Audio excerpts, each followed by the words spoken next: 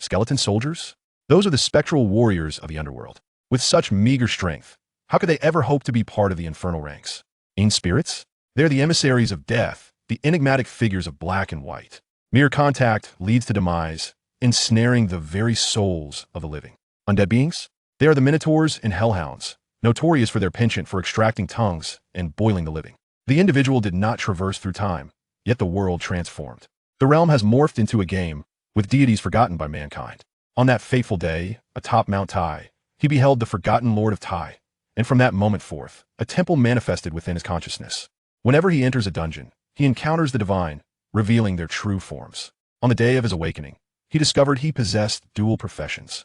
The world believes his secondary profession to be that of a necromancer, unaware that he had attained the divine position of the king of hell. While others entered dungeons lamenting and wailing, he enters alone, forging an army from his singular presence. Why have the deities such as the Lord of Tai, Zhong Kui, Dong Huang Tai Yi, Domu Yuan Jun, and Gu Shi Shin Nu, all historically recorded, been forsaken? When the gates of the underworld swung open within the dungeon, all were struck with the realization.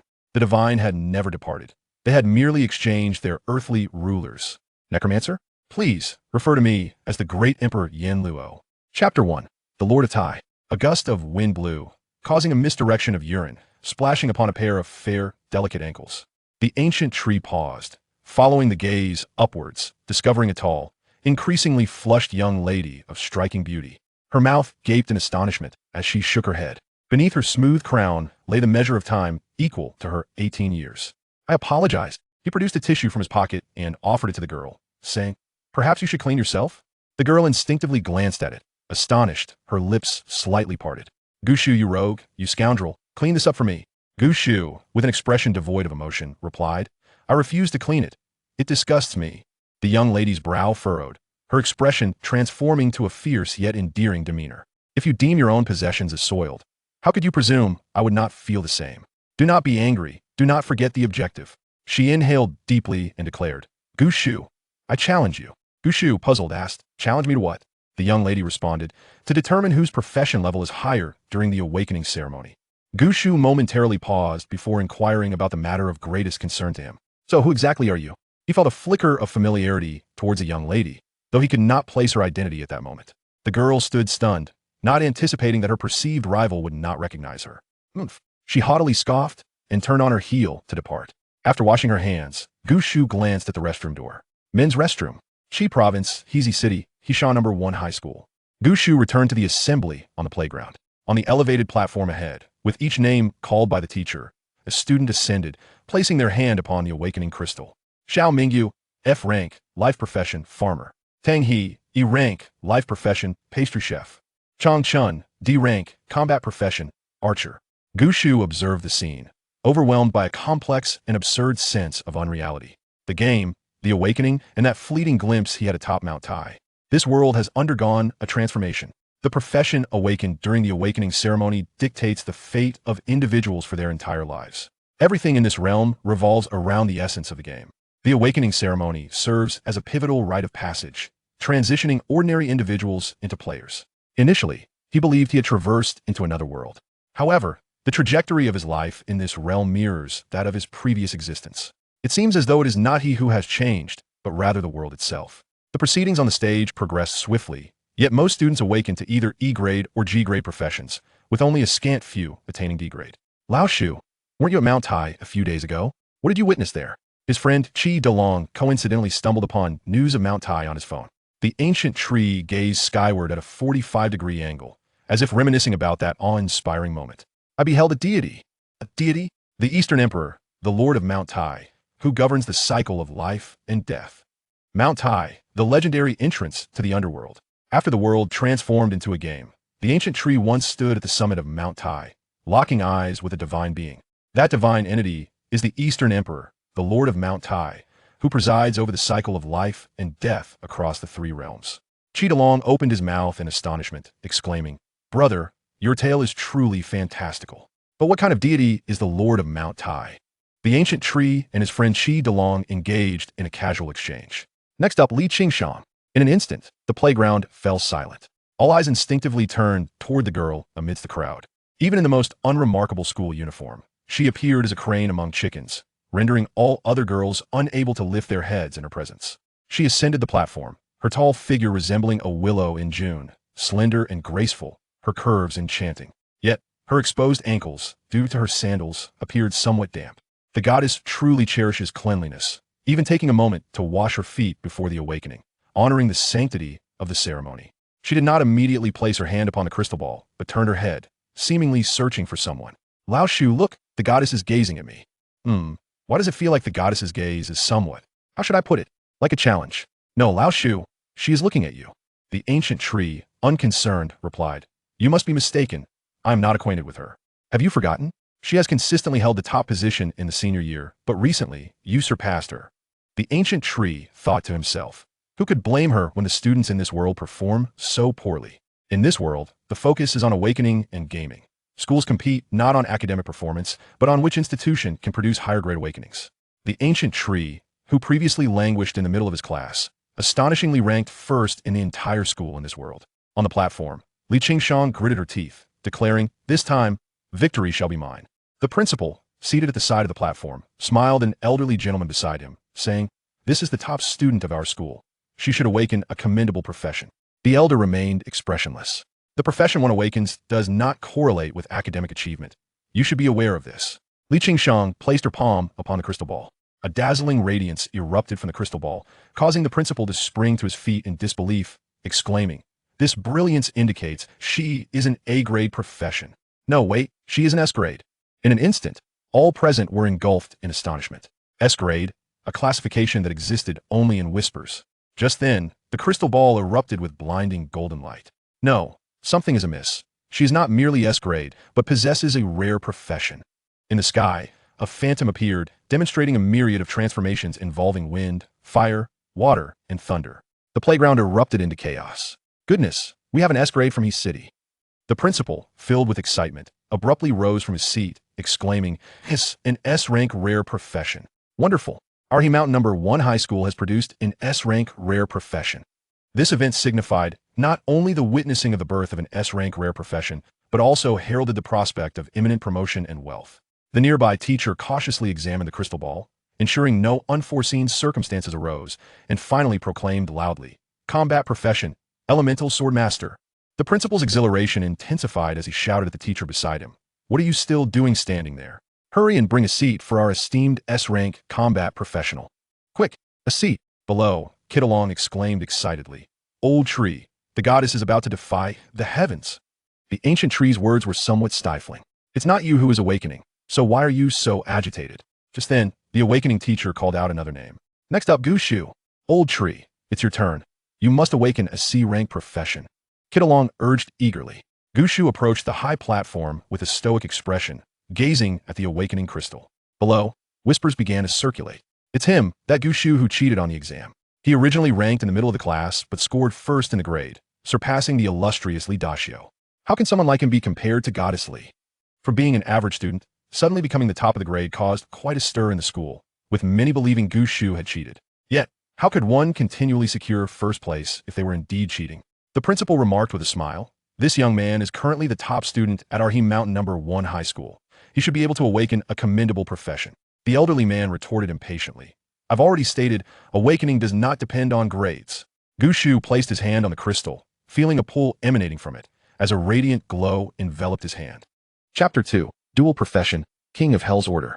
Congratulations to the player for successfully awakening a B-class profession, Advanced Knight. The awakening instructor proclaimed with great enthusiasm. Gushu. B-class, combat profession, Advanced Knight. The principal's face lit up with delight. B-class, quite commendable. Below, Kittalong gazed at his friend on the high platform. A flicker of envy flashing in his eyes. B-class profession, damn it, I have a buddy with a B-class profession. Li Qingshang's eyes sparkled with mirth. Gushu, this time, I have triumphed, just to show you that you should not look down upon me. Throughout the entire process, Gushu remained remarkably composed. B-class is acceptable. He was about to withdraw his hand from the crystal ball when he noticed that the suction from the orb had not dissipated. Just as Gushu pondered this, the crystal of awakening shimmered once more. Suddenly, the playground fell into a hushed silence. The principal appeared perplexed. Wasn't the awakening already concluded? The elderly man paused, seemingly struck by a thought. Could it be that he, upon confirming his suspicion, he sprang up from his seat? A dual profession. He possesses a dual profession. The principal was momentarily stunned, Then his expression transformed into one of sheer astonishment. The legendary dual profession. Li Qingshan could hardly believe her eyes. How could he possibly be a dual profession? The probability of such an occurrence is even lower than that of an S-class profession. I, on the other hand, possess an S-class rare profession. Even if you are a dual profession, the victor shall still be me. At that moment, a brilliant golden light erupted from the crystal. The old man was left in shock. This is an omen. His second profession is a rare one. A sharp intake of breath echoed throughout the playground among many students. What is happening today? An S-class rare profession and a dual profession. Li Qingshan wrestled with her thoughts. Even if the second profession is rare, it must be considered in terms of profession level. I am S-class. Your second profession must be at least A-class to match me. The sky darkened ominously, with endless black mist swirling above. What a terrifying omen, the elderly man remarked. The students below, waiting in line for their awakening, fell into stunned silence, all captivated by this spectacle. Kid Along stared intently at the figure on the high platform. Gushu, he is a dual profession, and his second profession is a rare one. Gushu himself was momentarily taken aback. I have another profession? My first profession is a knight. What could my second profession be? A flicker of anticipation crossed Gushu's eyes. But just then, with a resounding crack, the awakening crystal shattered. Gushu was taken aback and turned to the principal. This 1T require compensation, right? Everyone fell into a daze. The awakening crystal had actually broken. The principal quickly regained his composure. What are you waiting for? Hurry, bring out the backup crystal. The awakening instructor hesitated for a moment before saying, but principal, the backup crystal can only detect up to A-class. The principal bellowed, hurry up. An elderly man beside the principal remarked calmly. The probability of awakening an S-class profession is exceedingly low. An A-class crystal will suffice. Soon, another awakening crystal was carefully brought forth by several teachers. Gushu placed his hand upon the crystal. At that moment, the ominous phenomenon in the sky finally revealed its full form. It was a mountain. Someone in the crowd gasped, that mountain, it's Taishan. Below Taishan flowed the ceaseless yellow springs. And beneath the yellow springs, there lay a grand hall. The hall emanated a chilling aura. A plaque hung above the hall, but the characters were obscured by black mist. Only one character could be discerned. Yen. Beneath the hall, countless ghostly figures roamed. The most imposing two were a bull-headed figure and a horse-faced one. There were also two figures, one black and one white, wearing tall hats and extending tongues that measured 3 feet in length. The hats bore the inscription, wealth comes at first sight, peace reigns across the land. Below them, countless ghostly silhouettes swarmed. Could they be undead beings? Yet, Gushu was oblivious to this scene. He found his consciousness drawn into a unique space. When he opened his eyes again, he discovered himself within a solemn hall. In the hall sat a towering figure. Gushu harbored a secret he had never revealed to anyone. Ever since that fleeting glimpse at Taishan, every time he closed his eyes, he would dream of that deity. Cloaked in black robes and adorned with a golden crown, the figure sat motionless in the hall, eyes closed, exuding an aura of death.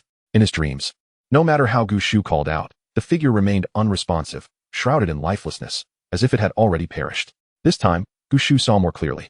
He realized that this was not merely a dream. The Lord of Taishan, he resides within my consciousness. In myth and legend, the Lord of Taishan is not only the ruler of Taishan, but also holds another identity. The Lord of Fengdu, the Lord of the Yellow Springs, the Lord of the Netherworld. Although interpretations of his divine authority are complex and varied, one fact remains certain. He is one of the oldest deities in Huaxia, governing the cycle of life and death across the 3 realms. Why me? Is it because I am the only one who remembers your legend? In this world, myths and legends are exceedingly rare. Accounts of ancient deities, their faith, and records are scarce to the point of near extinction. Beings like the Lord of Taishan are forgotten deities. The figure deep within the hall remained silent, like an ancient glacier, devoid of any response. But at that moment, a golden light coalesced before Gushu, forming a talisman. Upon closer inspection, Gushu saw that the talisman bore a single character, Yen. This is the King of Hell's order. In the next instant, the King of Hell's order transformed into a golden light and entered Gushu's body. Before Gushu could react, his consciousness was pulled from the grand hall, returning to reality, where he discovered that his profession had been fully awakened. Congratulations to the player Gushu for obtaining an A-class rare profession, Necromancer. A-class profession, Necromancer? Quite impressive. Gushu could already envision the scenario of battling with his skeletal minions. His opponents would likely assume he was a mage, targeting his core, only to realize that he was also a knight. But just then, the game system's voice echoed once more. Ding, detecting unknown power influence, activating defensive measures. Defensive measures activation failed. Attempting to restart. Restart failed. Due to unknown power influence, the advanced knight profession has undergone mutation. Congratulations to the player for the advanced knight advancing to A-class rare profession, Death Knight. Gushu was taken aback. Death Knight. The advanced knight had been promoted to an A-class rare profession. A Death Knight. and a Necromancer. One melee, one spellcaster. Could it be the King of Hell's order? The game system's voice continued without pause. Due to unknown power influence, the professions Death Knight and Necromancer have undergone mutation. Congratulations to the player for the profession Death Knight advancing to legendary rare profession, Lord of Death. Congratulations to the player for the profession Necromancer advancing to divine rare profession, King of Hell. Chapter 3. A-class profession, Necromancer. This time, Gushu could no longer maintain his composure. Beyond S-class, there exists legendary level professions. Beyond legendary level, there are divine level professions. This was knowledge Gushu had never encountered in this world. The professions in this realm are classified into levels ranging from F to S, divided into 3 categories. Life professions typically range from F to D. Support and combat professions generally fall between D and S. The populace of this world commonly regards S-class as the pinnacle of professions. If a profession is rare, it elevates one even further. Professions beyond S-class are virtually unheard of. Legendary level profession, Lord of Death. Divine level profession, King of Hell. King of Hell, divine. Can a King of Hell even be considered a profession? Is this not a divine position? Under the influence of an unknown force, congratulations to the player for awakening the unique talent of the Death Lord, Monarch's Edict. Under the influence of an unknown force, congratulations to the player for awakening the unique talent of the Yama, Divine Yama. Divine Yama. Indeed, it is divine. Yet, within the confines of the game system's judgment, divinity has been transformed into a mere talent. This must be a consequence of the power bestowed by the Lord of Mount Tai. But why hasn't he the Death Knight ascended to the divine level? Is it because the Death Lord's elevation is merely a byproduct of the Lord of Mount Tai's influence? Or is it that another divine position must be acquired to promote the Death Lord to the divine tier? At that moment, the awakening teacher's trembling voice broke the silence. It is an A-grade rare profession, a magical class. A-grade? Mine is a divine Yama. Naturally, the ancient tree would not disclose this information to anyone. The awakening crystal can only reveal up to A-grade professions. The principal appeared astonished. One warrior, one mage, one B-grade, and the other an even rarer A-grade profession. With these 2 professions, his talents could rival those of S-grade. No, he has even surpassed S-grade. The distinction between different profession levels is not merely in the names. More importantly, it pertains to the attributes gained upon leveling up. Higher level professions acquire more attributes upon advancement. As a dual profession character, the ancient tree is poised to gain double the attributes upon leveling up. This alone is enough to rival, if not surpass, S-grade professions. The elder extended a trembling hand to stroke his beard. A prodigy. This is a prodigious talent. The attributes afforded by dual professions exceed even those of a singular S-grade profession. This is a worthy achievement for Hishan No. 1 High School. The principal turned to the teacher beside him, issuing a profound inquiry. What are you still dawdling for? Shouldn't you bring a chair for our Hishan No. 1 High School's genius? Soon, a chair was brought and placed beside the principal, not far from Li Qingshang. The ancient tree was invited to take a seat. By the way, what is his other profession? The principal inquired. The awakening teacher's face revealed a hint of difficulty. It is a necromancer. The principal paused. The necromancer profession had appeared before. It is powerful, yet exceedingly weak. Strong in the later stages, a single individual can turn into an army once their level rises. Weak in the early stages, summons inflict no damage, and the necromancer's body is frilier than that of other mages, easily felled by a mere strike. However, as he is a dual profession character, his body is not weak, allowing him to safely navigate the early stages. This you need not worry about. The elder's voice resonated. The principal breathed a sigh of relief. Indeed, with dual professions, there is no need to fret over the necromancer's early game. The ancient tree casually sat down. Just as he intended to open the game panel, a melodious voice reached his ears. This time, you have won. He was taken aback and turned to Li Qingshang. What did you say? Humph. Li Qingshang snorted coldly, turning away. The ancient tree was bewildered. When had he offended her? If it was about the restroom incident, she had clearly entered the wrong one first. Why not let her return? The elder beside the principal gazed at the ancient tree with growing interest. Young man, would you be interested in joining Nanhai University? The ancient tree shook his head. Thank you for your kind offer, but I wish to join Jinghai University. The elder's smile faltered, and he turned to Li Qingshang. Young lady, do you have any interest in joining our Nanhai University? Li Qingshang did not even glance back. I also wish to join Jinghai University. The elder replied with a slight grunt, feeling somewhat disheartened. Hishan No. 1 High School has produced 2 geniuses in succession, yet neither is interested in Nanhai University. Next, Zhu Neng. The principal pointed at Zhu Neng, stating, "This is Zhu Neng. His academic performance is also quite commendable." The elder nodded lightly, feeling a bit discontented by the repeated rejections. The principal, not hearing the response he desired, reiterated, "His grades are indeed impressive. He is an outstanding student at our school." I see. No, why don't you refute me? You've rejected me twice in a row, and the school has produced 2 geniuses. Please, continue your rebuttal. Nearby, a panel unfolded before the ancient tree. Character, ancient tree. Profession, Death Lord Yama, Level 1. Strength, 10. Constitution, 10. Agility, 10. Spirit, 20. Summon Space, 0, 10. Mount Space, 0, 1. Active Skills, Hell Nightmare, Death Strike, Summon Swordsman Undead, Nether Realm. Life and Death Bond. Passive Skills, Monarch's Edict, Divine Yama. Is this the game panel? My level 1 attributes are all maxed out. The Spirit attribute has even surpassed its limits. Most individuals, upon awakening, have each of their 4 attributes around 5. Only those with exceptionally robust physiques can attain a 10 in attributes. The Ancient Tree then examined his skills. Death Lord Skills, Hell Nightmare Level 1. Summon a formidable nightmare steed, capable of being ridden into battle or acting as an independent combat unit. It persists until death or is voluntarily recalled. Death Strike Level 1. Inflict triple damage on enemies within a 1-meter cone in front, with a certain probability of causing an instant death effect. Cooldown, 30 seconds.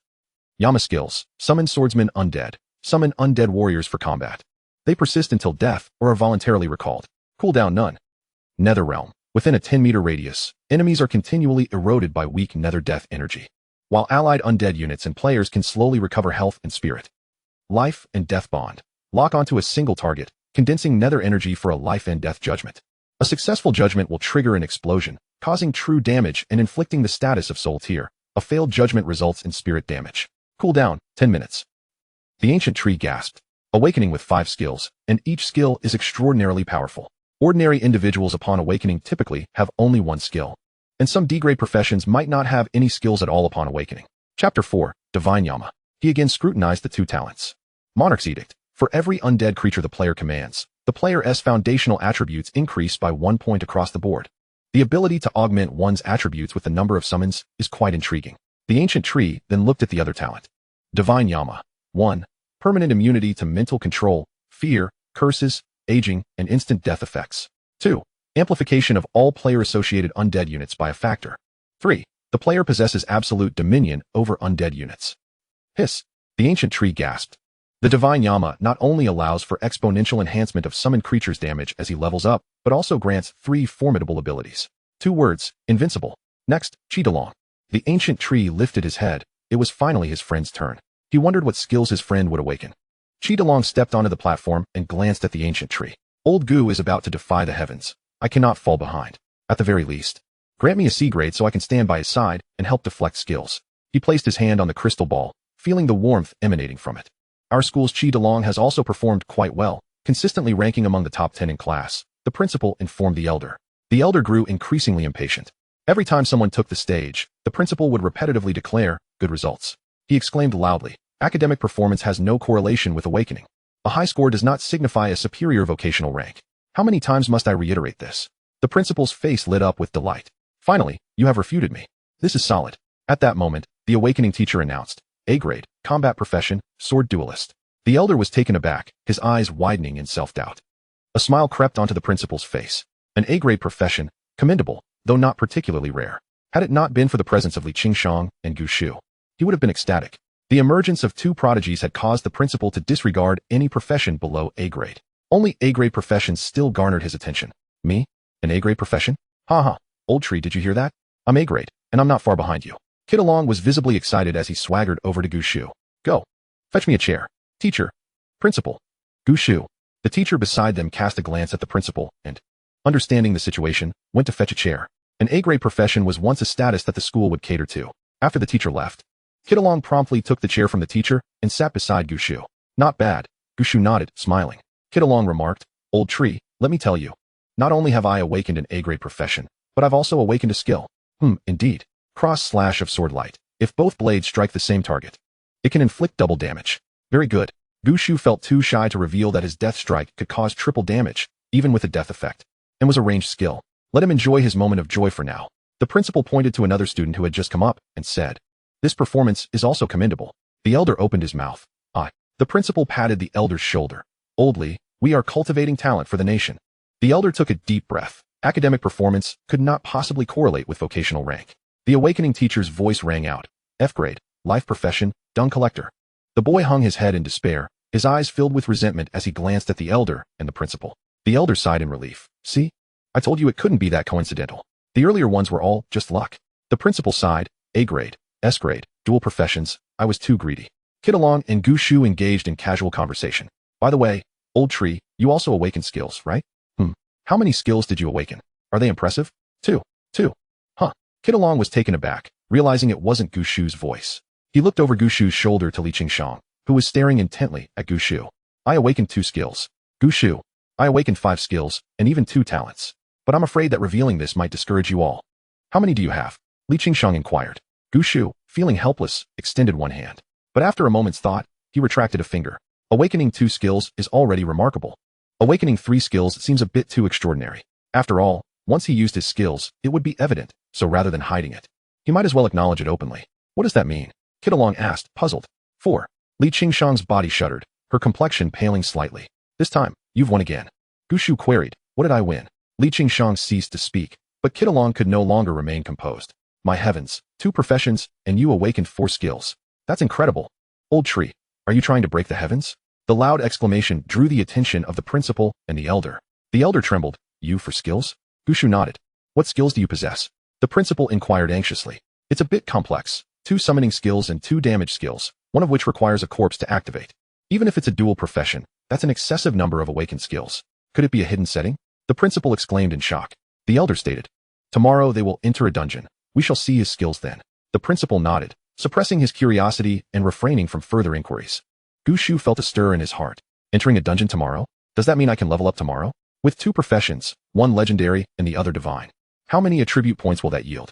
The elder turned to Gushu, solemnly stating, allow me to introduce myself. I am Li Zongheng, the Vice Dean of the Combat Academy at Nanhai University. Gushu, have you truly given no thought to joining our academy? Gushu shook his head. I have already made my decision, Jinghai University. The elder replied, we waive tuition fees. Gushu maintained a stoic expression. Jinghai University does not charge tuition either. The elder persisted. We offer bonuses. Gushu countered. Jinghai University provides even more substantial bonuses, with additional rewards for being the top in the province and the nation. The elder exclaimed. Nanhai University.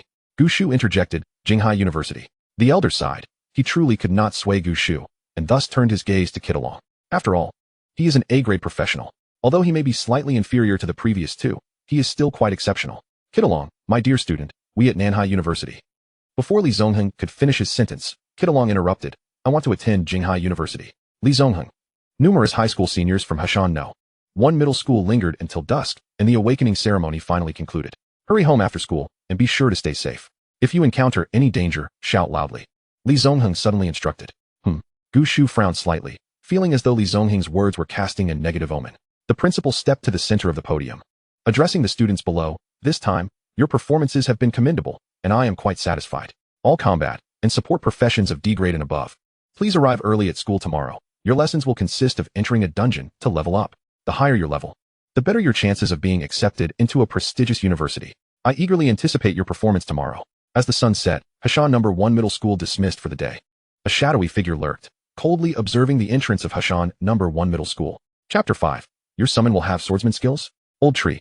Could you summon your skeleton soldier for me to see? As Gushu left the school, Along trailed closely behind. Gushu shot Along a glance. Do you think a soldier can be summoned casually? However, after a moment's contemplation, Gushu decided to summon one. With the dungeon expedition approaching, he needed to assess the strength of his summon. Summon soldier. A soldier clad in armor, exuding an eerie aura, emerged from the ground. Dressed in armor, with a long sword at his waist and a helmet obscuring his face. Only 2 ghostly blue flames shone through the helmet. Upon his arrival, he knelt before Gushu, his body trembling instinctively. The soldier trembled in fear of the Throne of Yama. Along's eyes widened. Is this what a skeleton soldier looks like? The soldier seemed to hear Along's words, turning to glance at him. Why does your skeleton soldier seem different from those in the games? 2 beams of blue flames erupted, seemingly harboring a certain emotion. Did he just insult me as a skeleton soldier? Is there such disrespect for ghosts? Can a soldier be compared to a humble skeleton soldier? Gushu replied helplessly, this isn't a skeleton soldier, it's a soldier. He checked the attributes of the soldier. D-level soldier. Level 1, Strength, 50. Agility, 50. Constitution, 50. Spirit, 50. Skills, cross slash of sword light, triple slash. This level 1 panel surpasses that of a level 10. Yet, how could his attributes be merely half of their original value? At that moment, the ancient tree suddenly recalled that the talent, Divine Position, King of Hell, could bestow summoned entities with attributes equivalent to level 2. However, as he was currently at level 1, half of that would indeed mean a reduction in the attributes of the ghost soldiers, and he hadn't even leveled up yet. Rather than conferring benefits, the talent had turned into a detriment. Ghost soldiers? Are they not merely skeleton warriors? Chi Delong remarked. The ancient tree found it tedious to explain. In the underworld, how many souls and vengeful spirits existed? Yet, how many could truly become ghost soldiers? Such diminutive skeleton warriors could hardly be compared to ghost soldiers. In the underworld, ghost soldiers were regimented troops, not mere skeletons that could just muddle through. This particular ghost soldier, even with its attributes halved, far surpassed Chi Delong. In fact, even the sword light cross slash that Chi Delong took pride in was already within the grasp of a level 1 ghost soldier. The ancient tree glanced at his own attributes. Sure enough, all attribute points had increased by 1. After contemplating for a moment, the ancient tree continued to utilize his skills. Summoning nightmares. The ground seemed to be enveloped in a pitch-black haze. A majestic steed emerged from the earth. Clad in dark armor, it sported menacing curved horns. Its eyes and mouth ablaze with ethereal blue flames. My goodness, is this also your skill? That horse is magnificent. Isn't your primary class knight? Goodness. You needn't even purchase a mount. You can summon one directly. A level 1 knight already possesses a war horse. Old tree, I sense you are destined for greatness again tomorrow. The ancient tree examined the attributes of the nightmare. Nightmare. Level 1. Strength, 50. Constitution, 75. Agility, 75. Spirit, 50. Skills, Death Charge, Death Tread. These attributes are somewhat extraordinary. With high defense, notable agility, and substantial strength, they far exceed those of a ghost soldier, especially since there is only one nightmare, while ghost soldiers can spawn infinitely. The most outrageous aspect is that the nightmare possesses both the charge and tread skills, which are typically only available to knights in conjunction with their mounts. Yet, the nightmare is innately endowed with them. The ancient tree glanced at the interface. The summoning space had shifted from 0, 10 to 1, 10. And the mount space had transformed to 1, 1. All his attributes had also increased by 2 points, effectively granting him an augmentation of 8 attribute points in total, akin to gaining an extra level in some lower tier classes. Just then, the ghost soldier suddenly stood up, positioning itself protectively in front of the ancient tree, drawing its long sword. It struck forward. Clang. A sharp sound reverberated as an arrow was deflected by the ghost soldier's sword. Huh, old tree, what has gotten into your skeleton soldier? The ancient tree quickly pulled Chi Delong behind him. Fool, someone is attacking us. The ancient tree swiftly mounted the nightmare, and for a moment, he experienced a profound sense of unity with his steed. An attack. Chi Delong was momentarily stunned, but then his face lit up with excitement. Eager to test the power of his sword light cross slash. Suddenly, Chi Delong realized he had no sword. He looked at the ghost soldier, grinning. Hey bro, can I borrow your sword for a moment? The ghost soldier paid him no mind. Undead summon creature? Ha. It seems to have awakened a commendable profession. A chilling voice echoed. Ahead, a figure clad in a burlap robe wielding a longbow appeared. The ancient tree maintained a stern demeanor. Who are you? Old tree. Why waste words with him? Shouldn't we just take him down? The ancient tree's expression darkened. His level must be quite high, perhaps exceeding level 10. Moreover, as an archer, at this distance suddenly, the ancient tree seemed to have an epiphany. He commanded the ghost soldier to stand in front of him. The ghost soldier dutifully positioned itself before the nightmare. The ancient tree chuckled softly, then unleashed the death charge. With a resonant hum, the nightmare surged forward, propelling the ghost soldier atop its head. The horns ensnared the ghost soldier's form as the nightmare began its charge toward the target. Ghost soldier. The burlap figure was taken aback. A charge? Wasn't he an undead summoner? He quickly knocked an arrow, aiming for the ancient tree. He found that the ghost soldier was obstructing his line of sight. Then I shall shatter your skeleton soldier instead. Whoosh. An arrow shot towards the ghost soldier. Clang. The arrow embedded itself into the ghost soldier's body, but did not penetrate. The burlap figure's eyes widened. This undead summoned creature has such formidable defense? The nightmare, moving with astonishing speed, swiftly approached the burlap figure. The ghost soldier brandished its long sword, executing a horizontal and vertical slash in one fluid motion. Witnessing this, Chi Delong was left astounded. The sword light cross slash. Chi Delong had just awakened and acquired the sword light cross slash skill, which had been a source of pride for him. Yet, the same skill was being wielded by the summoned minion of his friend. No way. How could his summoned creature utilize my sword fighter class's sword light cross slash? Chi Delong was taken aback. Chapter 6. Instant death effect activated. The burlap figure was an archer, heavily focused on agility and attack, yet lacking in defense. The dual sword lights of the cross slash struck him, inflicting double damage. This was also due to the burlap figure's oversight, failing to utilize his agility to evade in time. He had assumed that even if someone awakened a rare or advanced profession at school, they would still be at level 1. Yet here he was, at level 13, capable of piercing through with a single arrow. He never anticipated that this hellish steed would be so swift. Even less did he expect the summoned creature's attack and defense to be so high. Struck by the sword light cross slash, the burlap figure bore 2 deep gashes. His expression changed. How could he breach my defense? but he is only at level 1. He cursed under his breath, intending to create distance. Yet, he unconsciously overlooked that the ancient tree was employing the Knight's Charge skill. Death Charge can only be activated while mounted. Upon activation, speed increases by 200, inflicting 150 damage to the target and possessing a chance to inflict knockback, crush, fear, or stun effects. Cooldown, 5 minutes. This was significantly more powerful than the Ghost Soldier's cross slash. Although the burlap figure had a higher level, he was a low defense archer. If the prior sword-like cross slash could breach his defenses, then this death charge would surely be even more devastating. With a resounding thud, the burlap figure was sent flying. What the heck is this kid? Wasn't he just awakened? The burlap figure aimed to draw his bow and shoot while airborne, but was suddenly struck by a wave of dizziness. He succumbed to a state of confusion. Triple slash. With a mighty roar, the nightmare tossed its head, flinging the ghost soldier toward the burlap figure. Remaining calm, the ancient tree issued commands to the ghost soldier. The ghost soldier soared beside the burlap figure, launching a series of 3 consecutive slashes. Triple slash. Activate skill, allowing for 3 consecutive slashes, each causing force displacement and dealing 80 points of damage per slash. Cooldown, 5 minutes. The ghost soldier executed 3 swift slashes, striking the same target. The burlap figure's dazed state was disrupted, and he regained consciousness. This kid is problematic. How could his damage be so high? He managed to breach my defense. Wasn't he supposed to be at level 1? It must be his summoned creature that's the issue. The burlap figure attempted to rise, only to find that the hellish steed was already closing in. The ancient tree glanced at his status. Currently, he was still at level 1, merely with a basic interface. After consecutively summoning the nightmare and the ghost soldier, his mental energy was nearly depleted. However, as time passed, the ancient tree's spirit had recovered to 5 points. He shouted, "Sword!" The spectral soldier promptly cast the sword it held towards the ancient tree. Grasping the sword, the ancient tree felt a sudden weight in his hand. Yet he quickly gathered his wits. He raised the long sword, enveloped in a swirling energy of deep violet and black. Death strike. As the ancient tree swung the sword, the violet-black flames transformed into a fan-shaped arc. The death strike was capable of inflicting 300% damage. However, given the ancient tree's currently low base attributes, he posed no real threat to the burlap figure. He merely sought to test the might of the death strike, with the genuine killing move being the nightmare's death tread. The sword struck the burlap figure, which merely paused for a moment before springing back to action, drawing back its bow. "Kid, your summon might be formidable, but your own power is too weak. Prepare to die, you level 1 weakling." No sooner had the words left its lips than the burlap figure suddenly froze. A chilling aura infiltrated its body. The ancient tree remained calm, ready to unleash death tread. Although the attributes of the summon had been diminished to roughly level 5, the skill itself was exceedingly powerful. Once this ability was executed, the burlap figure would surely be left in a state of near demise.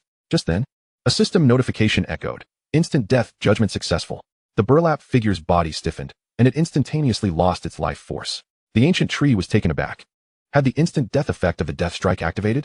Such a miraculous mechanism should have an exceedingly low probability. Had luck favored him? What the hell? Zydran stared blankly ahead.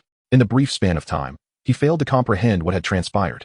In his line of sight, it appeared that the ancient tree had merely charged forward on the nightmare, executing a series of skills. Moreover, what was up with that skeleton soldier?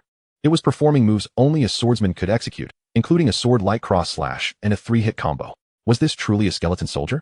It seemed more like a swordsman. Good grief, old tree, you are absolutely incredible. Zydran hurried over, scrutinizing the spectral soldier from every angle. Old tree, is this really a skeleton soldier? It feels stronger than I am. I can't believe a summon can possess 2 skills. And your knight skills. The charge and the dash strike you just used, those are impressive, but your summon is genuinely astonishing. Old tree, you have to take me with you to the dungeon tomorrow, Zydran exclaimed, his astonishment rendering him speechless. The ancient tree did not respond, but instead gazed at the burlap figure's lifeless body. Why had it attacked them? Only then did Zydran seem to notice the burlap figure. Startled. It's dead?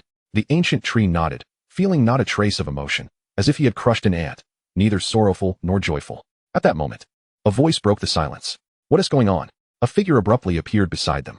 It was Li Zongheng, the elder who had been by the principal's side during the awakening ceremony. Upon seeing the burlap figure's corpse, Li Zongheng's expression turned to one of shock.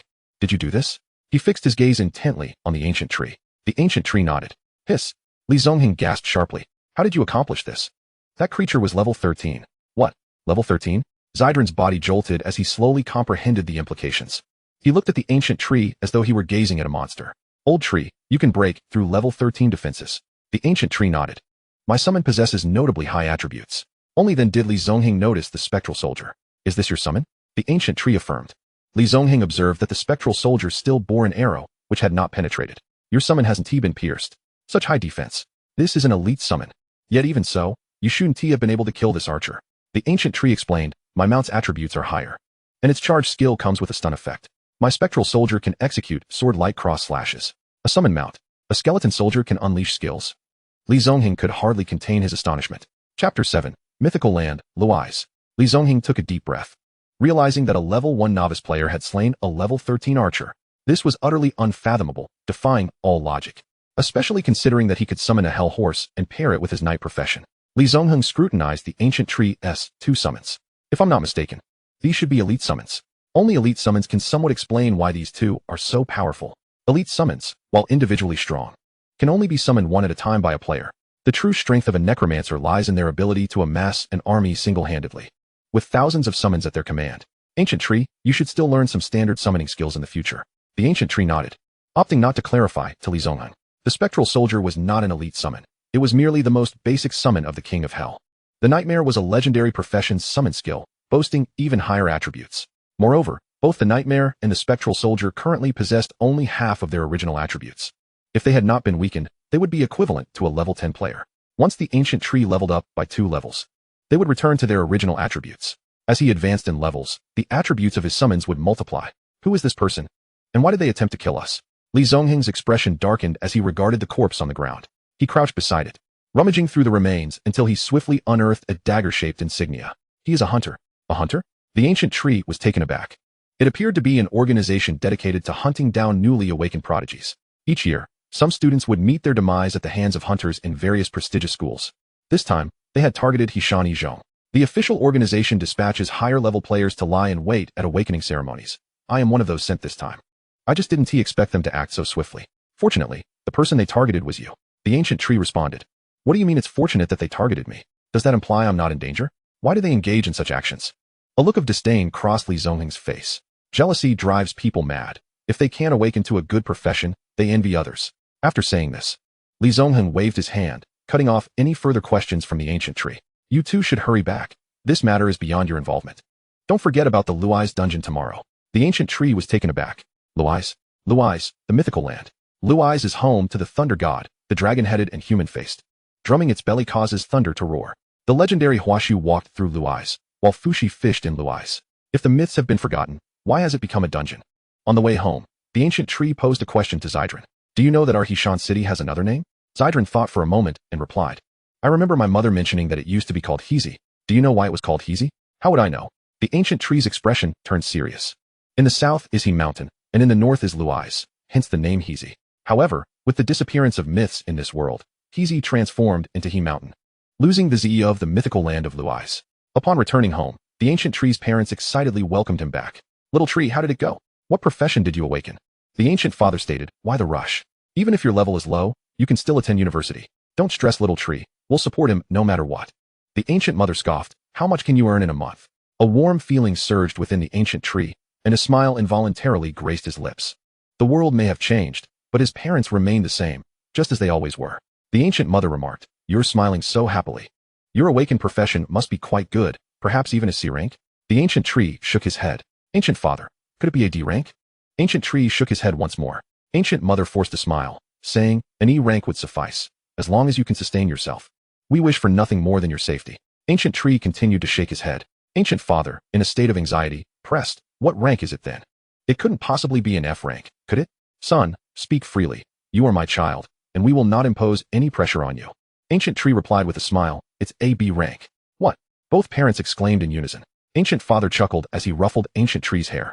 Just as I expected from my son. AB rank. My son is actually AB rank.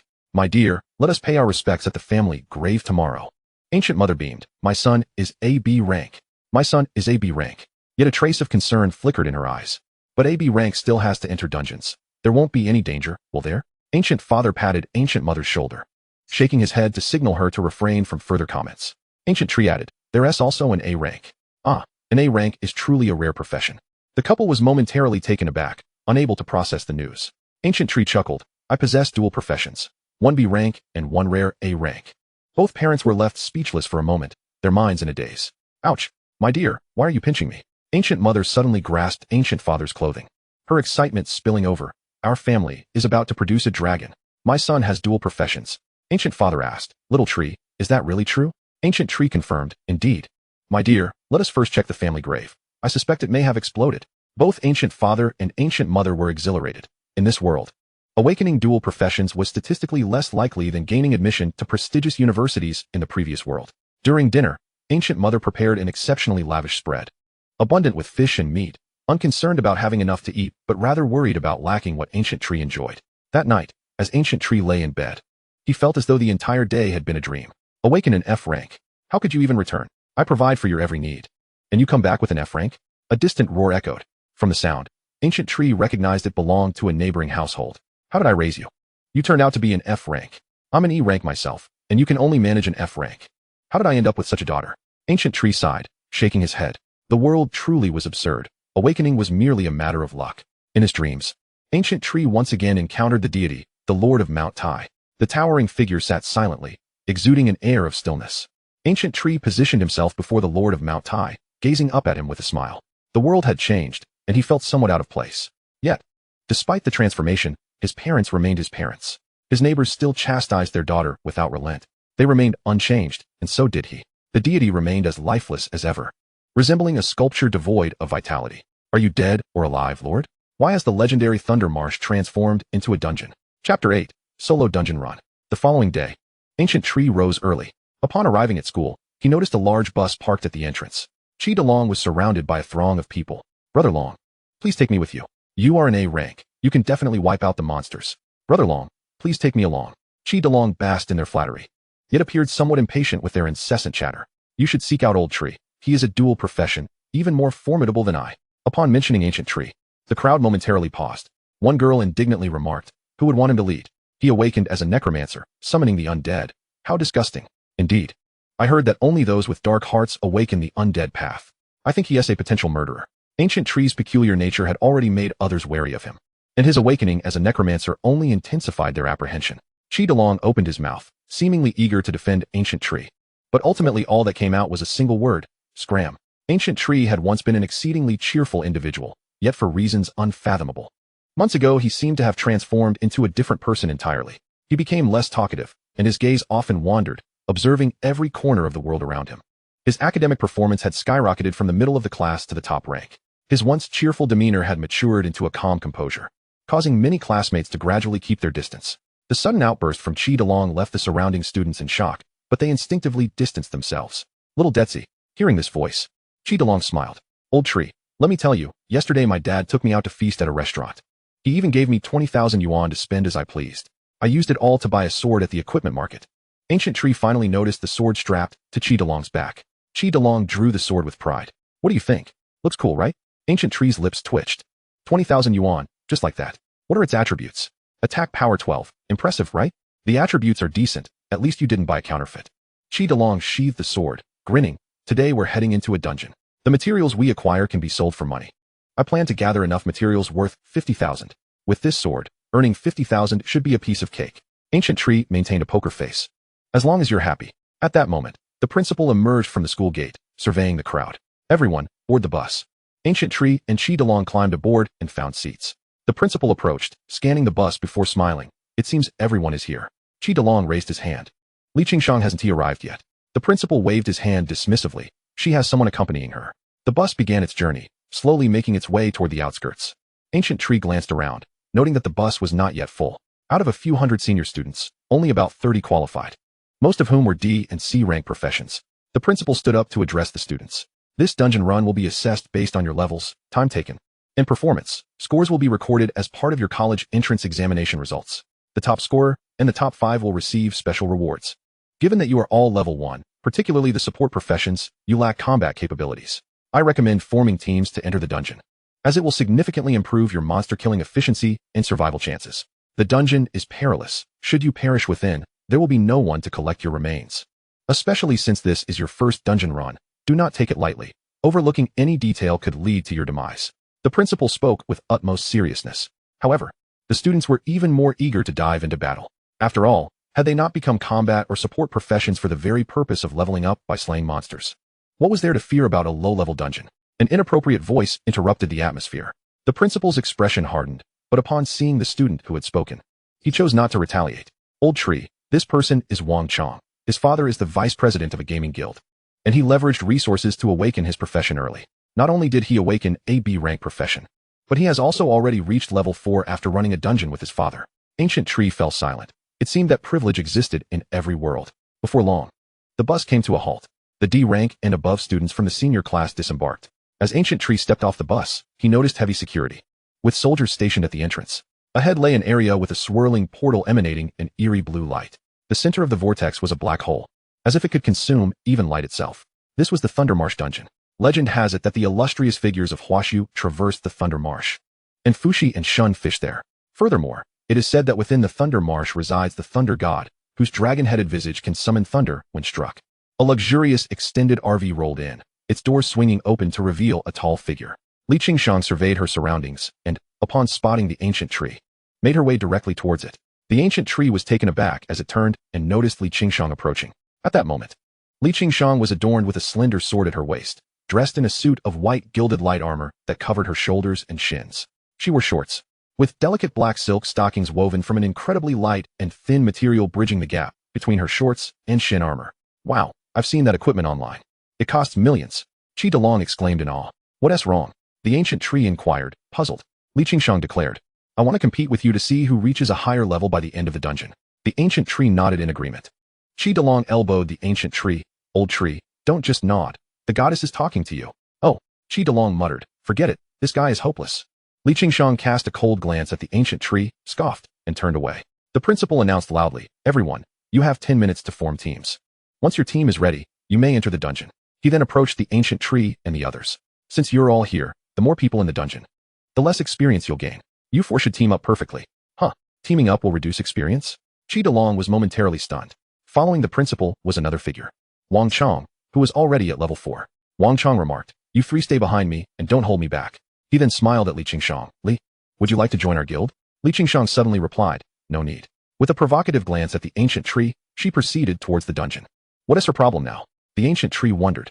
Qi Delong's eyes widened. The goddess is going to solo it. A single person, soloing an entire dungeon. The ancient tree nodded. If she soloed, then all the experience from the dungeon would belong to her alone.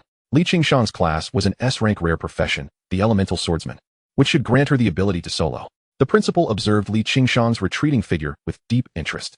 He had noticed her impressive equipment as soon as she arrived. You three should team up, the principal suggested. Them? Wang Chong's voice suddenly rose. Without Li, who would want to carry those two deadweights? The principal frowned, suppressing his irritation. Wang Chong, your father asked me to have you team up with them. It would be wise to keep your comments to a minimum. Wang Chong pouted, clearly dissatisfied. However, he dared not confront the principal's wrath and fell silent. Let us go, the ancient tree said. Ah, okay. The ancient tree summoned his shadow soldiers and nightmares. The two ominous summons attracted a considerable amount of attention. Those are his summons? They look disgusting. Two of them dare to enter the dungeon? How arrogant. Thinking being dual class makes you invincible, they probably won't even know how they died. Looking for death and dragging their good friends along. The ancient tree paid no mind. But Qi Delong hesitated. The ancient tree furrowed his brow. What's wrong? Qi Delong wore a dry smile. Old tree, you should solo it. I promised to take other classmates, and a promise is a promise, right? The ancient tree regarded Qi Delong thoughtfully. Have you made up your mind? Do I need to be asked? I am an A-rank sword fighter. How can I show off in front of other classmates? The ancient tree nodded. Fine. He turned and entered the dungeon with his shadow soldiers and nightmares. Chapter 9. Terrifying Growth Potential. Qi Delong took a deep breath and approached Wang Chong. Old Wang, it's just the two of us now. If you don't want to team up, I'll find someone else. What about that dual class? Qi Delong pointed towards the dungeon entrance. He going into solo. Wang Chong's mouth fell open. Solo? Just him? He was only level 1, unlike Li Qingshang, who possessed powerful equipment. If only he were a higher level, but he was merely level 1 with only the most basic attributes. Wasn't he this a death wish? Qi Delong refrained from elaborating. He had witnessed the ancient tree single-handedly defeat a level 13 archer. While the archer's low defense played a role, for a level 1 to breach the defenses of a level 13 was already astonishing. Moreover, Qi Delong knew just how formidable the ancient tree's summons were. So, are you teaming up or not? If not, I'll seek out others. Wang Chong gritted his teeth. Let us team up. I'll overlook the fact that you're an A-rank class. Otherwise, I wouldn't even bother looking your way. The ancient tree entered the dungeon, and a prompt sounded in his ears. Notification. Player has entered the Thunderous Cave. Normal level. ISNT this the Reiser dungeon? The ancient tree found himself in a cave, where a pair of glowing green eyes suddenly appeared before him, accompanied by chattering noises. Upon closer inspection, he recognized them. Goblins. No, it was goblins.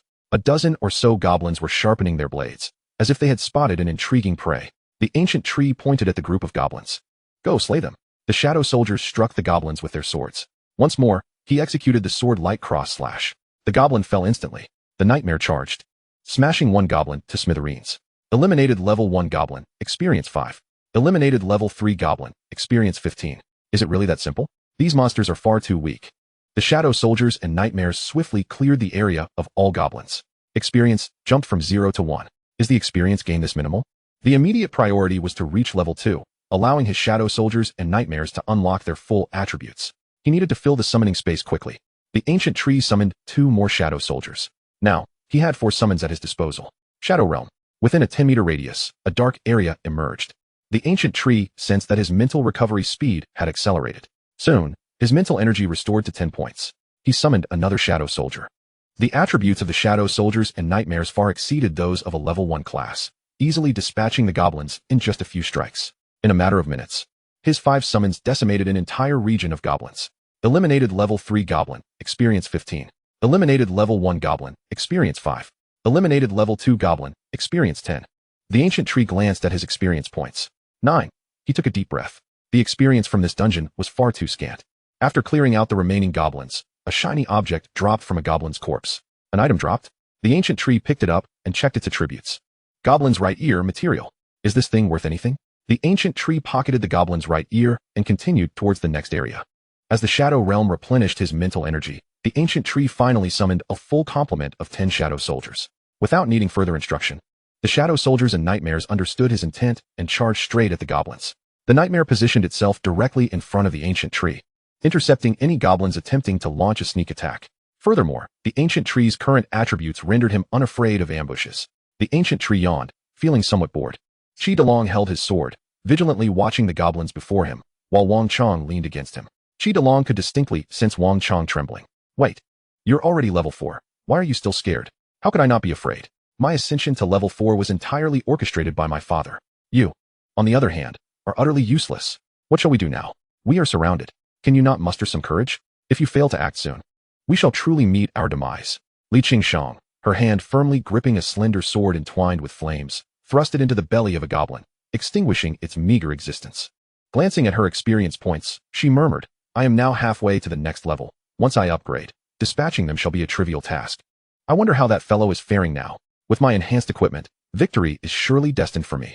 With that, she picked up a stone and stealthily approached the next area. Upon spotting a goblin ahead, Li Qingshang cautiously hurled the stone. The noise piqued the goblin's interest, prompting it to approach with caution. Seizing the moment, Li Qingshang stealthily followed, delivering a swift strike to the goblin's back. Phew! Thank goodness my father advised me that the best method to eliminate goblins is to draw out a few first. I shall soon level up. After clearing 2 more areas, she had nearly slain 200 goblins, and the system chimed in with a notification. Congratulations to player Gu Shu for leveling up to level 2. Gu Shu was taken aback. Level up? He hastily opened his panel, eager to see how the dual class system would enhance his attributes. He quickly perused his stats. Player, Gu Shu. Class, Lord of Death, King of Hell. Level, 2. Strength, 2011. Vitality, 2011. Agility, 2011. Mentality, 4011. Summoning space, 10, 20. Mount space, 1, 1. Active skills, Hellish Nightmare level 2, Death Strike level 2, Summon Swordsman Spectre level 2, Nether Realm level 2, Life and Death Seal level 2. Passive skills, Lord's Decree, Divine Position of the King of Hell. Attack, Defense, and Agility each increased by 10 points. To Gu Shu's astonishment, his mentality attribute surged by a remarkable 20 points, surpassing the cumulative increase of all attributes from a typical class. In total, he had gained 50 points. Coupled with the bonus from Lord's Decree, Gu Shu's attributes now far exceeded those typical of a level 2 character. He glanced at the Spectre, noting that its attributes had collectively risen by 20 points. Level 2 Spectre. Strength, 105. Vitality, 105. Agility, 105. Mentality, 105. Skills, Sword Light Cross Slash, Triple Strike. The Nightmare's attributes had elevated by 30 points. Nightmare. Level, 1. Strength, 105. Vitality, 160. Agility, 160. Mentality, 105. Skills, Death Charge, Death Stomp. Such a 30-point enhancement likely surpassed that of an S-class profession. He continued to examine the other skills. Death Strike. Range increased to 2 meters. Attack power unchanged. Nether Spirit Domain. Range expanded to 20 meters. Life and Death Seal. Attack now inflicts double true damage. This growth potential Chapter 10. The minion slays monsters. While the boss plays on his phone, in this moment, Gushu suddenly comprehended a profound truth. The true power of either legendary or divine classes lies not merely in the attribute enhancements they bestow, but in their skills.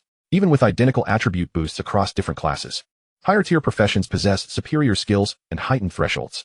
Moreover, my summoned entities now boast full attributes, unlike before when they only wielded half of their potential. Gushu advanced into the next area, commanding 10 specters to eliminate a goblin each with a single strike. There was no need to utilize skills. Their basic strikes were sufficient to decimate these lowly goblins. The specters exhibited not only high attack, but also remarkable speed. Within mere breaths, they had slaughtered more than 20 goblins in this area, each strike precise and lethal. Now capable of summoning 20 specters, Gushu assessed his mental energy. Summoning a single specter now consumed 15 points of mental energy. I can summon 3 at once. However, the recovery rate of the Nether Spirit Domain has accelerated. I regain approximately 4 points of mental energy every minute. The specters were tasked with frontline combat, while Gushu summoned additional specters as his mental energy replenished, leisurely trailing behind them. As the number of specters increased, Gushu ceased to explore the area himself. He directed the specters to scout ahead, upon discovering any goblin lairs. He would dispatch 5 specters to obliterate the goblins within that region. After about 10 minutes, Gushu finally summoned all of his specters. The 20 specters formed 4 waves, ready to charge at any goblin in sight. Unlike the dazed skeleton soldiers, these specters appeared to possess considerable intelligence. After another 10 minutes, Gushu leveled up once more. Ding! Congratulations to player Gushu for leveling up to level 3. Player Gushu. Class Lord of Death, King of Hell. Level 3. Strength 3021. Vitality 3021. Agility 3021. Mentality 6021. Summoning space 20, 30. Mount space 1, 1. Active skills Hellish Nightmare level 3, Death Strike level 3. Summon Swordsman Spectre level 3, Nether Realm level 3, Life and Death Seal level 3. Passive skills Lord's Decree, Divine Position of the King of Hell. The Spectres and the Nightmare similarly saw their attributes rise by 20 and 30 points, respectively, but this time the attribute increase was 50 points. Level 3 Spectre. Strength 11,055. Vitality 11,055. Agility 11,055. Mentality 11,055. Skills Sword Light Cross Slash, Triple Strike. Nightmare. Level 3. Strength 11,055. Vitality 17,085. Agility 17,085. Mentality 11,055. Skills Death Charge, Death Stomp. Such an attribute boost is simply extraordinary. The exponential increase in attributes is a testament to the divine nature of this profession. Death Strike. Range expanded to 3 meters. Nether Spirit Domain. Range increased to 30 meters. Life and Death Seal. Attack now inflicts 3-fold true damage. At this juncture, the attributes of the specters no longer significantly enhanced their speed of slaying goblins, as each strike was already lethal. However, with the increase in the number of summoned entities and their agility, Gushu's monster-slaying speed surged once again. He decided to settle in a favorable area, issuing commands for the specters to explore freely. Meanwhile, he took out his phone to check the time. This dungeon is dreadfully dull. At that moment, Gushu noticed that the signal was strong. There's even a signal inside the dungeon. I've never heard of a dungeon providing a signal before. What a perfect way to pass the time. Outside the dungeon, beneath a red parasol, sat 4 men, the principal, Li Zongheng, and 2 middle-aged gentlemen. To his surprise, the 2 presidents had also arrived. One of the guild leaders waved his hand dismissively, saying, "In the presence of President Li, I am but a mere leader." President Li chuckled. "My daughter is embarking on her first dungeon run. Surely, I must come to witness it." The principal chimed in. President Li's daughter is the only S-rank professional in Huqing City, and a rare class at that. I trust she will attain a commendable level this time. President Li replied. "I have heard that your school has produced a dual-class player." The principal affirmed. Indeed, the credit for this largely goes to old Li Zongheng, who had remained silent until now, rolled his eyes. What credit do I have? Do they truly believe their awakening stems from my misfortune? At that moment, another guild leader interjected, "Speaking of my son." He hesitated, casting a cautious glance at President Li. "President Wang, your son Wang Chong is currently teaming up with our school's A-rank professional." The distinction between guild leaders was clear. President Li presided over an official organization managing players, while President Wang was the vice president of a grassroots gaming guild, belonging to a completely different echelon. What about that dual-class player? President Wang inquired, frowning. He aimed for his son to team up with the highest-ranked professionals in the school, greatly enhancing their chances of breaking into the top 5. A position that held significant rewards. It would also expand his son's network and provide opportunities to recruit promising students into his guild. Moreover, while Wang Chong was indeed at level 4, the advantages of higher-level professions would soon manifest, making the dynamics of protection uncertain. However, he dared not mention Li Qingshang in front of President Li. "Ah, he's currently soloing," Li Zongheng interjected. "Soloing?" The group fell silent, taken aback. "He isn't teaming up?" The principal was equally stunned. He was aware that Li Qingshang was indeed soloing, having witnessed her enter the dungeon firsthand. Yet, he was unaware that Gushu was also soloing. He assumed Gushu was teamed up with Qi Dalong and Wang Chong, deliberately withholding this information due to his disdain for President Wang. President Wang's brow furrowed. He was already displeased that Gushu had not teamed with his son, and learning of Gushu's soloing only added to his frustration. "Soloing? You would have such a precious dual-class player attempt the dungeon alone? Are you trying to get him killed?" President Li's smile faded, and the principal's brow creased in concern. Li Zongheng then stated, "Your worries are entirely unfounded. He possesses the capability to solo the dungeon." President Li paused. "How do you know?" Li Zongheng smiled. "The corpse of that archer has yet to grow cold." However, he did not elaborate, but instead said, "You will see for yourselves." "See. Indeed, we can check the surveillance."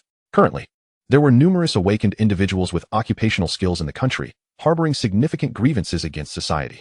Hence, the officials plan to conduct several live broadcasts to inform the public of the dangers of dungeon runs, while simultaneously monitoring player conditions within the dungeons. The signal booster technology and internal network technology for the dungeons had been developed. Fortunately, as it was the season for new students to transition to new classes, the higher-ups decided to install a batch of monitoring facilities in the novice dungeons first. Our Huching City's dungeon internal network is already established. President Li, perplexed, asked, "Why was I not informed?" Li Zongheng replied with a smile, "After all, I am the primary coordinator for this awakening ceremony." With that, he took out his phone to search for information. Sounds emanated from the device. "Damn, what did you provoke that goblin for? You attracted such a large crowd." "No. I mean, dude, what are you afraid of? We have one level 4 and one A-rank professional. Let us just take them on. Are you out of your mind? That's not just one, it's a whole horde. Come on, man, don't be a coward. Watch me take them down with a single strike." President Wang's lips twitched. One of those voices belonged to his son. Li Zongheng switched the feed, and to his surprise, it was Li Qingshang soloing the dungeon. "President Li, it's your daughter." On the screen, Li Qingshang wielded her slender sword, igniting a blaze with each swing, unleashing torrents of fire. Although she faced a multitude of goblins, she managed them with considerable finesse. Her movements were as graceful as a swan and as fluid as a dragon. It was clear she had a solid foundation even before her class change. Truly, she is President Li's daughter. An elemental swordsman. Indeed, the principal praised. President Li appeared visibly pleased with Li Qingshang's performance. "Now, let us locate that dual-class player." Soon, Gushu's figure appeared on the screen. In the footage, a nightmare creature lay prostrate before him. Gushu did not engage in battle or even move. He sat against the nightmare, seemingly engrossed in his phone. Is he playing on his phone? Chapter 11. Is he truly an elite summon? What is this kid doing in such a perilous location? He is actually playing on his phone. Is he seeking his own demise? President Wang remarked sarcastically. The principal nervously glanced at President Li, who remained expressionless. Yet the principal's heart raced with anxiety. This was within a dungeon. Danger lurked everywhere. Why wasn't he fighting to enhance his abilities? The principal's frustration toward Gushu intensified. If a dual-class player as rare as this were to perish in the dungeon, not only would his promotion be thwarted, but he too would be mired in disaster. Just then, on the screen, Gushu raised his hand, causing an undead summon to burst forth from the ground. An undead summon. Is he a summoner? President Li's eyes gleamed with intrigue. He fixed a cold stare at the principal. You would allow such a precious summoner to enter and meet their demise. Summoners tend to be weak in the early stages, but become extraordinarily powerful later. Some high-level player summons could rival that of a high-level player. However, the drawbacks were evident. The summoner themselves were exceedingly frail, easily falling victim to ambushes without their summon's protection. After the shadow soldier appeared, Gushu pointed in a direction. The shadow soldier moved toward that direction. Was he intending for his summon to assist him in battling monsters? President Wang scoffed, naive. Who doesn't he know that early-stage summons are as weak as chicks? Those goblins, being pack creatures, could easily shatter his summon with a single blow. Li Zongheng raised his gaze to President Wang, displaying a look of disdain. Rest easy, he will be fine. The principal, momentarily taken aback, asked, How can you be so certain? Li Zongheng smiled, because that is an elite summon. Elite summon. The group collectively gasped in astonishment. Li Zongheng gradually explained to them. Summoner classes often struggle with weak summons in the early game, and their numbers are extremely limited. It's typically challenging to progress without a team. However, elite summons can compensate for the weakness of early-stage summons. The attributes of a single elite summon can surpass that of multiple regular summons combined. If this truly is an elite summon, President Wang hesitated for a moment, then slowly replied. Allowing the summon to fight monsters and level up while he reaps the benefits is indeed reasonable. However, if I recall correctly, elite summons can only be summoned one at a time in the early stages. What if he is ambushed by a monster? Li Zongheng shook his head. Have you all forgotten? He is a dual-class player, and his primary class is that of a high knight. The group finally remembered that Gu Shu possessed another class. His other class was a melee-oriented one. If he were a knight, there would be no need to worry about monster ambushes. Li Zongheng continued. Moreover, his other summon is also an elite. The group then noticed the nightmare resting against Gu Shu's back. A hellsteed. The principal inhaled deeply. To summon 2 elite summons at level 1, and as a dual-class player, was he not invincible in the early stages? Our Hishan no. One high school has produced an exceptional talent. As the president of the Player Management Guild, President Li naturally hopes for an abundance of such promising individuals. Observing Gu Shu, who was still seated on the ground engrossed in his mobile phone, he murmured, such a promising talent must not encounter any mishaps. At that moment, President Wang doused the enthusiasm with a splash of cold water. He retorted, even if it's an elite-level summon, facing a horde of goblins, he would surely struggle. With dual professions and 2 elite summons, he could significantly enhance his monster hunting efficiency, yet here he was, distracted by his phone. So much precious time squandered. He turned to the principal, his voice icy. Such a promising student, yet he shows no ambition in the dungeon. I question the values of your esteemed institution. The principal, taken aback by the accusations, nearly erupted at President Wang. Was it merely because his son was not arranged to team up with Wang Shu? It was his son who refused to join forces, believing his superior level would hinder the others. What could I possibly do? Just then, in the live broadcast, Gu Shu slightly raised his hand. Another spectral soldier emerged from the earth. The crowd was momentarily stunned. How did he summon another creature? The principal inquired. President Li turned to Li Zongheng. Didn't you say this was an elite-level summon? Li Zongheng's eyes widened. He distinctly remembered that a 13th-level archer's arrow had failed to pierce that summon's body. This indicated that the spectral soldier possessed at least 5th-level power. To summon such a formidable undead being at 1st level was indeed indicative of an elite-level summon. Li Zongheng stammered. Perhaps he has leveled up. President Wang scoffed. Even at 2nd level, summoning 2 elite-level creatures is implausible. Only at 20th level might that be conceivable. This is clearly an ordinary summon. Li Zongheng was left speechless. The undead creature must surely be an elite-level summon. Yet he could not fathom how Gu Shu managed to summon 2 at level 1. Had he misjudged previously? Was it truly just an ordinary summon? Just then, another spectral soldier appeared on screen. This one cradled a collection of items, placing them beside Gu Shu. Gu Shu nodded, waving his hand to signal the spectral soldier to depart. As the onlookers beheld the heap of items beside Gu Shu, they instinctively inhaled sharply. Those were materials dropped by monsters. Goblin teeth, a goblin's right ear, and goblin finger bones. These were all valuable materials. The principal sprang to his feet, astonished. Just how many goblins had he slain? Li Zongheng was equally stunned. There was no doubt these were elite-level summons. But how many had he summoned at once? 3, 4? President Wang opened his mouth. Is this the level of power expected from a student? President Li fell silent. He realized his daughter now had a formidable rival. Initially, he had been confident in his daughter, an S-class rare profession equipped with excellent gear, believing she would be the first to emerge from the dungeon. Even upon learning of another dual profession player, his confidence remained unshaken. However, the facts laid bare before him revealed that this dual profession player's potential could rival his daughter's. With an explosive combat power that far exceeded hers, we have a monster emerging from Hishan City. Who would have thought there was a signal in the dungeon? Gu Shu collected the materials beside him. At that moment, a thunderous roar echoed. Gu Shu sensed a surge of intent from the spectral soldier. The boss had appeared. Chapter 12, The Marketplace. Gu Shu stood up, patting Nightmare. Let us go take a look. The areas ahead had already been cleared by the spectral soldiers. Gu Shu effortlessly reached the final zone. There, a group of goblins surrounded a snow-white goblin, reminiscent of an albino, wielding a broken blade. Facing off against a swath of spectral soldiers, 30 spectral soldiers dispatched the goblins with swift efficiency, almost a one-sided massacre. The snow-white goblin slashed with its broken blade, unleashing bolts of lightning that struck downwards. The dense lightning seemed to follow a specific pattern, cascading in a straight line toward Gu Shu's direction. Nightmare shielded Gu Shu from the brunt of the thunderous assault. With a low growl, Nightmare emitted a deep sound of protest. Compared to ordinary monsters, the attributes of a boss were significantly heightened. While common players might easily dispatch regular goblins, taking down a boss typically required a coordinated group effort. Yet even with a group, the risks remained high. The boss's attributes were overwhelming compared to ordinary players. Only players who had awakened an S-class profession stood a chance of soloing a boss, unless one specifically targeted a boss for its loot. Players usually exited the ordinary dungeon after clearing the common monsters. The boss let out a piercing shriek directed at Gu Shu. Gu Shu chuckled. You wish to strike me, do you? He raised his hand, which radiated a crimson glow. Life and death seal. With each level gained, the life and death seal would double its damage. At level 3, that equated to 3 times the mental power and damage. While triple damage made life and death seal a commendable skill, its true potential lay in its ability to inflict real damage that ignored defenses upon a successful judgment. Judgment successful. The boss froze, rolling its eyes back. It let out a mournful wail before crashing heavily to the ground. It was defeated in an instant? The true damage was astonishing. Congratulations to the player for defeating the Thunder Cave boss, Thunder Goblin Reno. Experience gained, 135. A radiant item erupted from the Thunder Goblin's body. The boss dropped loot. Gushu picked up the item, discovering it to be the short blade the boss had wielded. Equipment name, Thunder Short Blade. Equipment level, 1. Equipment grade, high. Equipment attributes, damage 10. Special effect, adds lightning attribute damage upon attack, increases lightning attribute damage by 10. Equipment description, enchanted by default. Do you feel the summons of the Thunder Mage? An increase of 10% in lightning attribute damage is quite an asset. Regrettably, it holds no use for me. The spectral soldiers swiftly cleared the surrounding mobs, and Gushu glanced at his experience points. Experience, 98. Just a smidgen away from leveling up. Gushu furrowed his brow. He surveyed the area, realizing that all the monsters had been wiped out. He pondered whether they could respawn. Gushu exited the dungeon.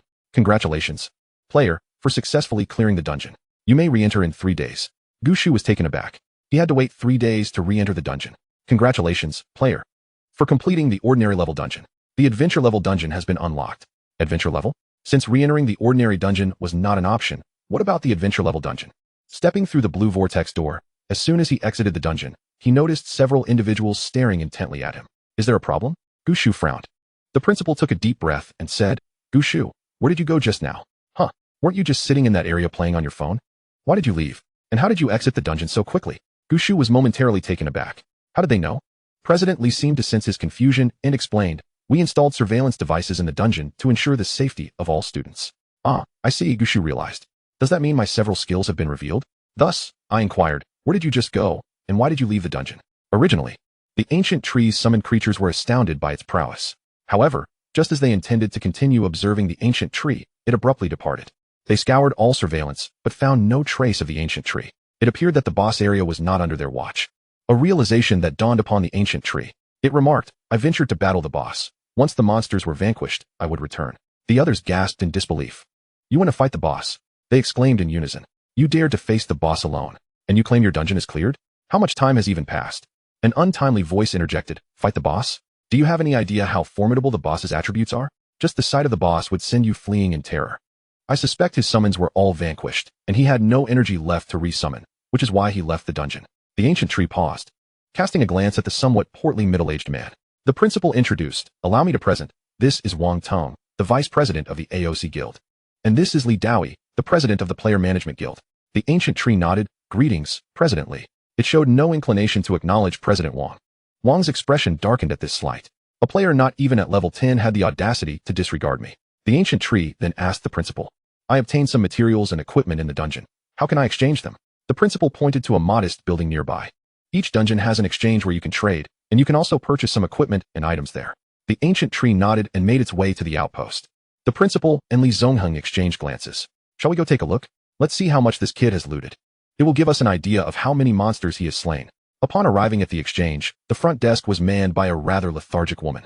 I wish to sell materials, the ancient tree stated bluntly. The woman gestured toward a nearby sign. The prices are listed there, check for yourself. Her attitude was exceedingly dismissive. The ancient tree paid no mind, glancing at the displayed prices. Goblin's right ear, 15 yuan each. Goblin's left ear, 15 yuan each. Goblin's teeth, 30 yuan each. Goblin's finger bones, 10 yuan each. The ancient tree inspected its backpack, noting it contained 15 right ears, 3 left ears, 7 teeth, and 12 finger bones. What about the equipment? The ancient tree inquired. Equipment? The staff member scoffed derisively. A poor student like you is lucky to have obtained some materials. Do you honestly believe you could acquire equipment? Are you trying to amuse me? The ancient tree's expression hardened. What? Are you disputing my words? The woman retorted. If you truly have equipment, I shall accompany you tonight. The ancient tree replied coldly. That won't be necessary. I have a cleanliness obsession. The woman's face stiffened. Her demeanor akin to a cat, whose tail had been stepped on. You call me dirty. Where's this poor student coming from? Get lost, or I shall report you for obstructing my duties. Just then, a voice chimed in. What seems to be the issue? Upon seeing the 3 middle-aged men and an elderly gentleman behind the ancient tree, the woman immediately donned a smile. May I assist you with purchasing or selling? Li Dowie, with a frosty demeanor, produced his credentials. Have your director come speak with us. Upon seeing Li Daoi's credentials, the woman felt as though the ground had collapsed beneath her. Soon, the rotund director appeared in view, bowing deeply to Li Daoi. President Li, it is my sincerest apologies. My subordinate does not comprehend the rules. The woman also repeatedly apologized to Li Daoi, her body bent at a 90-degree angle, exuding servility. At that moment, the ancient tree interjected. I believe it is I who deserves an apology. Chapter 13, Kuei Nyo's hide. Quickly apologized to him. The director hastily guided the female staff member to the ancient tree. With a sullen expression, she bowed to the ancient tree. I am sorry. Just then, another untimely voice broke in. Perhaps we should let this go. She hasn't really done anything wrong. After all, who would expect a novice dungeon to yield equipment? Indeed, this goblin dungeon, known as the Thunderous Cave, annually attracts numerous low-level players. However, it seems that this dungeon lacks the potential to drop equipment, with drops being exceedingly rare, typically reserved for the boss. But could a newly awakened low-level player possibly defeat the boss? Kid, if you haven't acquired any equipment, asking about prices disrupts the staff's work. Do you understand? The ancient tree turned to Wang Tong, who had been casting snide remarks since it emerged from the dungeon. The ancient tree could no longer contain its irritation. Who is this fool? Wang Tong's expression darkened. What did you just say? He glared coldly at the ancient tree. The ancient tree could feel the murderous intent emanating from Wang Tong.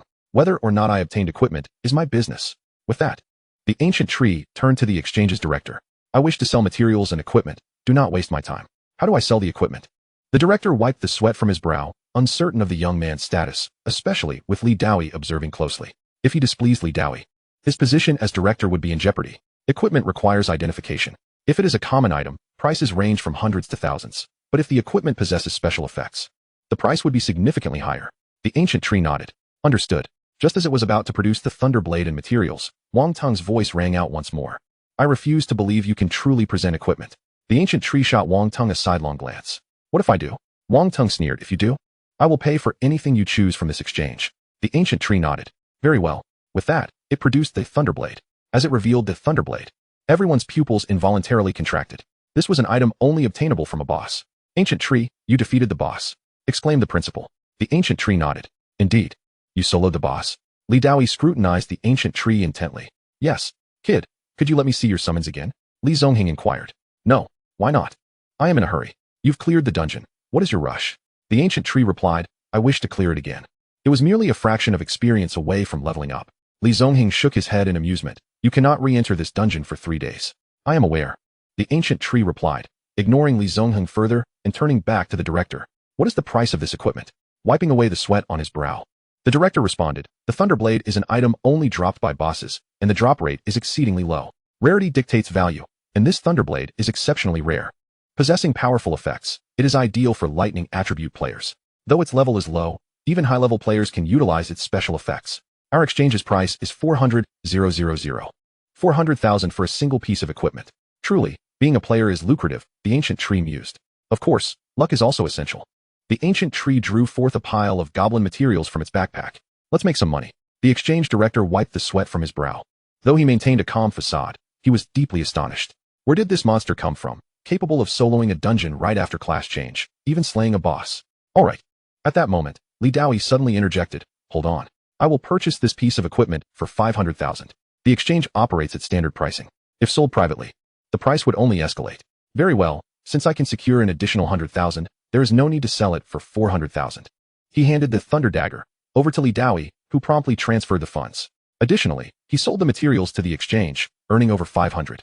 After completing these transactions, Gu Shu addressed the exchange director. I wish to make a purchase. He pointed towards Wang Tong, who was about to depart. He will cover the bill. Wang Tong's expression darkened. Kid, this world does not allow one to act recklessly simply due to a higher profession level. Before he could finish, Gu Shu turned to Li Daoi and said, President Li, he just threatened me. Does the player guild not intervene? Li Daoi affirmed, we do intervene. The player guild serves every player, and if anyone oppresses those of lower ranks, regardless of their identity or status, we will pursue justice. Li Daoi's words were a declaration of intent. The director gestured towards a device not far away. Over there, you can access information on all items in the exchange. Gu Shu approached the device, where a screen displayed various item details. Upon clicking to purchase items, images and basic information appeared. What is this? Gu Shu's heart skipped a beat as he beheld the first item. I want this Quilliu leather. Please process the payment. Everyone froze momentarily. The director forced a smile. Perhaps you should reconsider. This Quilliu leather also dropped from the Luai's dungeon, yet it bears no grade or description, merely listed as ordinary leather. It has been here for quite some time without any interest. It should hold no value. The world has forgotten the myths, and the legends of Quiliu have faded. In folklore, the Quiliu stands on one leg, its voice resonating like thunder. If its hide were fashioned into a drum, it would greatly enhance morale. Kid, have you thought this through? Wang Tung remarked with a hint of amusement. Such a rare opportunity, and he chooses to purchase a worthless piece of leather. Gushu pondered for a moment. I haven't fully decided. I will buy this leather and then select something of greater value. He proceeded with the payment. Wang Tung, visibly displeased, followed him out of the exchange with a large black sword slung over his back. Wang Tung's face was clouded with irritation, occasionally revealing a pained expression. The Quiliu leather cost over 3,000, yet that sword demanded 200,000. By the way, is this not the Luai's dungeon? Why did I end up in the Thunder Cave?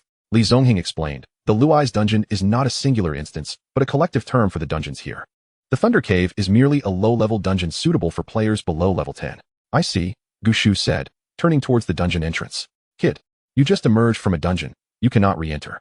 Yet to everyone's surprise, Gushu's figure vanished at the entrance. Did he just enter?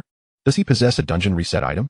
At that moment, Li Zongheng seemed to realize something. Do you think he might have entered an adventure-level dungeon? Chapter 14, Adventure-Level Dungeon. The crowd fell silent. To successfully clear a normal dungeon grants one the eligibility to enter an adventure-level dungeon. To dare enter an adventure-level dungeon right after awakening. He won't know how he perished, Wang Tung scoffed. Li Zongheng cast a sideways glance at Wang Tung, puzzled as to how such a character could be the vice president of a gaming guild, if he could defeat the dungeon boss. Entering an adventure-level dungeon should pose no threat. Even if danger arose, he could withdraw from the dungeon. Li Daoi nodded and inquired. Is there a way to monitor his progress in the adventure-level dungeon? Li Zongheng shook his head. No. Who would have thought this kid would dare enter an adventure-level dungeon on his first day? Who could have anticipated that someone could defeat a dungeon boss? There are no surveillance devices installed in the boss area, let alone in the adventure-level zone. Player has entered the adventure-level dungeon, Thunder Cave. Upon entering the dungeon, Gushu immediately summoned all 30 of his shadow soldiers, forming a formidable array. Once summoned, shadow soldiers can remain in the summoning space and can be resummoned without consuming mental energy. He also summoned a nightmare and activated the Nether Realm. The current Nether Realm spanned a full 30 meters, encompassing all the shadow soldiers. Even if the shadow soldiers sustained damage, they would swiftly recover. Gushu commanded the shadow soldiers to seek out goblins. He then grasped the sword from his back. Equipment name, Black Crystal Sword. Equipment level, 2. Equipment grade, high. Equipment attributes, damage 15, special effects, /damage increase 10. Equipment description, none. The attributes of this Black Crystal Sword were not particularly high. What Gushu truly valued was the 10-point damage enhancement. With a current strength of 60, plus the 15 attack power, and an additional 10 from the damage increase, he could inflict 83 points of damage. If combined with the skill, Death Slash, it would yield a considerable 247 points of damage, sufficient to breach the defenses of monsters at this stage. How many items have they observed? Aware that surveillance might be in place, Gushu felt a twinge of discomfort. They likely only glimpsed the shadow soldiers and the nightmare during his brief moment of distraction with his phone. Li Zongheng was aware of these two summoning skills. Given the dim lighting, they probably did not see the Nether Realm or the Yama's post during the boss fight. Otherwise, they wouldn't have questioned his whereabouts. He dispatched several shadow soldiers to scout the surroundings and then retrieved his phone, intending to await their feedback. Why is there no signal? Could it be that they are able to see me, and it has something to do with the dungeon signal? Gushu sighed in relief. Both of his professions were indeed extraordinary. It would be prudent to keep his abilities under wraps. Soon, Gushu sensed the vibrations transmitted by the shadow soldiers. Found the monsters. He guided the nightmare towards the monster area, simultaneously recalling the dispersed shadow soldiers to gauge the strength of the foes ahead. Approximately 20 goblins were gathered in the vicinity, and at their center stood a blue goblin. This goblin roared at Gushu and then hurled an ice spear shimmering with blue light in his direction. A nearby shadow soldier instinctively shielded Gushu. With a clang, the shadow soldier staggered, a dent appearing on its body. Frost Goblin, a mage among goblins. Gushu commanded his legion of shadow soldiers to charge forward and eliminate the goblins. However, what was once a single strike kill now required 2 strikes. The attributes of monsters in adventure-level dungeons have increased so significantly. After slaying a level 4 goblin, he received a notification. Slain level 4 goblin, experience points 40. Slain level 5 goblin, experience points 50. Slain level 1 goblin, experience points 10. Yet the experience gained from the monsters had directly doubled. With 30 shadow soldiers against the 20-some goblins, the shadow soldiers dispatched each goblin in 2 strikes, swiftly clearing the area.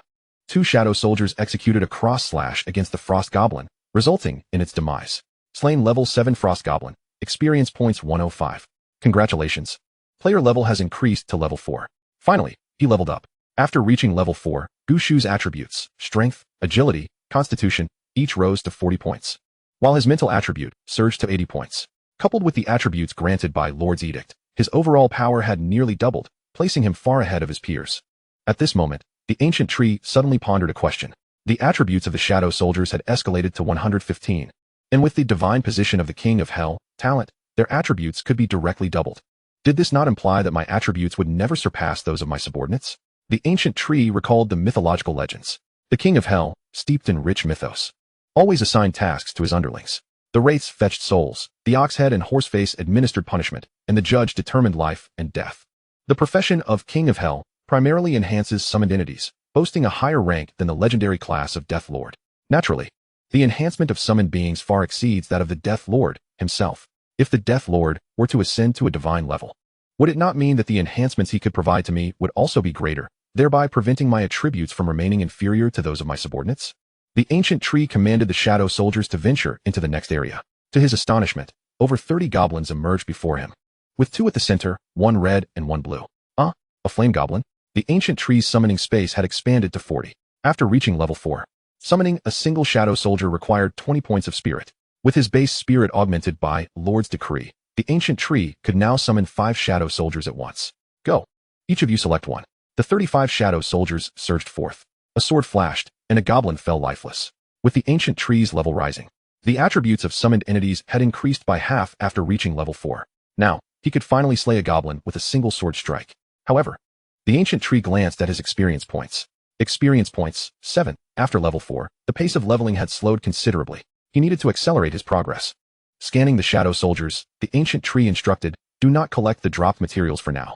Form groups of 5, and employ the triple slash to traverse swiftly. The triple slash was not merely a damage skill, but also a displacement skill. Each segment of the triple slash would forcibly displace the user a certain distance. If executed with intention, the distance would double. A single triple slash could cover 6 to 7 meters. The 35 shadow soldiers dispersed. The nether realm now restored even more spirit.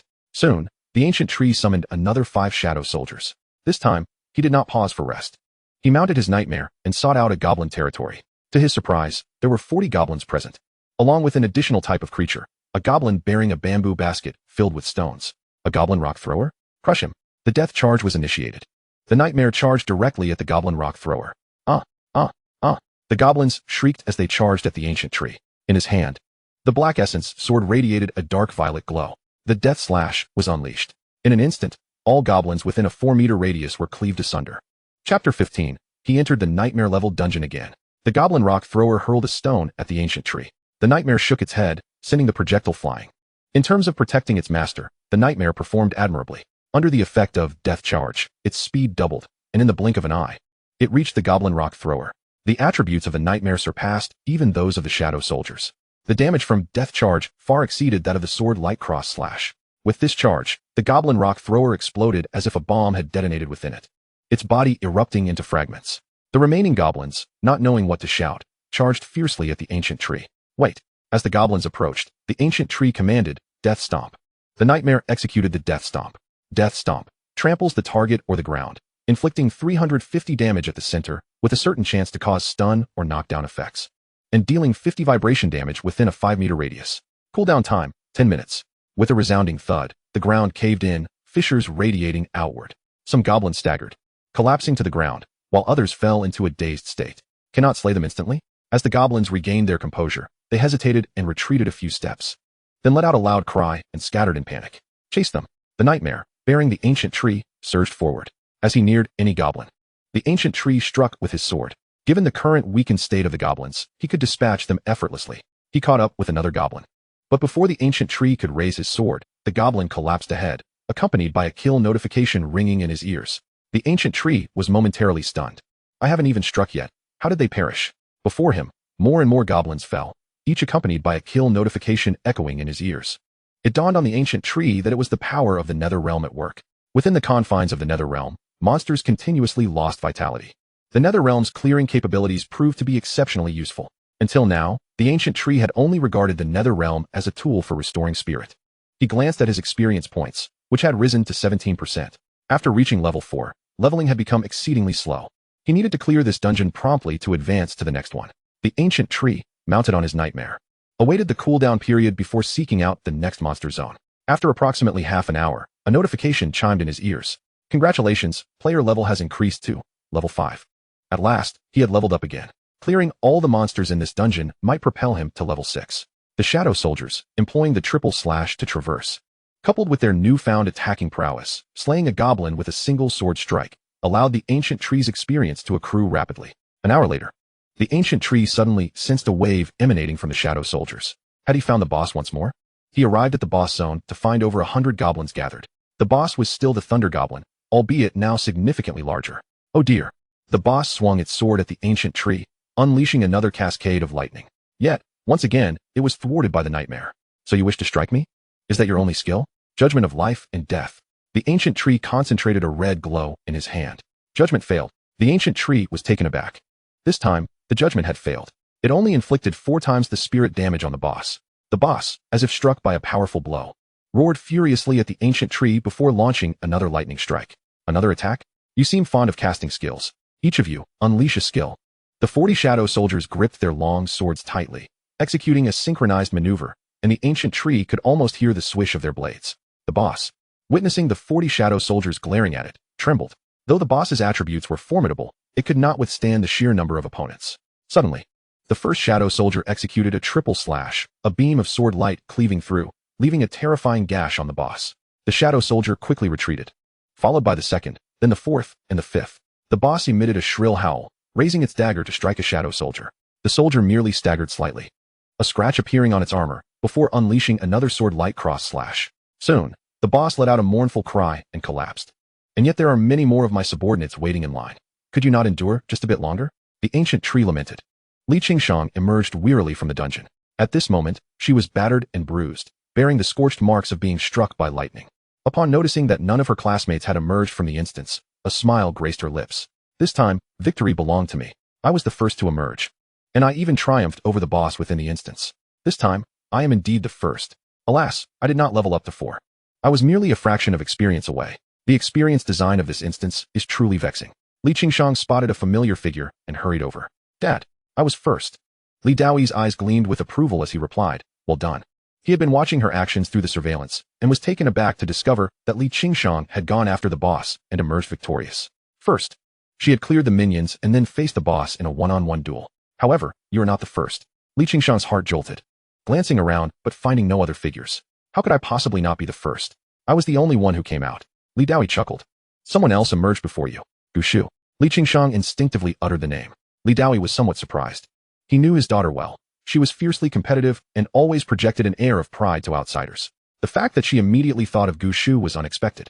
Are you familiar with him? Not really. He surpassed me a few times during exams. Where is he now? He has entered an adventure level instance. Adventure level. Li Qingshang's pupils constricted as she turned to head back. What are you going to do? I am going to enter the adventure level instance. Li Daoyi felt a chill run down his spine. Young lady, are you out of your mind? Have you thought this through? If he can do it, I can certainly do it. Are you not going to reconsider? What is there to reconsider? Li Daoyi sighed. His daughter was obstinate and hard to persuade. Be careful. If you encounter danger, exit the instance. Oh, take this. Li Daoyi handed her the thunder dagger. This is the thunder dagger? Thank you, Dad. This elemental equipment is perfect for me. Li Daoyi smiled, having purchased the dagger from Gushu with the intention of gifting it to Li Qingshang. However, he refrained from disclosing that the thunder dagger had been dropped by Gushu. Otherwise, given Li Qingshang's competitive nature, she might not accept it. With gritted teeth, Li Qingshang entered the adventure level instance. Miss Li's character is truly remarkable. She is a woman who does not yield to men. The principal chuckled awkwardly. Li Daoyi's smile faded. She is merely quite competitive. At that moment, another figure emerged from the instance entrance. Everyone's spirits lifted at the sight. Gushu, how did you come out so quickly? Li Zongheng inquired, puzzled. Wang Tung smirked. He probably realized he couldn't win and retreated. Did he really think the adventure level instance would be that simple? The principal laughed. Gushu, it's all right. You are already quite strong. To clear the instance right after awakening puts you ahead of your classmates. However, to their astonishment, Gushu paid them no mind and turned to re-enter the instance. Wait, why is he going back in? The principal wondered. Having just exited the adventure level instance, the cooldown for the ordinary level instance had not yet expired. How could he possibly enter another instance? The four suddenly contemplated a possibility, one they were reluctant to believe. Do you think he has already cleared the adventure level instance?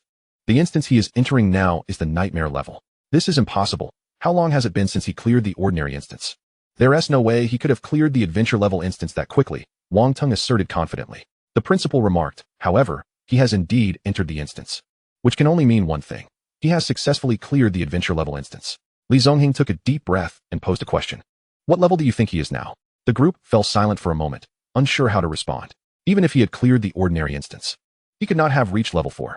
However, it had never happened that someone transitioned directly from clearing an ordinary instance to entering an adventure level instance. Moreover, it had never been seen that someone could complete the adventure level instance immediately after their profession change, and then enter a nightmare level instance as a novice. They were at a loss regarding Gushu's level. The principal raised his head and mused. This year, it is very likely that our city, will produce a provincial top scorer, perhaps even a national one. Li Zongheng remarked, if I recall correctly, the reward for the top scorer at Jinghai University is 10 million.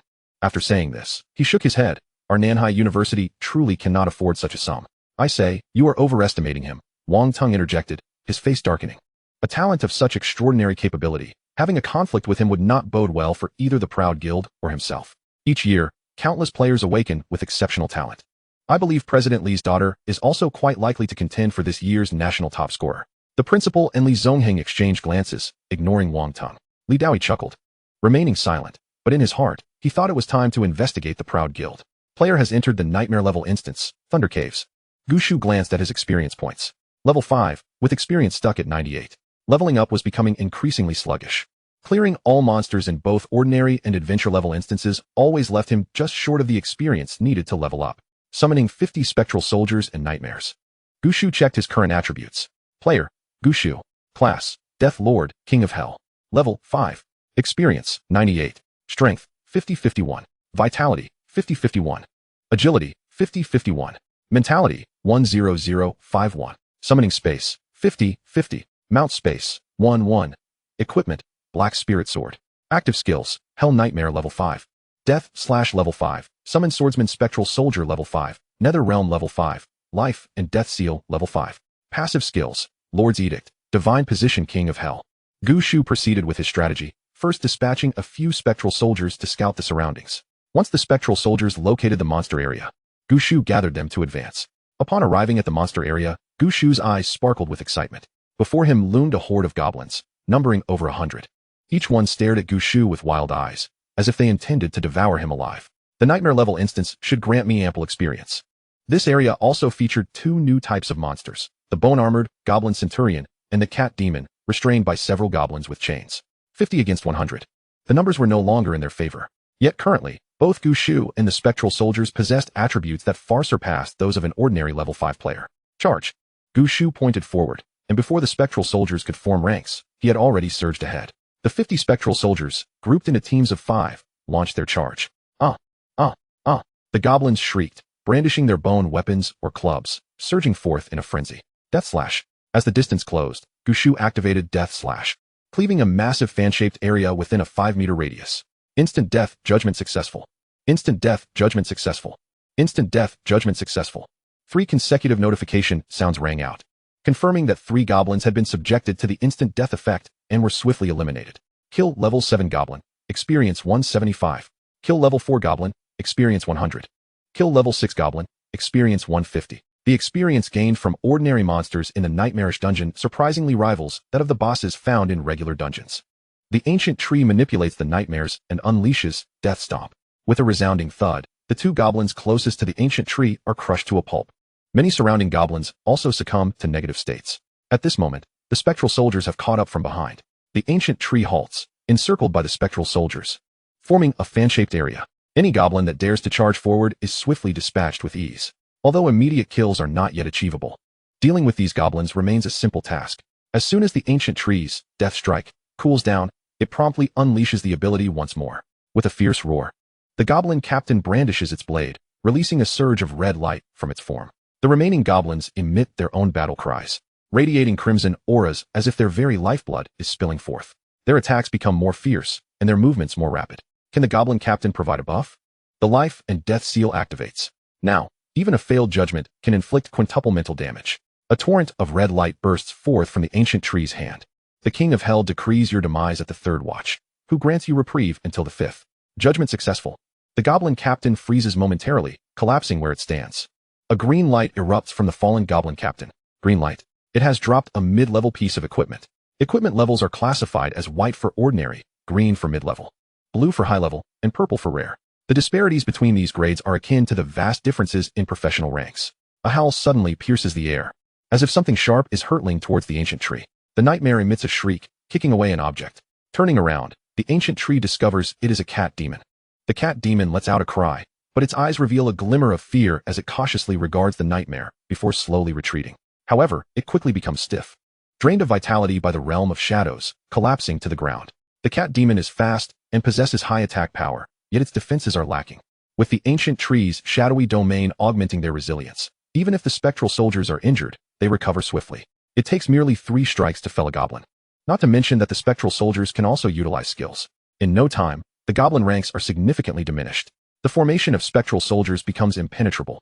As the number of goblins dwindles, the fan-shaped area they occupy gradually expands. Finally, with just over 20 goblins remaining, they begin to topple one after another. The shadowy domain now extends a full 50 meters, continuously siphoning the life force from the goblins since the outset. As the battle drags on, the goblins can no longer endure and are utterly harvested by the shadowy realm. Congratulations, player level has risen to level 6. Chapter 17. Do these spectral soldiers exhibit racial discrimination? At last, level 6 has been attained. For a newly awakened player to elevate to level 6 within a single day is an extraordinary feat. The ancient tree understands that its class is extraordinarily formidable. Moreover, it wields dual classes, each with remarkable skills. This not only grants double the attribute points, but also provides skills with exceptional growth potential. What truly astonishes the ancient tree is the shadowy domain. Its range has now expanded to 60 meters, enhancing both recovery and damage effects. On the battlefield, the shadowy realm can be deemed a divine ability. Standing still, it can eliminate a considerable number of foes. Yet, the spectral soldiers consist solely of swordsmen. With every 10 levels gained, their skills undergo a progression. The ancient tree wonders whether it will be able to summon different spectral soldiers after reaching level 10. The ancient tree directs the spectral soldiers to scour the battlefield while it collects the dropped equipment. Equipment name, Goblin Banner. Equipment level, level 5. Equipment grade, mid-level. Equipment attributes, none. Special effect, grant skill, Goblin Military Might. Goblin Military Might. Upon use, within a 10-meter radius, allied units gain 10 strength, 10 agility, 10 constitution, and 10 spirit for a duration of 30 minutes, with a cooldown of 2 hours. Equipment description, can even a humble goblin possess military might? Upon examining the equipment's attributes, the ancient tree displays an expression of delight. The ability to provide a group buff is precisely what it requires. With the enhancement of Divine Position of Yama, the effects are magnified from 10 points to 30 points. However, the cost is considerable. The spectral soldiers will become even more fragile with the additional 30 points in Constitution and Spirit. Yet, with the shadowy domain at its disposal, there is no need to worry about the spectral soldiers sustaining injuries or lacking in spirit. This equipment is simply a perfect match for the ancient tree. After clearing the battlefield, the ancient tree swiftly replenishes its spectral soldiers to 60. Gathering the spectral soldiers within a 10-meter radius, they appear quite cramped, with many unable to fit within the area. Goblin Military Might activates, enveloping the spectral soldiers in a red glow.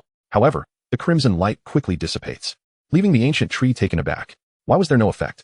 Your legendary class, Death Sovereign, rejects the Goblin Military Might. Attribute enhancement failed. Your divine class, Yama, rejects the Goblin Military Might. Attribute enhancement failed. Your innate skill, Divine Position of Yama, nullifies the effects of Goblin Military Might. Attribute enhancement failed. Among your 61 summoned entities, 60 exhibit unwavering loyalty and compliance to your commands, yet they harbor an intrinsic disdain for the skills of such base creatures as goblins. The 60 summoned entities beseech you to cease employing skills associated with the lowly goblin race, for they do not align with your identity as Yama. One of your summoned entities wishes to refuse the enhancement, yet due to your status as its master, it is willing to accept should you insist on continuing the use of the skill. The ancient tree is left bewildered. Is there truly racial discrimination at play? The collective resistance of the 60 summoned entities must undoubtedly stem from the spectral soldiers. This is not merely discrimination, it is outright exclusion. Since goblins are a product of Western folklore, only the nightmare can slightly tolerate them, given their shared origins. The ancient tree glances at the goblin banner and shakes its head. What a letdown. The ancient tree stows the goblin banner into its bag, contemplating selling it once it exits the dungeon. Brothers, let us proceed to the next area. The overwhelming number of monsters at nightmarish difficulty renders the prospect of splitting the spectral soldiers for exploration unfeasible. Thus, the ancient tree opts to advance with its full force. Although this may slow down the pace of defeating monsters, the increased quantity of foes will ultimately expedite the leveling process. In a regular dungeon, Wang Tung gazes apprehensively at the white figure ahead. Kid along pats Wang Tung on the shoulder. What do you think? Should we go for it? Are you out of your mind? That SA boss. I know it's a boss. Bosses drop valuable loot and grant more experience. Who knows? Defeating this boss might just propel me to level 4. It's a boss. I must be insane to even consider fighting it with you. Kidalong looks disdainfully at Wang Chong. I say, you're already level 5. Can't you be a little braver? Level 5, my friend. You are level 5. What did you say before entering the dungeon? Who is dragging whom down now? The old tree and the goddess are soloing when they emerge from the dungeon. Their experience will surely surpass ours. Do you not wish to be the first in our class to conquer the dungeon and vanquish the boss? Wang Chong inquired. Cheetah shook his head resolutely, declaring, I do not. How unfortunate, considering you were level 4 before entering the dungeon. If you won't fight, then I shall do so alone. With that, Cheetah gritted his teeth and charged into the boss's chamber.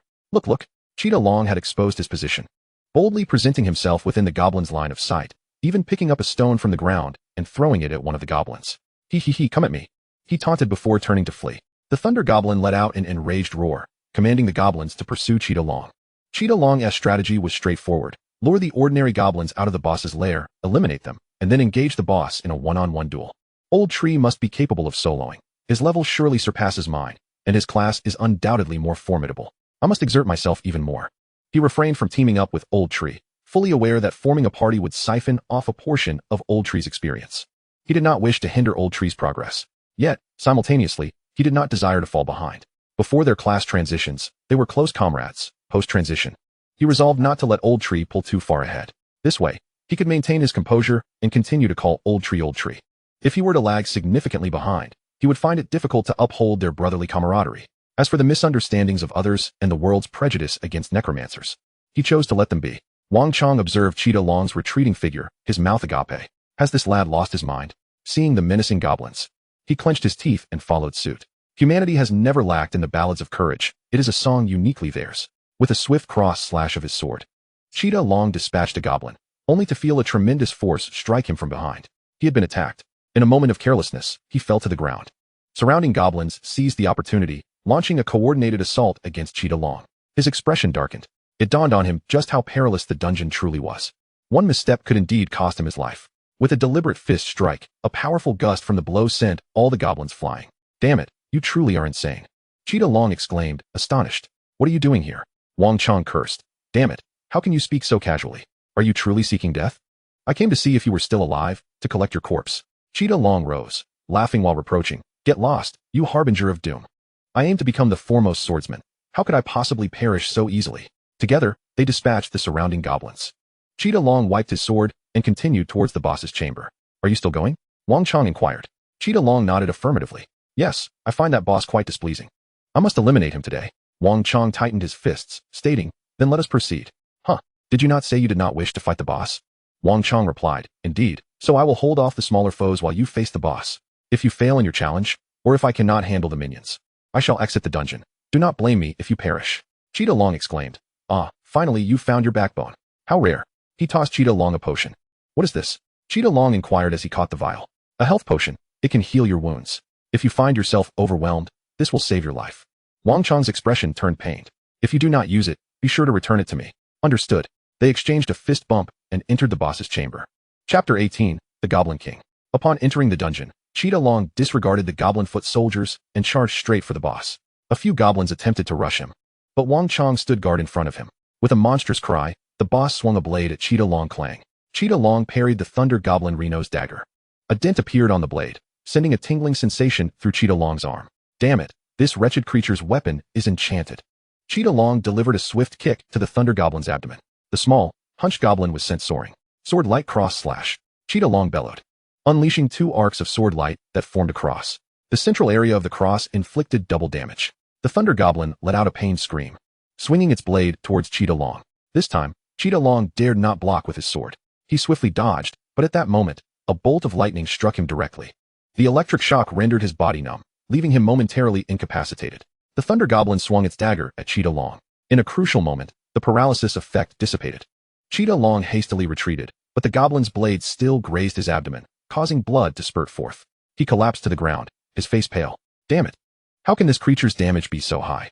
Quickly, Cheetah retrieved the health potion and downed it without hesitation. The wound on his abdomen felt as though writhing worms were crawling beneath the surface, but gradually, he began to heal. Rising once more, He gripped his sword and faced the Thunder Goblin anew. Its attacks were ferocious. He absolutely could not allow it to inflict further harm upon him. The Thunder Goblin roared, lunging at Cheetah Long once more. Cheetah Long tensed his body, aiming for the goblin's hand. Just as the Thunder Goblin was about to strike, he tightened his stance and slashed at the goblin's hand. A clear, ringing sound echoed as the goblin's dagger was sent flying. Without a weapon, let us see how you will attack. Cheetah Long glanced at his skill cooldown, noting that the sword-like cross-slash was nearly ready again. He began to unleash a flurry of strikes, each one targeting the same wound left by the previous sword-like cross-slash. The injury deepened, and blood gushed from the Thunder Goblin's abdomen.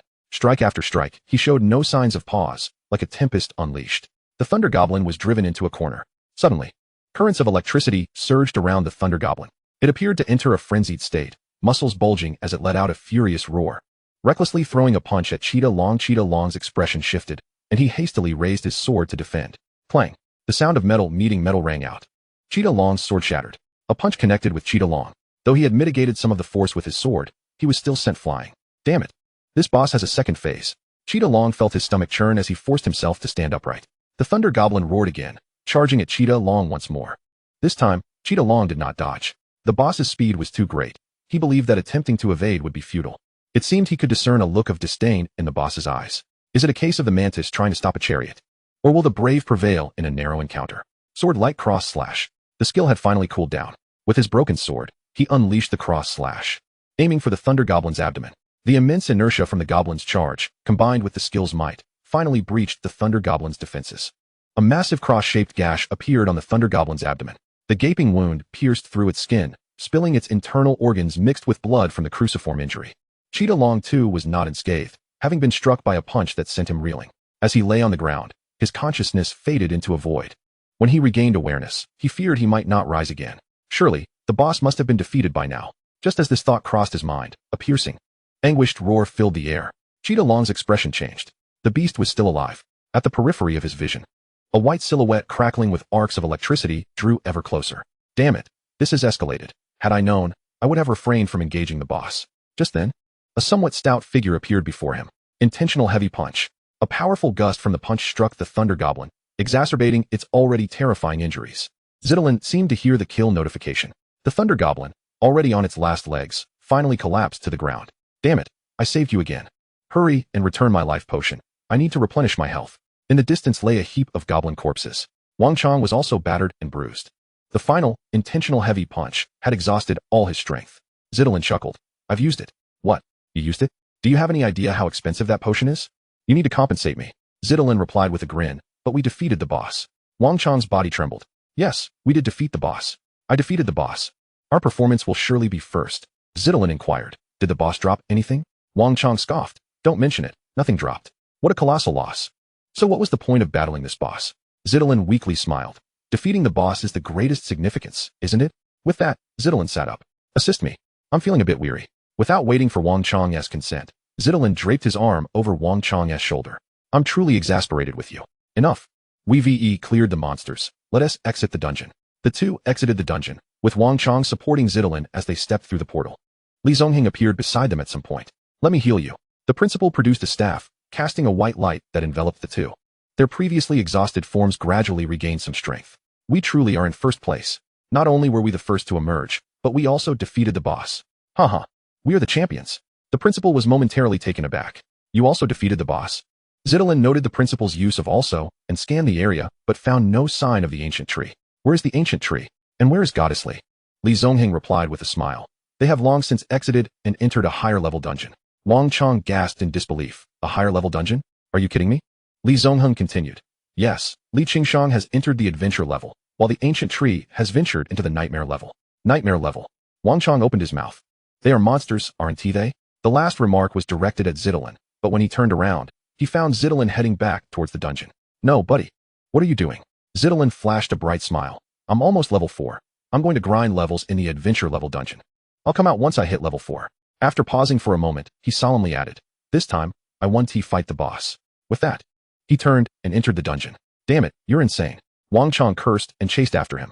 Wait, I'm teaming up with you. In the nightmare level dungeon. The ancient tree glanced at his experience points. Level 6, 99. However, all the monsters in the dungeon had been cleared, with only the boss room remaining. Leveling up was becoming increasingly sluggish, an entire dungeon without a level increase. Ahead lay the boss area. Defeating the boss should elevate him to level 7. Over 60 spectral soldiers formed a line as they advanced toward the boss area. The field of vision widened, revealing goblins with glimmering green eyes. They were densely packed. Over 200 goblins. Seeing that the ancient tree had not concealed himself in the slightest, the goblins cheered, leaping and emitting bizarre cries toward him. With such a number, reaching level 7 should be sufficient. Shadows of spectral soldiers emerged from behind the ancient tree, forming an arc and surrounding him. The ancient tree gazed forward at the boss. It was no longer the thunder goblin, but a massive figure, cloaked in an oily green hue, standing nearly 3 meters tall. Goblin King? In a nightmare-level dungeon. A new boss had appeared. Chapter 19. The Lord of the Manor opens his eyes. An unusable new skill for a lifetime. Before the ancient tree could issue the command to attack, the goblins had already encircled him. He raised the black spirit sword, its blade transforming into a dark violet hue. A colossal arc was cleaved from the sword. Death strike. Within a 6-meter radius, triple damage was dealt. Each goblin struck triggered an instant kill judgment. In an instant, numerous goblins fell lifeless. The surviving goblins were swiftly harvested by the spectral soldiers. The ancient tree turned his gaze to the towering Goblin King. Red energy coalescing in his hand. Life and death seal. The red energy surged toward the Goblin King. Judgment successful. 6-fold true damage was triggered. The Goblin King staggered as if struck severely in the head, collapsing to the ground. The ancient tree did not receive the kill notification from the system. It didn't he die. Although he had not successfully slain the Goblin King, he had triggered the soul-tearing effect of life and death seal. Soul tear. Tear the opponent's soul, causing immense suffering. Permanently reduces the target's mental strength by 60, inflicting 12 points of true damage every second, during which the target cannot use any skills, lasting for 6 seconds. The Goblin King rose once more, clutching its head as if in excruciating pain. It roared, its eyes bloodshot, charging at the ancient tree. Has it lost its mind? With less than 60 mental strength, it was revealed to be a simple-minded warrior. Delivering itself to me? Perfect. The ancient tree commanded all troops, calling out, "Release your skills." As the Goblin King approached, over 60 spectral soldiers unleashed a sword-like cross slash, each one of them now boasting 3 times the attributes. Their basic attacks rivaled the ancient tree's skills. One by one, the spectral soldiers executed the sword-like cross slash. The scene was extraordinarily splendid. Each spectral soldier, after performing the sword-like cross slash, swiftly retreated, making way for the next. Additionally, the Goblin King had already suffered true damage from the life and death seal. After just a few sword-like cross slashes, it collapsed to the ground. A blue light erupted from the Goblin King. Equipment dropped again. The drop rate in nightmare-level dungeons was significantly higher than in adventure-level dungeons. Congratulations, player, for defeating the Goblin King. Experience 5,000. He directly gained 5,000 experience points, causing a substantial surge in his experience. Congratulations, player, for leveling up to level 7. Finally, level 7. He felt a sense of relief, thankful that he had chosen to solo the dungeon. Had there been even one more teammate inside, he would not have reached level 7. After summoning several more spectral soldiers, the ancient tree commanded the remaining goblins to be slain. After a massacre, not a single goblin remained alive. The ancient tree approached the Goblin King, picking up the equipment it dropped. It turned out to be a pair of green bracers. Equipment name, Goblin Bracers. Equipment level, 10. Equipment quality, superior. Equipment attributes, strength 50, constitution 50. Equipment effects, increases arm strength by 10. Equipment description, wear it, and you become a mighty warrior. Provided you don't mind that its previous owner was a simple-minded warrior. The attributes are quite impressive. As the ancient tree contemplated donning the equipment, he suddenly became aware of 60 pairs of azure eyes gazing intently at him. Unfortunately, the attribute enhancing arm strength was ill-suited for his needs. He promptly stowed the gear within his inventory, primarily due to his aversion to the murky green hue. The spectral soldiers gathered all the dropped items, which the ancient tree subsequently placed into his game backpack. His pack was now brimming with materials. Selling these would yield a substantial fortune. Just as he was about to exit the dungeon, his peripheral vision caught sight of a smooth stone wall, causing him to pause momentarily. Totems fashioned from bones and leather were heaped upon a mound of animal bones. Behind this totem, he discovered a flat stone surface, upon which a mural was intricately carved. Curiosity piqued, he approached it. The stone wall depicted a rather peculiar creature, possessing a human face and a dragon's body, with elongated limbs, standing upright and somewhat plump in the abdomen. At the sight of this being, the ancient tree immediately thought of the candle dragon. However, he quickly realized he was in the realm of the Thunder Marsh. According to legend, Huashu traversed the Thunder Marsh where Fushi and Shun fished. Further tales spoke of a thunder deity, with a dragon's head and a human visage, whose belly, when struck, summoned thunder. This was indeed the thunder god. Instinctively, the ancient tree reached out to touch the stone wall. At that moment, he felt as though the eyes of the deity depicted in the mural flickered. The world around him darkened, and upon reopening his eyes, he found himself within a grand hall of consciousness. Seated within was the Lord of Mount Tai, who opened his eyes. The Lord has awakened? Two beams of golden light erupted from his eyes, akin to twin pillars of radiance. Was he truly alive? Or merely responding to some innate mechanism? To the left of the hall, streams of golden light gradually coalesced, transforming into the likeness of the thunder god as seen in the mural. What on earth was transpiring? The golden glow slowly faded, morphing into a statue of the thunder god. A statue? Before the ancient tree could ponder further, his consciousness jolted back to reality. Congratulations, player has acquired the skill. Profession, King of Hell, awakening a new skill, Summon Thunder God. Summon Thunder God level 7. Call forth the Thunder God to assist the player in combat. Remaining until death or active dismissal. Cooldown, 3 months. Cost, 700 mental points. The ancient tree was taken aback. He had unexpectedly awakened a new skill. However, the cost and cooldown period were daunting. With only 140 mental points currently, even with the added benefits from Monarch's Edict, he barely reached 210 points. Insufficient to utilize even half of the skill's energy requirement. As my level increases, so too will the skill level, thus amplifying the mental cost. At level 7, the consumption is 700 mental points. Extrapolating this pattern, each level gained would increase the cost by 100 points, with each upgrade yielding nearly 20 mental points. It seemed an insurmountable challenge to summon the Thunder God in his lifetime. Now, at a low level, it was imperative to enhance his mental attributes. He resolved to acquire a set of equipment that would bolster his mental capabilities, expediting the summoning of the Thunder God. After a moment's contemplation, he focused on his current status panel.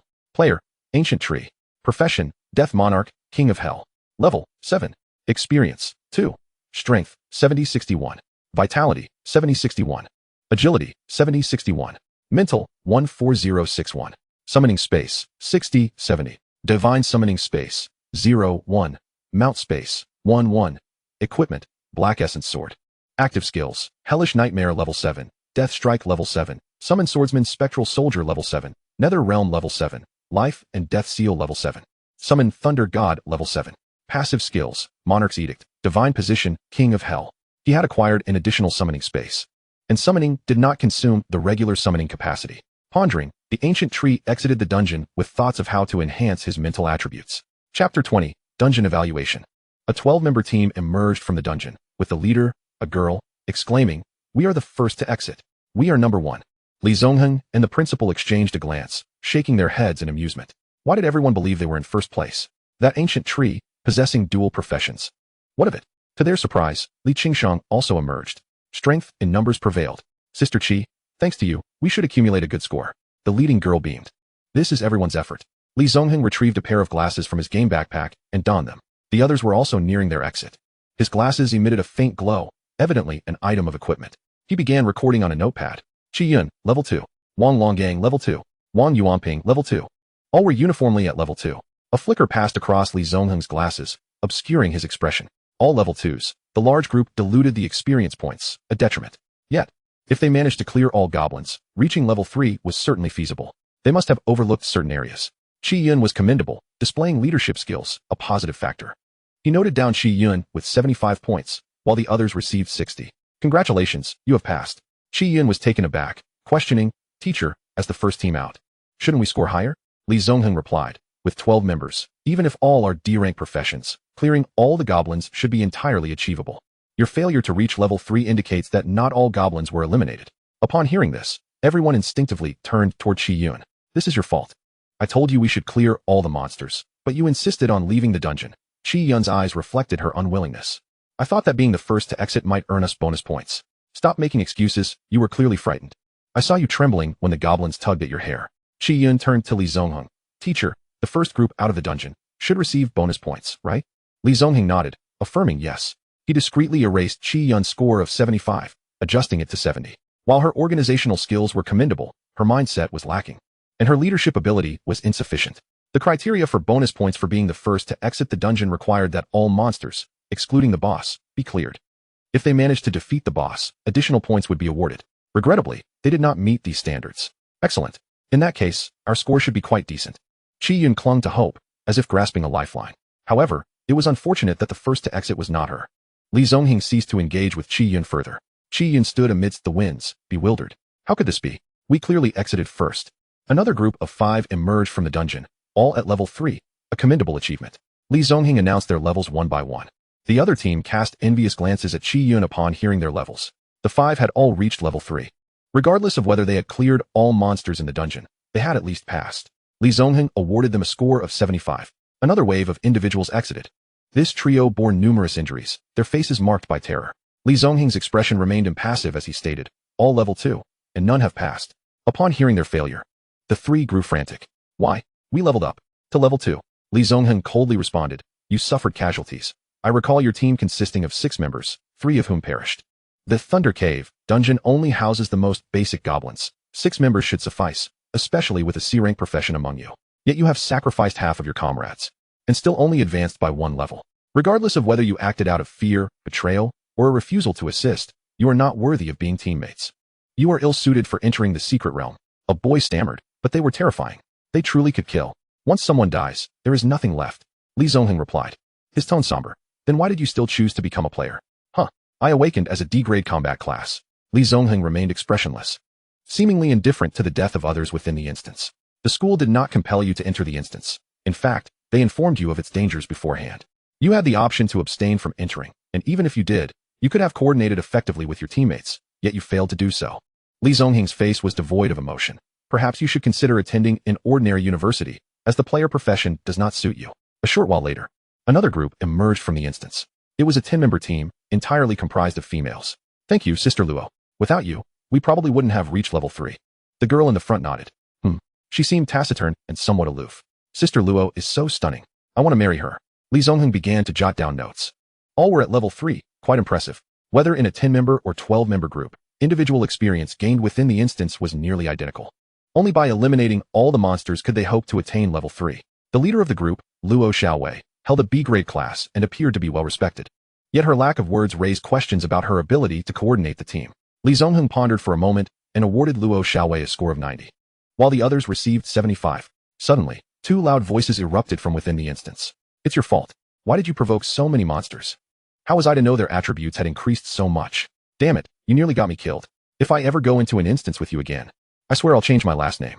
How dare you say that? I'm already level 4, and you're still at 5? Qi Delong and Wang Chong bickered as they emerged, their bodies adorned with numerous wounds. Li Zongheng chuckled and noted their levels and scores. Well done. Both of you have achieved full marks. Upon hearing this, everyone turned their gaze towards the duo. Teacher, this is unfair. We were the first to come out. Yet they emerged so late. How can they have full marks? Li Zongheng's expression darkened. One is at level 4, the other at 5. They not only took less time, but also defeated the boss. Furthermore, they subsequently entered an adventure-level instance. Tell me, does that not warrant full marks? A collective gasp echoed through the crowd. They defeated the boss. Oh my goodness, they even entered an adventure-level instance. One of them is already at level 4, and the other is an A-grade class. This is not fair. In that moment, Qi Delong and Wang Chong became the focal point of attention. Qi Delong paid no mind to the stares. He scanned the area but did not spot any familiar figures. Where are Goddess Li and Old Tree? Have they not yet emerged? Speaking of Old Tree seemed to remind the surrounding classmates of the rare S-grade class, as well as the dual class that had yet to appear. The monsters within the instance were so fearsome. Would they survive alone? Even with high class levels. They started at level 1 within the instance. How could they possibly confront so many monsters? But doesn't Ti Li Qingshang have excellent equipment? Yet they still hadn't emerged. Did this not indicate a problem? Qi Delong felt a surge of frustration, yearning to rush in and reveal the truth to them. At that moment, a figure stepped out from the instance. Spotting the silhouette, Qi Delong hurried over, wrapping his arms around the person's leg. Old Tree, you're finally out. Next time, you must take me with you. I want to be stubborn again. I almost met my end in there. Chapter 21. Classmate, why am I not a dual class? Old Tree has emerged. A dual class player, yet they emerged from the instance so late. Being a dual class isn't all that impressive, is it? And what about Li Qingshang, who ranked last? Another figure stepped out from the instance. Clad in armor, with a helmet obscuring their face, they wielded a long sword. 2 eerie blue lights emanating from beneath their helmet. It was Old Tree's skeletal soldier. The undead summons looked ominous and repulsive. Following that, one shadowy soldier after another emerged. 60 shadow soldiers surrounded Old Tree, vigilantly scanning their surroundings. These skeletal soldiers are terrifying. Li Zongheng gasped at the sheer number of elite summons. Oh my goodness, so many elite summons. Wait, with such a quantity, can they truly be elite summons? Li Zongheng was taken aback. He had assumed the shadow soldiers possessed formidable attributes, certainly qualifying as elite summons. Typically, summoning even one elite soldier at the early stages was remarkable. Yet, he never anticipated that Old Tree could summon over 60. Moreover, Each of them possessed extraordinarily formidable attributes. The other three were astonished. Principal, my goodness, Hishan number 1 high is bound to emerge at the top. Li Daoi, if I'm not mistaken. He must have awakened some talent that amplifies the attributes of summons or increases the number of elite summons. Wang Tong, we must cultivate a good relationship with him. Such an extraordinary talent should never be offended. Old Tree finally remembered that he had been contemplating enhancing his mental attributes, neglecting to collect the shadow soldiers into the summoning space. Once he summoned the shadow soldiers, Old Tree sent a party invitation to Chi DeLong. Let us go? Chi DeLong was taken aback. Where to? Old Tree replied, into the instance. Chi DeLong, astonished, exclaimed, Boss, you just emerged from the instance. How can you go back in? To a higher level instance, Old Tree stated matter-of-factly. Li Zongheng couldn't help but chuckle. Kid, the highest level for novice instances is only nightmare level. Old Tree realized that he hadn't received any system notification for clearing the instance this time. Li Zongheng paused before saying, So, you cleared the nightmare level instance? Old Tree nodded, Their conversation fell upon the ears of the others, leaving everyone in shock. What did they just say? Old Tree cleared the nightmare level instance? This must be a joke. Some were incredulous, others filled with jealousy, and some brimming with envy. He cleared the nightmare level instance? How could that be possible? This must be a prank. Li Zongheng's glasses glimmered with excitement. Old Tree, level 7. Everyone heard Li Zongheng's voice. Level 7. He actually reached level 7. We toiled endlessly to reach level 2. How could he be at level 7? Why is he a dual class? Why am I not a dual class? This is unjust. Cheating, he must be cheating. Li Zongheng slowly stated. He was the first to slay the boss of the instance, the first to exit, and completed it in under 2 hours. Old Tree, you have broken the record for the fastest clearance. You have consecutively cleared the adventure level and nightmare level instances, raising your level to 7, and shattering various records. Unfortunately, the policy does not grant extra points for consecutively clearing adventure level and nightmare level instances. The maximum score is still 100. Your rank ties with Chi DeLong and Wang Chong. You have no objections, do you? Old Tree shook his head, with 3 individuals tying for first place. It meant the official reward would need to provide 3 prizes for the top rank. It was not his loss, but rather the officials. Moreover, his gains had been substantial. Spotting a familiar figure, Old Tree's eyes lit up as he noticed Wang Chong's disgruntled expression not far away. He approached and patted Wang Chong on the shoulder. Hello. Wang Chong instinctively took 2 steps back. What do you want? The unique aura belonging exclusively to the Death Monarch and Yama classes, combined with the malevolent essence of the spectral soldiers in the dungeon, has rendered the ancient tree's demeanor somewhat chilling. It seems to perpetually emanate a frigid breath from the depths of hell, instilling dread in those nearby. The ancient tree chuckled. Fear not, for I possess something remarkable. Wang Chong straightened his posture, retorting, Who is afraid? The ancient tree produced the goblin arm guard. I recall you are a martial artist. This equipment, which enhances arm strength, would suit you perfectly. At the moment the ancient tree revealed the gear, Wang Chong's eyes widened in astonishment. The goblin arm guard. This was a drop only obtainable from nightmare level dungeons. You actually acquired it. The ancient tree smiled. Would you like it? Simply reach level 10, and it will augment your strength and constitution. Wang Chong swallowed hard. I do want it. Are you truly willing to sell it to me? The ancient tree shook his head. Not for sale. Then why bring it out? To show off? I will trade. Provided you can offer me an equivalent piece of equipment that enhances mental attributes. Then let us trade. The voice did not belong to Wang Chong, but rather to Wang Tong, who had approached unnoticed. Father? Wang Ting fixed his gaze on the ancient tree. I shall present an item that will satisfy you, and then my son Wang Chong will hand it over to you, after which you can give him the equipment. The ancient tree cast a sidelong glance at Wang Tong and nodded. Very well. Despite some discord with Wang Tong, he had purchased a piece of equipment worth 200,000, and he could provide the much-needed mental attribute gear. The ancient tree suddenly felt that Wang Tong might not be a bad person after all. No wonder he held the position of vice president. Father, thank you. I truly desire that equipment. Wang Tong glanced at Wang Chong. Do you genuinely believe this equipment was specifically purchased for you? I merely wished to ease my relationship with that lad. Initially, he had thought his son quite capable. Yet, in comparison to the ancient tree, he felt as if there was an insurmountable distance between them. The ancient tree made another trip to the exchange, intending to convert the materials he had gathered. Upon entering, he found that the front desk clerk was still the same female employee. Remarkably, she had not yet been dismissed. Upon seeing the ancient tree, her expression darkened, briefly revealing a flicker of struggle. The ancient tree dumped the materials from his backpack onto the floor. Convert these to currency. A mound of materials accumulated at his feet. The number of monsters in nightmare-level dungeons was substantial, thus the drop rate correspondingly increased. He had amassed well over 100 materials. The clerk stared in disbelief at the heap before her.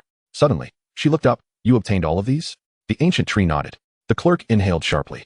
To acquire such a quantity of materials in one go required either extraordinary luck or remarkable skill. Upon closer inspection, she noted that this young man was rather handsome. Thump, thump, thump. As he leveled up, the ancient tree's senses heightened in tandem. He wondered why her heartbeat seemed to quicken. The clerk smiled brightly. All right. I will assist you in counting them. This time, she was particularly diligent, meticulously tallying each type of material before transferring 4,000 to the ancient tree. While counting, she unconsciously leaned closer to him, seemingly by design, crouching down, causing her collar to inadvertently part and reveal a significant expanse of alabaster skin. Thank you. Just as the ancient tree was about to depart, the clerk called out to him. Young man, where do you live? Would you like me to escort you home? The ancient tree shook his head. No need. I prefer cleanliness. He exited the exchange, leaving the clerk frozen in place. Chapter 22 The Ancient Tree. Does the boss have a second phase? Upon seeing the approaching ancient tree, Cheetah Long inquired, where have you been? I went to the exchange to convert my materials. The exchange? Perfect. I have a large batch of materials to convert as well. With that, he headed toward the exchange. The ancient tree pulled him back. Do not go in. There are unsavory elements within. Cheetah Long burst into laughter. What unsavory elements could possibly exist in the exchange? You're quite the joker. He turned away, making his way to the exchange. As he reached the entrance, he was met with a cacophony of shouts. You bastard! You bastard! Do you think I'm filthy? How dare you look down on me? In this day and age, what is wrong with being a little dirty? Would I be able to maintain this position without it? And that fat idiot, what a ridiculous idea. Do I need that bastard's forgiveness? Is he afraid I'll leave the exchange and threaten him with my connections? And he wants me to sell my looks. They're all bastards. How dare they look down on me? Outside the exchange, Cheetah Long froze. Indeed, there were unsavory elements. He silently turned away. Adventure level dungeon. Li Qingshang's gaze was fixed intently on the white figure. One hand gripped a slender sword, while the other held the thunder dagger.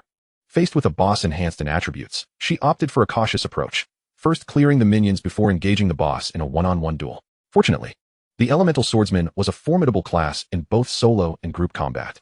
Upon awakening, the elemental swordsman acquired two skills. Elemental attachment allows the attachment of elements to the weapon, inflicting an additional 20 damage. And elemental eruption condenses elemental power onto the weapon, subsequently unleashing a surge of damage. With the thunder dagger, she could further amplify her lightning elemental damage. However, as she confronted the boss, she realized that Thunder Goblin Reno, being a lightning-type creature, possessed high lightning resistance, rendering her lightning attacks ineffective against Reno's defenses. As the boss initiated its assault, Li Qingshang raised her weapon to block. Clang! The clash of blades produced a resonant sound. A surge of electrical energy, akin to a serpent, coursed along the slender sword toward Li Qingshang. She uttered a muffled groan as the other thunder dagger aimed for the abdomen of the Thunder Goblin. It felt as though she had struck solid metal, unable to penetrate further. As an elemental swordsman, her resistance to elemental attacks was quite high, and she was further bolstered by her expensive, high-quality equipment. With her exceptional gear, S-rank rare class, and a privileged upbringing that had afforded her a solid foundation since childhood, she felt capable of standing her ground against the Thunder Goblin, albeit with difficulty. The first phase was manageable, but the second phase posed a significant challenge. She needed to eliminate it before it transitioned into its second phase. A strike landed on the Thunder Goblin, leaving only a shallow wound. Compared to ordinary dungeons, the boss's attributes in adventure-level dungeons nearly doubled. The lady, shall never be outdone. In the end, victory shall belong to me. She consumed a potion. Strength Enhancement Potion Type 1. Increases strength by 50 points for 30 seconds upon consumption. Seizing the opportunity during the boss's attack interval, Li Qingshang struck the boss. The slender sword grazed the skin of the Thunder Goblin. Elemental Eruption activated. The power of flames converged upon the slender sword in her hand, and as she swung it, a fierce blaze erupted from the blade. With a resounding boom, the Thunder Goblin was flung backward, letting out a piercing scream. Have I succeeded in vanquishing it? As the dust settled, the Thunder Goblin staggered to its feet. Li Qingshang, unwilling to grant the boss a moment's respite, prepared to deliver a finishing blow. However, at that moment, a surge of electricity erupted from the boss, accompanied by the ominous sound of thunder. Li Qingshang's expression shifted. The boss had entered its second phase. In this phase, the Thunder Goblin's attributes would be significantly enhanced, and it would become even swifter.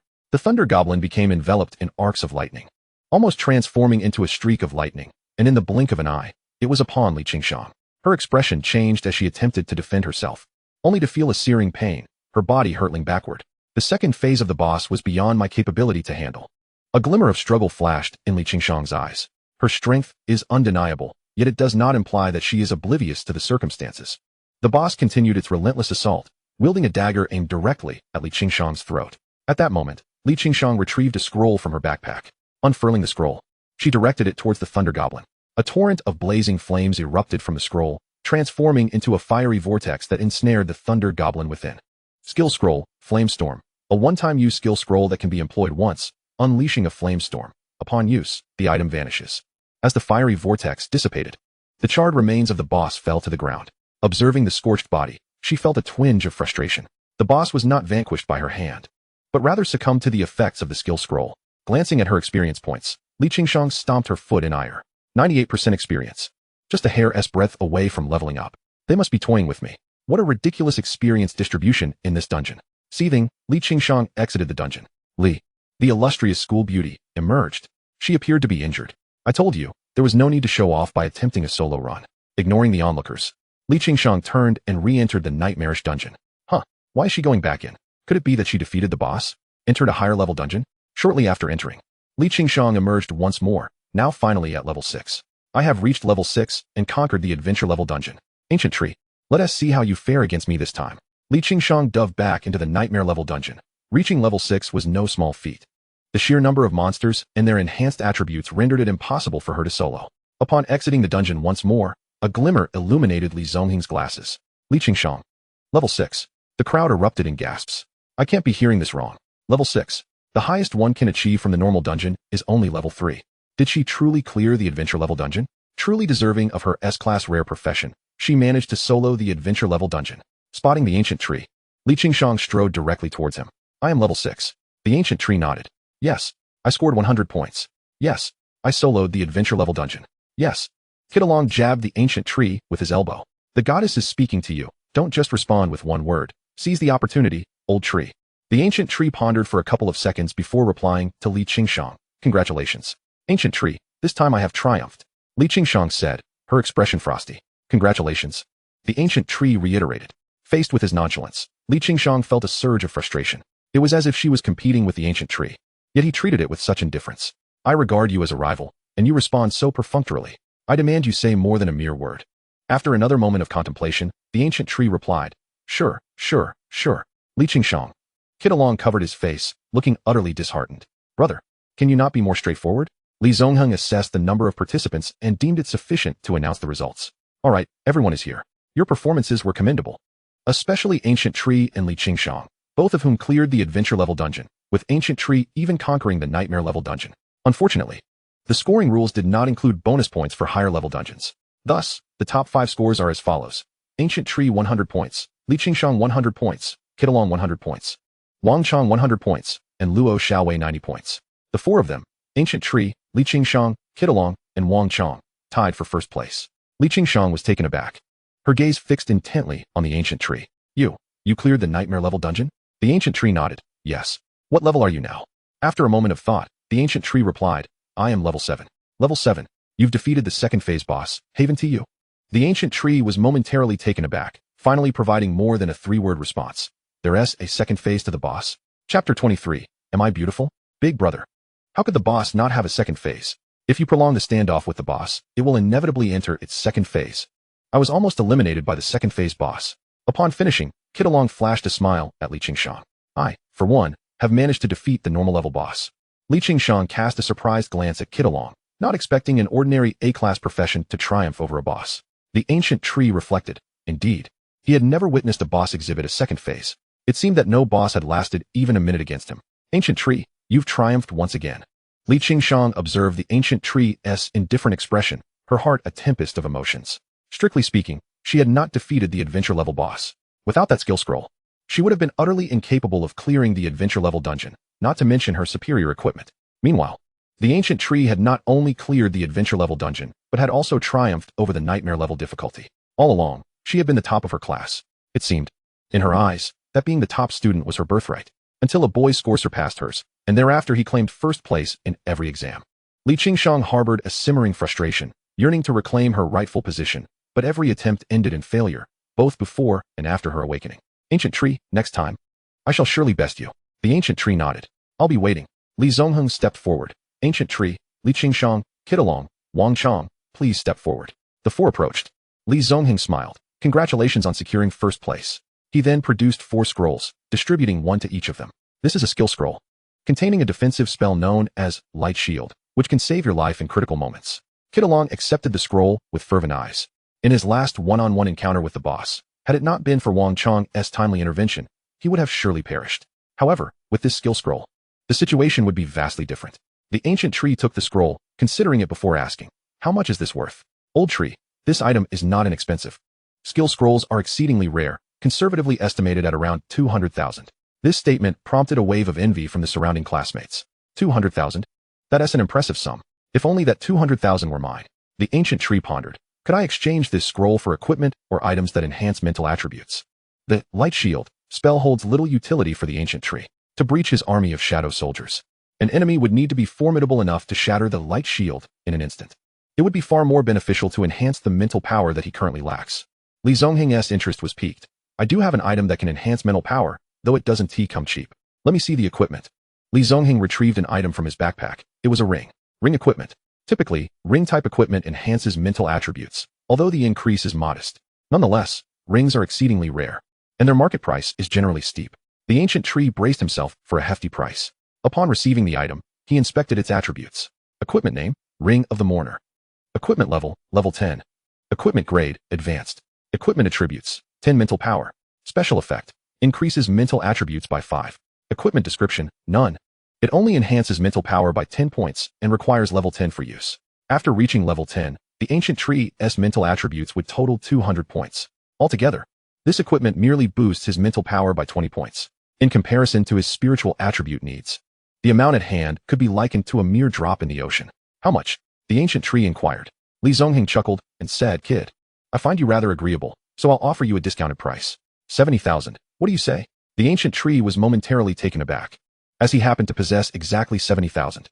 50,000 from selling the Thunderblade, along with a skill scroll valued at 20,000. He sensed that Li Zongheng was intentionally coaxing him into parting with all his gains. 70,000 for a mere 20 points of attribute enhancement. Just as the ancient tree hesitated, a melodious voice rang in his ears. "Buy it." He cast a surprised glance at Li Qingshang beside him. "Trust me," she stated earnestly. "All right, I'll buy it." From a long-term perspective, considering the increase in his spiritual attributes with each level gained, this 5-point enhancement was indeed a worthwhile investment. Li Zongheng laughed. "Deal. Kid, you've struck gold this time." He handed over the skill scroll to Li Zongheng and transferred the 50,000, thus acquiring the Ring of the Mourner. After Li Zongheng departed, the ancient tree looked at Li Qingshang with a puzzled expression. "What are you staring at? Do you think I'm pretty?" Li Qingshang retorted with irritation. "You are indeed pretty," the ancient tree replied honestly. For it was well known that Li Qingshang was the belle of the school. Previously, there was no recognized beauty at Hashan No. 1 Middle School, but since Li Qingshang's enrollment, she had assumed that title. This unexpected compliment left Li Qingshang momentarily speechless. Goodness, this straightforward guy actually praises someone. The ancient tree felt a peculiar quickening of her heartbeat. "Why did you remind me?" he asked, perplexed. Li Qingshang composed herself. "Do you know why ring equipment is generally so expensive?" "Due to scarcity," he replied, shaking his head, as he truly did not know. Humans have 10 fingers. A single ring may not add much in terms of attributes, but what about 10 rings? The scarcity of ring equipment arises from the immense demand players have for them, which surpasses that for other equipment by a factor of 10. Furthermore, this ring you've purchased has a market value of 120,000. Even if you don't use it, selling it would not incur any losses. After absorbing Li Qingshang's explanation, the ancient tree grasped the inherent scarcity of ring equipment. If he were to possess 10 rings of the Mourner, the potential for a 50-point spiritual enhancement would be tremendous. "Ancient tree, do you currently have a pressing need for spiritual attributes?" Li Qingshang queried, her brow furrowing in curiosity. "Yes," he nodded in affirmation. "Are you aware that within the dungeons overseen by Jinghai University, there exists one that offers items capable of directly augmenting base attributes?" The prospect of enhancing base attributes ignited a spark in the ancient tree's eyes. The enhancement of a player's attributes hinges predominantly on their base attributes. Many equipment attribute boosts are contingent upon these foundational stats. If he could truly augment his base attributes, gaining admission to Jinghai University would be paramount. Otherwise, do you think Jinghai University is universally acknowledged as the premier institution? Li Qingshang remarked. "What do you wish to convey to me?" the ancient tree inquired. "I'm more than willing to share," Li Qingshang declared proudly, lifting her chin. "Thank you." The disparity in social strata often dictates the flow of information. And having learned from Li Qingshang what he previously did not know, his gratitude was sincere. Once the dungeon concluded, the group from Hashan No. 1 Middle School boarded the bus heading back to school. As the bus rolled onward, the ancient tree glanced back and noticed 3 individuals were missing. He understood that they had most likely perished within the dungeon. Indeed, descending into a dungeon proved to be a perilous endeavor. The ancient tree reflected on his haul, a faint smile gracing his lips, for the rewards were indeed substantial. At that moment, a student raised his hand. "Principal, aren't the top 5 supposed to receive rewards?" Luo Jia hasn't yet claimed hers. The crowd instinctively turned to the silent Luo Xiaowei. The principal chuckled. Of course, Luo Xiaowei will receive a reward. After a brief pause, he continued. The reward is that all top 5 students will be granted an entry into a province-level dungeon. A province-level dungeon? The prospect of embarking on another dungeon adventure was fortuitous for the ancient tree. You 4, inform your families. We will head to the provincial capital tomorrow. Arrive at school early. Chapter 24. Large public dungeon. The following day, the ancient tree arrived at school, hopeful that the upcoming dungeon would feature a sufficient number of monsters. For him, the primary constraint on his leveling speed was not the difficulty of the dungeon or the level of the monsters, but rather the scarcity of creatures to farm for experience. Upon entering the principal's office, he discovered that the other 3 had already arrived, with only Li Qingshang absent. She had her own car service and did not need to squeeze in with the rest of them. You finally made it. I've been waiting for you, Wang Chong said, presenting a necklace to the ancient tree. The ancient tree accepted the necklace and examined its attributes. Equipment name, Spiritual Recovery Necklace. Equipment level, 10. Equipment grade, Advanced. Equipment attributes, 200 points of spirit. Equipment effect, regenerates 1 spirit per minute. Equipment description, none. Upon seeing the attributes, the ancient tree's eye sparkled. It could actually increase his spirit by 200 points. His current base spirit attribute was only 140 points. The value of this single piece of equipment far surpassed that of the Goblin Armored Gauntlet, which merely added 100 points, primarily enhancing physical strength. Regrettably, the effect of the equipment was rather lackluster, providing minimal enhancement to the ancient tree who possessed Netherworld domain. This is quite impressive. Are you truly willing to part with it? The ancient tree inquired. Absolutely, Wang Chong affirmed. My dad insists I acquire that piece of equipment from you. All right. The ancient tree tossed the Goblin Armored Gauntlet to Wang Chong and stored the necklace in his system backpack. He was currently at level 7 and would soon reach level 10 to don this new equipment. Old Wang, you have quite the father, Qi Delong remarked enviously. Of course. I'm my dad's only son, Wang Chong replied proudly, unable to suppress his grin upon obtaining the gauntlet. Unbeknownst to him, Wang Tong had traded him an item of greater value than the gauntlet to ease relations with the ancient tree. After the principal completed a batch of paperwork, he retrieved the car keys and smiled. Now that everyone is here, let us go. I'll personally escort you. Exiting the principal's office, they followed him to a sleek black sedan. Find your seats, he instructed. The group simultaneously eyed the front passenger seat. Qi Delong dashed over, opened the door, and settled in. What are you all looking at? He exclaimed, promptly locking the door behind him. The ancient tree felt a tinge of helplessness. He had a mild case of germophobia and preferred not to be crammed together with others. Reluctantly, he opted for a seat in the back. As he reached for the door, he found his hand resting upon a smooth, fair-skinned hand. His thumb instinctively brushed against it. So soft and delicate. He turned to regard the owner of the hand. Short hair, slightly cool demeanor, with a face that was both spirited and attractive. Let go, Luo Xiaowei said tersely. She glanced at the large hand covering her smaller one, a slight frown creasing her brow. The ancient tree promptly released her hand. Luo Xiaowei opened the door, only to find Wang Chong already occupying the window seat in the back. She frowned slightly and instructed the ancient tree, you go in first. Ultimately, the ancient tree found himself seated in the middle. It was summer, and he donned a t-shirt and loose shorts, while Luo Xiaowei wore a t-shirt with capris, exposing her arms and legs. The car's movement inevitably resulted in some jostling, causing their arms and legs to occasionally brush against one another. Luo Xiaowei could feel the contact on her skin and shot the ancient tree a fierce glare, only to discover that he too was frowning, as if enduring some discomfort. What was his meaning? Was he displeased with her proximity despite taking advantage of her? You shift over that way, Luo Xiaowei instructed, and you scoot over. The ancient tree countered. He had a peculiar aversion to skin contact, regardless of whether it was with males or females. Having spoken, he turned to Wang Chong and said, and you move aside. Luo Xiaowei remained silent. After several hours of travel, they finally arrived at the provincial capital. The vehicle halted in front of a hotel, where the principal announced, I have reserved rooms for all of you. The dungeon will commence tomorrow, and you are free to explore during this time. In the evening, I would like you all to come to my room, as there are certain matters regarding this particular dungeon that I must discuss with you. After disembarking, Luo Xiaowei shot a fierce glare at Gushu before striding into the hotel. Qi Delong inquired, Old tree, why are you walking so fast? To take a shower. Gushu replied without looking back as he entered the hotel. Being somewhat fastidious, he felt an urgent need to cleanse himself after the long journey. Just as Qi Delong was about to pursue him, he was halted by Wang Chong. Are we still teaming up for this dungeon? Qi Delong replied, no. This time I will team up with Old Tree. With that, he dashed into the hotel. Wang Chong watched Qi Delong's retreating figure, a pang of pain striking his heart. So love can fade away, can it? Meanwhile, in another room, the key to the abyss had been delivered. As long as the tomb of the Mad King was located, the abyss could be opened. It was rumored that this time there would be 2 S-rank players and 1 dual class. The wretched Dragon Country. Why had such prodigies not been born in our cherry blossom country? Upon opening the abyss, the monsters within the dungeon would be endless. Let the talents of the dragon country be submerged in the tide of abyssal creatures. Haha. I can hardly wait to witness the S-rank and dual class being obliterated by the abyssal monsters, and the regretful expressions on the faces of the dragon country people. In the evening, the group assembled in the principal's room. The principal withdrew a document from his briefcase. This dungeon is rather special. It is a public dungeon. Gushu was taken aback. In ordinary dungeons, whether in teams or solo, each player entered an independent space with no connection to one another. However, in a public dungeon, different players entered the same space at any time. This public dungeon, known as the Wilderness Dungeon, was vast and divided into various regions, each with monsters of differing levels. The monsters within the dungeon would respawn every day, allowing for unlimited farming within 3 days. This was excellent news for Gushu. The dungeon contained a massive number of monsters that would automatically refresh, enabling him to level up beyond level 10. He had previously discovered that his rate of leveling was not constrained by the difficulty of the dungeon or the monster levels, but rather by the insufficient number of monsters to provide experience. Not only would their school be participating, but also the top 5 students from renowned schools across the province. Thus, the dangers in the dungeon would stem not only from the monsters, but also from other players. Therefore, this time, you must form a team of 5. Chi DeLong was exhilarated. Old tree, I'm going to cling tightly to your leg this time. The principal seemed to recall something and added, by the way, if you are fortunate, you may acquire the talent upgrade crystal in this dungeon. Gushu's eyes lit up. The talent upgrade crystal, as the name suggests, could enhance talents.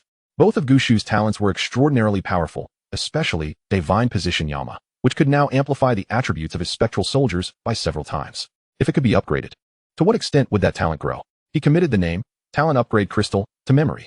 Chapter 25, Player Conflicts and Turmoil. Upon returning to his room, Gushu found himself in possession of a map detailing the distribution of monsters across the various regions of the Wilderness Dungeon. The dungeon's area was larger than that of a city district, featuring monsters up to level 20, with unlimited farming potential. 3 days' time would surely suffice to reach level 10.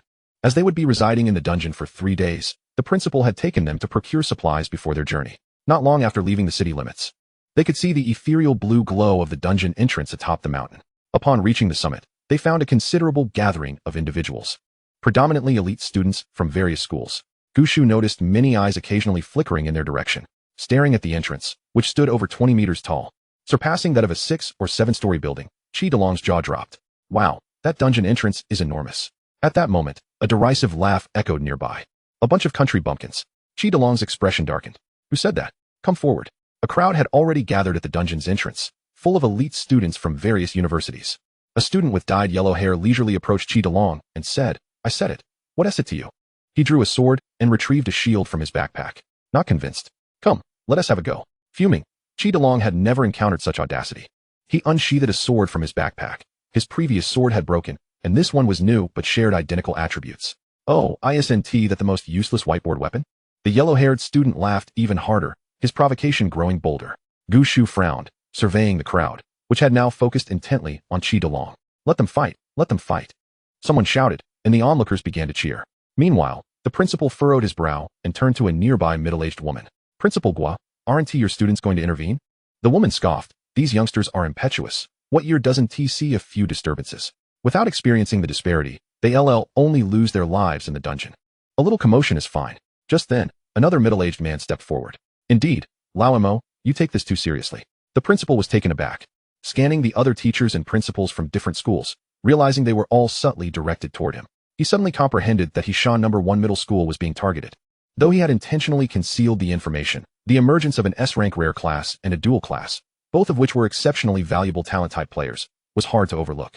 The principal's expression darkened. If they were merely targeted outside the dungeon, it would be manageable, but if they continued to be targeted within the dungeon, it could be fatal. On the other side, Chi DeLong, provoked to anger, felt a fire ignite within him. Let us settle this. I'm going to teach you a lesson today, yellow hair. With that, Chi DeLong swung his sword at the yellow-haired student. The latter smiled and raised his shield, pushing forward with force. Witnessing this, Gushu furrowed his brow. A sword and shield class would possess skills for parrying. At the very least, it was an A-rank class, possibly higher. The quality of his sword and shield was also notably high, while Chi DeLong's equipment was merely ordinary whiteboard gear, putting him at a disadvantage. Indeed, as Gushu suspected, Chi DeLong's sword was deflected, and he was pushed back a considerable distance. Seizing the opportunity, the yellow-haired student attempted to stab Chi DeLong in the chest. Caught off guard, Chi DeLong jolted in shock. This yellow-haired kid was intent on killing him. Just then, he felt a hand steadying him from behind. The sword aimed at him was caught by another hand, preventing any further advance. Chi Delong turned to see it was Gushu's spectral soldier. Old tree, this kid is serious. Gushu stepped in front of Chi Delong. I noticed. An undead summon? What incredible speed. The middle-aged female principal observed Gushu's figure, her eyes flickering. Did you all see his summoning action? I didn't see any summoning motion at all. The summon appeared so suddenly. Others also expressed surprise at Gushu's abrupt intervention. Those present were either elite students from various schools, or the stronger teachers, or principals leading them. The blonde-haired youth attempted to retract his longsword, only to discover that the other end seemed firmly locked in place, refusing to budge. Get the hell away from me, he shouted. Apologize, came the indifferent response from the ancient tree. The youth erupted in a torrent of curses. You want me to apologize? Do you believe I won't cleave you in two? He raised his shield, bracing it against the ominous specter before him. An immortal summoner? Killing you would be a service to humanity. Suddenly, a tremendous force surged through the shield, propelling the youth backwards with startling ferocity. Dazed on the ground, he struggled to comprehend how the specter had struck. In that instant, everyone fell into stunned silence.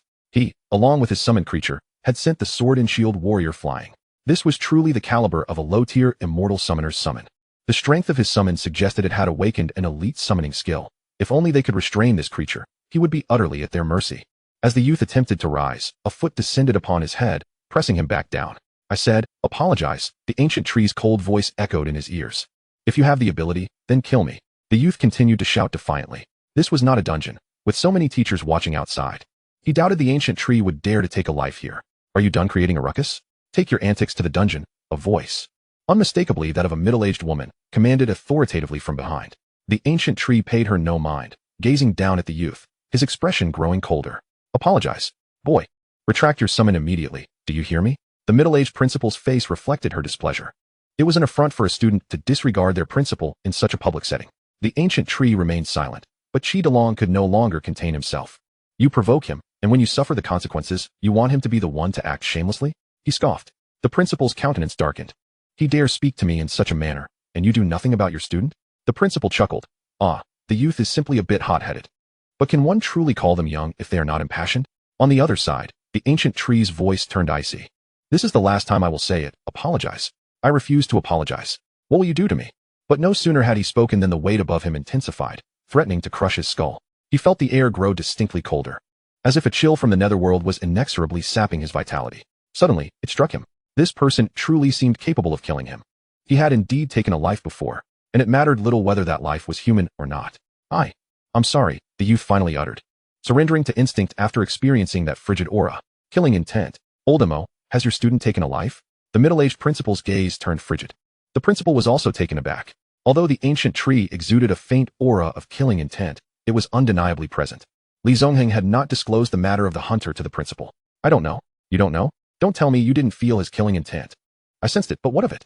Players, how many are without blood on their hands? Chapter 26. Can the dungeon be live-streamed? Half an hour later, Li Qingshang arrived. Approaching the ancient tree, she exclaimed, I didn't expect to team up with you. This time, let's see who can slay more monsters. Her eyes seemed to blaze with fighting spirit. The ancient tree nodded, refraining from further comment, not wishing to dampen her enthusiasm. Did something happen earlier? Li Qingshang noted that the other players were casting glances towards the ancient tree, their expressions imbued with intrigue, apprehension, and some even resembling that of a predator eyeing its prey. Nothing much, Chi Delong interjected. Some fool tried to provoke a fight and got taught a lesson by old tree. But I must say, Wang Chong added, your summon is rather formidable. That sword and shield warrior was utterly powerless against it. Upon hearing Wang Chong's words, Li Qingshang cast a deep glance at the ancient tree, taken aback by the strength of his summon. What level of power did the ancient tree truly possess? They would soon discover when they entered the dungeon. On the mountaintop, there were approximately 200 students, all elite players hailing from various regions of Qixing. Everyone, line up to enter the dungeon. The elite players from different schools began to enter the dungeon in succession. Let's go, into the dungeon. Wait a moment, they were halted as they were about to enter. Turning to see Li Zongheng, who had appeared unexpectedly, he produced a mobile phone. This time, you have additional tasks while in the dungeon. The ancient tree was taken aback. You are responsible for a live stream. Live stream? The group exclaimed in unison, astonished.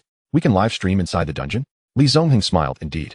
Once you enter, you will find that there is signal available in this dungeon. An internal network and signal boosters have been established, allowing players to communicate with each other and even connect with the outside world. To expose the true dangers and skills of players to the public, the authorities plan to initiate a live broadcast. This first live stream is intended as a pilot program. Of course, if you prefer to keep your true abilities hidden, you may opt out. Wang Chong did not hesitate, taking the phone. All right, leave it to us. The ancient tree furrowed his brow, but did not refuse. As they prepared to enter the dungeon, they felt numerous gazes assessing them. Hee, an immortal summoner. I wonder how he compares to my beast summoner. A burly man with beast tattoos on his face glared at the ancient tree's retreating figure. Damn it. Once we enter the dungeon, I will ensure his demise. The blonde-haired youth glowered with malice. An immortal summoner, such a filthy and vile profession. May the holy light purify you. As the announcement echoed, players have entered the dungeon, wilderness dungeon. As the light returned, they found themselves in a vast expanse of wilderness. Weeds, trees, grasslands, and yellow mountains formed an ecosystem devoid of civilization. Where shall we head to hunt monsters next? Wang Chong inquired. Luo Xiaowei examined the map, reviewing the monster information across various regions. Our levels are 7, 6, 5, 4, and 3, with the ancient tree and Li Qingshang having higher class limits. As long as the monster levels do not exceed 10, we should remain safe. The nearest area is the mountain ghost forest, averaging level 15, which far exceeds our current capabilities. I suggest we first head to the more distant berserk rabbit den for leveling. Once cold and reticent, Luo Xiaowei now spoke with fervor. B-class profession, battlefield analyst. This was Luo Xiaowei's vocation. While relatively weaker in combat and support compared to other professions, if commanding a large army, the potential of a general would dramatically increase. In large-scale battles, the capabilities of a battlefield analyst could even surpass those of S-class professions, making it a vocation born for the battleground. What do you think, ancient tree? Li Qingshang asked, turning to him. The ancient tree glanced at the map and casually put it away. It's unnecessary. Huh. Luo Xiaowei frowned. As a specialist in situational analysis, even if you are dual-classed and capable of handling monsters above level 10, this is a public dungeon. While hunting, you must also be mindful of other players' movements. Summon Spectres was activated. All 70 specters stored within the summoning space emerged, resembling a disciplined military force, brimming with formidable presence and fully prepared for action. Luo Xiaowei gazed at the 70 poised soldiers, her mind suddenly drained of the multitude of words she had intended to say, leaving her speechless. Those who had witnessed the number of soldiers summoned by the ancient tree often assumed them to be mere ordinary summoned entities. Conversely, those who had comprehended the genuine prowess of the soldiers believed them to be elite summons, limited in quantity. Yet, only a scant few had truly beheld both the formidable strength and vast numbers of the soldiers. Old tree, your summoning capabilities have evidently increased. Qi Delong exclaimed. His mouth agape. This time, it's all on you. He naturally positioned himself behind the ancient tree. Holy moly, so many skeletal soldiers. Wang Chong's eyes widened in astonishment. However, as soon as he uttered these words, all the soldiers halted in unison, turning their gaze toward Wang Chong. In that instant, he was drenched in cold sweat under their scrutiny. Brothers, why are you staring at me like that? He stammered. He is a soldier and does not appreciate being referred to as a skeletal soldier. Qi Delong interjected. Soldiers? Is there a distinction from skeletal soldiers? Wang Chong inquired, puzzled. Luo Xiaowei opened her mouth, her eyes reflecting her shock. She remained silent, fixating intently on the soldiers arranged in formation, lost in thought. With such a multitude, coupled with appropriate leadership, Li Qingshang was equally astonished, though not overly so. As the only one among the 5 who had neither witnessed the strength nor the quantity of the soldiers, she initially thought the numerous summons were merely ordinary entities. You can summon so many at once, she exclaimed. It's perfect for your summons to explore the surrounding environment. I told you, it's unnecessary, the ancient tree replied, pulling out a map and glancing at the nearest area. Let us proceed to the mountain ghost forest. Without waiting for the others to respond, it commanded the soldiers to march toward the mountain ghost forest. Hey, old tree, wait for me. Qi Delong called out, hastening to keep up. The mountain ghost forest? Li Qingshang paused, glancing at the map, her expression suddenly shifting. What on earth is he planning? Is he attempting to tackle a level 15 area? Then let us compete to see who can clear more monsters faster. Upon arriving at the mountain ghost forest, the ancient tree directly commanded the soldiers to venture into the woods. I say, old tree, aren't you going in? The ancient tree shook its head. Not necessary. Are you afraid? Li Qingshang retorted, tilting her head back. It's not fear, merely a lack of necessity. As soon as these words left his lips, Li Qingshang suddenly froze. A barrage of system notifications erupted. Congratulations to the player team for defeating a level 15 mountain ghost. Experience 75. Congratulations to the player team for defeating a level 17 mountain ghost. Experience 85. Congratulations to the player team for defeating a level 15 mountain ghost. Experience 75. Congratulations to the player team for defeating a level 12 mountain ghost. Experience 60. Simultaneously, everyone stood in stunned silence. What is happening? Why have I suddenly gained such a massive amount of experience? Wang Chong exclaimed. This experience is more than what I earned grinding goblins for 3 days straight. With a chime, a radiant glow enveloped Wang Chong. He had leveled up. Wait, I leveled up this simply? What on earth is going on? Chi Delong's expression mirrored his disbelief. I have no idea. We didn't do anything at all. How could we suddenly acquire such a substantial amount of experience? Old tree, aren't your soldiers in the forest? Did they do something? Li Qingshang scrutinized the ancient tree, attempting to discern his expression, but it remained inscrutable. The ancient tree's soldiers had only just entered the instance, and she had already gained a significant amount of experience. It was evident that the ancient tree must have been involved. What did you do? The ancient tree shrugged. I did nothing. Before he could elaborate, Li Qingshang dashed into the forest, following the direction the soldiers had taken. Faintly, she seemed to hear the sounds of battle in the distance. A bright light awaited her ahead. The sound of blades clashing echoed, as if countless swords were tearing through flesh. Li Qingshang halted, taking a deep breath. She had always believed her gap with the ancient tree was not vast, but upon witnessing the scene before her, she comprehended that the disparity was immense.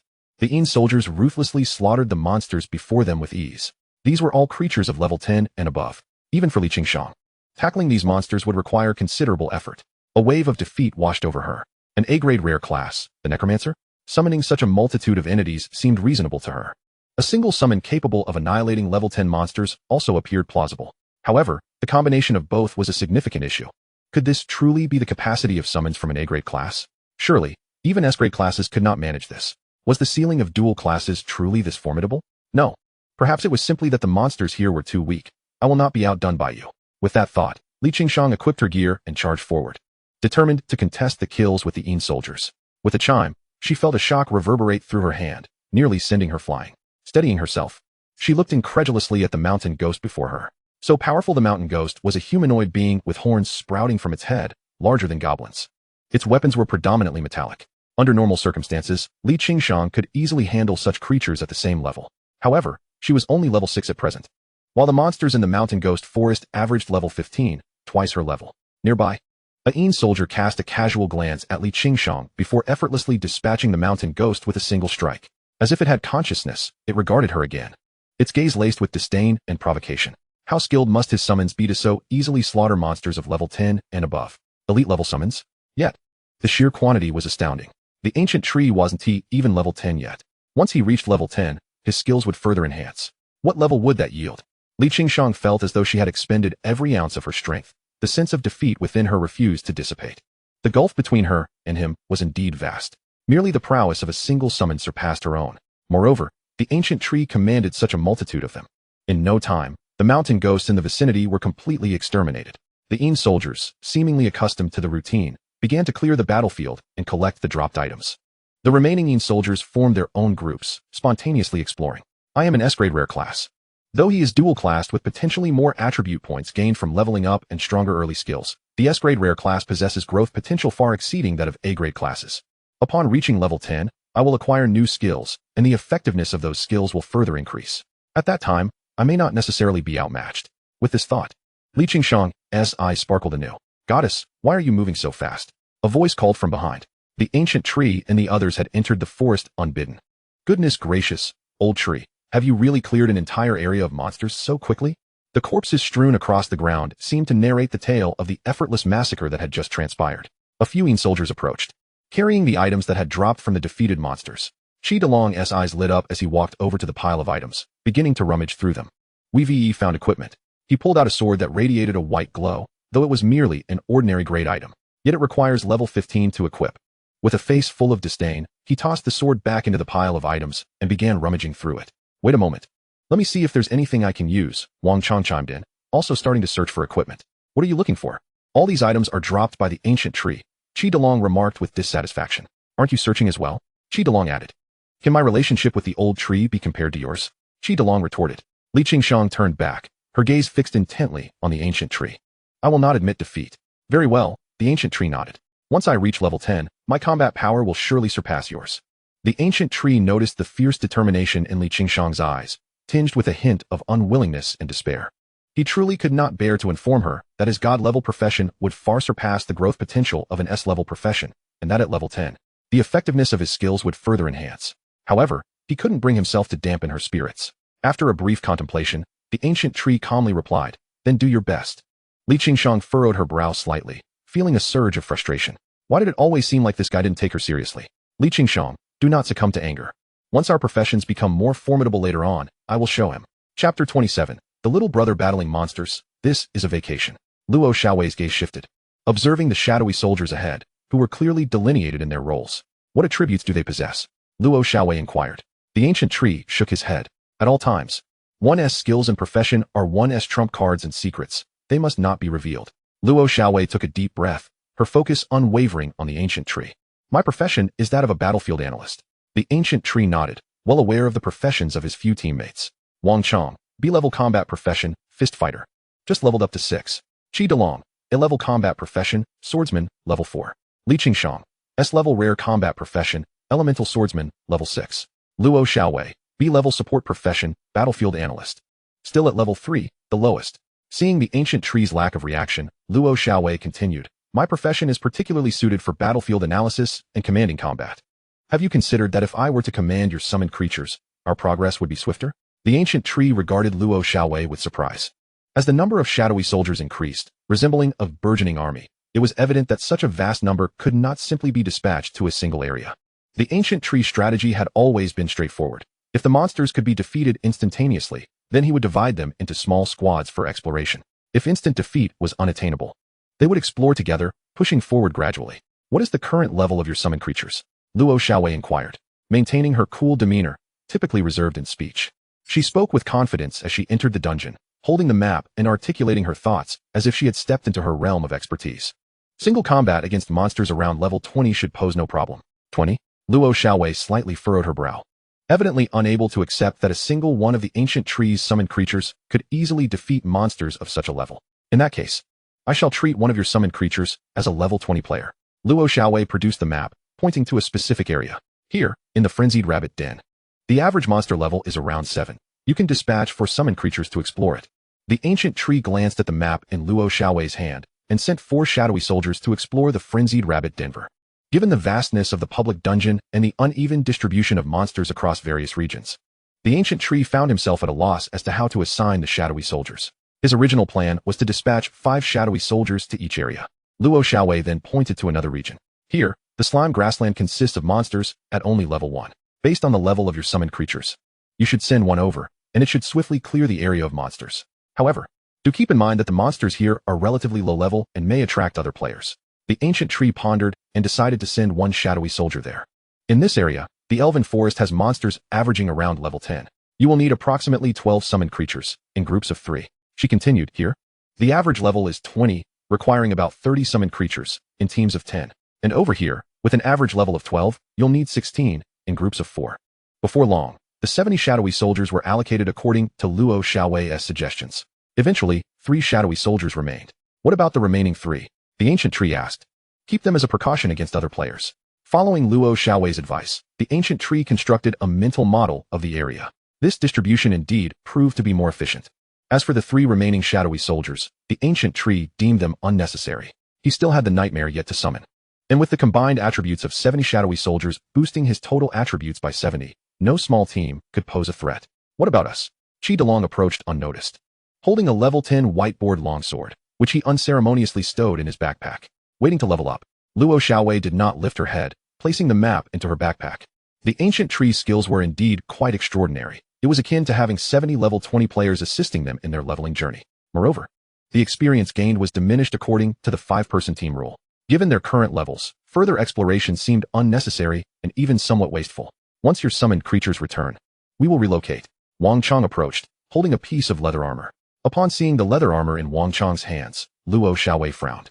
Since the ancient tree is leading us in leveling up, I suggest we refrain from taking anything obtained within the dungeon. These belong to the ancient tree. Wang Chong, originally intending to stow the leather armor, hesitated upon hearing Luo Xiaowei's words. All right, fine. Wang Chong placed the armor at the ancient tree's feet. Given the ancient tree's current monster clearing speed, they were already reaping substantial benefits. Even if the ancient tree chose not to form a team, he alone could clear numerous areas. To benefit from the ancient tree's experience while also taking his equipment felt rather greedy. While Qi Delong was a friend of the ancient tree, Wang Chong was not. The ancient tree pondered for a moment before saying, the attributes of your necklace are quite high. If you exchange the arm guard for the necklace, I will have gained a considerable advantage. You may take this piece of leather armor, but any subsequent drops will be off limits to you. Wang Chong's eyes widened, and he immediately grinned. That's fantastic. From now on, you are my buddy. Qi Delong, overhearing Wang Chong's declaration, nearly burst into laughter. You want to be buddies with the ancient tree? He likely has no desire to be your friend. The ancient tree seemed to maintain a certain wariness towards everything in this world, be it person or object, adopting an air of superiority. Having spent years with the ancient tree, Chi DeLong had gradually grown closer through persistent efforts.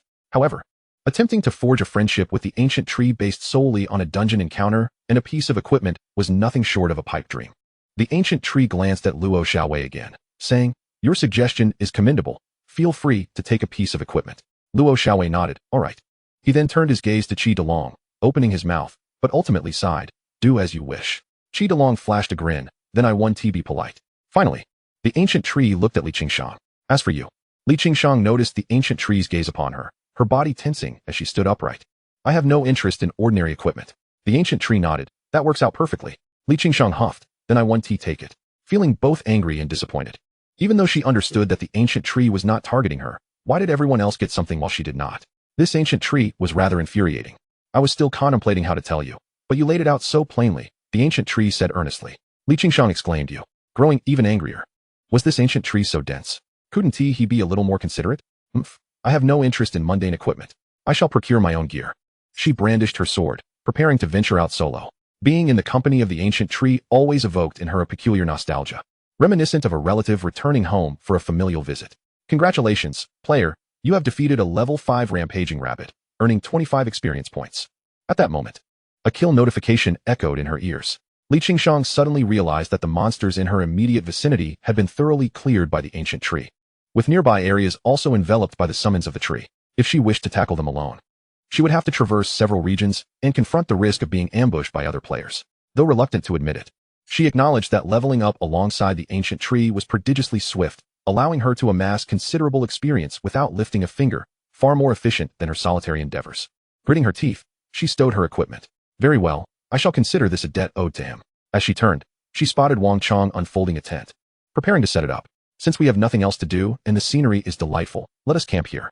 Lao Chi, lend a hand. Witnessing this scene, Li Qingshang felt a sense of disarray. Was this truly a high-stakes dungeon? It felt more like a vacation retreat. Chi DeLong's eyes sparkled as he hurried over to assist. Before long, the tent was erected. It was only then that Wang Chong remembered the phone Li Zongheng had given him for live streaming when they entered the dungeon. "I almost forgot. We have a live stream to conduct." With that, he activated the phone for broadcasting. A flurry of comments cascaded across the screen. Comment: "Wasn't there supposed to be an official dungeon live stream today?" Comment: "Here we go, the live stream has begun." Comment: "Finally, we get to see what a real dungeon looks like." Outside the dungeon, several teachers and the principal lounged on sun chairs, lethargically scrolling through their phones. The principal held a document containing the profiles of students from various schools. Li Jieqi, A-grade rare combat profession, Beast Summoner, level 4. Meng Qi, A-grade profession, Duelist, level 4. Guan Mingyu, A-grade rare profession, Holy Knight, level 3. Yang Feng, S-grade profession, Thunder Mage, level 5. An S-grade profession at level 5. What a surprise. The principal furrowed his brow upon reviewing this information. At that moment, a somewhat teasing voice chimed in. "I heard that your Hishan no. One high school not only produced an S-grade rare profession, but also a dual profession student." The principal nodded slightly. "Oh no, that's just a rumor. However, I have heard that your school has a rare A-grade profession. I trust your school will achieve commendable results in this dungeon." The principal chuckled amiably. A nearby teacher remarked, "Our city has produced only one A-grade beast summoner. He is our hope." A hint of pride colored his smile. While the upper echelons of S-grade and dual profession characters are indeed formidable, the beast summoner can summon elite-level minions early on, which, when combined with teammates, should yield favorable results. Meanwhile, a few elderly gentlemen in uniforms clustered around a device, intently watching the screen. The principal recognized a familiar figure and approached. "Oldly, what are you up to?" Li Zongheng glanced up, saw it was the principal, and resumed his focus on the screen. Watching the live stream. A live stream? The principal was taken aback. Li Zongheng explained, "The higher-ups decided to use this dungeon as a pilot project for live streaming." He fiddled with the equipment. "Strange, why hasn't the stream started yet?" Live streaming the dungeon? The principal recalled that Li Zongheng had mentioned the intention to broadcast the dungeon's intensity for the citizens to witness. The dangers players faced within the dungeon included not only the monsters, but also rival players. Presenting the dungeon's perilous nature to the public was indeed a commendable idea. After a moment's contemplation, the principal inquired, "So, are you streaming a specific team or the entire dungeon?" Li Zongheng shot him a glance. Given the vastness of the dungeon, it is only logical to select a particular team to broadcast. The principal's interest peaked as he pulled out his phone. "Oh, which school's team are you showcasing?" "Of course, it's your school." The principal's phone nearly slipped from his grasp as he suddenly raised his head to stare at Li Zongheng. Our school? You mean you are streaming the ancient tree and Li Qingshang? Li Zongheng nodded. Indeed.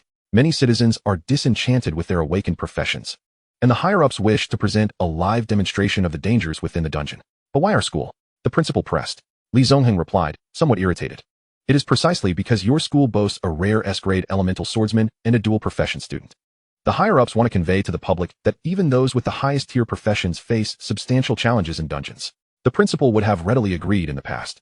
Even an S-grade profession would struggle against a multitude of dungeon monsters in the early stages. However, considering the unpredictable nature of the ancient tree, he hesitated. Oldly, are you certain that with the ancient tree present, they will truly encounter peril in the dungeon? It might backfire. Li Zongheng sighed. What can I do? The higher-ups do not believe that the ancient tree reached level 7 in its first dungeon and cleared a nightmare-level dungeon. It is simply too extraordinary. They view your school as a top candidate for the broadcast, even if the lower-tier monsters are formidable. After all, this dungeon houses creatures up to level 30. I am merely following orders. The principal and Li Zongheng would have been incredulous had they not witnessed it themselves. It was hard to believe someone could clear a nightmare-level dungeon on their very first attempt. I hope it does not have an adverse effect. Just then, the live stream finally came to life. We're connected, exclaimed a nearby technician, rushing toward the dungeon entrance. Haha, we've succeeded. We can finally stream from within the dungeon. Let us see what they are doing inside. On the live stream, several individuals were pitching a tent amidst a grove, complete with sunshades and lounge chairs. A large face appeared on the screen. Can you see me? Haha, Lao Chi, look. We can really stream from inside the dungeon. Another large face entered the frame, preening narcissistically. And there are comments. Is it really this advanced? Chapter 28. Is the dungeon a vacation? Those near the streaming equipment were left speechless, casting incredulous glances at Li Zongheng, their minds echoing with disbelief at his choice of characters. Li Zongheng, equally exasperated, felt that these individuals were not his selection, but rather the decision of the higher-ups. Upon learning that Hishan No. 1 High School's team had been chosen, he sensed a foreboding omen. He feared that the inaugural live stream of a dungeon would inevitably end in failure. What were these people thinking? In a perilous dungeon, they had the audacity to engage in self-indulgence. Wait a minute, look. They set up the tent so early. Why do they seem like they are on vacation? At that moment, the live stream captured Wang Chong pulling out a barbecue rack along with an assortment of grilling supplies. Lao Chi, help me marinate the meat. We're having a barbecue soon. The crowd was left in utter disbelief. Are they really on vacation? What is happening? They are in a dungeon, yet they're contemplating a barbecue? Have they decided to retreat, planning to wait out the 3 days? That seemed plausible, given the complexity of the dungeon's challenges. One misstep could lead them into high-level territories. Li Lao, if they keep hiding in one area without venturing out, what will become of the tasks assigned by above? Someone inquired of Li Zongheng. Li Zongheng replied, what can be done? What can I do?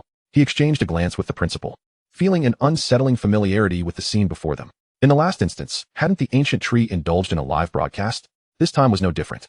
The ancient tree had scattered its summons, leveling up while they indulged in feasting and merriment over the past 3 days. He glanced at the screen, noting the barrage of comments multiplying. Comments. So this is what a game dungeon looks like. The scenery appears delightful. Comments. Isn't it said that dungeons are perilous? Why do they seem to be having fun? Comments. This is unfair. They are enjoying themselves in the dungeon while raking in a fortune. Comments. Indeed. Meanwhile, those of us who awaken to lower-tier professions are struggling to survive, only to be mocked by higher-level players. As someone sensed the situation was amiss, they sent a comment. Comments. This is a public dungeon, far more dangerous than an ordinary one. They must have given up on exploring and chosen to lounge about. Li Zongheng's lips twitched as he picked up the phone and dialed a number. Inside the dungeon, Wang Chong noticed his phone ringing and answered the call. It was quite remarkable that one could make phone calls within the dungeon. Hello, who is this? Upon answering, Li Zongheng's cold voice resonated, seemingly suppressing a simmering rage. What is going on? Why aren't you leveling up? This is a public dungeon, not your camping ground. The audience must witness the hardships and dangers within the dungeon. Get back to leveling up. Do not linger in one spot. After being berated, Wang Chong scratched his head, momentarily at a loss for words. He glanced at the ancient tree and said, that old man instructed us to live stream while battling monsters. On the other end, Li Zongheng's expression darkened. Old man. Very well, the son of the vice president of the AOC guild, noted. The ancient tree reclined on a sun lounger, casting a glance at Wang Chong's phone. Understood. He waved his hand, and one of the shadow soldiers took the phone, sprinting into the distance. Chi Dalong, puzzled, asked, Old tree, what are you doing? The ancient tree replied indifferently, sending a shadow soldier to film the shadow soldiers battling monsters. With 3 other shadow soldiers patrolling nearby, dispatching one does not waste combat power. Meanwhile, Li Zongheng and the principal observed the screen as the scenery shifted, moving through the trees. What are they up to? Why is it so shaky? Who is holding the camera? Li Zongheng and the principal exchanged glances, knowing without a doubt that it was one of the ancient tree's summons wielding the phone. So, Instead of battling monsters themselves, they are live streaming their summons at work, is it? But how will this showcase the dangers and difficulties of the dungeon? The task assigned from above was, in essence, a response to public discontent. In this world, the majority of individuals are engaged in life professions. This was, in principle, a positive development, as awakening to a life profession alleviated concerns of danger, providing a means of sustenance for their lives. Even if one did not favor their current profession, learning could lead to the choice of another. However, combat professions are often far more coveted, holding higher social status, thus leaving many who have awakened to neither combat nor support professions feeling deeply resentful. Countless individuals who did not achieve their desired profession lamented their fate and even sought revenge against society. This sentiment birthed a criminal organization known as the Hunter Guild, which targets newly awakened high-tier professionals, committing numerous serious crimes, predominantly consisting of individuals from lower-tier or life professions. Li Zongheng helplessly covered his face. He understood that the task assigned from above had already failed. From the moment the team from Hashan was selected as the live-streaming target, it was doomed to failure. If it had been anyone else, perhaps better results could have been achieved. However, Hashan No. 1 High School had the Ancient Tree, a dual-profession individual. Not to mention, dual-profession players are rarer and more precious than S-tier professions, making them entirely unsuitable for a live-streaming subject. Just the Ancient Tree's summons surpassed the capabilities of an equally leveled player. The crux of the matter was that it could summon dozens at once. How could one compare a single individual to dozens of players? They were engaging in a carefree romp, not a soul-searching exploration. Unfortunately, the superiors were completely unconvinced. They even held him in contempt, as if to say, "Are you jesting with me?" In the live stream, the scene flickered. Soon, figures clad in armor, alongside countless monsters, filled the screen. Many viewers breathed a sigh of relief. Finally, they were live streaming a monster battle. With so many monsters, the players should be on edge. Sigh. I somewhat regret this. Battling monsters is perilous. What if they were to get injured, or even lose their lives? They are still just children. But wait. Why were there no players visible on screen? Those armored figures with glowing blue eyes must be summons, right? As the live stream content unfolded, a flurry of comments poured in.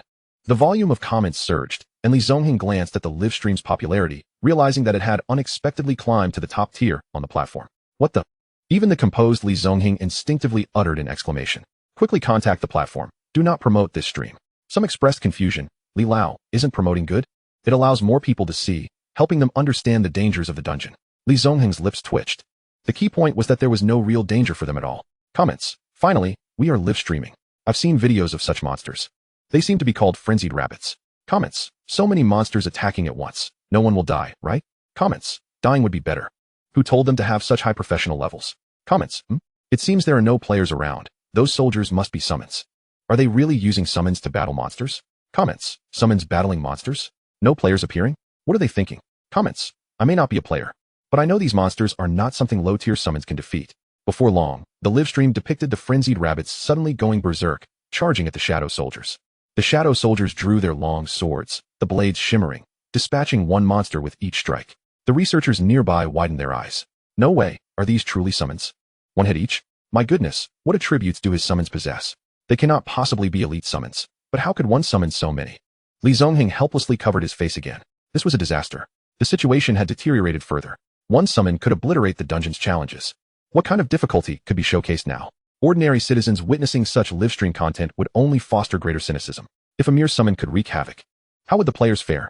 Comments. Wow, these summons are dispatching monsters with one strike. Are they really that weak? Comments. I feel like I can handle this too. Comments. This is unjust. Clearly, the summons in the dungeon are so weak, yet only D-tier professions are allowed entry. Comments. These are summons. You all know that the summons summoned by summoners at the beginning are quite weak. Comments. Now it's clear why this team of players seems to be camping. It is indeed camping. With monsters this weak, the summons can handle it all. The principal observed the unfolding scene and began to comprehend Li Zongheng's predicament. Witnessing the shadow soldiers dispatching monsters with ease still left him somewhat shaken. However, seeing Li Zongheng's expression, he felt reluctant to laugh, fearing it would shorten his lifespan. He patted Li Zongheng on the shoulder, stifling a chuckle. Old Li, take it easy. Although their battles against monsters posed little challenge, it revealed to the public the most authentic aspects within the dungeon. Li Zongheng suddenly lifted his head and exclaimed loudly, "Did I not instruct to remove the heat?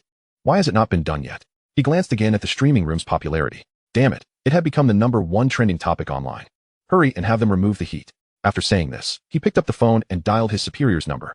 "Hello, director, the live stream's performance is subpar. I request its termination." A voice from the other end, tinged with authority yet laced with discontent, responded, "What are you joking about? This is the first live broadcast of a dungeon. How can we easily pull it down? Li Zongheng nearly cursed into the phone. Clearly, the higher-ups had issued a directive. Yet this superior seemed oblivious to the task's progress. Have you even been watching the stream? On the other end, the voice softened slightly. Why are you shouting? I just finished something. Let me take a look. A prolonged silence ensued. I told you, we cannot broadcast them. Now the public believes that entering a dungeon is a trivial matter. After a moment's pause, the voice continued. No, we must keep it live. What? Are you joking?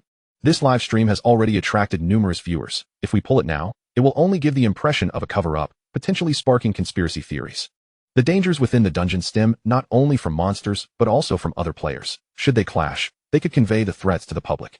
Even if no conflict arises, the live equipment could be handed to others. I refuse to believe they can treat the dungeon as a vacation while others cannot. Li Zongheng pondered for a moment and replied, Fine, but if anything goes awry, I'm not taking responsibility. Presenting the dangers of the dungeon to the general populace is not solely reliant on live streaming. Various video clips of players tackling dungeons abound across major online platforms. However, the issue lies in that for these videos to garner high viewership, they must either be strategy guides or showcase one-sided victories. Even in larger dungeons, where many players team up to vanquish formidable bosses, a sense of exhilarating camaraderie is evoked, inciting admiration. Rarely do videos illustrating the dangers within dungeons exist. After all, players who genuinely encounter crises cannot produce videos. A radiant light flickered upon the ancient tree. Ding! Congratulations, player level has risen to level 8. The ancient tree paused momentarily, finally achieving an upgrade. Everyone present leveled up, with the ancient tree being the last to do so. Given that the ancient tree possessed the highest level, the experience required was colossal. Each level gain necessitated exponentially more experience than the previous one. The nearby monsters were nearly eradicated, with new spawns not expected until tomorrow. Compared to ordinary dungeons, the experience gained from this large dungeon was exceedingly gratifying. The dungeon's expanse was vast, virtually boundless, with a monster population seemingly endless. The ancient tree summoned 5 specters and glanced at Luo Xiaowei. Where to? Luo Xiaowei produced a map and indicated a location. The ancient tree dispatched the recently summoned specters to the area she pointed to. Once the ancient tree's mana was sufficiently restored, he summoned another 5 specters and looked towards Luo Xiaowei. She tapped the map again. The ancient tree nodded, sending out the 5 specters once more. Qi Delong scratched his head and asked Wang Chong in confusion, what are the old tree and Luo Xiaowei communicating about? Wang Chong, flaunting a barbecue skewer, replied, I don't know. But don't you think they share a certain chemistry? Qi Delong cautiously cast a glance at Li Qingshang, shaking his head. Be careful not to let the goddess hear you. She might get jealous. Oh my goddess, what are you doing? Qi Delong gasped, pulling out the skewer lodged in his leg, wincing in pain as he looked towards Li Qingshang. Wang Chong whispered in Qi Delong's ear, lies don't hurt. The truth is the sharp knife. It's all your fault for speaking the truth. Oh no. Goddess, I said nothing.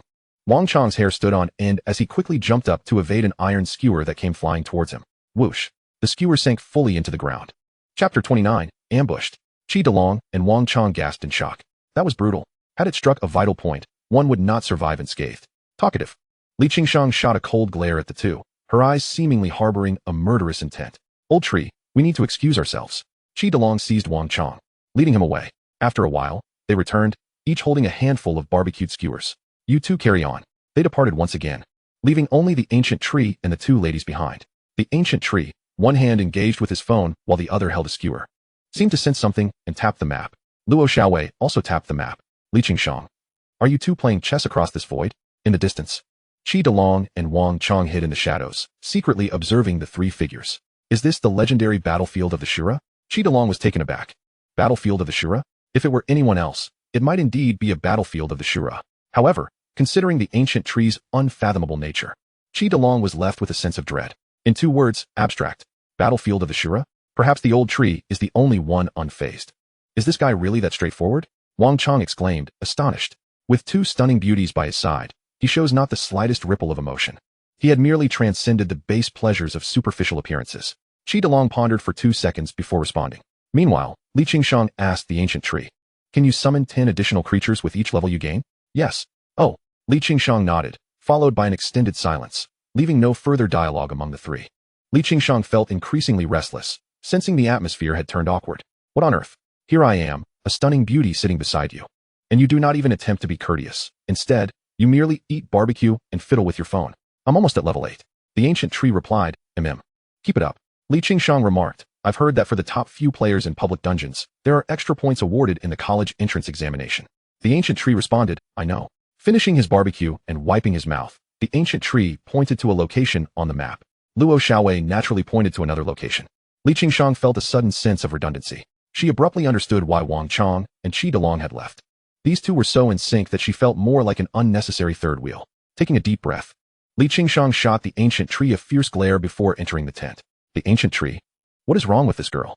Why is she always so inexplicably moody? At that moment, the ancient tree's phone suddenly rang. Glancing at the caller ID, he found it was an unfamiliar number. He hung up the phone. Luo Xiaowei glanced at the ancient tree's phone and said a single word, answer. Soon, the phone rang again. The ancient tree answered the call. Kid, it's me. Why did you hang up? The voice on the other end belonged to Li Zongheng. The ancient tree looked at Luo Xiaowei, his previously calm expression now revealing a hint of surprise. You remember the number? The ancient tree asked. Luo Xiaowei nodded. I happened to see the number that called from another phone. Hello, ancient tree, are you listening? The ancient tree replied, go ahead. Someone will come looking for you shortly. You need to give him your phone. Understood. After hanging up, the ancient tree mused that sending the specters to stream would likely yield unsatisfactory results, and the officials would not be pleased. Certainly. The ancient tree could not comprehend that this was not merely a matter of satisfaction or dissatisfaction. Fundamentally, the direction of the live broadcast was misguided. The ancient tree manipulated the shadowy soldier, holding a smartphone for the live stream to return. At that moment, the ancient tree sensed a particular message conveyed by the shadowy soldier. It appeared that the shadowy soldier had discovered something valuable. In the distance, a group of individuals concealed themselves in the shadows, navigating through the woods alongside the shadowy soldiers. At that moment, one of the shadowy soldiers was carrying a large box. It was the summoning artifact of that young man. What was he holding? A treasure chest. Astonishingly, the summoning artifact had explored a dungeon and even located a treasure chest. They must possess quite a few valuable items. The principal instructed us to target He Mountain No. 1 High School, but this summoner has a relatively high attribute. Should we intercept this treasure chest? Damn it, this summoning artifact is too swift. We can't catch up. Most summoners have relatively weak physical bodies. Let us follow and attack his main body. However, we do not have the numerical advantage. Li Jieqi's team is relatively close to us. If we inform him that the undead summoner is nearby, he would certainly be eager to come. Huang Mao, who had previously clashed outside the dungeon, was also in this team, glancing toward the advancing shadowy soldiers with a sinister gaze. I want him dead. Soon, two shadowy soldiers returned, one in front and one behind. One held a smartphone, while the other bore a large chest. They had actually discovered a treasure chest. Unlike the usual items dropped from monsters, treasure chests have a significantly higher chance of yielding rare items. The ancient tree commanded the shadowy soldiers to bring the treasure chest to him. He took the smartphone, waved his hand, and instructed the two shadowy soldiers to withdraw. What delightful treasures might await inside? Just as he was about to open the chest, an arrow shot towards the ancient tree. The ancient tree paused momentarily, reached out, and grasped the arrow in his hand. Luo Xiaowei's expression changed upon witnessing this. An enemy attack. Inside the tent, Li Qingshang, along with Qi Delong and Wang Chong, who were hiding in the shadows, rushed over upon hearing the alarm of an enemy attack. Old tree, what's happening? Qi Delong drew his great sword, vigilantly scanning the surroundings. The ancient tree looked in a certain direction. Come out. The sound of trees rubbing against each other echoed through the forest. 5 figures emerged from the shadows. Hand over the treasure chest, the leader spoke coldly. Qi Delong tightened his grip on the sword upon seeing Huang Mao's figure. You dead yellow-haired fool, what? Do you wish to reclaim your honor? Huang Mao glared at the ancient tree, his voice icy. How dare you humiliate me in front of so many people? I will see you dead. The ancient tree made no motion, casting a cold glance at the group. Who else is there? Among these 5, there were no archers. Clearly, others were lurking in the shadows. At that moment, a beastly roar rang out from a distance. A black tiger, towering taller than a man, emerged from the underbrush. Another group followed behind the black tiger, led by a heavily tattooed man. Your summoning artifact possesses commendable attributes, Li Jieqi taunted, eyeing the ancient tree provocatively. Boy, where is your summoning artifact? Bring it out, and let us compare. The black tiger let out a fierce roar. Qi Delong and the others encircled the ancient tree. Old tree, what should we do? There are 10 of them. Luo Xiaowei remarked. That tattooed man is named Li Jieqi, an A-level rare profession beast summoner. The ancient tree replied, understood. He set the smartphone aside, and this scene was captured live. Chapter 30, Beast Summoner. Bullet screen. Wow, are they about to fight? Bullet screen. You were so cocky. Now look, you're being besieged. Bullet screen. Let the battle begin. A bunch of weaklings occupying a toilet without pulling the lever. You high-level professions deserve to perish. Bullet screen. I refuse to believe they can truly engage in combat. Outside the dungeon, the officials gathered around the live-streaming equipment inquired, Mr. Li, did the individuals you sought arrive so swiftly? Li Zongheng maintained a solemn expression, observing the figures in the footage. He coldly remarked, the ones I sought are not these people. They have yet to arrive. Huh, then what is this? Conflict in the dungeon, Li Zongheng stated solemnly. In this world, players possess extraordinary strength, and the constraints of ordinary laws are minimal for them. Especially within dungeons, acts of murder and plunder are commonplace. Disputes arising from the pursuit of profit occur frequently. Such incidents often transpire among random teams, which is why players generally prefer to team up with acquaintances. Moreover, public dungeons are rife with conflict, where high-level players oppress lower-level ones. Due to the disconnection between the inside and outside of dungeons, even if murder does occur, no one would be the wiser. He did not anticipate that the inaugural official live stream would witness such an incident.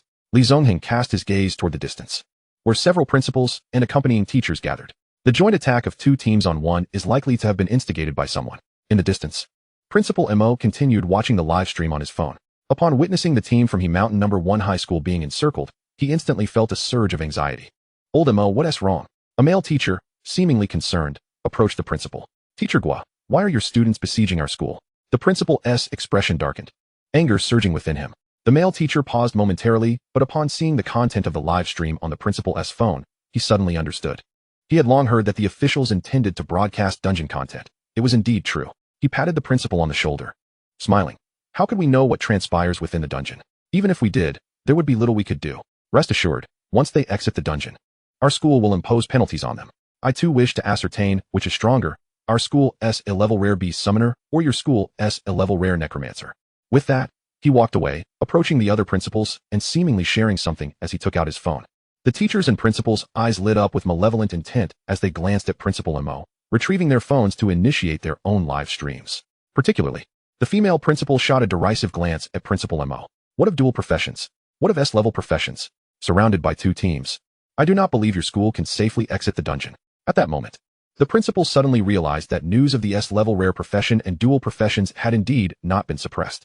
This dungeon, ostensibly a reward for elite students from various regions, providing them an environment to gain substantial experience, was, in truth, a competition, not solely among the students within the dungeon, but also a confrontation among the various schools outside.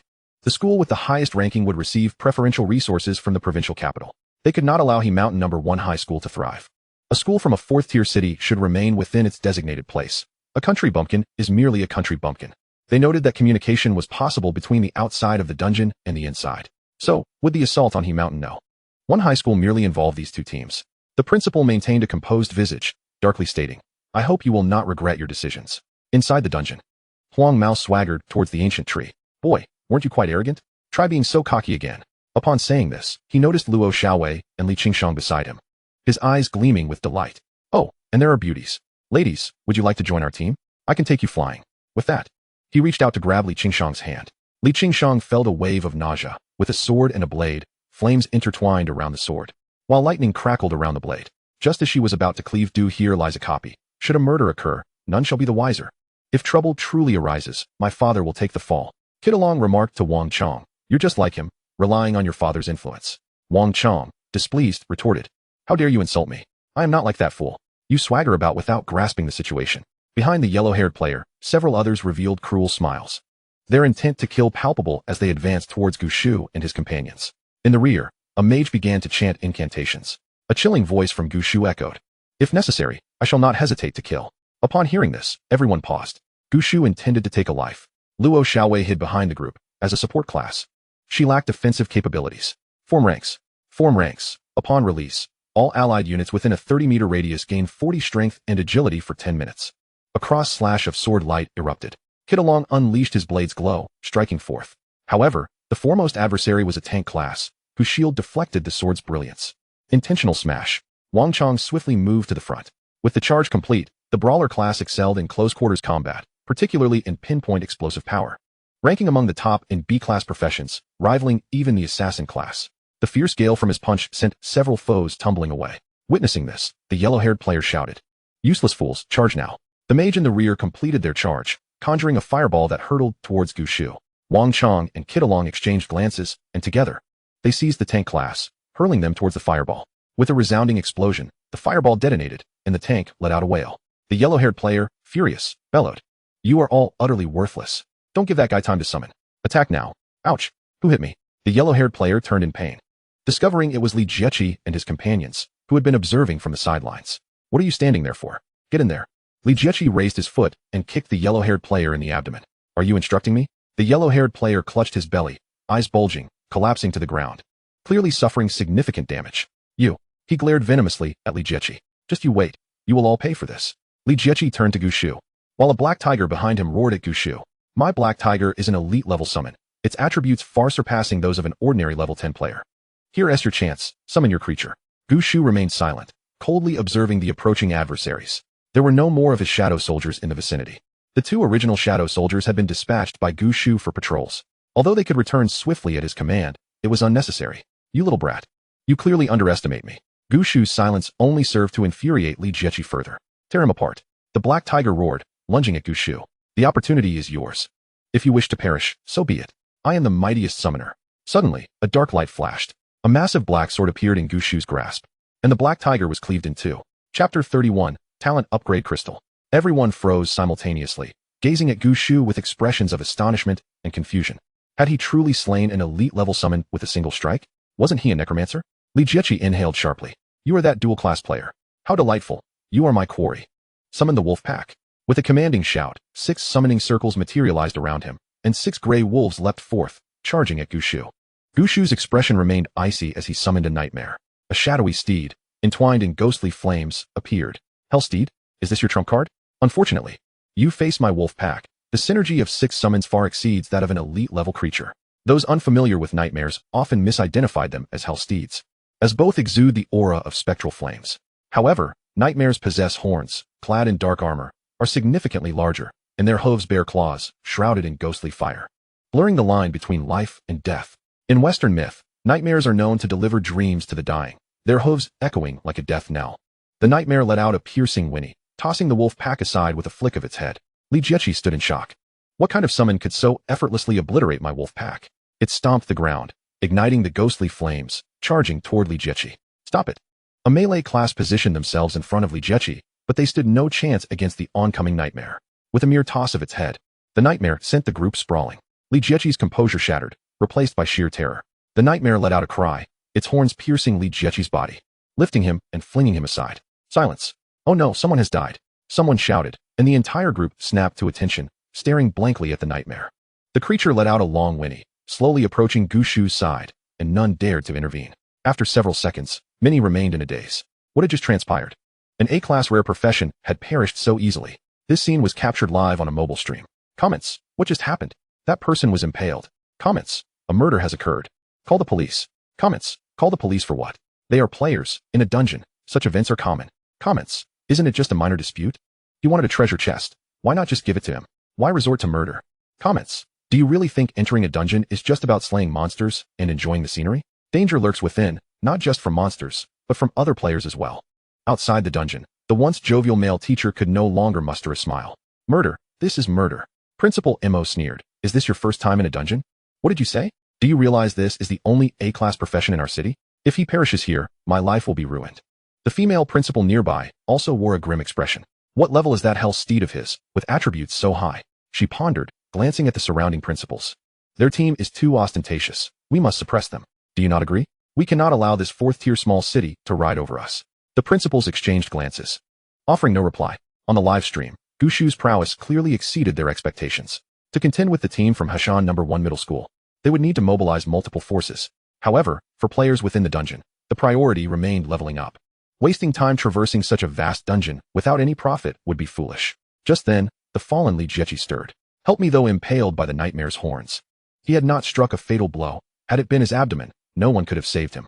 Li Jiechi's group hurried over, administering a potion to him. Moments later, Li Jiechi, assisted by others, stood up, gazing at Gushu with reluctance. You are formidable. I concede this time. With that, he waved his hand and was led away by his companions. Old tree, impressive. Your hell steed looks increasingly magnificent. Gushu replied, this is not a hell steed. It is a nightmare. Kidalong beckoned the yellow-haired player over, speaking coldly. You, little yellow-haired one, come here.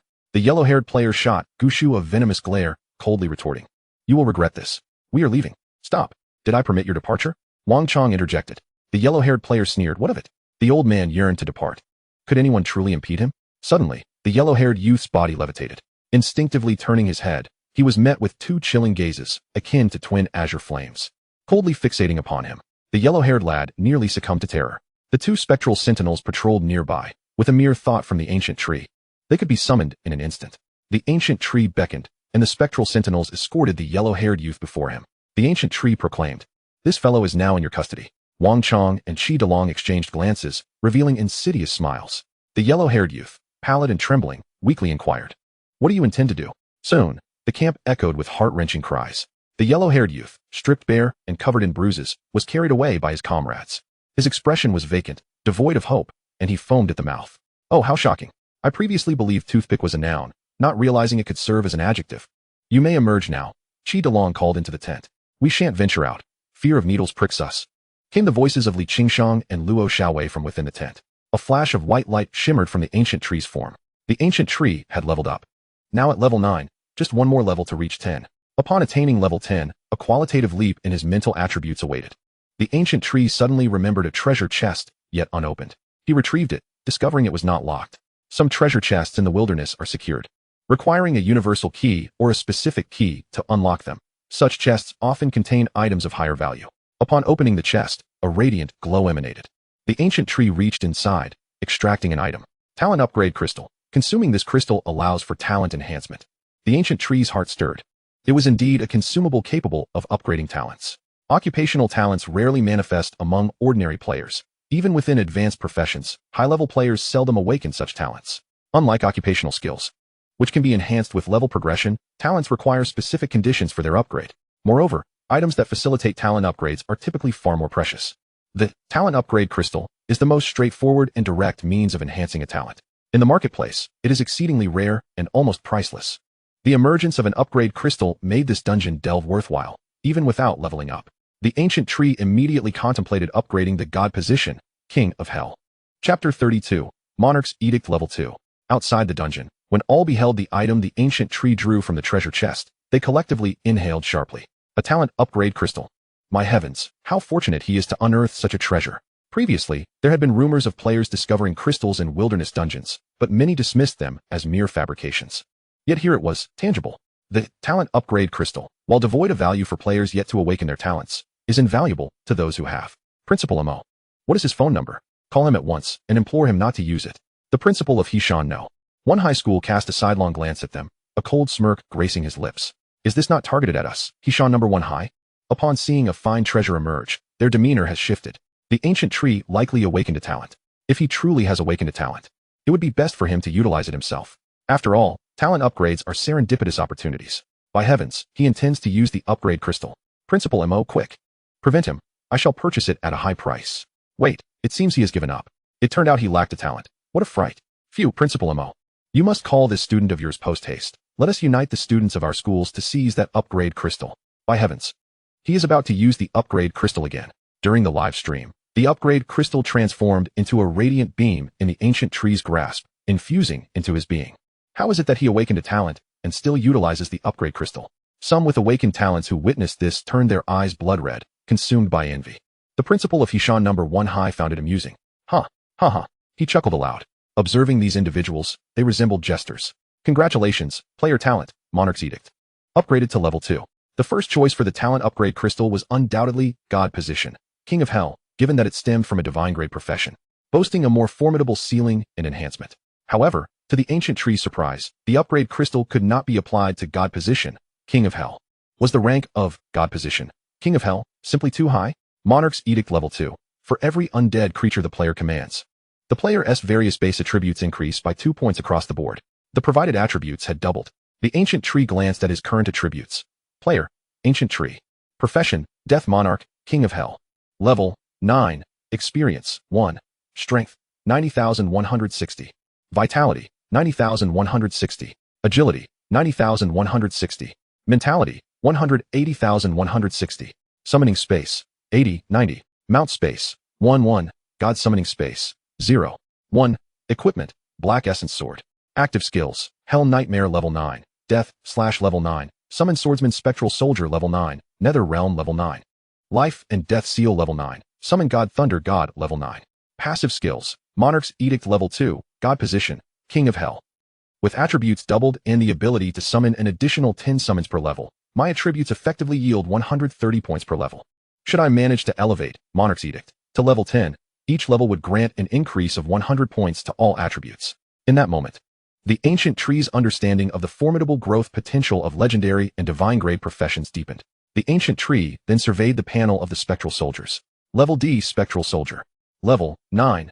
Strength, 14,045. Vitality, 14,045. Agility, 14,045. Mentality, 14,045. Skills, Sword Light Cross Slash, Triple Slash.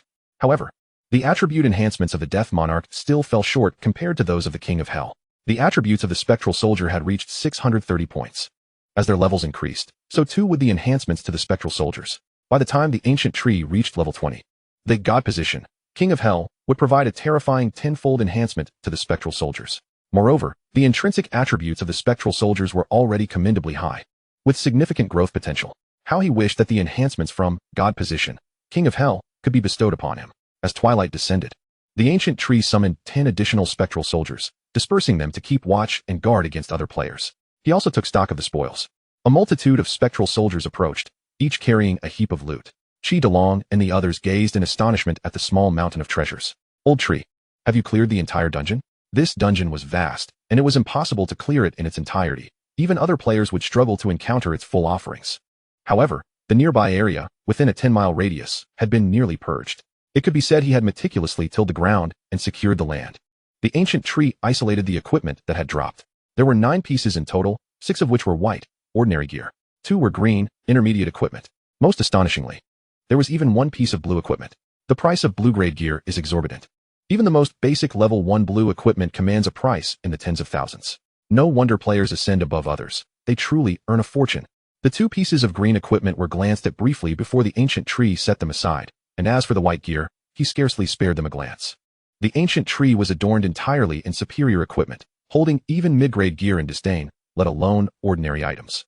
Equipment name, Gloves of the Mad King's Guardian. Equipment level, 10. Equipment grade, superior. Equipment attributes, 50 strength, 50 agility. Special effect, upon attacking, there is a 5 chance to trigger a damage amplification effect. Damage amplification, for 5 seconds, all damage dealt to the target is increased by 20. Equipment description, the guardian who wanders the tomb of the Mad King, watching over him through the generations to prevent his resurrection. The ancient tree's eyes gleamed with interest. This was tantamount to an added 5-second buff effect. If the attack speed were sufficiently rapid, it would essentially become a permanent enhancement. Unfortunately, summons could not utilize it. Presently, the attributes of the summons far surpassed those of the ancient tree, and he seldom intervened in matters that the summons could resolve. Luo Xiaowei cast a few glances at the equipment, feeling somewhat disheartened. Suddenly, the ancient tree recalled that he possessed another piece of equipment. Albeit merely mid-grade and lacking any attributes, yet it was exceptionally suited for Luo Xiaowei. He produced the Goblin Banner and handed it to her. This piece of equipment should suit you better. Luo Xiaowei wrinkled her nose in disdain, finding it rather unsightly. Then do you want it? The ancient tree asked. Upon glancing at the attributes, Luo Xiaowei's eyes brightened, and she hastily accepted it. This item, while devoid of inherent attributes, came with a skill that, though not particularly impressive, boosting strength and agility while reducing constitution and spirit, was nonetheless a commendable area buff for Luo Xiaowei's profession, essentially granting her an additional skill. Is someone approaching? A 5-member squad appeared ahead, warily observing the spectral soldiers encircling the tents. Hello, we are here to collect the phones. The ancient tree nodded and tossed the phones given by Li Zongheng to the squad. The leader of the group greedily eyed the pile of items, but restrained his avarice upon noticing the spectral soldiers scattered around. Brothers, let's discuss something, shall we? How about we form a team together? We can assist you with the miscellaneous tasks, and we'll only take a small portion of the loot. The ancient tree frowned and replied coldly, there's no need. The squad exchanged glances, scoffed, and departed. That night, the surrounding area was thoroughly cleared by the ancient tree's spectral soldiers, although they could continue exploring further afield. Venturing too far would weaken the connection between the soldiers and the ancient tree. Thus, he summoned the scattered spectral soldiers back, awaiting the monster respawn the following day. He assigned the soldiers to keep watch overnight, and he slept soundly. The next morning, a piercing scream shattered the morning tranquility. What the hell? The ancient tree hurriedly dressed and stepped outside, discovering Cheetah Long crouched on the ground, fearfully staring ahead. Chapter 33. The Temptation of the Single-Leaf Genealogy. Before them lay a corpse, cleaved in two. The waist was severed cleanly, and the innards spilled messily onto the ground. Beside the corpse stood a spectral soldier, its long sword stained with blood. Holy crap, someone's dead. Old tree, your spectral soldier has killed someone. The others, hearing the commotion, emerged from their respective tents, astonished by the sight of the corpse on the ground. The ancient tree furrowed his brow, commanding the spectral soldier, dispose of it far away, it looks disgusting. Upon hearing his words, everyone was taken aback, casting incredulous glances at the ancient tree. Your spectral soldier has killed someone. What are you saying? Wang Chang exclaimed. Cheetah Long scratched his head, suggesting, shouldn't we bury it? The ancient tree had nearly lost control and killed Li Jiechi the previous night. At that moment, Cheetah Long suddenly wondered if the failure to kill Li Jiechi was the ancient tree's blunder. The current demeanor of the ancient tree conveyed an unsettling indifference to life. Some who awakened to necromantic professions were often perceived as potential criminals, as the interplay between individuals and their professions could influence one another. Some claimed that a person's character could affect their profession's awakening, while others argued that an awakened profession could alter one's character. Regardless of whether individuals influenced their professions or vice versa, the ancient tree's role as a necromancer invariably cast a shadow upon him.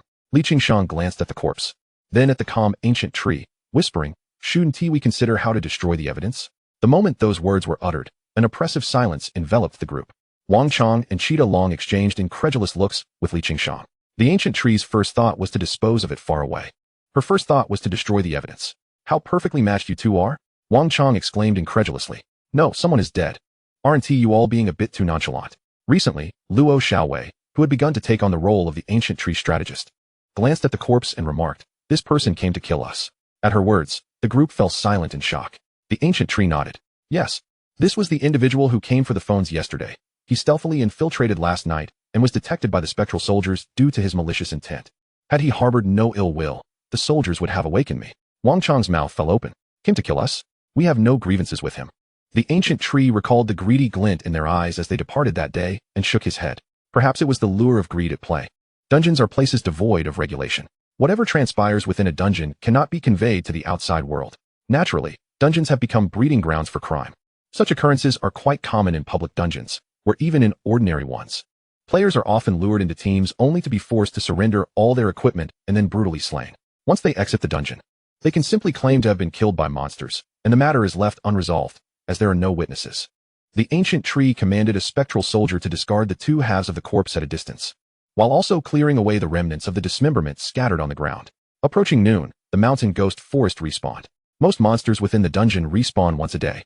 The ancient tree summoned all of his spectral soldiers.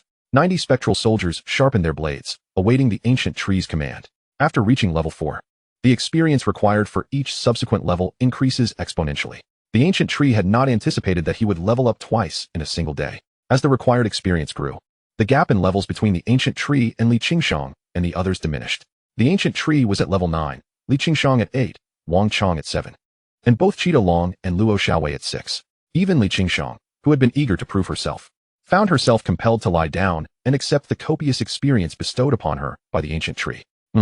Just lying back, doing nothing, and acquiring vast amounts of experience. What are you looking at?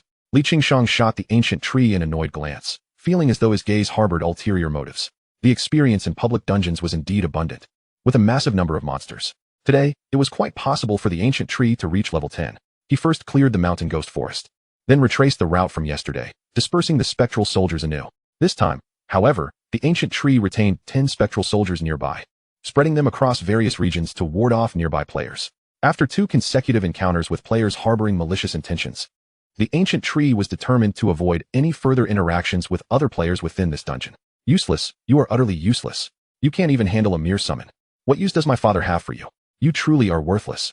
The yellow-haired individual had put his clothes back on, his injuries nearly healed after a night's rest.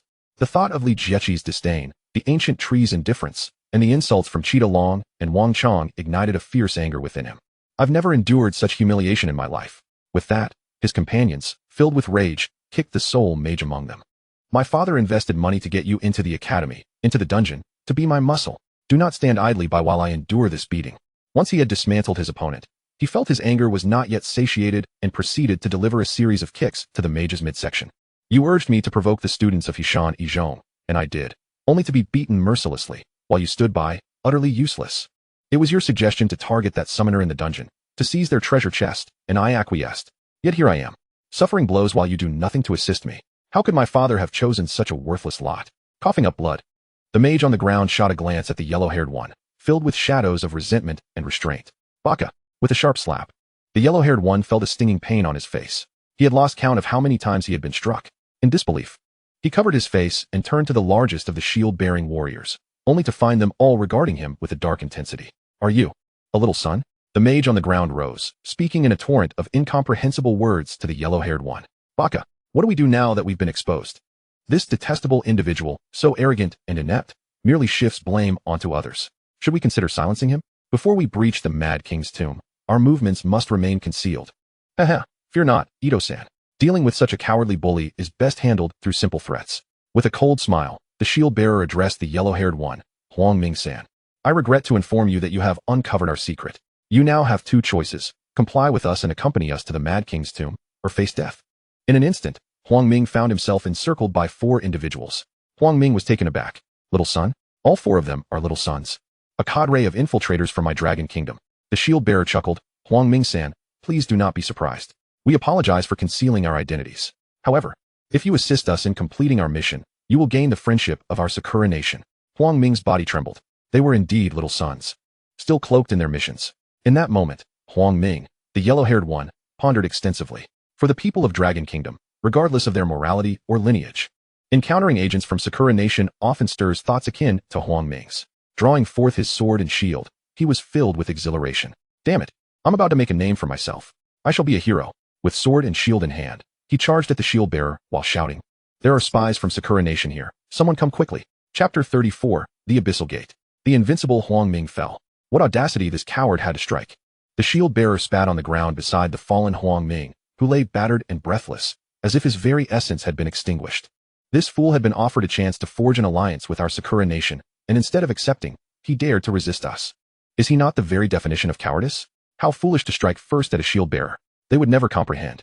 Any Dragon Kingdom citizen with a semblance of spirit, when faced with Sakura Nation spies, would inevitably lose their composure. Retreat leads to disgrace, while success brings glory. Failure results in an irrevocable severance of one's lineage. The mere thought of severing one's lineage, with descendants forever honoring this act, is enough to tempt the majority. What now? Should we dispose of him? The shield-bearer inquired. Not yet, replied the mage Ito.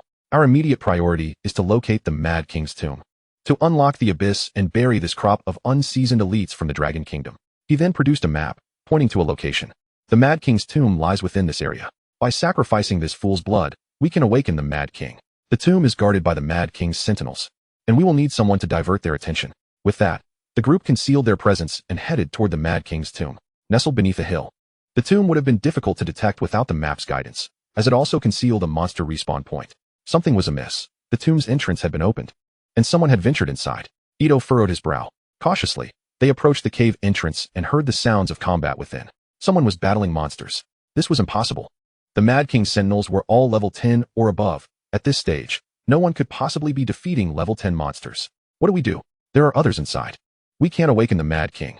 Ito frowned, pondering for a moment before declaring, "Let us enter and assess their strength. If necessary, we can take drastic measures." The group stealthily infiltrated the Mad King's tomb, initially believing players were engaged in combat. However, upon entry, they were shocked to find that their adversaries were not players, but undead summons. The spectral soldiers before them donned black armor, their faces shrouded by masks, 2 eerie blue flames flickering beneath the visors, casting an ominous glow in the shadows. The blackened armor bore the marks of age, emanating a chilling and ancient aura. These were the summons of that individual. Why were they here? Had he commanded them to hunt monsters in the vicinity? Shouldn't his summons be elite tier? Why were there so many? The tomb housed approximately 100 Mad King sentinels, all undead creatures. Yet, in the presence of these spectral soldiers, the sentinels trembled, unable to lift their weapons, seemingly instinctively fearful of something. Before the spectral soldiers, the Mad King's sentinels showed no resistance, allowing the onslaught to continue as if subjected to the domination of a higher tier being over a lesser one. How could this be? How could his summons possess such strength? Moreover, weren't they supposed to be elite summons? Why were there so many here? Witnessing this scene, the group felt a surreal sense of absurdity.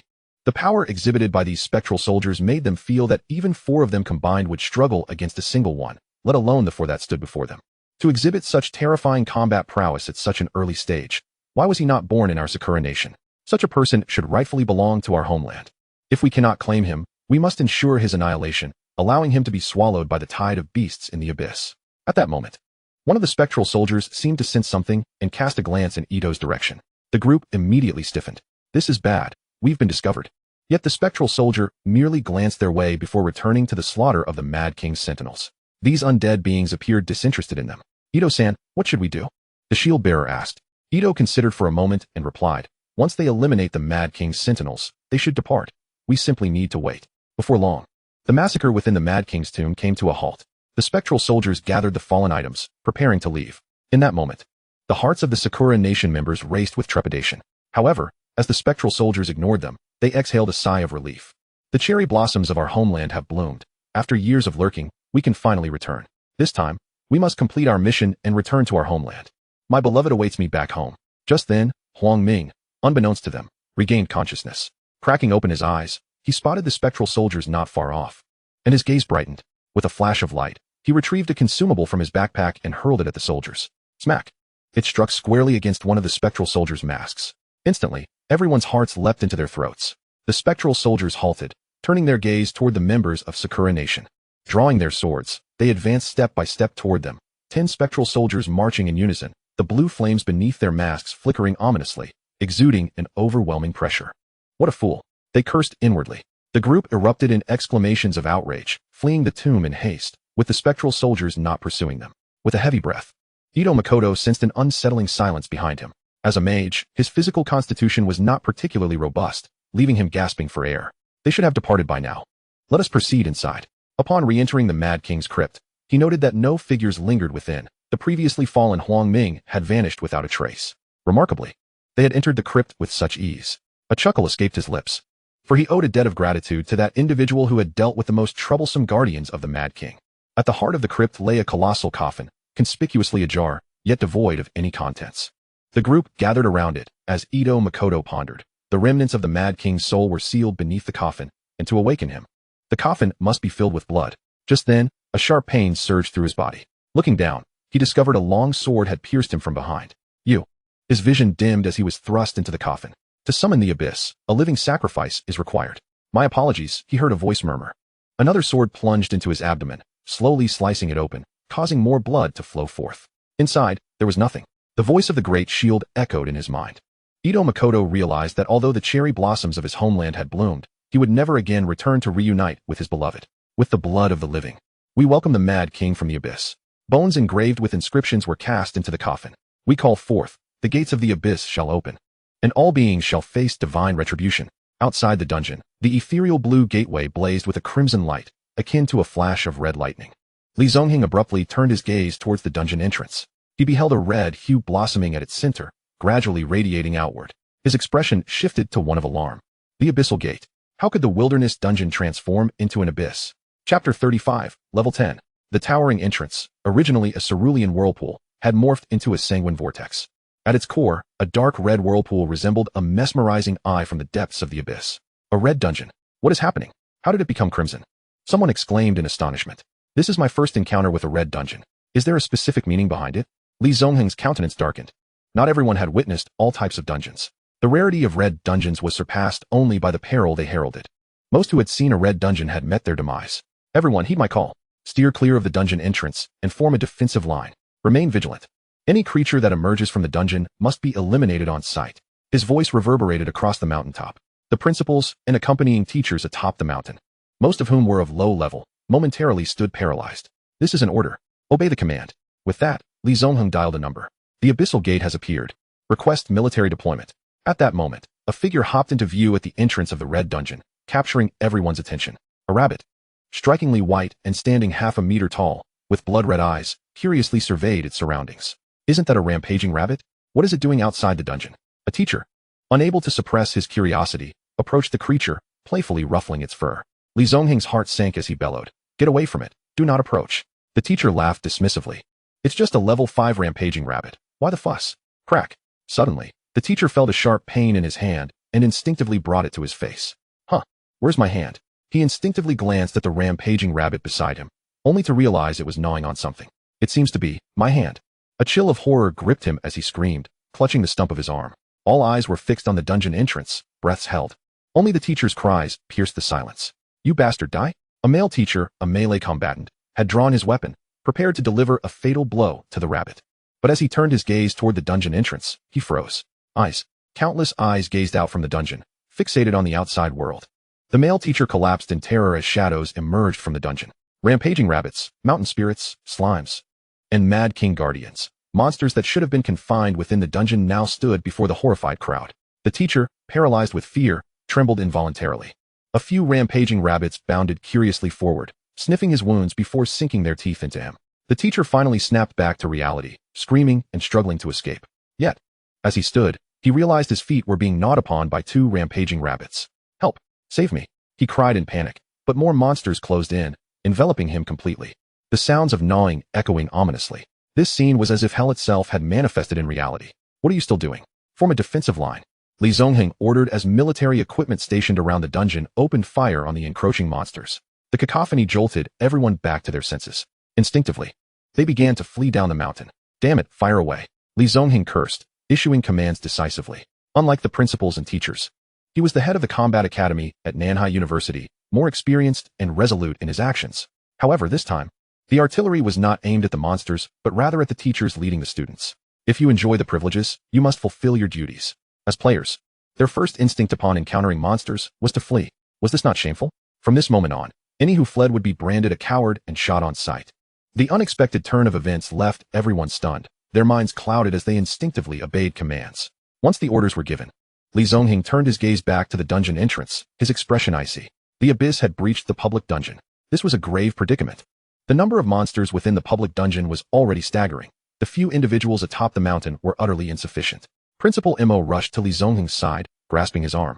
"Oldly, explain this to me. Why are monsters emerging from the dungeon? What has happened to my students? What shall we do now?" Li Zongheng remained silent for a moment before placing a reassuring hand on the principal's shoulder. The abyssal transformation of the dungeon was a reality only known to players above level 30, a testament to why players held such high status in this world. Once a dungeon becomes abyssal, the monsters within succumb to madness, their attributes amplified many-fold, and they are ejected from the dungeon. As it stood, those outside could not enter, and those inside could not escape. Your students are left to fate. Principal Mo opened his mouth to speak. This. How could this happen? How could it come to this? Hashan No. 1 High School has finally produced talent. After all this time, they are just children, many of them only children. How can we allow them to perish in the dungeon? How can I face their parents? Li Zongheng sighed, gesturing toward the distant city. If the mountaintop falls, the surrounding areas will be ravaged by monsters, and the city will turn to ruins, claiming the lives of tens or even hundreds of thousands. Principal Mo's mouth fell agape in disbelief as he suddenly grasped the magnitude of the crisis looming before them. Li Zongheng remarked, "Now we can connect to the internal network of the dungeon. You should find a place for them to hide. Whether they survive or not depends on fate." Inside the dungeon, a notification chimed. Ding! Congratulations, player level has risen to level 10. Gushu's lips curled into a smile. He had finally reached level 10. "Old tree, quickly check your skills. I heard that skills will further enhance after reaching level 10, reminded Qi DeLong. Gushu nodded, about to inspect his new panel, when he suddenly noticed the sky turning crimson. "Does the dungeon also experience celestial phenomena?" Gushu inquired. Qi DeLong replied, "It feels rather strange. I have a foreboding sense. This color seems ominous." Li Qingshang, upon seeing the red sky, felt a flicker of worry in her eyes. "The sky has turned red. I believe I've heard my father mention something about this. It appears to be related to the abyss. Warning, warning, warning." At that moment, all players within the wilderness dungeon received the same notification. This dungeon has connected to the abyss, upgraded to abyss intensity. All monster attributes will significantly enhance. Defeating the dungeon boss will close the abyss passage. Chapter 36, Abyssal Archers. The Abyss. Li Qingshang inhaled deeply, her body trembling. Gushu. We must leave the dungeon quickly. No, wait, we need to find a place to hide. Otherwise, we will perish. Li Qingshang's complexion turned ashen. She, who had always displayed dominance, arrogance, and a strong competitive spirit, was now gripped by fear. "Goddess, what troubles you?" Qi DeLong asked, puzzled. "You all received the notification, right? Abyss difficulty?" Gushu stared at Li Qingshang, asking, "What is abyss difficulty?" Li Qingshang raised her head, the red sky reflecting in her pupils, and spoke with difficulty. Normal dungeons are categorized into 4 difficulty levels: normal, adventure, nightmare, and hell. However, the abyss is an obscure 5th difficulty tier. Under abyss difficulty, not only are monster attributes absurdly high, but they also enter a state of frenzy, exhibiting heightened aggression. Most critically, these monsters do not remain confined to a single area. Instead, they roam in search of players to hunt. They may even leave the dungeon, invading the outside world and turning cities into zones dominated by monsters, akin to dungeons. To my knowledge, at least 10 cities within the country have already fallen to the abyssal beast tide. 10 cities. Qi DeLong exclaimed in disbelief. "Goddess, are you jesting? How come I was unaware of this?" Information has been concealed. The less ordinary citizens know, the safer and more stable society remains. Such danger? Apart from Gushu, the others were rendered speechless. What are we waiting for? Let us exit the dungeon immediately. Wang Chong, frightened, urged to leave. However, He soon discovered that they could not exit the dungeon at all. We can't exit. What should we do now? Just then, in the mountain ghost forest, orbs of light began to appear, and one by one, mountain ghosts emerged from the luminous spheres. Monsters are refreshing at this moment. The monsters have respawned so quickly. As the mountain ghosts spotted Gushu and the others, they charged forward with deafening roars. Their speed was astonishing, almost like a blur. Oh no! They can aggro from such a distance. Gushu commanded the nearby Yin soldiers to brace themselves against the oncoming charge of the mountain ghosts. The two forces collided, causing the Yin soldiers to stagger back a few steps. Armed with long swords, the Yin soldiers executed the sword light cross slash. 2 gashes appeared on the mountain ghosts. Yet they pressed on heedlessly, attacking with reckless abandon. Is this the frenzy state? Gushu's heart sank. The level 10 mountain ghosts were nearly on par with the level 10 Yin soldiers. Glancing at the current attributes of the Yin soldiers, he noted, C rank Yin soldier. Level 10. Strength, 2005. Constitution, 2005. Agility, 2005. Spirit, 2005. Skills, sword light cross slash, triple slash, ghost slash. After reaching level 10, the D rank Yin soldier had transformed into a C rank Yin soldier, with all attributes enhanced by 50 points and an additional new skill. The growth potential of God tier class skills was indeed remarkable. The sword light cross slash, when striking the same target, increased damage to 3-fold. Each segment of the triple slash now dealt double damage. Yet, with such attributes, they couldn't instantly eliminate a mountain ghost, engaging in a back-and-forth struggle. It was crucial to note that the Yin soldiers not only possessed exceptional base attributes, but also enjoyed a 5-fold enhancement across the board. Previously, a single Yin soldier could handle several mountain ghosts, but now, defeating one was manageable, 2 were evenly matched, and 3 were beyond their capability. The long sword of the Yin soldier was enveloped in an aura of dark, ethereal energy. With a mighty swing, he cleaved one mountain ghost in 2. Ghost slash, a powerful forward strike, inflicting a significant blow, and adding ethereal ghostly energy, dealing 200 strength and 200 spirit damage, cooldown, 30 minutes. This skill was quite impressive. Its straightforward execution allowed for a single sword strike to inflict 400 damage. Congratulations, player has slain a level 15 frenzied mountain ghost. Experience gained, 7,500. The 5 players, being in a party, all received this notification. Wow, killing a single monster yields such tremendous experience. Wang Chong exclaimed, astonished. I feel like this abyss dungeon is rather enticing. Qi Delong gazed at the soaring experience, his first thought being to level up. But it's also extremely perilous. Li Qingshang cautioned. Yet we have Old Tree. He alone can match 100 men, Qi Delong asserted. Li Qingshang fell silent for a moment, then solemnly remarked. The monsters in the abyss dungeon are overwhelming. Even with 100 summoned creatures forming a defense line, they would soon be overwhelmed. Gushu's troops are too homogeneous. As everyone's experience surged significantly, Gushu, seeing the vast experience awarded for each monster, felt invigorated. He commanded the 10 nearby Yin soldiers to form a defensive line and ordered the scattered Yin soldiers to return. Having just reached level 10, his summoning space had expanded by 10, and he intended to fill it. However, just as he was about to summon more Yin soldiers, Gushu noticed an additional option in the summoning skill. Archers. Summoning Yin soldiers commenced. A Yin soldier emerged from the ground. This time, however, the Yin soldier wielded a bow instead of a long sword. He glanced at the archers panel, which now featured an option for archers. Summon Yin soldier. Summon Yin soldiers to battle. Can summon swordsmen or archers. They persist until death or are actively recalled.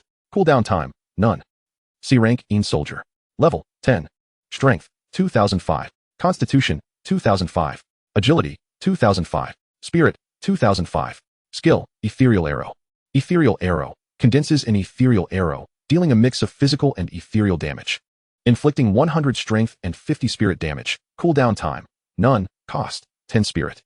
Although the archer possessed only one skill with a damage value of 150, this skill could function as a basic attack. The greatest aspect of this skill was that as long as the spirit was sufficient and the recovery was swift, it could be used infinitely.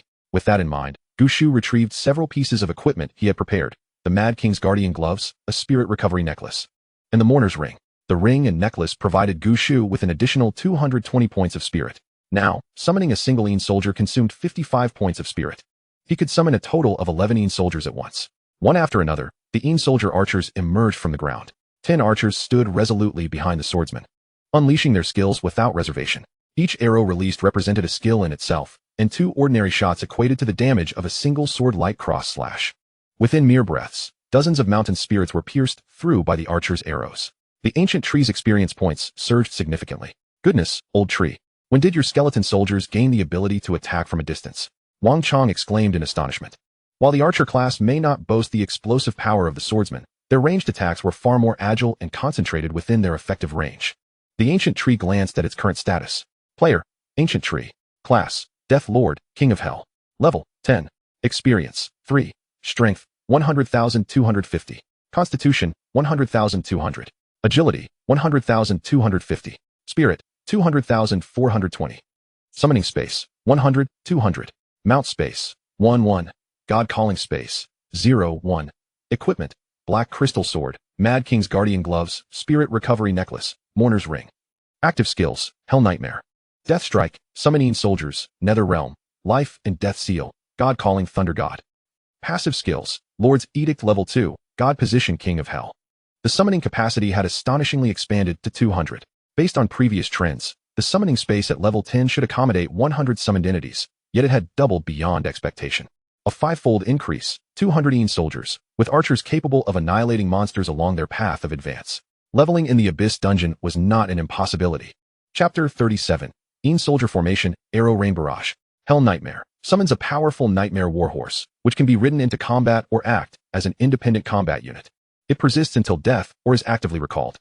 Death Strike inflicts 6 times damage on enemies within a 10-meter fan-shaped area in front, with a certain probability of causing instant death. Cooldown, 30 seconds. The nightmare had not changed much, merely receiving the usual attribute enhancements. While the range of Death Strike had expanded to 10 meters, with damage increased to 6 times. The skill growth potential of the Death Lord, though far surpassing that of S-class professions, struck the ancient tree as somewhat incongruous. Despite possessing a talent that increases attributes with the number of summoned entities, it could only summon a single nightmare. It resembled a knight more than a lord. Without the King of Hell skill to summon numerous soldiers, Lord's Edict would be an unenhanced skill. Nether Realm. Within a 100-meter radius, enemies continuously suffer from the erosion of nether death energy, having their health recovery. While allied undead units and players can recover health and spirit, gaining a 10 increase in attack speed, movement speed, and casting speed. The Nether Realm had gained 2 additional effects. The first effect was that the enemy's recovery speed was halved. The second effect allowed allied units within the realm to gain a 10 increase in their 3 speeds, alongside health and spirit recovery, effectively transforming it into a large area buff skill. This effect was quite commendable. Previously, while the Nether Realm dealt damage, it was not substantial, and the ancient tree had always regarded this skill as primarily a group recovery ability. Life and Death Seal locks onto a single target, condensing nether energy to perform a life and death judgment. A successful judgment results in an explosion, dealing 10 times true damage, with the added effect of soul tearing. A failed judgment inflicts 5 times true damage and 5 times spirit damage. Cooldown, 10 minutes. The ancient tree's eyes brightened. The Life and Death Seal could be considered the most direct damage skill at its upper limit. Each level increase doubled the damage. More importantly, the Life and Death Seal had a chance to inflict true damage. True damage vastly surpassed ordinary spirit damage. The higher the enemy's resistance, the greater the skill's benefit. Now, even in the event of a failed judgment, it would still result in half true damage. Truly a divine class, with each level bringing a qualitative enhancement. The only regret the ancient tree felt was that it did not awaken a new skill at level 10. There were 2 ways to acquire new skills. One was automatic acquisition with level increases, and the other was using items that could impart skills. Suddenly, a melodious ringtone pierced the air. The ancient tree furrowed its brow. This was not the time for phone calls. Just as it contemplated hanging up, it realized the caller was the principal, and thus answered the call. "Hello, it's me." On the other end, the principal expressed delight upon hearing that the ancient tree and its companions were safe. "How are you all doing?" The principal's voice was accompanied by the continuous sound of artillery fire. The ancient tree surveyed the mountain spirit forest, which had been largely cleared by the soldiers. Any mountain spirit that dared to appear was swiftly targeted and shot down by the archers. "We're managing," the ancient tree replied. The principal paused, momentarily at a loss for words. "What do you mean by managing?" "You all need to find a place to hide and wait for the dungeon to conclude." The ancient tree inquired. "When will it end?" "When someone defeats the Abyss boss." "Where is the Abyss boss?" "I don't know," the principal responded. "You don't intend to challenge the Abyss boss, do you?" "Do not provoke it. That is beyond what you new students can handle. Find a safe place and stay hidden for 3 days. Right now, those outside the dungeon cannot enter, and you must wait 3 days before they can join. At that time, high-level players will enter the dungeon to defeat the Abyss boss, so find a secure location." After giving further instructions, the ancient tree hung up the phone, its calm gaze sweeping over everyone. Upon ending the call, the ancient tree noticed that the mountain spirits had respawned around them. They respawned so quickly.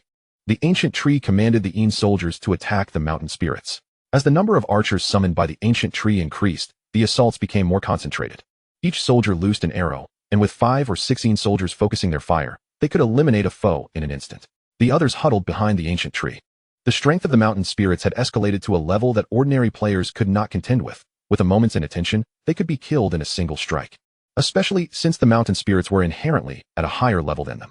The relentless respawns posed a dire threat. If these monsters flooded out into the world, the ancient tree could already envision the worst outcomes. While a rudimentary defense might be established outside the dungeon, enduring for an entire 3 days against an unending tide of monsters would lead to complete failure with the slightest misstep. At this moment, danger loomed both within and outside the dungeon.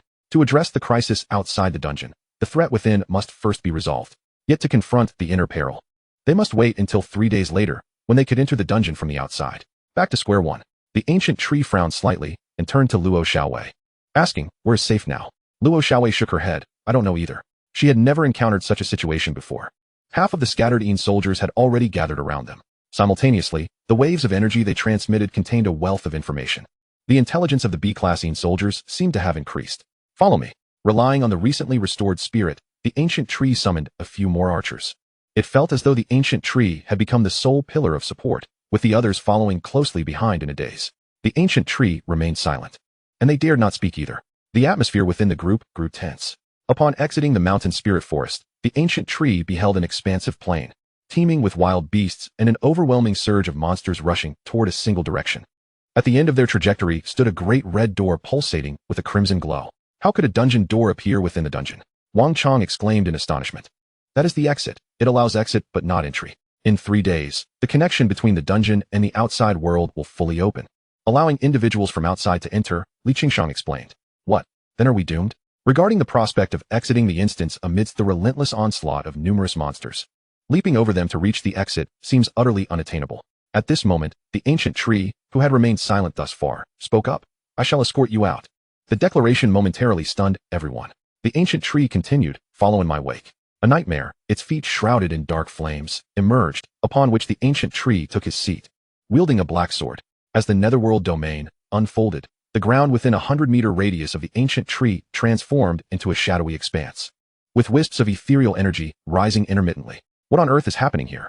Wang Chong exclaimed, bewildered. "Ancient tree, do you intend for us to charge towards the exit together?" The ancient tree nodded in affirmation. Surrounding them, the spectral soldiers formed a protective circle, with the ancient tree at the innermost layer, archers in the middle, and swordsmen on the outermost perimeter. "Boss, please don't play with fire." Wang Chong's face turned pale, feeling an acute proximity to death. The ancient tree replied, "If you have alternative options, you need not follow. But, boss, with your strength, we could easily find a hiding place and wait for rescuers to arrive outside the instance." "Why take such risks?" Wang Chong protested, his complexion ashen. "Because your presence affects me." The words fell like a stone, leaving everyone momentarily dumbfounded, struggling to grasp the ancient tree's meaning. The circular formation began to advance, enveloping them as they slowly approached the exit. As they drew nearer to the throng of monsters, they were quickly spotted. Luo Xiaowei brandished a goblin banner, preparing to use a skill, only to be halted by the ancient tree. "Don't waste your efforts. They have no fondness for goblins." A vast host of monsters surged toward the spectral formation. With a stern expression, the ancient tree commanded, "Fire." The spectral soldiers engaged the first wave of attackers, annihilating the monsters in their path. A dense barrage of arrows rained down upon the creatures, creating a veritable storm of projectiles. Under the quintuple amplification from the divine king of the underworld, the spectral soldiers boasted an impressive attribute of 1,000 points across the board, with each archer's shot inflicting an additional 50 points of damage. In a single volley, countless monsters fell beneath the deluge of arrows. As waves of monsters crumpled, the air filled with the incessant notifications of kills. "Goodness, old tree, you're defying the heavens," Chi DeLong exclaimed in astonishment. To eliminate so many monsters with such ease, the terrifying abyss instance, at this moment, seemed less daunting. Instead, the experience gained from slaying such a multitude of foes was increasingly enticing. Chapter 38, Blockade. Li Qingshang gazed ahead. The figure atop the nightmare appeared to grow ever grander, instilling a sense of security within her. This realization sparked a flicker of frustration. Is he so formidable that I cannot best him even once? With the enhancement of the netherworld domain, the ancient tree and the spectral soldiers exhibited heightened recovery rates, rendering them unconcerned with mental expenditure. Originally, the domain's description indicated a slight recovery of health and spirit, but upon reaching level 10, that slight had transformed. The former recovery rate of mental levels per minute had escalated to level 2, restoring 20 points of spirit each minute. Like a mobile fortress, they advanced while continuing their assault, entirely untroubled by resource depletion. Any low-level monsters that dared approach were swiftly dispatched by a hail of arrows. Higher-level monsters, even when braving the rain of arrows, would succumb to the ancient tree's death strike. Even if they managed to endure, the spectral swordsman would ensure the cleanup was thorough. As they drew ever closer to the exit, the ferocity of the monster's onslaught intensified, yet the number of spectral soldiers summoned by the ancient tree multiplied. Should the monsters wish to reach them, they would have to breach 3 formidable lines of defense. The first line consisted of the arrow storm created by the spectral archers. The second line lay within a 10-meter radius, marked by the ancient tree's death strike. The third line comprised the outermost circle of spectral swordsmen. By the time the monsters approached the outer circle, their vitality would be significantly depleted. Furthermore, the ancient tree maintained the netherworld domain, continually siphoning the life force of the monsters. As the creatures reached the spectral swordsmen, they would be on the verge of collapse, easily felled by the swordsman's blades without the need for skills. At last, they arrived at the entrance to the instance. Goodness, we truly made it. They had traversed a massive horde of monsters to reach the exit. Facing the abyss difficulty, where the monsters' attributes were grotesquely enhanced and their numbers were seemingly endless. Making it to the instance door had once seemed impossible. Yet, they had accomplished it. No, it was the ancient tree who had achieved this feat. A circle of over 100 spectral soldiers formed an impenetrable mobile fortress, ensuring their safety while also reaping vast experience. The ancient tree promptly commanded a change in formation, transitioning to a fan-shaped array that encircled both the ancient tree and the instance exit. You may exit, the ancient tree instructed. What about you, old tree? Chi DeLong inquired, suddenly realizing the ancient tree did not intend to leave. I wish to level up. The declaration left everyone in shock. To level up in the depths of the abyss.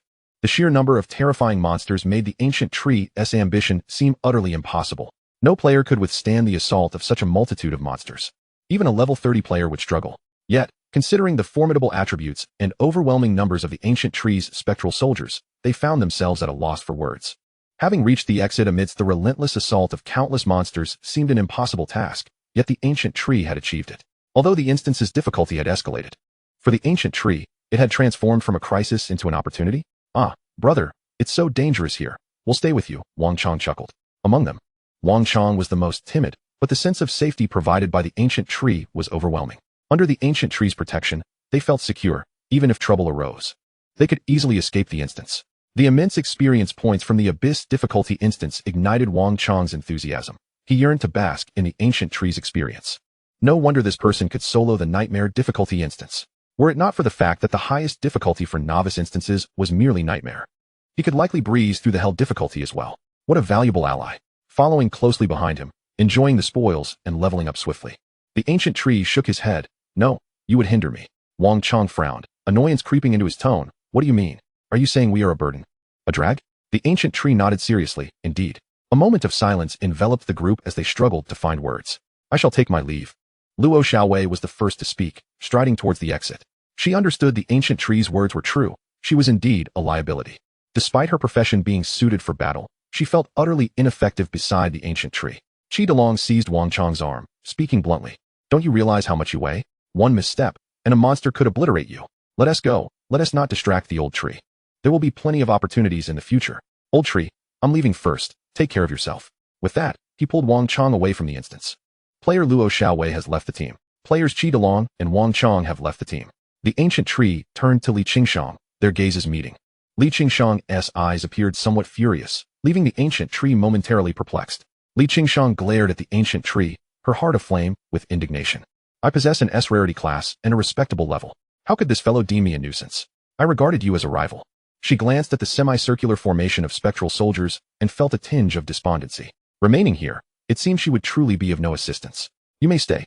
Li Qingshang was momentarily taken aback, her displeasure evaporating instantly. Why? Do you not think I am a burden? The ancient tree nodded. A bit. The previously extinguished ire surged anew. This ancient tree. How infuriating. However, your prowess surpasses theirs, rendering my concern for you unnecessary. After all, you possess an S-class rare profession. And considering Li Qingshang's esteemed lineage, surely her father has equipped her with some means of protection? It's of no consequence. I shall take my leave. As Li Qingshang approached the entrance of the dungeon, she glanced back at Gushu. Be cautious, do not perish. I have no desire to lose you as a rival. Gushu scratched his head, perplexed, but I never considered you a rival. Gushu, you scoundrel. Li Qingshang retorted, turning away. Player Li Qingshang has exited the party. Finally, they have all departed. Gushu directed his gaze towards the relentless swarm of monsters charging forth. At last, I can focus on leveling up. Ding. Congratulations. Player level has increased to level 11. Such rapid advancement. The leveling speed in this Abyss dungeon far exceeds that of the previous Nightmare dungeon. It is likely to elevate my level significantly. Gushu inspected his status panel. Player, Gushu. Profession, Death Monarch, King of Hell. Level, 11. Experience, 3. Strength, 120. 311. Constitution, 120, 261. Aggression, 120, 311. Mentality, 240, 483. Summoning space, 130, 220. Mount space, 1, 1. God summoning space, 0, 1. Equipment, Black Essence Sword. Mad King's Guard Gloves, Mental Recovery Necklace, Mourner's Ring. The attributes gained after reaching level 10 have astonishingly doubled. The summoning space has also expanded by 20. Gushu glanced at his mental value and summoned 10 spectral archers. He gazed at the endless tide of monsters surging towards him. You wish to breach this gateway? Then I shall stand guard at the entrance of this dungeon. Come as many as you like. I shall slay them all. Meanwhile, outside the dungeon, chaos reigned. Explosions echoed. And an unending barrage of bullets rained down upon the monsters assaulting the entrance. The creatures, seemingly reckless, crashed against the defenses. This is bad. The line is about to break. The current defense was composed of a handful of relatively high-level instructors and the principal, along with military personnel stationed at the summit of the dungeon. Waves upon waves of monsters launched their attacks, ceaseless and innumerable. Perhaps at first, they could mount a solid defense, but humans tire. A moment's inattention could lead to being torn apart by the monsters. Where are the reinforcements? We can barely hold on. Everyone, stay strong. The monsters emerging from the dungeon have decreased in number. Gradually, more individuals began to notice that the creatures pouring forth from the dungeon seemed to dwindle in numbers. Their burden lightened. What is happening? Li Zongheng, clad in battle armor and wielding a hefty cleaver, looked quizzically at the dungeon entrance. The stream of monsters had diminished to the point where none emerged. How peculiar. Why are no more monsters appearing? The Abyss Gate has never behaved this way. Just then, several figures materialized from the Abyss Gate. Instantly, everyone tensed, aiming their weapons at the silhouettes emerging from the portal. I say, Lao Chi, why are you dragging me along? Spend a day with Gushu, and I guarantee I'll reach level 12. Shut your mouth. Old Tree is not your father. Getting you to level 9 was already more than generous. Amidst the clamor, the figures came into view. What the hell is going on? Wang Chong exclaimed, noticing the military equipment surrounding the dungeon targeting him. With many eyes fixated on him with predatory intent, he nearly fainted from fright. Chapter 39, The Jordan Ring. Damn it, I surrender. Wang Chong immediately ducked down, hands clasped behind his head, his movements remarkably practiced. Everyone's gaze fixed upon the few individuals emerging from the Abyss Gate, their expressions a mix of bewilderment. What is happening? How did they get out? And why have the monsters ceased to appear? How did you manage to come out? Someone could not restrain themselves from asking. Chi Delong scratched his head, replying, I just walked out. Everyone's hearts skipped a beat. Did they think we were unaware of that? Did he expect to have flown out? Li Zongheng approached, accompanied by a middle-aged man in military attire. Greetings, allow me to introduce myself. I am Su Qing, the head of the military stationed at the Wilderness Dungeon. I wish to know how you managed to exit. Were there no monsters obstructing you on the other side? Every dungeon is typically guarded by stationed troops, equipped with lavish military provisions. For ordinary citizens and players, these defenses are meant to deter rogue players. Yet, a select few understand that they are also meant to guard against the Abyss Gate, as every dungeon has the potential to evolve into an Abyss dungeon. Chi Delong's eyes widened in astonishment upon seeing the insignia on the man's shoulder. He fumbled a clumsy salute. Commander, good day. His voice was tinged with excitement. My father was a soldier, and he always told me that if I couldn't awaken a combat class, I should enlist. Standing before the people to defend the nation and eradicate evil has always been my dream. By the way, Commander, are you still recruiting? Su Qing's mouth twitched. Given his temperament, he would usually berate Chi Delong. Did he not consider the dire situation? I am not here to listen to your dreams. In light of the urgent circumstances, Su Qing was far more interested in the information from within. Hurry up and answer me, he bellowed. Chi Delong jolted, hastily explaining, well, the gate inside was blocked by my buddy. Su Qing was taken aback. Blocked the Abyss Gate? Did he realize what he was saying? Just then, Principal Mo rushed over. Urgency etched on his face. How did you get out? He scanned the area, quickly realizing Gushu was missing. Where's Gushu? Wang Chong, lacking enthusiasm, replied. That ungrateful fellow is inside leveling up on his own. Leveling up? Su Qing inhaled sharply, exclaiming, nonsense. Leveling up in an Abyss-level dungeon. What kind of joke is this? Wang Chong retorted, who's joking? Who said you can't level up in an Abyss-level dungeon? I don't see those monsters as particularly formidable. At this moment, he remained oblivious to the fact that it wasn't the Abyss-level dungeon that was insufficiently terrifying, but rather that they had a teammate, Gushu, whose capabilities defied all logic. Li Zongheng placed a hand on Su Qing's shoulder, urging calm. He then turned to Chi Delong. If I am not mistaken, Gushu is currently blocking the entrance. Chi DeLong nodded affirmatively. Everyone drew a collective breath, contributing to global warming. Are you out of your mind? Do you realize what you're saying? How could anyone block the Abyss Gate? Do you have any idea how terrifying the monsters in an Abyss-level dungeon are? Not even a level 40 or 50 player could withstand the relentless onslaught. Su Qing's expression was one of fury. The thought of a mere student confronting the Abyss Gate was absurd, and he suspected this fool was jesting. Li Zongheng chuckled softly. Yet, it is a fact that no monsters have emerged from the dungeon. Is that not reality? This left Su Qing momentarily speechless. Li Zongheng had witnessed too many incredible feats from Gu Shu, striking down a level 13 archer at level 1. Initially believing that his formidable summons could only conjure a limited number of elite-level entities, Gu Shu had instead summoned dozens at once. The first time in a dungeon, he had soloed a nightmare-level dungeon. Every time Li Zongheng thought he had reached Gu Shu's limits, Gu Shu astonished him further.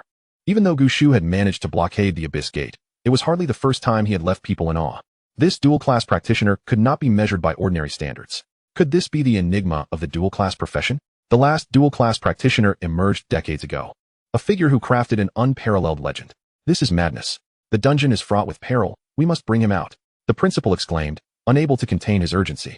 He was on the verge of rushing into the dungeon, oblivious to the fact that entry was currently impossible. Li Zongheng restrained him, asserting, rest assured.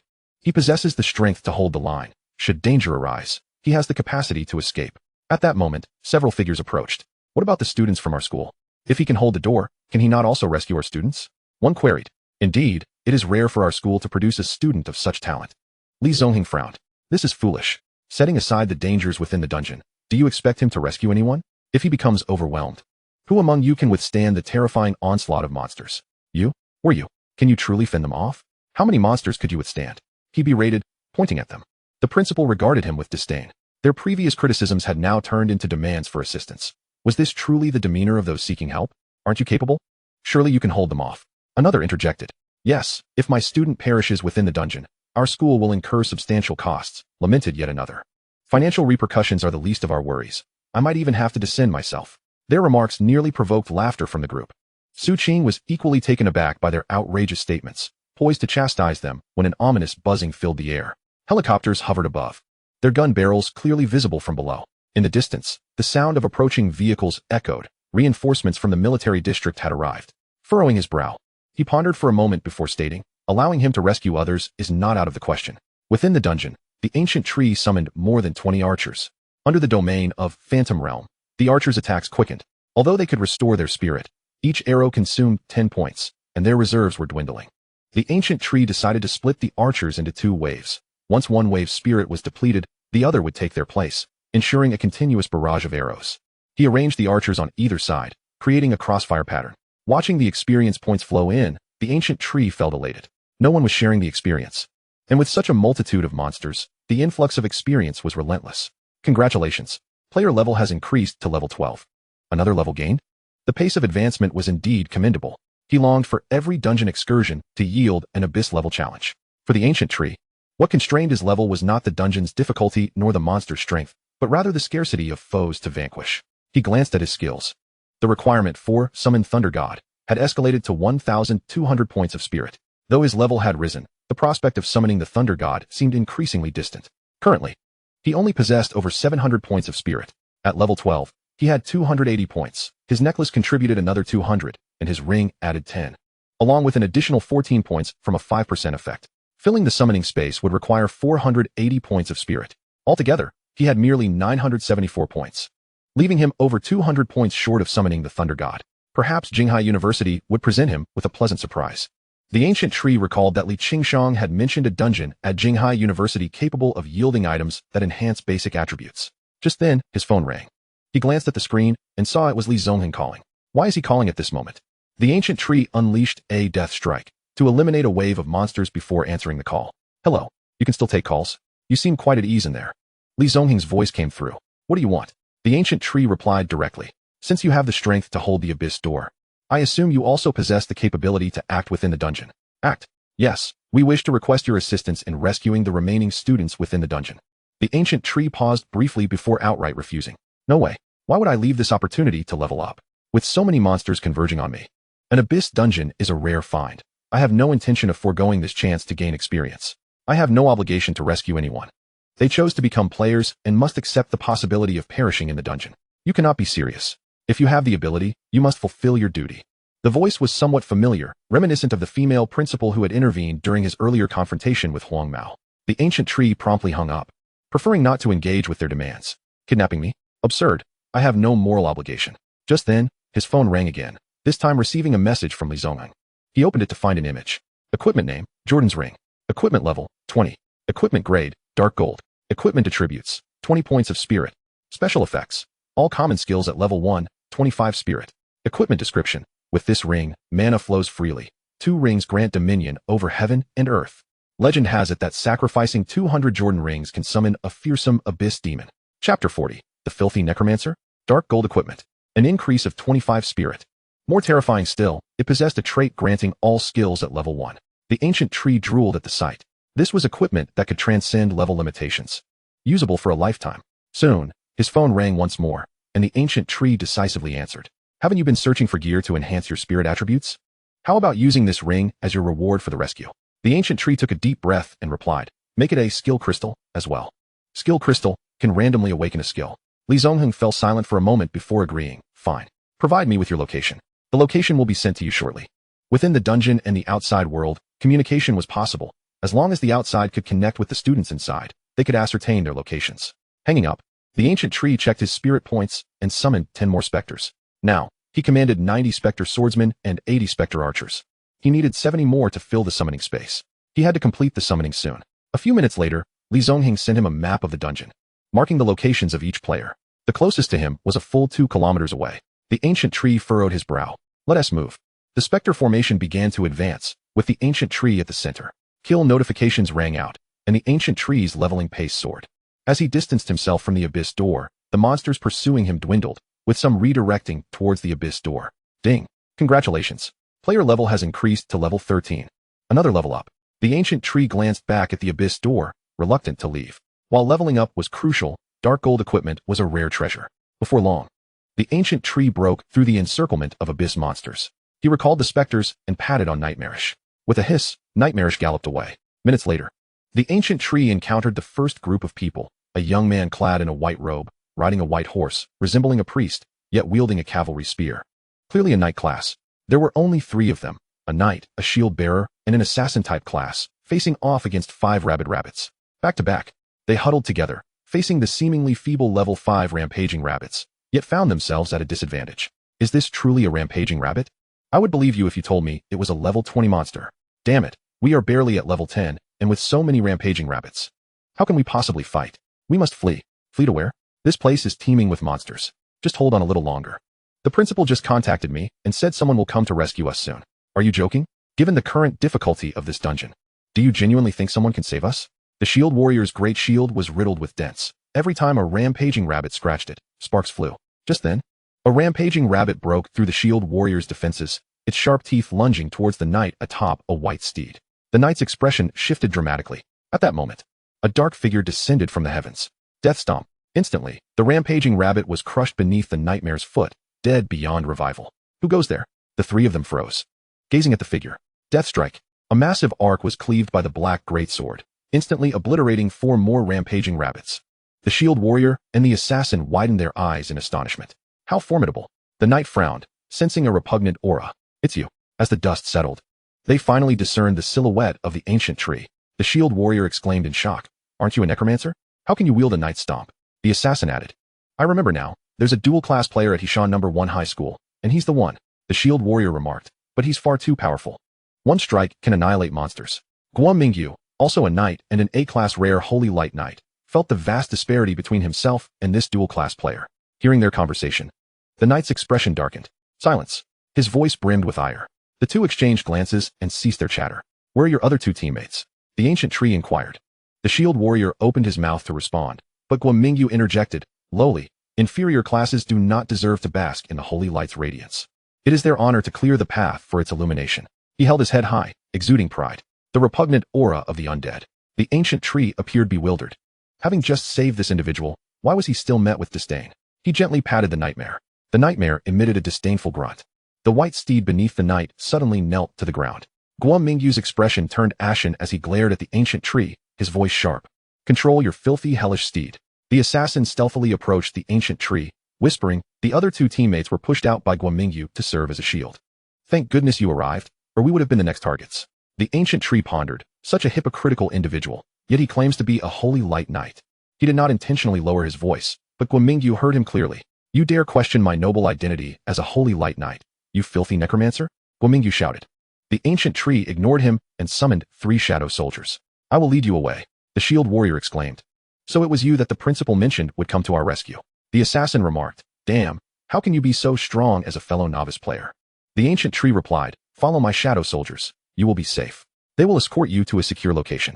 The dungeon was extensive, with numerous players, making it impractical for the ancient tree to escort each one individually to the dungeon's exit. He intended to continue leveling up within the dungeon after ensuring their safety. Thus, he opted for the most efficient method, assigning 1 shadow soldier to each of them. As long as they didn't seek their own demise, they would be secure. But, brother, if you don't protect us, relying solely on these summons, why not protect us yourself? I feel safe following you. Boss, let us follow you. I have money. I will pay you once we get out. They had seen the shadow soldiers in action outside the dungeon and knew the ancient tree's summons were powerful, but they were unaware of the extent of their strength. Guomingyu's countenance darkened further as he felt increasingly disregarded. You insult me, you filthy necromancer. You expect these wretched undead to escort me, a noble holy light knight. The ancient tree cast a sidelong glance at Guomingyu and dismissed 1 shadow soldier. If you don't want to leave, then stay here. I have no time to waste. Whether you come or not is up to you. With that, the ancient tree grasped the reins of the nightmare and turned to depart. Guomingyu glared at the ancient tree's retreating figure, his expression contorting in rage. How dare he? This filthy necromancer doubts my identity as a holy light knight and continually ignores me. I am an A-class rare holy light knight, the most perfect knight in existence. The holy light shall illuminate my path. I need no filthy undead to escort me. The ancient tree, with his back completely exposed, appeared utterly unguarded. Dark thoughts surged within Guomingyu as he hurled his knight's spear at the ancient tree. Filthy necromancer, perish. A shadow soldier suddenly emerged from behind the ancient tree. With a swift stroke, it deflected the knight's spear. Guomingyu was taken aback. Damn you, filthy undead. How could you block my holy light spear? The ancient tree's demeanor turned frosty, though he did not turn around. Yet, Guomingyu sensed a chill creeping over him. He instinctively leaped down from his white steed. A flash of sword light sliced through the air. The white steed was cleaved in 2. Guomingyu fell to the ground. Had he not reacted swiftly, he too would have met the same fate as the horse. Beside the slain steed, an ominous shadow soldier appeared, brandishing a bloodied longsword. It fixed its gaze on the crouched Guomingyu, its eyes, concealed beneath the mask, flickering with an eerie blue flame. Chapter 41. I have spared you once. This scene dispelled any doubts the shield warrior and the assassin had about the shadow soldier's strength. Goodness, the attributes of his summons are so high. I'm freaking out. I feel like his summons could crush me like an ant. They glanced at the crouched Guomingyu, finding a sense of schadenfreude. How audacious was Guomingyu? He couldn't even defeat the rampaging rabbits, yet he dared to make a move? The shield warrior chuckled. The assassin derided. This is a common flaw among holy light professions. They are excessively proud, always believing themselves to be perfect, unable to accept their inferiority to others, and they certainly cannot accept goodwill from the necromancer classes they inherently despise. The shield warrior sighed. I wonder if his high-level profession influences his character, or if his character has awakened such a profession. Guomingyu shot a venomous glare at the two. He turned to the ancient tree, coldly stating, You dare lay a hand on me? I admit, you are strong. But you will be disgraced. I will expose this incident, and your name will be placed on the Holy Light Guild's blacklist. The Holy Light Guild? The ancient tree had heard of this guild, known for harboring fanatics of holy light professions. He couldn't help but shake his head, chuckling. As he glanced back at Guomingyu, Why do you believe you can walk away from here? Guomingyu stood tall, puffing out his chest, proclaiming, The Holy Light will guide my path. Those monsters cannot harm me. I shall escape this dungeon. The peril before me is merely a test of my devotion by the Holy Light. The ancient tree, feeling somewhat speechless, thought that conversing with a fool was lowering his own intelligence. He issued a command to the shadow soldier behind Guomingyu. Suddenly, Guomingyu felt a sharp pain in his neck. The world spun around him, under the astonished gazes of the shield warrior and assassin. A torrent of blood gushed from Guomingyu's headless body, akin to a crimson fountain, saturating the surroundings in a mist of blood. The headless corpse collapsed to the ground as the ancient tree summoned the shadow soldier back to the summoning space. What a fool, the ancient tree remarked, shaking his head in disbelief. Upon concluding his words, he grasped the reins of the nightmare and proceeded to the next area. After the ancient tree departed, the shield warrior and the assassin were rendered speechless, daring not to exhale a breath. Only when the distant echoes of the nightmare's hooves faded did the shield warrior heave a heavy sigh of relief. Good heavens! Good heavens! Good heavens! He has slain Guomingyu. The assassin, equally stunned, exclaimed, How could Guomingyu, such a rare A-grade profession, meet his end so easily? Wait, let me process this. How could he dare to kill? The shield warrior replied, No, it is Guomingyu who dared to attack. An ambush from behind, clearly an act of murder. If he can contemplate taking a life, why should the other party refrain from doing the same? The crux of the matter is that this fool had no awareness whatsoever and believed he could venture out without the protection of that esteemed figure. By the heavens, I am utterly astounded. The assassin nodded in agreement. Indeed, he did not perish at the hands of a monster. That esteemed figure had no intention of allowing him to die in such a manner. The decisiveness of the attack is simply astounding. With that, the assassin approached Guomingyu's corpse and delivered a powerful kick, sending it sprawling into the distance. Damn it, this disgraceful fool cared only for himself. If not for his reckless actions pushing our mage and support out, they would not have perished. A well-deserved death. Moments later, the shield warrior and the assassin gazed at the spectral soldiers. The strength of these summoned beings was truly formidable. Had Guomingyu not evaded in time, he likely would have had no chance to utter a word of defiance. But could they truly lead us safely out of this dungeon? Just then, a flurry of rustling sounds surrounded them. Their expressions shifted. This is bad. The enraged rabbits are closing in. The two shadow soldiers, who had previously stood idly by, suddenly tensed, brandishing their swords and charging into the underbrush. Wait, where are they going? Aren't they supposed to protect us? Oh no, they've abandoned us. What do we do now? Panic surged within them, yet no enraged rabbits emerged from the surrounding foliage. They exchanged perplexed glances. What is happening? Why are there no enraged rabbits appearing? The assassin leapt onto a towering tree and gasped at the sight before him. In his line of vision, not far away, two swordsmen were wielding their long swords, mercilessly slaughtering the enraged rabbits. Those rabbits stood no chance against the onslaught of the spectral soldiers, being swiftly annihilated. Moreover, could those summoned beings utilize skills? Were those not the sword light cross slash and triple strike of a swordsman? By the heavens, and a heavy strike as well. He leapt down from the tree and said to the shield warrior, Do you think it is possible that the best defense is indeed a good offense? And that those enraged rabbits will soon be exterminated? The shield warrior was taken aback, momentarily at a loss for words. What do you mean? The assassin inhaled deeply and proclaimed, Those two summoned beings are nearly finished off the enraged rabbits. Good heavens, now that is a true powerhouse. These summoned entities surpass us players by leaps and bounds. With their escort, we are assured safety. The ancient tree swiftly reached the next area. Ahead, a tiger's roar and the howls of wolves reverberated. A black tiger and 6 gray wolves were engaged in a fierce battle against a horde of monsters. Scattered on the ground were several corpses, human remains. Among them was a solitary figure, the very one who had previously attacked the ancient tree, Li Jiechi. The ancient tree commanded the nightmare to launch a death charge, barreling through a throng of monsters. Following this, a single strike of Death Strike obliterated all creatures within a 13-meter arc. In just 2 skills, not a single monster remained alive. The ancient tree summoned a spectral soldier and addressed Li Jiechi. You must have received the news by now. I shall not elaborate further. Follow my spectral soldiers, and they will guide you to safety. With this, the ancient tree prepared to leave. Li Jiechi paused, gazing at the ancient tree's retreating figure, and suddenly bellowed, Stop! The ancient tree halted momentarily, turning back with a puzzled expression. What is it? Li Jiechi, taken aback by the carnage surrounding him, felt a profound shock. You are incredibly strong. The ancient tree nodded slightly. Li Jiechi took a deep breath, his gaze ablaze with anger as he looked at the ancient tree. You can traverse this dungeon with ease.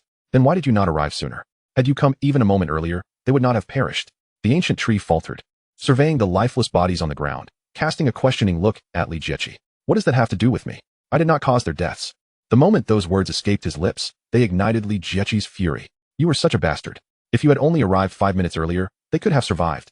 He charged at the ancient tree, leaping into the air, ready to strike the ancient tree's face with his fist. With a resounding thud, Li Jiechi was struck by the nightmare and sent hurtling backward. The ancient tree's expression remained cold. I have already spared you once. Chapter 42, Humanity? Divinity. Yesterday, Li Jiechi had been impaled by the nightmare, narrowly avoiding a fatal wound. No one knew if it was a mishap on the ancient tree's part or a deliberate act of restraint. Just as Li Jiechi began to rise, a shadow loomed overhead. He looked up to see the nightmare gazing down at him with disdain. You. Li Jiechi seemed as if he wished to say more.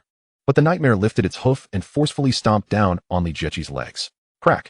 The sound of bones shattering echoed, and a searing pain coursed through Li Jiechi's nerves to his brain. Damn it.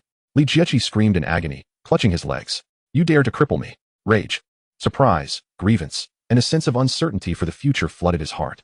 His legs were incapacitated, and the pain ignited a whirlwind of emotions. I merely wished to strike you, and you sought to ruin my legs. The ancient tree patted the nightmare, calming its restless breaths. He looked down at Li Jiechi and said coolly, Had you approached me with murderous intent earlier, you would already be a corpse. This is the final warning. I do not appreciate being touched by living beings. The ancient tree's gaze exuded an indifference to life itself. Li Jiechi glared fiercely at the ancient tree. Yet upon meeting his gaze, a chilling terror welled up within him. In that moment, the ancient tree seemed devoid of humanity. No, that was not quite right. There was an air of arrogance, of disdain, a lack of reverence for life, and an absence of human emotion. In his eyes, all were equal, save for himself, who stood exalted above all. This bore a closer resemblance to divinity. If one were to assert that a player's character was intricately linked to their awakened profession, what kind of personality would a necromancer, who toys with life, and a noble knight, who upholds honor, shape him into? The ancient tree waved his hand, and the spectral soldier understood his intent, approaching Li Jiechi and lifting him up to carry him away. The spectral soldier complied, cradling Li Jiechi as he departed. The image of Li Jiechi, adorned with tattoos, being embraced by the armored spectral soldier, was strikingly surreal. The ancient tree glanced at the map, furrowing his brow. Time was slipping away. If the spectral soldier strayed too far, the connection would weaken. Otherwise, he would have dispatched the spectral soldier directly. The ancient tree checked his spirit value and summoned 10 additional spectral soldiers, placing them into the summoning space. Outside the dungeon, an endless tide of monsters surged forth from the abyssal gate. 3 defensive lines were established outside the abyssal gate. The first line consisted of heavy firepower. The second line comprised melee professions, holding the front lines. The third line was composed of ranged professions, particularly mages, whose vast attack ranges could engulf large swathes of monsters with a single firestorm. The majority present were soldiers and players from various guilds developed in the provincial capital. Meanwhile, the teachers and principal who had led the group retreated to the rear. With sufficient firepower now available to effectively repel the monster's onslaught, their presence had become somewhat superfluous, rendering them an encumbrance. The ancient tree, as a student, audaciously dared to negotiate with the teacher, truly lacking in decorum. The female principal continued her incessant murmuring. Principal Mo retorted, "The remuneration is not for you to determine." He should not have contradicted the teacher. I now harbor doubts regarding the educational philosophy of Hishan No. One high school. Principal Mo chuckled. He did not refute me. And as for you, what is your relationship with him? Have you taught him? It appears you are not his teacher, are you? You have consistently disparaged my student in my presence. And I now seriously suspect that your condition is not merely menopausal, but also exacerbated by menstruation. You. The female principal pointed at Principal Mo, momentarily at a loss for words. Principal Mo smiled. How about this? We cancel the terms. And I shall inform the ancient tree that no one from your school needs to be saved. He is my student and is unlikely to challenge me. Not far away, Wang Chong whispered to Chi Delong. So the principal's name is Mo Xiaodian. What a formidable name. Chi Delong replied. The principal's scolding is indeed quite fierce. At that moment, dressed in military attire, Su Qing approached. Chi Delong's eyes brightened as he saluted Su Qing. Good day, General. May I inquire if there is anything I can assist you with? Su Qing bypassed Chi Delong and stood silently in the corner beside Luo Xiaowei. You are a battlefield analyst? Su Qing inquired. Indeed, Luo Xiaowei affirmed. We require your assistance. Without hesitation, Luo Xiaowei responded, certainly. As Luo Xiaowei followed Su Qing away, Chi Delong hurriedly called out, what about me? Su Qing paused and looked at Chi Delong, asking, do you truly wish to help? Do you genuinely desire to enlist? Chi Delong nodded vigorously. I absolutely do. I dream of it. Su Qing replied. Then stay put, and do not cause any trouble. Chi Delong. Wang Chong scoffed. You must be joking. As far as I know, attending university is the primary pathway to enlistment. For only through the rigors of university can one truly become a player. After all, the military district requires formidable players. Chi Delong's spirit jolted. Really? Wang Chong replied. Of course, would I deceive you? By the way, which school do you intend to apply to? How about we both attend the same university? Chi Delong responded. Naturally, it must be Jinghai University. The ancient tree will undoubtedly be admitted there, and I cannot afford to lag behind. Wang Chong, somewhat speechless, said, goodbye. I won't make the cut. At this rate, you are nearly turning into an ancient tree yourself. Chi Delong noticed Li Qingshang squatting silently in a corner, seemingly lost in thought. Goddess, pondering the ancient tree. Li Qingshang instinctively replied before realizing and spitting disdainfully. Who would think about that stinky piece of wood? The ancient tree is merely wood, isn't it? Li Qingshang herself did not comprehend the source of her irritation. Chi Delong rubbed his hands together, his face a mask of curiosity. Do you detest the ancient tree? Not quite. I merely wonder if the ancient tree can indeed lead so many people out. Chi Delong chuckled. Goddess, you are worried about the ancient tree. The ancient tree, riding the nightmare, traversed numerous regions in a short span of time. Upon arriving in each area, it left behind a few shadow soldiers, uttered 2 phrases, and departed. As for whether those individuals believed or would follow the shadow soldiers, that was of no concern to the ancient tree. If blame were to be assigned, it should fall upon the teachers outside the instance for failing to adequately explain the situation to those within. Within a mere 2 hours, The ancient tree had located the majority of individuals. This is the place, without a doubt. But where are they hiding?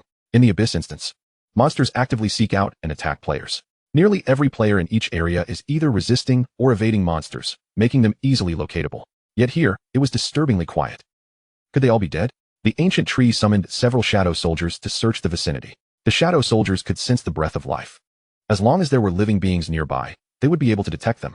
Soon, one shadow soldier halted before a mound of earth, burying oneself in the ground.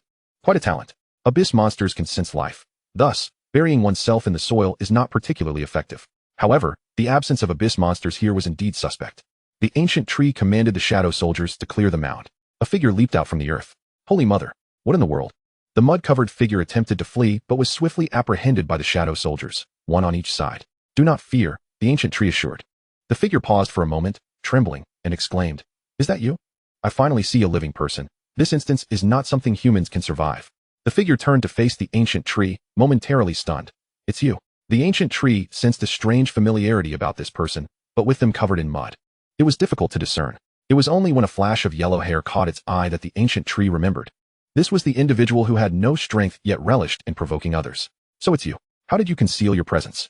Huang Ming plopped down onto the ground, pointing to his chest. "This is an item my father gave me. It can conceal my presence and prevent detection." "Ah, another one relying on parental connections." The ancient tree mused. Huang Ming looked at the ancient tree with eagerness. "It's so wonderful to encounter a living person. You cannot imagine how I've endured this day. Let me tell you." The ancient tree interjected. "Hold on. What about the others? Are they dead?" Upon hearing the ancient tree reiterate the question, Huang Ming suddenly sprang to his feet. "Damn, I almost forgot the main issue. Our grievances can wait. There is something exceedingly important right now. If we handle it well, we will be heroes of the Dragon Kingdom." The ancient tree furrowed its brow. Uninterested in Huang Ming's lengthy discourse, Huang Ming continued unabated. "The instance anomaly was orchestrated by someone. Watima, my former teammates, were all agents from Sakura country. They altered this instance. We must promptly report this matter." Upon hearing this news, the ancient tree's eyes sparkled. "What did you just say? We need to report this." "Repeat that last part." The agents from Sakura country altered the instance." The ancient tree's eyes gleamed with excitement. "Precisely. This instance of the abyss was artificially triggered. Does that mean that as long as we grasp the method, we can activate the abyss instance at will?" Chapter 43, Heroes? The true limitation on the ancient tree's leveling speed has never been the difficulty of the instance or the level of the monsters, but rather the sheer number of monsters. If the method to actively trigger abyss-level instances is mastered, it would mean that the abyss instances could be opened at any time. The experience provided by abyss-level monsters far surpasses that of nightmare-level ones. "Where are they?" the ancient tree inquired. "In the Mad King's tomb," Huang Ming replied. The ancient tree pondered for 2.5 seconds. Since the agents from Sakura country had already activated the abyss instance, they likely had vacated the area. Given that they had disguised themselves as students, could they also be targets for rescue? "When you communicated with the outside world, did you relay this information?" the ancient tree asked. Huang Ming shook his head. "Of course not." "Then why are you telling me?" Huang Ming scratched his head and explained. "Since they managed to infiltrate, there may very well be others from their side still outside. Moreover, they may not believe what I say. The more people who know, the less credit I will receive. As for informing you, do you believe I could escape on my own? If I truly encountered them, could I survive? If you were to come across them, they would certainly not be your match," the ancient tree remarked, somewhat surprised that Huang Ming possessed intellect. "I understand now. Follow my shadow soldiers. If you do encounter them, the shadow soldiers will protect you." Huang Ming was taken aback. "Boss, you aren't coming with me?" The ancient tree ignored Huang Ming and took the reins of the nightmare, departing. Huang Ming felt somewhat flustered, watching the glowing shadow soldiers. He couldn't help but shiver. After being struck by the shadow soldiers a few times, he had developed a fear of them. Big brother, I'm counting on you from here on out," Huang Ming said with an awkward smile. The shadow soldiers nodded in response. Instantly, Huang Ming felt a chill run down his spine. These undead summons could actually comprehend his words. The ancient tree guided the nightmare, continuously weaving through various regions. Encountering several waves of monsters along the way, the ancient tree dispatched them with a swift death strike, paying no heed to whether the creatures perished or not. On this expedition into the dungeon, there were over 40 teams from various schools, comprising more than 200 new players. However, the map provided to Li Zongheng highlighted only 30 areas. It remained a mystery whether the outside world had failed to establish contact with the players or if those players had already succumbed. Among the teams the ancient tree encountered, none were intact. Most were reduced to merely 2 or 3 members. In some areas, upon arrival, he found nothing but remnants of gnawed bones strewn across the ground. From over 200 individuals, it seemed that fewer than 100 would ultimately survive. After traversing several regions, the ancient tree took out his phone to consult the map. Only one location remained. He exhaled deeply. If he could reach this final destination, he would complete the rescue and secure the Jordan Ring. Additionally, there was a highly coveted skill crystal. The Jordan Ring would significantly replenish his mana, while the skill crystal would grant him the opportunity to master another skill. Stowing his phone, the ancient tree hastened to the next area. Arriving in a dense grove, he found no players in sight. Where could they be? There were no monsters nearby either. Monsters typically sought out humans. If any players were present in this area, the creatures would surely make their appearance. Just then, a thunderous crack resonated through the air. The ancient tree paused. It resembled the sound of lightning magic. He mounted his nightmare steed, following the sound of the thunder. Soon, he discovered a multitude of monsters gathered around a stout tree, where a figure was relentlessly unleashing lightning magic upon the creatures below. Who was that? The ancient tree made no effort to conceal himself, exposing his presence to both the monsters and the individual in the tree. The monsters on the ground fixed their blood-red gazes upon him, their eyes gleaming with a maddening frenzy. Whoa, someone else here. Buddy, you need to run. These monsters are exceptionally strong. If you don't leave now, it'll be too late. After uttering these words, the figure unleashed a skill, summoning a dark cloud overhead, from which bolts of lightning descended. Many of the monsters fell into a state of paralysis. I'll hold them off. You need to make a quick escape. Yet, the ancient tree did not budge. Instead, he regarded the figure in the tree with keen interest. Before long, the monsters shook off their paralysis and charged towards the ancient tree. This is it. This guy is frozen in fear, and more will die. The ancient tree drew his black essence sword, executing a sweeping arc of a strike. In an instant, all the monsters were cleaved in two. With a base strength of 140 points and having summoned nearly 100 spectral soldiers during his previous escort of other players, combined with equipment enhancements and the 10% increase in damage from the Black Essence Sword, the Death Strike delivered a damage output nearing 3,000. Whoa, no way. Instant kill. Two monsters, however, had not entered the range of the Death Strike. The ancient tree summoned two spectral soldiers, each targeting a monster, executing a swift kill. What on earth is this? The damage is insane. The ancient tree glanced upwards at the figure, saying, "You can come down now." The individual hesitated for a moment before nodding and comically sliding down from the tree. "Hey, what is your name? What is your class? Your profession is incredibly powerful." "I'm Yang Feng, an S-class lightning mage." The ancient tree raised an eyebrow, surprised to learn he was dealing with an S-class mage. After a brief silence, he replied, "I am Gu Shu, a dual-class advanced knight and necromancer." Both the advanced knight and necromancer were recorded during the awakening ceremony, and according to official records, these were his two classes, a dual class. So you're the one with that distinction. The ancient tree surveyed the surroundings, inquiring, "Where are the others?" Yang Feng's expression grew somber as he spoke softly, "They're all dead. We were fighting monsters when the anomaly occurred. They were wiped out in an instant. As a mage, I was far enough away to survive. Thankfully, the monsters here are rather simple-minded and only jump around. Otherwise, I doubt I would have lasted until your arrival. By the way, you're the one the principal mentioned would come to rescue me, right?" Yang Feng was somewhat familiar and chatty, a demeanor the ancient tree was not accustomed to. He nodded. "Let us go." Yang Feng glanced back at the monster corpses. These monsters yield quite a bit of experience. If I weren't running low on energy, I would definitely grind a few more levels before leaving. Just as he finished speaking, he found himself lifted into the air, his head nestled against a sturdy chest. "Whoa, I'm a guy. Gu Shu, control your skeleton soldiers." As soon as he uttered those words, Yang Feng felt a sharp pain as the spectral soldier tightened its grip. "Don't call him a skeleton soldier. He dislikes that," Gu Shu remarked. "Also, you move too slowly for a mage. Let me hasten your speed." With that, Gu Shu urged the nightmare, which galloped swiftly. The spectral soldier carrying Yang Feng followed suit, though slightly lagging behind. Whoa, slow down. My back. Before long, they arrived at the mountain ghost forest. As soon as Yang Feng touched the ground, he bent over, retching. "What the hell? This is intense. By the way, Gu Shu, where are we headed? Aren't we supposed to be escaping?" He lifted his head, only to be met with a staggering sight. Oh no, there are so many people. Indeed. There were over 100 individuals gathered, along with nearly 100 formidable undead summons.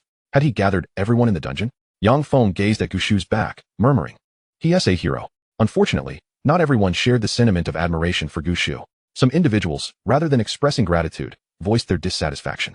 "Hey, weren't you supposed to rescue me? Hurry up and take me away. What are you doing bringing me here? If those monsters discover us, it'll be disastrous. Do you want us all to perish? Get us out of here. I've had enough. I don't want to stay another second." You didn't say a word when you arrived, just tossed a skeleton soldier at me and left. What is your game? Seriously. What do you plan on doing with so many people? Can you protect us all? Can you withstand the monster onslaught? Weren't you here to save me? Hurry and take me away, or I'll report you to the education department. Yang Feng was bewildered. Why were there so many ungrateful souls? He looked to Gu Shu, seeking to gauge his reaction. Silence. A commanding voice rang out. powerful enough to reverberate through the mountains. Many instinctively covered their ears, nearly stunned by the force of the sound. A girl stepped forward, her limbs long and slender, her hands wrapped in white bandages. He is your savior. How dare you disparage him? Do you have no sense of decency? After addressing the crowd, she turned to Gushu, saying, "Hello, I'm Meng Qi, an A-class duelist. You left too quickly earlier. I didn't have the chance to ask your name." Gushu nodded. Gushu. Meng Qi smiled, her eyes sparkling with charm. "Thank you for saving me earlier, Gushu." Turning back to the players, she exclaimed, "Why haven't you all apologized yet? Do you wish to leave your savior in despair?" Her spirited reprimand bore the air of a leader. One individual couldn't contain himself, retorting, "Who the hell are you to tell me what to do? I didn't ask him to save me." Hearing this, Meng Qi felt a tinge of embarrassment. "I apologize. Gushu, once we leave the dungeon, I will inform my father about this matter. I assure you they will apologize." Gushu raised his eyebrow. Once again, it is merely a case of relying on one's lineage. The ancient tree chuckled softly and remarked, "It's quite all right. I harbor no grievances." Following this, the ancient tree commanded the shadow soldiers to single out those who had just spoken. Chapter 44, Fully Automatic Leveling Up. Before anyone could react, the shadow soldiers swiftly dragged out the individuals who had dared to speak. "What do you intend to do? Let me go? Do you believe I want to summon someone to deal with you?" One protested. "Is it really necessary to be so petty over a few words?" Some individuals desperately resisted, and one audaciously launched an attack against the shadow soldiers. A bowman brandished a dagger, aiming for the eye socket of a shadow soldier, only to have it evade with a swift motion. "Pathetic," a cold voice echoed as the shadow soldier unhesitatingly lifted its foot and kicked towards the bowman's knee. A sickening crack resounded, followed by a heart-wrenching scream. Nearby, Li Jiechi winced. He had suffered a similar fate at the hands of the ancient tree. Fortunately, with timely medical care, one's legs could still be mended. At that moment, the ancient tree suddenly took action, and the intent was evident. "What are you doing? On what grounds do you harm others? Do you believe I want to report you to the Player Management Guild?" Someone defiantly retorted. Yet, no one dared to retaliate against the shadow soldiers any longer. Just then, a figure charged towards the ancient tree. "Damn it, I can't hold back any longer. I refuse to believe your true form is as formidable." Unfortunately, he remained oblivious to the fact that the ancient tree's true form was indeed equally formidable. He was destined to be unaware of this, for the ancient tree's summoned entities would not permit any threats to approach their master. Two shadow soldiers, one on each side, struck at the man's legs. The blades sank into flesh with alarming swiftness. In the blink of an eye, he let out a scream and collapsed to the ground. Without awaiting further orders from the ancient tree, the shadow soldiers each plunged their swords into the man's body. Silence. Everyone stood in disbelief, witnessing this scene. Some had previously seen the ancient tree take lives, so they were not entirely taken aback. Becoming a player inevitably involved frequent encounters with danger, and the loss of life would become a common occurrence, with the specter of death looming ever closer. However, they had only just become players and had never witnessed such brutality. No one anticipated that the ancient tree would resort to murder, nor did they expect it to be executed with such efficiency. In truth, the ancient tree had not intended to kill. The individual had exuded murderous intent, and the shadow soldiers acted instinctively to protect their master from danger. Yet, death had occurred, and it was done. Good heavens! Someone has died. Help! Someone has died. The ancient tree frowned and commanded, "Everyone, be silent." Instantly, a profound hush fell over the crowd. All were rendered speechless, glancing nervously at the ancient tree, anxious that he might take offense and eliminate them all. "Ancient tree, what you're doing?" Meng Qi was still in a state of bewilderment, though their attitude was poor. "You cannot." The ancient tree furrowed his brow and softly interjected, "Are you a saint?" Meng Qi paused. "Of course not." The ancient tree replied, then silence. Meng Qi attempted to speak again, but was halted by Yang Feng. "Enough, that man clearly harbored ill intentions. If I were in his place, I would have acted similarly." Meng Qi stood there momentarily stunned. Separating those who had previously barked loudly, the ancient tree commanded the shadow soldiers to encircle the remaining students. Everyone was bewildered, unsure of the ancient tree's intentions. He turned to the blonde-haired individual and inquired, "Are you here?" The blonde-haired student, disheartened, replied, "I've checked several times. He is not here." It remained unclear where the players from the Sakura Kingdom had gone, and since they were not present, it suggested they had not made contact with the outside world. "Let us move." 100 shadow soldiers formed a defensive perimeter, slowly advancing forward. At this moment, many began to regain their senses. They realized the purpose of the shadow soldiers was to form a protective formation to escort them away. "Wait, we haven't entered yet. Hold on, I want to go in too." The ancient tree turned back, casting a glance at the more than 10 players who had previously been barking loudly, feeling a sense of absurdity rise within him. Since they understood that he was the only one capable of leading them to safety, why would they choose to provoke him? Ignoring them, the ancient tree commanded the group to advance. Given the need to accommodate nearly 100 players, their movement was somewhat sluggish. With so many people gathered together, Surrounded by 100 shadow soldiers, it became rather cramped, and the positioning of the shadow soldiers was somewhat dispersed. However, as long as the monsters could not breach the shadow soldiers' defenses, it sufficed. As for the shadow soldiers' archers, the ancient tree was not yet ready to reveal them. Upon exiting the ghost mountain forest, they could see the red portal of the dungeon from afar. Accompanied by a throng of monsters whose sheer numbers instilled a sense of dread, the ancient tree instructed, "Do not panic, nor stray from the formation, or your lives shall be forfeit." He paused and continued, "If anyone disrupts the formation, kindly toss them out." At that moment, no one dared to utter a word. They were all intimidated by the ancient tree's decisive brutality. Behind them, the group of players who had been left outside came rushing after them. "No, let me in. I want to escape this place." Was it merely a few words that warranted a death sentence? How can you stand by and watch us perish? Is this not akin to murder? Some even attempted to push past the shadow soldiers to enter the formation. Yet the shadow soldiers showed no leniency, swiftly brandishing their swords to force them back. "You detestable necromancer. It is true that players of the necromancer class are all potential criminals. You want us to die? If you wish for our demise, then let none of us survive." Some, seemingly engulfed by despair, unsheathed their weapons and charged towards the group. The shadow soldiers immediately drew their swords and struck them down without a hint of hesitation. Seeing the shadow soldiers act so decisively, the assailants halted in their tracks, realizing that the ancient tree intended to abandon them to their own devices. "Were you not here to rescue us? How can you allow us to perish? If I die, how will you explain this to the school? With so many witnesses, do you think your actions can remain concealed?" Those individuals paused, daunted and unwilling to advance further. For beyond them lay a horde of monsters. The ancient tree remained impassive, unaffected by their words. Firstly, he had never initiated harm against anyone. Secondly, it was the shadow soldiers, not he, who took lives, as they instinctively retaliated against those who harbored murderous intent towards him. Thirdly, those who perished had once wished him harm. Their deaths were just deserts. One who harbors malice must be prepared for the consequences. Fourthly, he possessed the right to choose who to save. This was a transaction, not an obligation. Moral coercion? The monsters began to charge the formation. This time, there were no archers raining down arrows. As the monsters surged, the formation wavered. However, the attributes of the shadow soldiers were notably high. Even if the formation was momentarily disrupted, they could quickly regroup. As long as they could endure until reaching the abyssal gate, all would be well. Within the formation, everyone stared in astonishment at the unfolding scene. They managed to hold their ground. Those who had previously worried about the formation collapsing breathed a sigh of relief. Simultaneously, all were struck with awe at the might of the ancient tree's summoned entities. It was remarkable enough that they were powerful, but to summon so many. Was the necromancer truly this formidable? This was far beyond the capabilities of an S-class profession. Hold on, you may not be aware, but he is also a dual-class player. Meng Qi gazed at the ancient tree's silhouette, her eyes sparkling with wonder. Incredible. Yang Feng's jaw hung open in disbelief. Is this guy even human? This is utterly outrageous. Is the potential of a dual-class player this astonishing? The ancient tree, however, remained unperturbed, even retrieving his phone. "Hello, it's me. You called back rather quickly. How are things on your end?" Li Zongheng's voice came through the line. Ancient tree instructed, "Deliver the Jordan ring and skill crystal to Kittalong." There was a brief silence on the line before the voice responded. "No, what is the situation on your end? Do you realize the immense value of these two items? What if you fail to complete the mission?" Ancient tree replied softly, "Indeed, they are quite precious, which is why I fear you may renege on our agreement. Whether you choose to comply or not, we are currently ensnared within a circle of monsters. Should you refuse, I shall allow them to fend for themselves." Ancient tree made no effort to disguise his voice. Upon hearing this, everyone was taken aback, their hearts racing. Yang Feng looked at ancient tree's silhouette and suddenly recalled his earlier assessment of him as a hero. In hindsight, it seemed rather hasty. "You fool, don't jest. If you truly do that, you won't be able to stay in the country any longer." Ancient tree furrowed his brows and murmured, "Are you threatening me?" Li Zongheng replied, "No need for threats. You must understand that this batch of students is the most talented in the entire province. If they were to perish, do you think those in authority would let you off the hook?"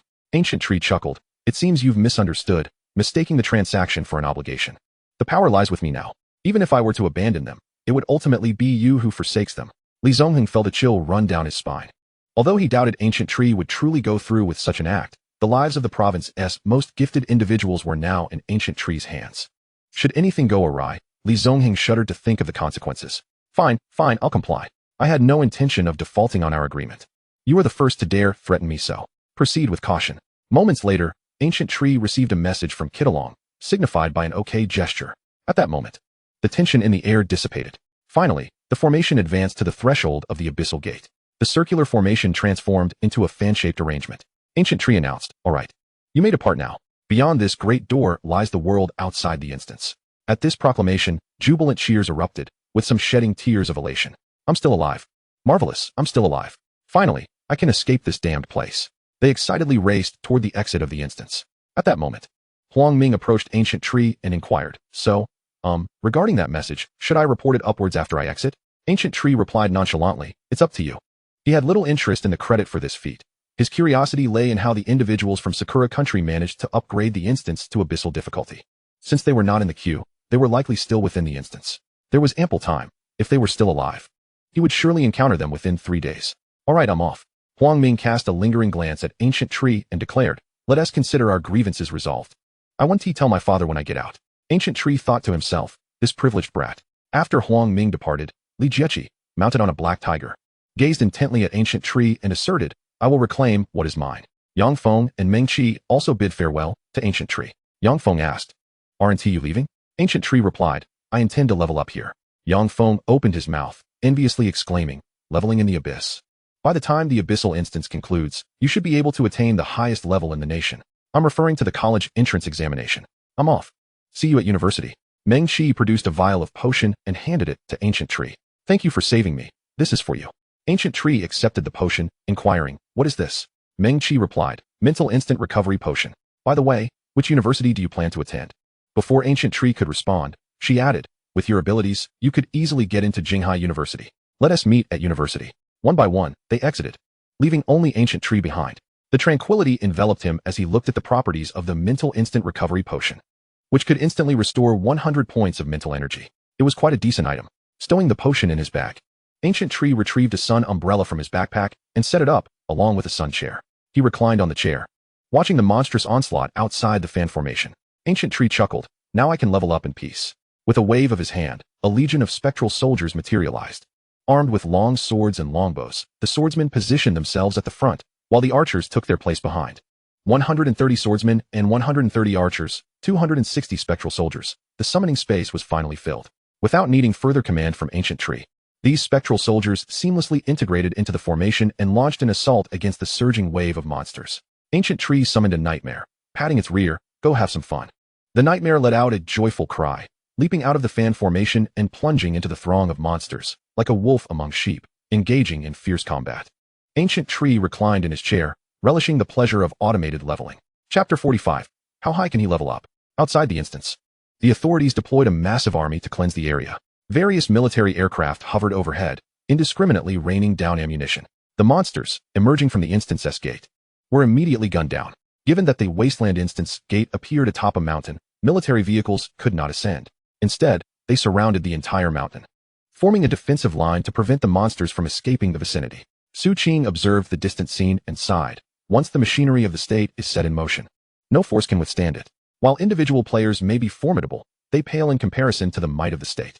It's not just about the vast army and relentless artillery bombardment. Among the military players are also prominent figures, countless high-ranking players serving the Dragon Kingdom. Any individual or organization attempting to oppose the machinery of the state would be effortlessly obliterated. Unless there are players capable of single-handedly contending with vast armies or summoning classes that can create legions, but such occurrences are exceedingly rare. Summoning classes have high potential. Although they may start weak, they eventually grow to summon countless beings, rivaling an entire army in size. This is precisely why the authorities place such importance on summoning classes. Fortunately, the level cap for this instance is only 30. Firearms can still cope with this. Monsters at level 30 can barely have their defenses penetrated by bullets. Moreover, specialized armor-piercing rounds are required. Ordinary bullets would likely struggle to breach even the defenses of a level 10 monster. Previous tests have shown that using handguns against heavily armored tortoise-like monsters left no marks on their shells. Some advanced players can even catch bullets with their bare hands. This world, ultimately, belongs to the players. Just then, Su Qing noticed that the number of monsters emerging from the abyssal gate was dwindling. What is happening? At that moment, Li Zongheng approached, his battle armor still stained with blood. Cease fire immediately, the students are about to emerge. Su Qing was taken aback, incredulously asking, So soon? How long has it been? Li Zongheng replied, Do not judge that lad by conventional standards. Though Li Zongheng himself found it hard to believe.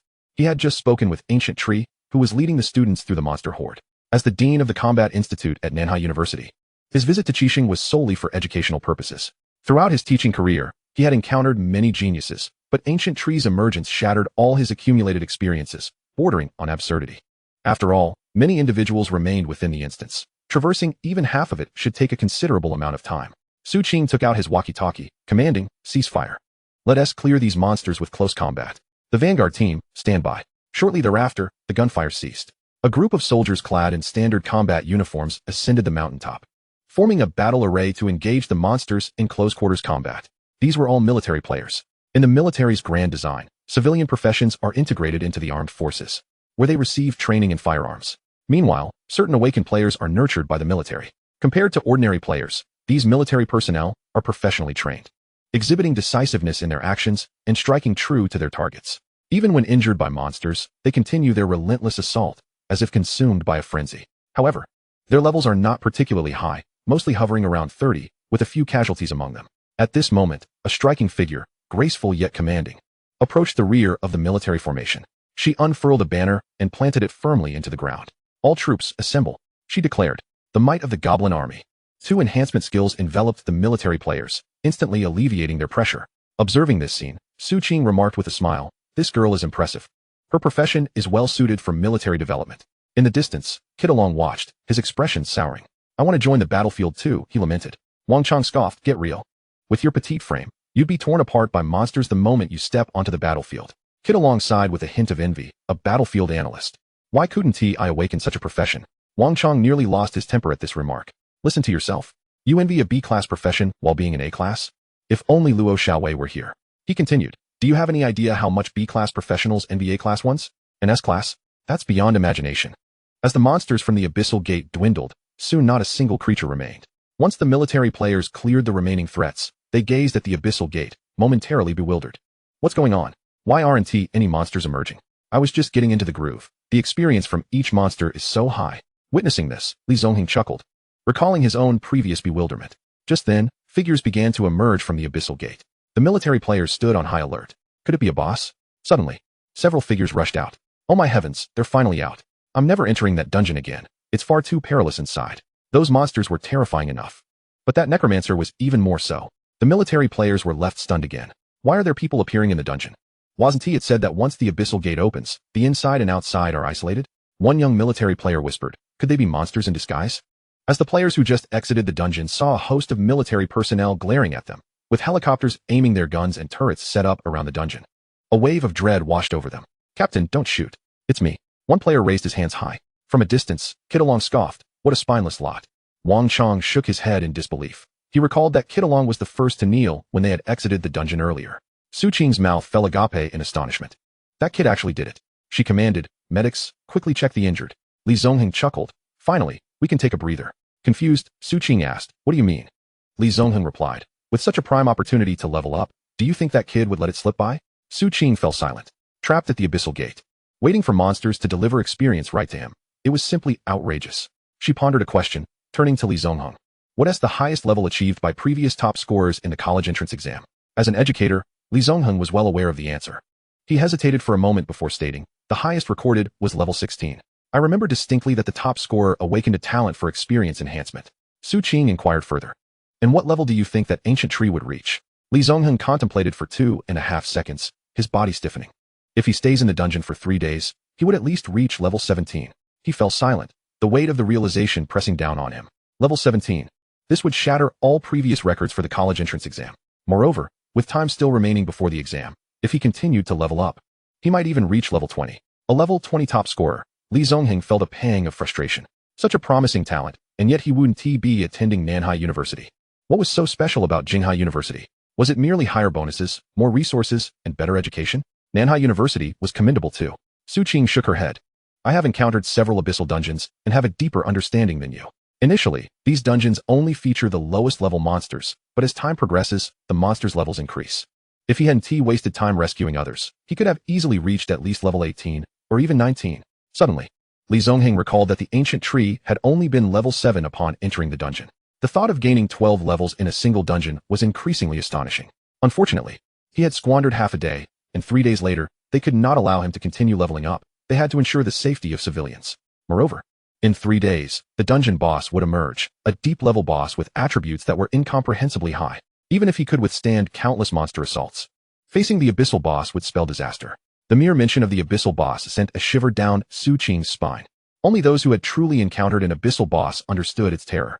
Such bosses could not be gauged merely by level. While most students returned unscathed, a few had sustained injuries and were carried away on stretchers by medics. Out of over 200, only 70 or so made it back. These were the top 5 from various schools, genuinely talented individuals, now lost. The atmosphere was heavy. A leading teacher rushed to a stretcher, gazing at Li Jiechi with trembling lips. "Jiechi, Li Jiechi replied calmly, "My leg is broken." The teacher scanned the area, noting the absence of other students. "Where are the others?" Li Jiechi replied, "They died protecting me." The teacher's expression darkened as he patted Li Jiechi's shoulder, offering consolation. "Don't worry. We'll find a high-level healer, and your leg will be healed. Even if at ISNT, you have summons that 1T hinder your movement." Li Jiechi had initially felt touched, but the teacher's latter comment nearly caused him to choke with anger. "You're not hoping for my recovery, are you? From the looks of your injury, it doesn't seem like a monster did this. It's more like something heavy crushed it. If it were a monster, would it spare someone incapable of movement?" Li Jiechi's fists clenched in fury as he stated, "It was the ancient tree. If he had arrived just 5 minutes earlier, they wouldn't have died." The teacher was taken aback. The ancient tree? Meanwhile, another principal confronted a shield warrior. "Why are there only you two? Where's Guomingyu?" The shield warrior and the assassin exchanged a glance, an unspoken understanding passing between them. With a heavy heart, the shield warrior replied, "Guomingyu. He stayed behind to hold the monsters off for us. Only the 2 of us returned." "Guomingyu, he dead." The assassin nodded in agreement. "Indeed. He died terribly. That monster was incredibly powerful. It nearly killed Guomingyu with a single strike, cleaving his white horse in half." "What? Guomingyu is dead? This is impossible. He is an A-class rare profession." The principal expressed suspicion. "Do monsters even wield swords? Could it have been the Mad King's guard?" He scrutinized the shield warrior and assassin, asking, "Would Guomingyu truly risk himself to save you both, putting himself in danger?" At this very moment, numerous teachers are counting the students of their respective schools. During prior communications with classmates, the number of survivors had already been confirmed. Even amidst the unexpected incidents during the rescue of the ancient tree, it was anticipated that nearly 100 individuals would have survived. To everyone's astonishment, only a little over 70 emerged. Just then, a player stepped forward, exclaiming loudly, "I want to report. I wish to report the ancient tree from Hishan No.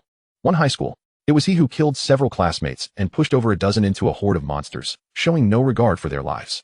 "If it weren't for him, we would have returned much earlier. He was the one who kept us from leaving." Jita Long, who had been spectating from the sidelines, was infuriated by these words. "What the hell are you saying? The ancient tree saved you. Instead of expressing gratitude, you're here to report him?" Beside him, Wang Chong tugged at Jita Long's sleeve and whispered, "This person seems suspicious." Jita Long was taken aback and turned to Wang Chong. "Do you remember when someone tried to use a phone during the dungeon livestream?" Wang Chong nodded emphatically, recalling the incident vividly. That very night, some of their faction infiltrated the camp where the ancient tree was located, seemingly with malicious intent, or they wouldn't have been slain by the spectral soldiers. "This individual is one of those 5, Wang Chong deduced. Jita Long cursed, "I knew it. How shameless can you be? It turns out he harbored ill intentions all along." As he spoke, more individuals began to voice their grievances against the ancient tree, lamenting his actions. "He is terrifying. He kills at the slightest provocation. He seems more fearsome than the monsters themselves. Have you forgotten his profession? Necromancer. How many necromancers can be deemed virtuous? One of my teammates was abandoned by him after merely speaking a couple of words. Was it wrong to say that? Shouldn't he have been reprimanded?" Having escaped the dungeon and the immediate peril, they felt as though the skies had cleared and the rain had ceased, enveloped in a sense of safety. Perhaps influenced by the crowd mentality, more and more individuals joined in the vilification of the ancient tree. Li Zongheng, who was on patrol, halted upon hearing their words.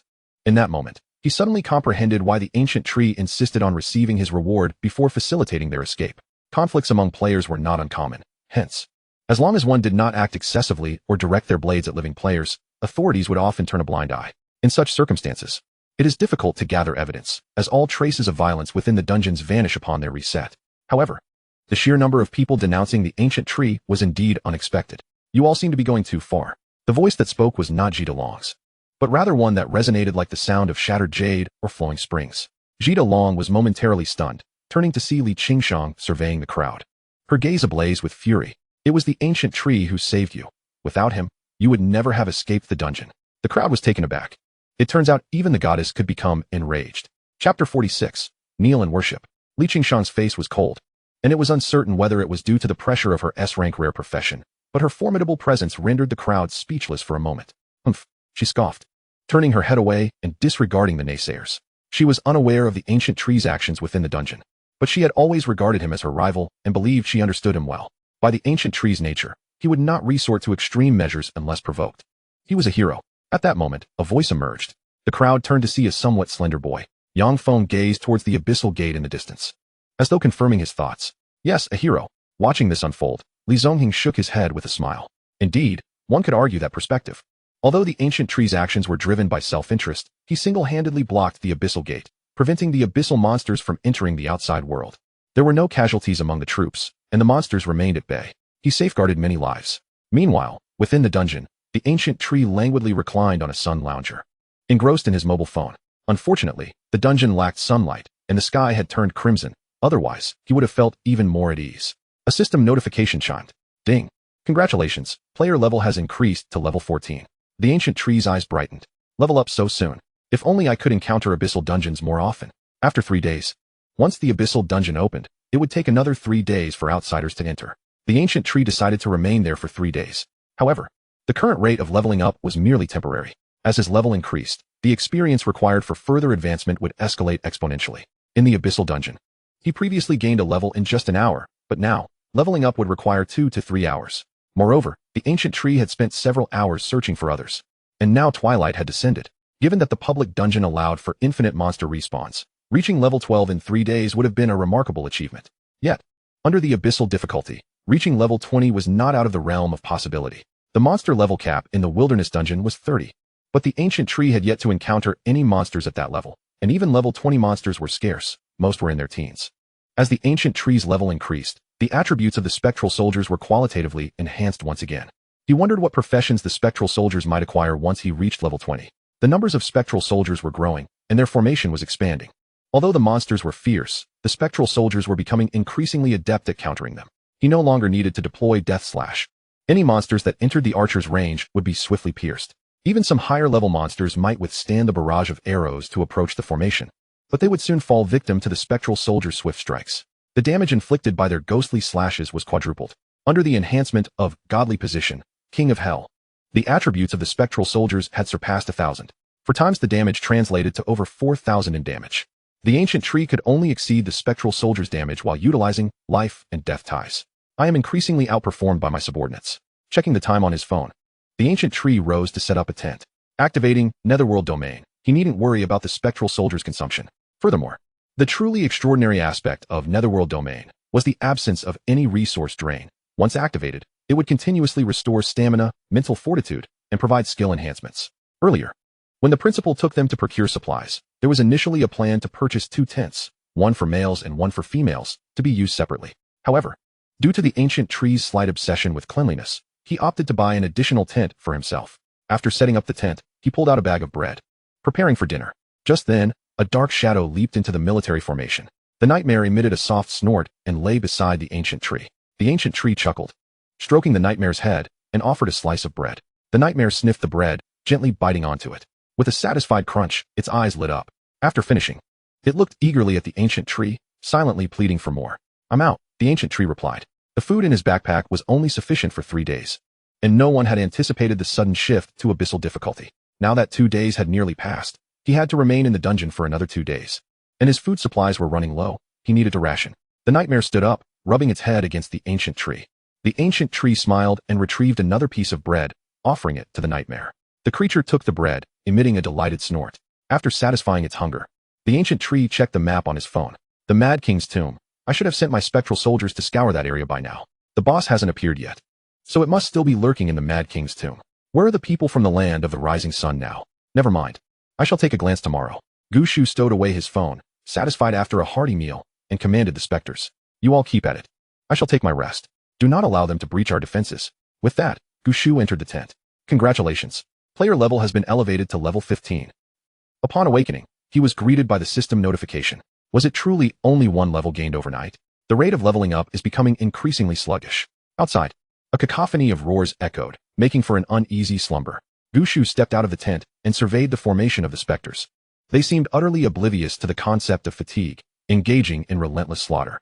The archers, in particular, unleashed a barrage of energy arrows, mechanically repeating the same motion. Gushu summoned his nightmare and checked his mental energy. His current mental value stood at 1191. After reaching level 10, each subsequent level up awarded an additional 40 points of mental energy. His base mental was 400 points, augmented by 2 accessories that contributed 230 points. While the truly formidable Monarch's Edict granted a whopping 560 points to all attributes. With each level gained, the summoning space expanded by 20 slots. And Gushu's current summoning capacity was 300. Before resting, he had summoned a wave of specters, replenishing their ranks to 280. I too possess an attribute that has surpassed 1,000. Summoning a single specter now costs 75 points of mental energy, allowing Gushu to summon up to 15 specters at once. He commanded the specters to continue their efforts, ensuring no monsters were permitted to escape. After a gentle pat on the nightmare, he declared, "Let us proceed to the Mad King's tomb." On his way, Gushu traversed the mountain spirit forest and encountered several corpses, the very players he had once abandoned, who had not vacated the instance. They were all deceased. Gushu merely cast a fleeting glance before urging the nightmare onward to the Mad King's tomb. Soon, he arrived at the tomb's entrance, where numerous Mad King guards prowled. Strangely, the guards that were meant to protect the depths of the Mad King's tomb had emerged outside. Ordinarily, even if they did appear, they would instinctively rush toward the abyssal gate. These guards, with their crimson eyes and full armor, resembled undead beings. He summoned 20 specters, 10 archers, and 10 swordsmen. Just as he was about to issue the command to attack, the Mad King guards, upon sighting Gushu, did not charge at him like other monsters. Instead, they uniformly knelt before him. Chapter 47. The Crimson World. Gushu was taken aback. What was happening? He felt momentarily dazed, almost instinctively believing these Mad King guards to be his specters. Though both were undead, the specters donned traditional Chinese armor, while the Mad King guards resembled Western knights. The guards trembled violently, as if they were about to face execution. Were they afraid? Suddenly, Gushu recalled his talent, Divine Position of Yama, which granted him absolute dominion over undead beings. With this realization, he commanded, "Rise." The Mad King guards stood in unison. Gushu's eyes brightened. Indeed, he could command them. The Divine Position of Yama possessed 3 effects. The first grants immunity to most negative effects, the second provides absolute control over undead beings, and the third amplifies undead summons. Until now, the power of Divine Position of Yama had primarily manifested in the amplification of his specters. With the protection of the specters, the first effect was seldom encountered. Now, the second effect was revealing its true strength. If I were to enter an instance populated solely by undead beings, would I not be invincible? He then issued a second command, commence self-destruction. The Mad King guards froze momentarily, trembling as they pointed their swords at their own throats. The long swords gradually pierced through their necks, emerging from the back of their skulls. The guards convulsed violently, seemingly pleading, yet appeared unable to control their bodies. With a sudden surge of force, the Mad King guards' heads were severed from their bodies. Congratulations. Player has slain a level 15 frenzied Mad King guard, gaining 5,500 experience. Congratulations. Player has slain a level 15 frenzied Mad King guard, gaining 5,500 experience. Congratulations. Player has slain a level 15 frenzied Mad King guard, gaining 5,500 experience. A series of kill notifications rang out. Indeed, commanding them to self-destruct also yielded experience. The actions of the specters were governed by Gushu's talent, and thus the consequences naturally fell upon him. The specters aligned themselves, forming 2 columns to shield Gushu as he exited the Mad King's tomb. The Mad King's tomb lay hidden at the base of a mountain. After navigating several burial chambers, Gushu arrived at the main tomb. Inside, a massive vortex appeared, as crimson as the current instance gate. A stream of red energy surged forth, continuously flowing into a coffin situated within the chamber. Was this the abyssal gate? Witnessing this scene, an array of questions flooded Gushu's mind. If the instance gate connected the instance to the outside world, where did this abyssal gate lead? Furthermore, from whence did this crimson energy originate? The incessantly flowing energy imparted a deeply ominous feeling.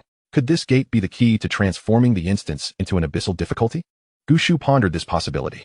He approached the coffin, eager to uncover its contents. Leaning closer, he peered inside to discover a corpse laid within.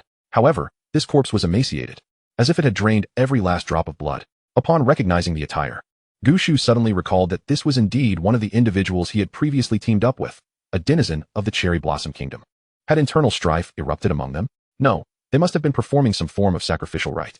Yet, where was the blood? Gushu noticed that the crimson energy was not being infused into the coffin itself, but rather beneath it. He commanded the specters to lift the coffin aside. Beneath it lay a throne, upon which the crimson energy incessantly flowed, entering the body of a skeleton. Gushu leaped down, gazing at the skeletal figure seated upon the throne. This skeleton, clad in armor, wore a crown upon its head and grasped a scepter in its hand. Its limbs were elongated and slender, with a robust physique that appeared somewhat disproportionate. Gushu estimated that if this skeleton were to stand, it would tower at least 4 to 5 meters high. Blood stained its bones, with flesh writhing upon them. It was in the process of mending its body. As the red aura continued to seep in, the skeleton seemed to be gradually reviving, growing ever stronger, its presence becoming increasingly formidable. This must be the Mad King. Surrounding the tomb's walls, Gushu also spotted a mural depicting a narrative. The mural seemed to recount a tale. The Mad King was once a beloved sovereign until one day, he succumbed to an unknown malevolent influence, causing him to descend into madness. In his frenzy, the Mad King mercilessly slaughtered both nobles and commoners alike. Under his oppressive reign, the kingdom quickly fell into ruin. The knights sworn to protect the king united to end his tyranny. They interred the Mad King, voluntarily accepting a curse to eternally guard his tomb as penance for their transgressions. Gushu remained silent for a moment before approaching the mural, reaching out to touch it. However, the mural did not respond as he had anticipated. Not all murals could provoke the awakening of the Lord of Mount Tai. Gushu then turned his gaze to the remnants of the Mad King, murmuring, "If I can shatter this skeleton, the crisis within the instance will surely come to an end." Upon reflecting on this, the ancient tree commanded the two spectral soldiers, "Guard this place meticulously. Permit no one to approach." Leaping from the confines of the tomb, the ancient tree cast his gaze upon the crimson abyssal gate. To where did this portal lead? After a moment's contemplation, he instructed one of the spectral soldiers to venture within and take a glance. The soldier obeyed without hesitation, advancing toward the abyssal gate. The ancient tree noted a piercing wound upon the soldier's form and suddenly realized that this was the very first soldier he had summoned after awakening his profession. "So it is you," he mused. "Exercise caution. If the situation turns dire, return at once." The ancient tree smiled. A scarlet energy emanated from the spectral soldier, and at one moment, a flash of red glimmered in his blue eyes. Yet, almost immediately, the azure flames beneath his mask reignited, suppressing the crimson glow. The madness of the monsters within the dungeon must indeed stem from this very red energy. The spectral soldier entered the abyssal gate, and the ancient tree fixed his attention on the portal's response. Indeed, it was accessible. What world lay beyond? If entry was possible, why was nothing emerging from within? As these thoughts coursed through his mind, the ancient tree suddenly felt a severance of connection with one of the spectral soldiers. The link had been broken. Had the soldier encountered peril, or had the abyssal gate severed their connection? After a brief wait, the soldier still did not reappear from within the dungeon. Could it be that he had truly perished? Glancing at the summoning space, he noted that the number had now dwindled to 299. The bond was entirely severed. For reasons unknown, a peculiar emotion stirred within the ancient tree. After all, this was the first spectral soldier to accompany him. Having spent ample time with spectral soldiers, the ancient tree had come to realize that they too harbored emotions and expressed their thoughts. However, as the one issuing commands, even if it was not this particular soldier who ventured forth, there would be others. As the saying goes, mercy does not command an army. Alas, he sighed. Thank you for shielding me from that arrow. The ancient tree waved his hand. Let us depart. The spectral soldiers trailed behind him as they exited the Mad King's tomb. Shortly after the ancient tree's departure, several figures emerged, agents from the Cherry Blossom Nation. What? How is he still alive? One exclaimed. That shouldn't be. The abyssal dungeon has been open for some time now, and statistically, the players inside should be nearly wiped out. Why do the Mad King's guards obey his commands? He is too powerful. If only he were one of our Cherry Blossom Nation's people. He's found this place. Huang Ming is still alive and has disclosed this information. Let us enter the Mad King's tomb and hope for no unexpected developments. The trio entered the tomb, only to be taken aback by the sight of the coffin being moved. Noticing that the Mad King had not met with any misfortune, they collectively sighed in relief. However, their relief was short-lived as they spotted the spectral soldiers flanking the Mad King. Instantly, they held their breath, vividly recalling the soldiers' formidable prowess. Cautiously retreating from the tomb, they finally exhaled. Damn it, those cursed Dragon Kingdom folks have stationed undead creatures there. One of them cursed. Fortunately, we possess equipment obtained from Huang Ming-san that masks our presence. Had we been discovered, it would have been too late. But Springfield-san, since he has discovered the Mad King, why hasn't he eliminated him? This is the Mad King's weakest moment. How should I know what those detestable Dragon Kingdom people are thinking? In a dungeon of abyssal difficulty, monsters abound, and danger lurks at every turn, replied Dajong Springfield. Now, the dungeon's exterior must be besieged by countless monsters. Not only will the Dragon Kingdom suffer the loss of many genius newcomers, but they will likely face significant losses outside the dungeon as well. Haha, I can't wait to see the somber expressions on the faces of the Dragon Kingdom's high-ranking officials. By the way, how do we get out? Dajong chuckled. No need to worry. This is currently the only safe place within the dungeon. As for leaving, would you like me to escort you out? A voice echoed from a distance. Dajong Springfield cursed. Baka, if you had that kind of strength, you wouldn't be sent to carry out a mission. Just as he finished speaking, Springfield paused. Who just spoke? The other two exchanged glances, shaking their heads. It wasn't us.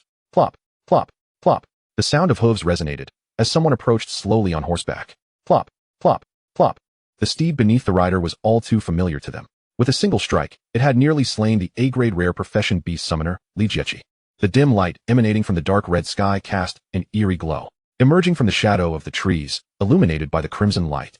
The three clearly beheld his countenance. It was the necromancer who had just departed. The ancient tree smiled. So, you are indeed here. Scarlet.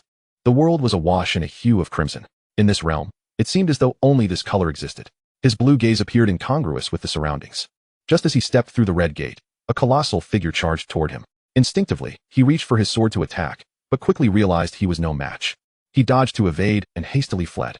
Engaging in direct combat was not an option. He did not depart immediately. Instead, he concealed himself at a distance.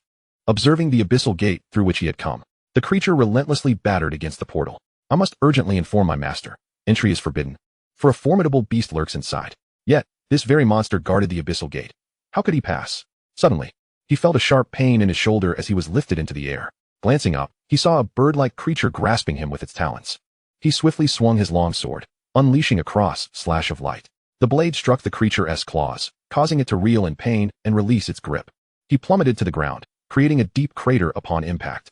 He gazed at the retreating bird-like monster, astonished that he had failed to breach its defenses. Rising to his feet and preparing to leave, another wave of peril emerged. A massive worm suddenly burrowed from the ground, seeking to consume him whole. He braced himself against the creature's mandibles, narrowly avoiding being swallowed. Demon slash. He struck at the worm's mouth, but it felt as if he were slashing through cotton. His powerful blow failed to inflict any damage. In that moment, he realized that it was not the monster's strength that posed a threat, but rather the powerful abilities bestowed upon him by his master that had vanished. Though his strike was ineffective, it caused the worm to feel slightly choked, leading it to expel him. Once freed from the worm's grasp, he sprinted away once more. What manner of place is this? It is far too perilous. I must return and urgently inform my master that entry is strictly forbidden. However, at that moment, he became aware of a crucial detail he had subconsciously overlooked. The connection with his master had disappeared. Why has the link with my master been severed? Master, have you forsaken me? Chapter 48. The Ancient Tree. You may as well take your own life. Not long after the ancient tree had departed, he suddenly recalled an important fact. The overall difficulty of the dungeon had escalated, leaving scarcely a safe haven. However, within the Mad King's tomb, there were no monsters. The Mad King's guards, who were originally meant to protect the tomb, could be said to render it temporarily the only safe location. Even outside the tomb, built at the base of a hill, the monsters within the dungeon possessed little ability to scale heights, making it relatively safe to remain atop the hill. Yang Feng had narrowly escaped disaster by hiding among the trees, and even garnered considerable experience. What brings you back? Springfield exclaimed, eyes wide. The other two exchanged glances and turned to flee. However, just as he turned around, he collided with a sturdy chest, akin to crashing into a city wall. Leaving him momentarily dizzy, two shadowy soldiers seized the pair, pinning them to the ground. What do you intend to do? Classmate, we bear no animosity towards each other. The one you seek is Huang Ming. Huang Ming, that yellow-haired fellow? At such a critical moment, he still dares to put on an act. Gushu chuckled and said, I wish to know how you transformed the instance into an abyssal one. Haruno Yuichi was taken aback, realizing that Gushu had already uncovered his identity. His eyes darted, and he proposed, it seems you are aware of our identities. In that case, why not abandon the shadows and embrace the light, and join my Sakura country? With your prowess, you would undoubtedly receive significant cultivation. As soon as he finished speaking, he felt a sharp kick to his leg, collapsing him to the ground. While a hand from behind pressed his head down, Gushu's voice turned cold. I have no interest in your lengthy monologues. You have only 3 chances. Then, as if struck by inspiration, he added, whoever speaks first may have a chance to live. Haruno Yu struggled, discovering that the hand behind him was like a vice, rendering him unable to budge even a fraction. A voice rose behind him, shouting at Gushu, you despicable Dragon Kingdom scoundrel. If you dare to kill me, Sakura country will not let you off. Gushu's expression remained impassive. 3, 2, 1. He waved his hand. The man shouted, the jade shatters. The shadowy soldiers swung their swords, and heads were severed from bodies.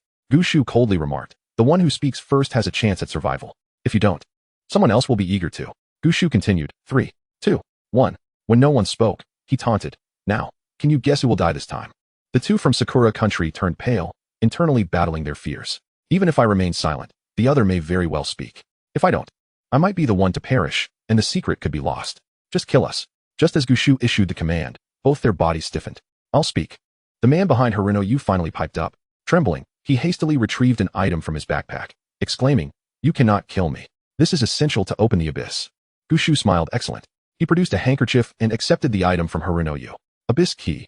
Can open the abyssal gate within the instance. Uses remaining. 2, 3.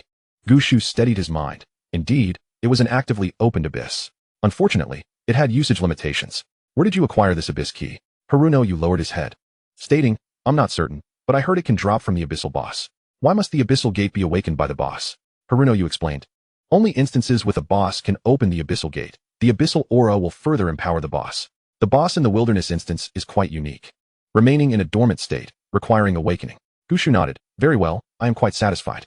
Haruno, you quickly interjected. You promised you would let me go. Gushu replied. I keep my word. With that, he waved his hand, and the shadowy soldiers released the two, pulling on the reins of the nightmare. The soldiers followed Gushu as he departed. Haruno Yu and his companion rose, exchanging awkward glances. Did he not say he would leave only one? Be quiet. You detestable Sakura traitor. You fool. You revealed everything. Not quite. There is still one thing I haven't disclosed. The boss empowered by the abyss is merely an ordinary instance boss. The true boss will only emerge in 3 days. Haruno, what do you think he needs the abyss key for? Is he planning to open the abyss within the instance? Have you lost your mind? Opening the abyss in his own country would make him a national criminal. No one would willingly open an abyss in their homeland. He is likely to use it in an instance abroad, just like us. Both their eyes sparkled with the joy of having narrowly escaped death.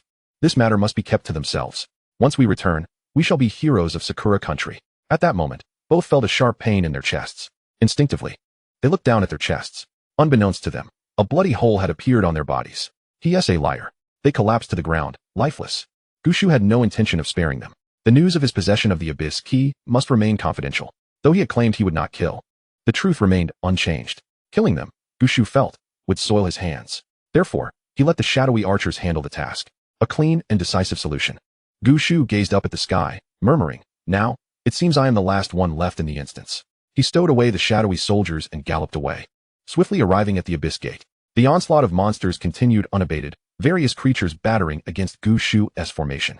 This time, however, there were many level 20 monsters among them, such as the level 20 Shadow Magic Wolf and the level 23 Tree Demon.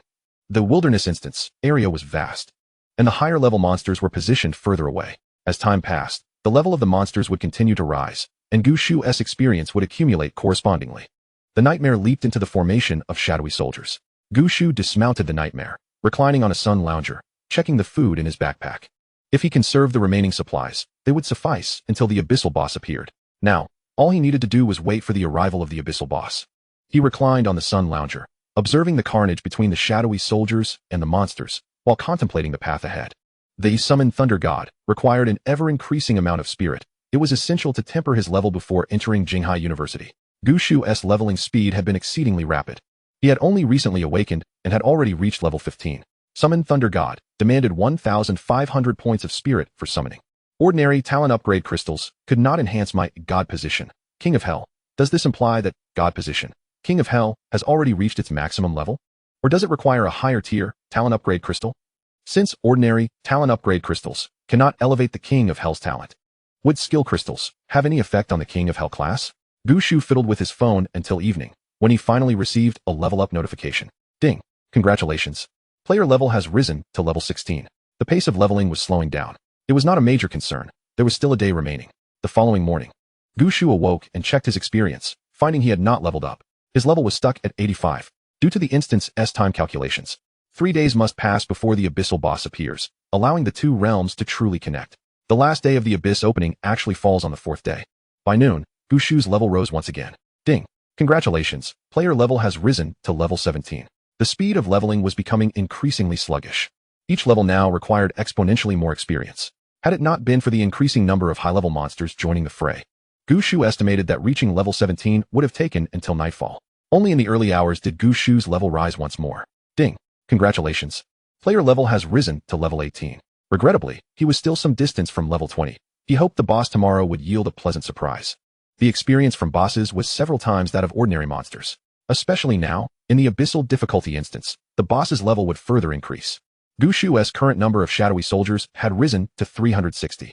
As the ancient tree ascended in rank, the attributes of the spectral soldiers also heightened. 180 spectral swordsmen formed a fan-shaped defensive formation, while an equal number of spectral archers took shelter behind them, continuously unleashing a barrage of arrows. They had become adept at dealing with the monstrous foes before them. When the ancient tree first reached level 10, the spectral swordsmen could only manage to confront 2 mountain spirits of level 10 or above at a time. Had it not been for the awakening of the spectral archers, which added an element of agility to their strategy, it is likely they would not have been able to achieve the current ease of simply remaining behind the spectral ranks, reaping a continuous flow of experience. At long last, another day had elapsed. This marked the 5th day since the ancient tree had ventured into the wilderness dungeon. Glancing at his experience points, he noted he was at level 1850. Would he truly not reach level 19? As time gradually passed, the ancient tree fixated intently on his experience bar. Finally, upon reaching 90 experience points, he heard a distant roar. Almost immediately, he sensed a severance of connection with 2 of the spectral soldiers. The onslaught of monsters had intensified. A relentless tide of creatures surged toward the abyssal gate. In the distance, a substantial horde had gathered, over 300 frenzied royal guards, marching in unison towards the abyssal gate. Behind them loomed a towering figure, brandishing a scepter and emitting a chilling roar. This imposing silhouette stood nearly 5 meters tall, adorned with a golden crown and clad in heavy armor. As the formation advanced, the spectral soldiers seemed to feel the mounting pressure. The 300 frenzied royal guards, coupled with the relentless assault of the surrounding monsters, became even more ferocious upon the appearance of the frenzied king. The royal guards continued their advance, and the surrounding monsters instinctively parted to grant the ancient tree a path. When the frenzied royal guards reached the front of the spectral formation, they spontaneously divided into 2 columns, and the towering figures, wielding their massive scepters, approached the military formation. At that moment, the frenzied king, his skeletal frame now adorned with withered flesh, appeared more like a mere skeleton upon closer inspection. Roar! The ancient tree rose from his sunlit chair, speaking coldly. What are you roaring about? He strode towards the frenzied king, head held high. The assembled spectral soldiers knelt before the ancient tree, while the nightmare followed quietly behind him. In that instant, all sounds in the realm fell silent, save for the echo of the nightmare's footsteps. Tap, tap. It was as if the ancient tree were the sole sovereign of this world. He approached the frenzied king without a hint of defense or intention to battle, merely uttering a gentle command. End your own life. Chapter 49, God Position, King of Hell, Level 2. As soon as the words left his lips, the frenzied king's body began to tremble. The madness in his eyes flickered with an expression of fear. With a sudden motion, he knelt upon the ground. In unison, all the frenzied royal guards bowed before the ancient tree. The frenzied king trembled, as if he were struggling against an immense internal conflict. Slowly, he raised his scepter and forcefully struck it against his own head. Bang! Once. Bang! Twice. Bang! Thrice. He continued this grim ritual, repeatedly bringing the iron scepter down upon his forehead. His skull gradually caved in, visible cracks spreading across the surface. Bang! Bang! Bang! Crack! At last, his skull shattered, revealing the blinding flame of his soul within. His body quaked violently, the flames of his spirit dancing wildly. The ancient tree remained expressionless, gazing intently at the frenzied king, eager to witness the extent to which this king could obey his command. The frenzied king, still trembling, lifted the scepter once more, this time aiming for the soul flames within his shattered skull. Without the protection of his skull, the iron scepter struck directly upon the flames of his soul. Whoosh! A burst of blue fire erupted from his head, causing the frenzied king's body to stiffen before collapsing to the ground. Congratulations, player, for defeating the level 30 boss, Frenzied King, gaining 180,000 experience points. Ding! Congratulations, player, for leveling up to level 19. Indeed, even a boss could be commanded. If I were to enter a dungeon populated entirely by undead creatures, would I not become invincible? The ancient tree was astonished that the abyssal boss had yielded an astonishing 180,000 experience points. Just then, with a sudden flash, a crimson object materialized from the corpse of the frenzied king. A boss drop? The item shimmered with an alluring red glow upon the ground. A red item? This was the first time the ancient tree had encountered an object of such color, having never heard of any equipment or item that radiated a red light. He picked up the object. Abyssal Talent Upgrade Crystal. Another Talent Upgrade Crystal. The rarity of a Talent Upgrade Crystal need not be emphasized. It was an exceedingly scarce existence, often beyond price. However, the prefix Abyssal raised questions. Could this crystal upgrade my God Position, King of Hell talent? No sooner had he thought this than the surrounding monsters erupted into a frenzy. With the frenzied king's suppression lifted, the creatures reverted to a state of chaos. The ancient tree furrowed his brow. The boss was dead. Why had the abyssal dungeon not yet concluded? He commanded the spectral soldiers to reform their ranks and cast a glance at the kneeling frenzied royal guards. You too, end your own lives. With that, the ancient tree turned his attention away from the tumult of the monsters. Although he did not fully understand why the dungeon had not yet finished, it was fortuitous for him. Clutching the Abyssal Talent Upgrade Crystal, he silently invoked its use. Ding! Congratulations, player, for upgrading the talent, God Position, King of Hell, to level 2. The ancient tree's eyes gleamed with excitement. It worked. This abyssal dungeon truly was a treasure. As the Talent Life Crystal that emerged from it could upgrade my King of Hell talent, he clearly understood that his current strength was significantly bolstered by the God Position, King of Hell talent. The mere enhancement from a single talent had elevated the attributes of his spectral soldiers beyond his own. He hastily opened his panel, Eager to discern the effects of the second-level talent. God Position, King of Hell 2. 1. Completely immune to all negative effects. 2. Absolute dominion over undead creatures. 3. Amplifies the attributes of all undead minions under the player's command, with an enhancement equal to half the player's level. 4. Increases the damage of all player skills, with an enhancement equal to half the player's level. By heavens! The ancient tree could not help but exclaim.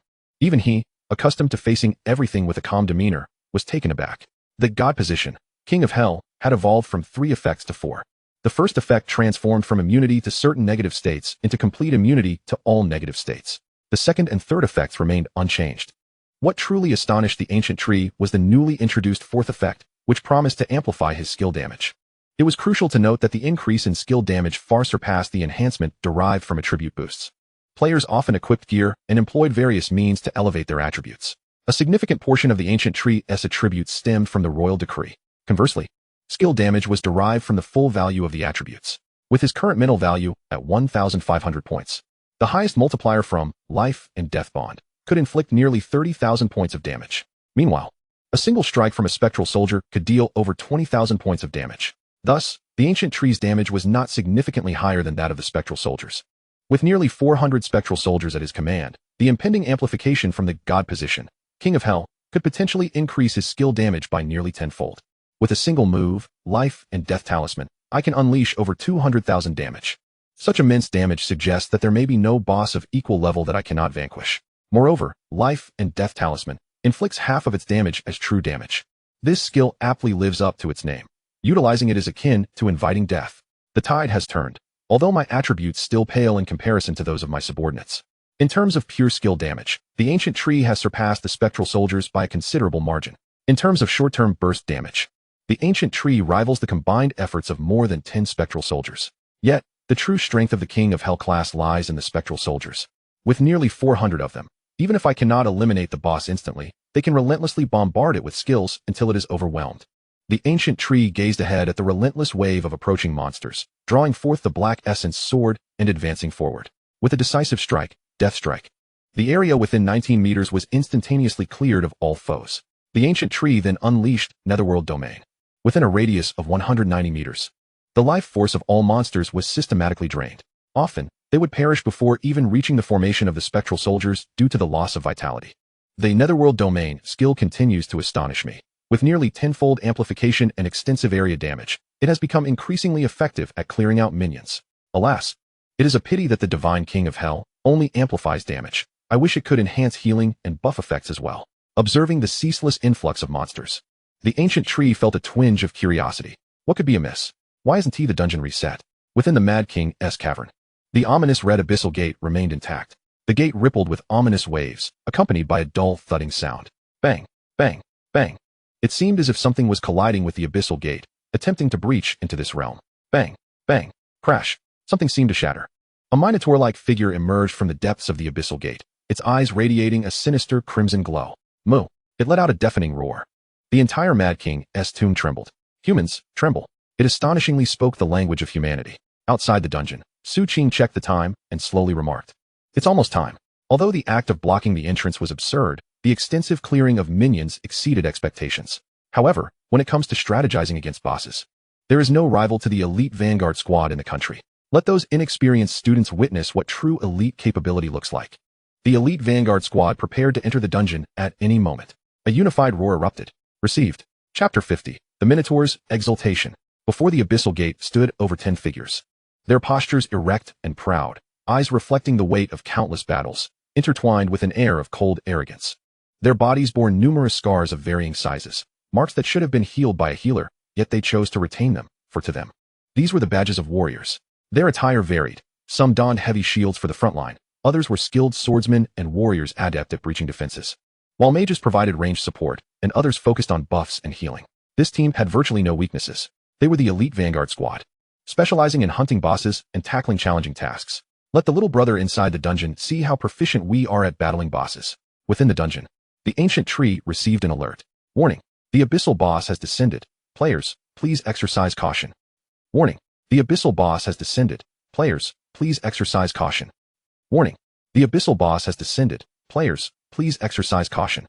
The repeated alerts were laden with ominous significance. Moo! A mighty bellow resonated, carrying powerful waves that stirred up storms.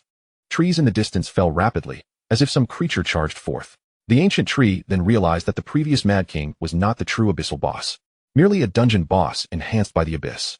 The creature rushing forth was the genuine abyssal boss. The ancient tree held its breath, sensing an extraordinarily potent aura emanating from ahead.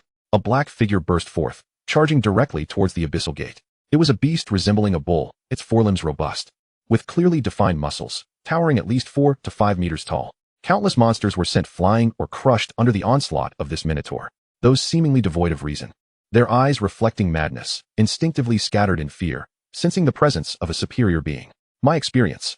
The ancient tree surveyed the fleeing monsters, furrowing its brow. Loose arrows. 180 spectral soldier archers released a volley of arrows, barely managing to pierce the Minotaur's defenses.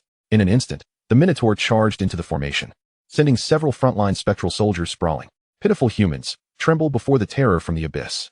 The Minotaur paused, letting out a roar, and astonishingly stood upright, its height exceeding 10 meters. This boss could speak. Was it intelligent? It could stand. This was truly unexpected. This world continues to grow more intriguing. The ancient tree commanded, charge. The frontline spectral soldier swordsman surged toward the Minotaur. Another weak creature. Human, your summons are truly feeble. Upon hearing this, the eyes of the spectral soldiers ignited with fury. Humph. The Minotaur snorted disdainfully, producing an enormous axe from who knows where. With a swift swing, it sent a group of spectral soldiers flying. The ancient tree was taken aback. This Minotaur is surprisingly strong. Moreover, it seemed to recognize the spectral soldiers. It must have emerged from another abyssal gate. I had one spectral soldier that lost contact after entering that gate. The ancient tree commanded, use // for acceleration. Execute Phantom Strike, and all archers concentrate fire. The Minotaur laughed maniacally. Haha, pitiful ants, are you merely tickling me? The spectral soldiers executed // for acceleration, delivering a Phantom Strike, followed by a cross slash. After 2 skills, the swordsman swiftly retreated, creating space for the next soldier. The spectral soldiers pressed the attack. The Phantom Strike left a deep gash upon the Minotaur. The Minotaur gradually sensed something amiss. No, the undead creatures I encountered previously should not possess such strength. Unbeknownst to the Minotaur, the spectral soldier it collided with at the abyssal gate had lost contact with the ancient tree's divine king of hell enhancement, rendering it less formidable. A series of Phantom Strikes landed upon the Minotaur, gradually tearing through its defenses. High defenses, you say? I shall unleash 180 Phantom Strikes and an additional 180 cross slashes. How will you respond to that? Moo. The Minotaur emitted an enraged bellow, stomping fiercely upon the earth, its massive axe whirling through the air, sending one spectral soldier hurtling away. Remarkably, it still lived. This boss possesses absurd attributes. The ancient tree frowned. Under normal circumstances with the current attributes of the spectral soldiers, no boss could withstand 10 Phantom Strikes. 10 Phantom Strikes equate to over 200,000 damage. Yet, this boss has withstood over 40 Phantom Strikes within a short span without faltering. Not to mention, there are still 180 spectral soldier archers raining arrows upon it. Just the moment to test my current damage. Since your defenses are formidable, what about true damage? Life and death bond activated. A surge of crimson energy instantly rushed towards the Minotaur. Suddenly, the Minotaur's body stiffened. Judgment successful. In that fleeting moment, the ancient tree's spiritual attribute, exceeding 1,500 points, unleashed 19 times the true damage. Coupled with a 95-fold damage amplification, this strike from the ancient tree inflicted over 200,000 damage, all while bypassing defenses with its psychic assault. This, the power of the netherworld, how could it possibly manifest? He seemed to utter something. Yet the ancient tree did not catch it clearly. The Minotaur let out a wail and ultimately collapsed to the ground. 2 streams of light, one red and one purple, erupted from the Minotaur's corpse. Purple? A rare grade equipment. And the red, could it be another talent upgrade crystal? The ancient tree paused momentarily, then broke into a smile. Fortune favors the bold. He approached and collected the equipment. Abyss Crystal. Upon use, it allows for a free increment of 30 points to any basic attribute. The ancient tree was taken aback, then his face lit up with joy. An item that directly enhances basic attributes. He never anticipated that a boss from the abyss would drop something so valuable. Without hesitation, the ancient tree used it to boost his mental attributes. He then turned his gaze to the other item, an equipment piece. Equipment name, Abyss Battle Axe. Equipment level, level 30. Equipment rarity, rare. Equipment attributes, attack 700, agility 100. Attack speed 20. Special effect, when attacking, skill damage increases by 20, with a 10 chance to inflict a crushing effect, dealing double damage. Equipment description, NTR Ecstasy. These attributes are quite formidable. As a weapon, it boasts high attack power, although it carries negative effects of reduced agility and attack speed. The 20 skill attack bonus compensates entirely Furthermore, it possesses a powerful crushing effect. This equipment is best suited for high-burst classes or for use during explosive moments. Unfortunately, its attributes do not align with my needs. The ancient tree's physical skills consisted solely of Death Strike, only utilized for clearing minions, while his primary attack skill, Life and Death Bond, is a spell-based skill that does not benefit from strength enhancements. Such is the nature of dungeons, where various equipment may drop. Yet finding what one truly requires is a rarity. Those who acquire high-grade gear often resort to trading or selling it to procure equipment suited to their needs. Stowing away the Abyss Battle Axe, the ancient tree glanced at his experience. Upon doing so, he was momentarily stunned. Level 19, 60. A single boss had nearly granted me half of my experience. Yet, I am still lacking this 40% of experience. Once again, the ancient tree fell into silence.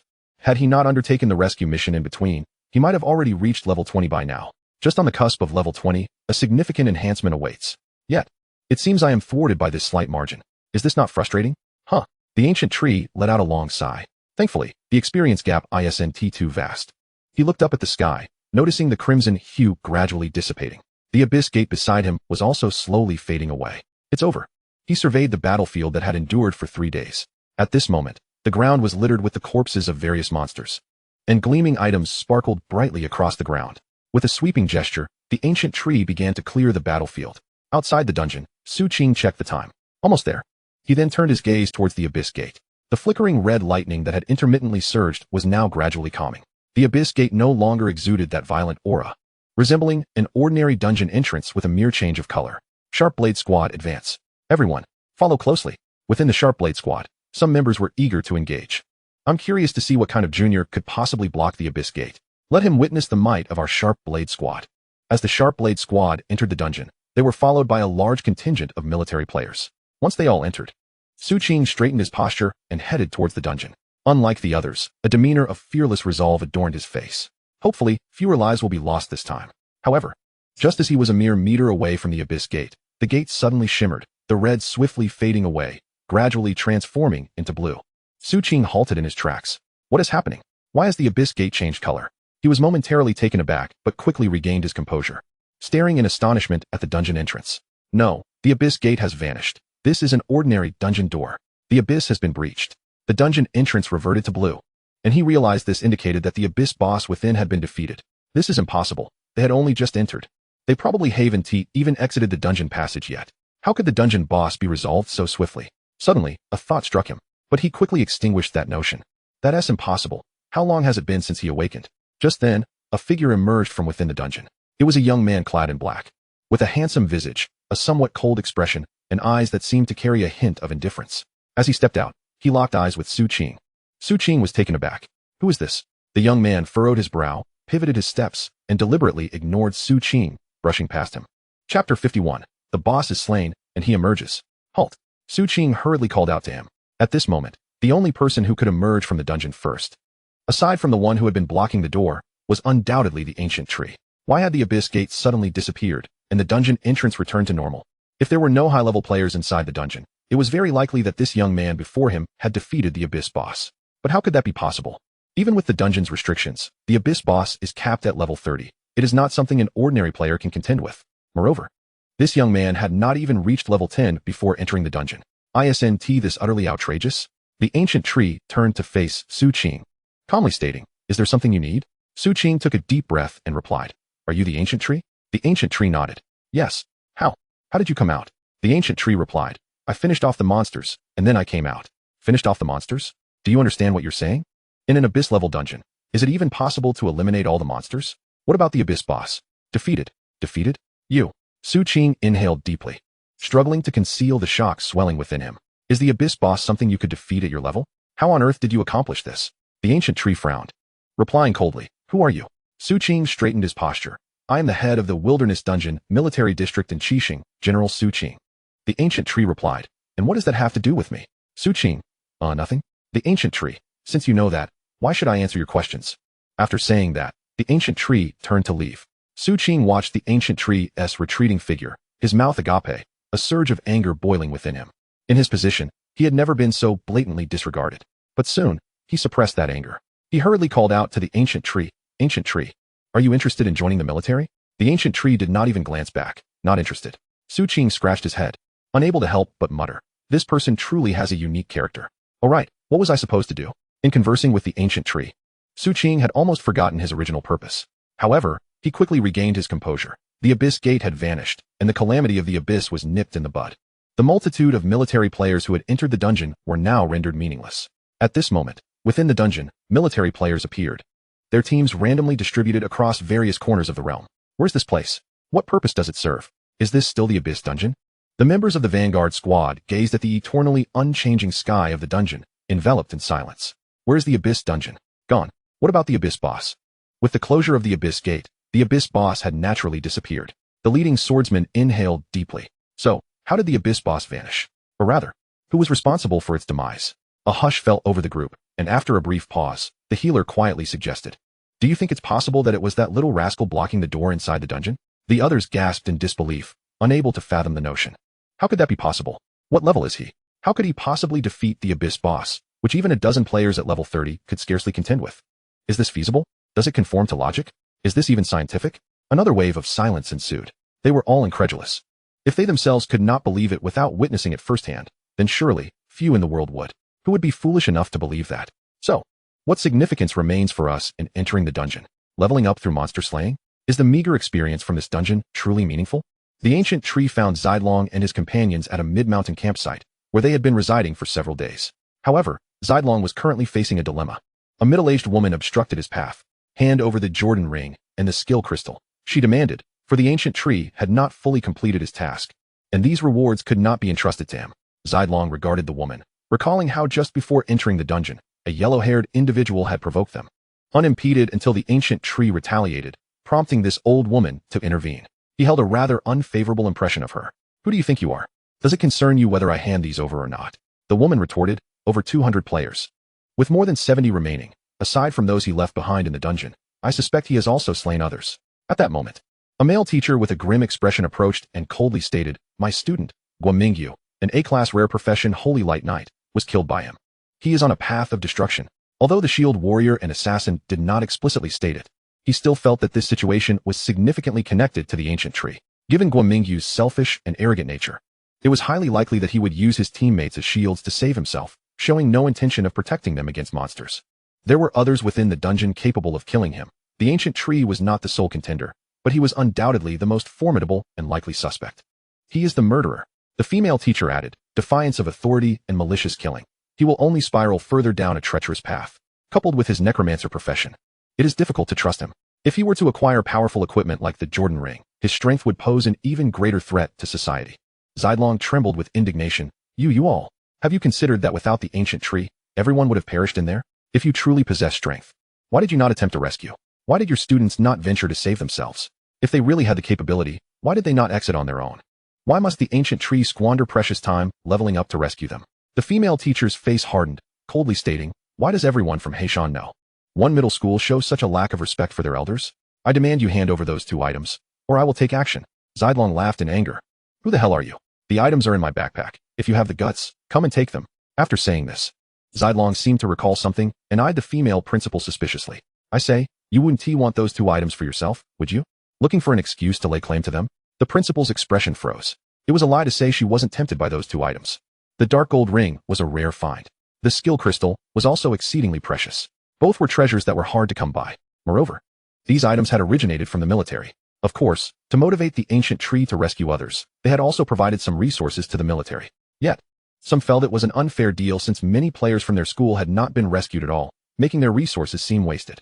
Had those 2 items remained in military possession, they would naturally not have dared to be greedy. However, in the hands of a player with little background and low level, it felt like a case of a commoner possessing a priceless gem.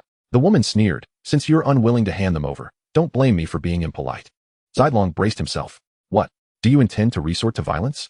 I warn you, the items are in my backpack. If I do not relinquish them, no one shall have them." The commotion drew the attention of others. Many criticized the ancient tree's actions within the dungeon, although he had saved them. Their sentiments toward him were far from warm, tinged with an undercurrent of fear. At that moment, Wang Chong stepped forward. "How shameless can you all be? My dad is the vice president of the AO Shur Guild. If you dare to lay a hand on me, I'll have him deal with you." The principal chuckled coldly. "The AO Shur Guild? What a joke. Don't think that just because you're a vice president's son, you can speak so freely in front of me. Kid, I don't mind teaching your father a lesson." Not far away, Li Qingshang observed the scene with growing anger. She thought these individuals were going too far in coveting the ancient tree's equipment. She considered stepping forward to tell him that the vice president of the AO Shur Guild didn't matter since her father was in charge of the Game Management Guild, which should suffice. Although this carried a hint of relying on her father, she held back upon seeing a figure approaching slowly. He has emerged. Wang Chang was unfazed, giving the principal the middle finger. Who can't talk big? I bought a watch last year. The principal's face turned ashen. You're asking for it. She drew a staff and began to channel magic power, clearly ready to strike. Just then, a voice rang out. Xiao Detzi, is that you? Upon hearing the voice, Zidlong froze for a moment, then excitedly turned to locate the source. Old tree, you've come out. He rushed over and hugged the ancient tree's leg. Old tree, you're finally out. Chapter 52. He is killed again. The ancient tree pushed Zidlong away, chuckling. Where's my equipment? Zidlong grinned. Right here. He retrieved the Jordan ring and the skill crystal from his backpack, about to hand them over to the ancient tree. At that moment, another hand swiftly reached for the items. Zidlong was taken aback. Having been somewhat on guard, he quickly concealed the items behind him. What are you doing? The principal's face darkened upon realizing she had not obtained the items. Kid, hand them over. You are not worthy of such treasures. The ancient tree frowned and asked. Who is this person? Zidlong replied. Just a foolish woman having a midlife crisis.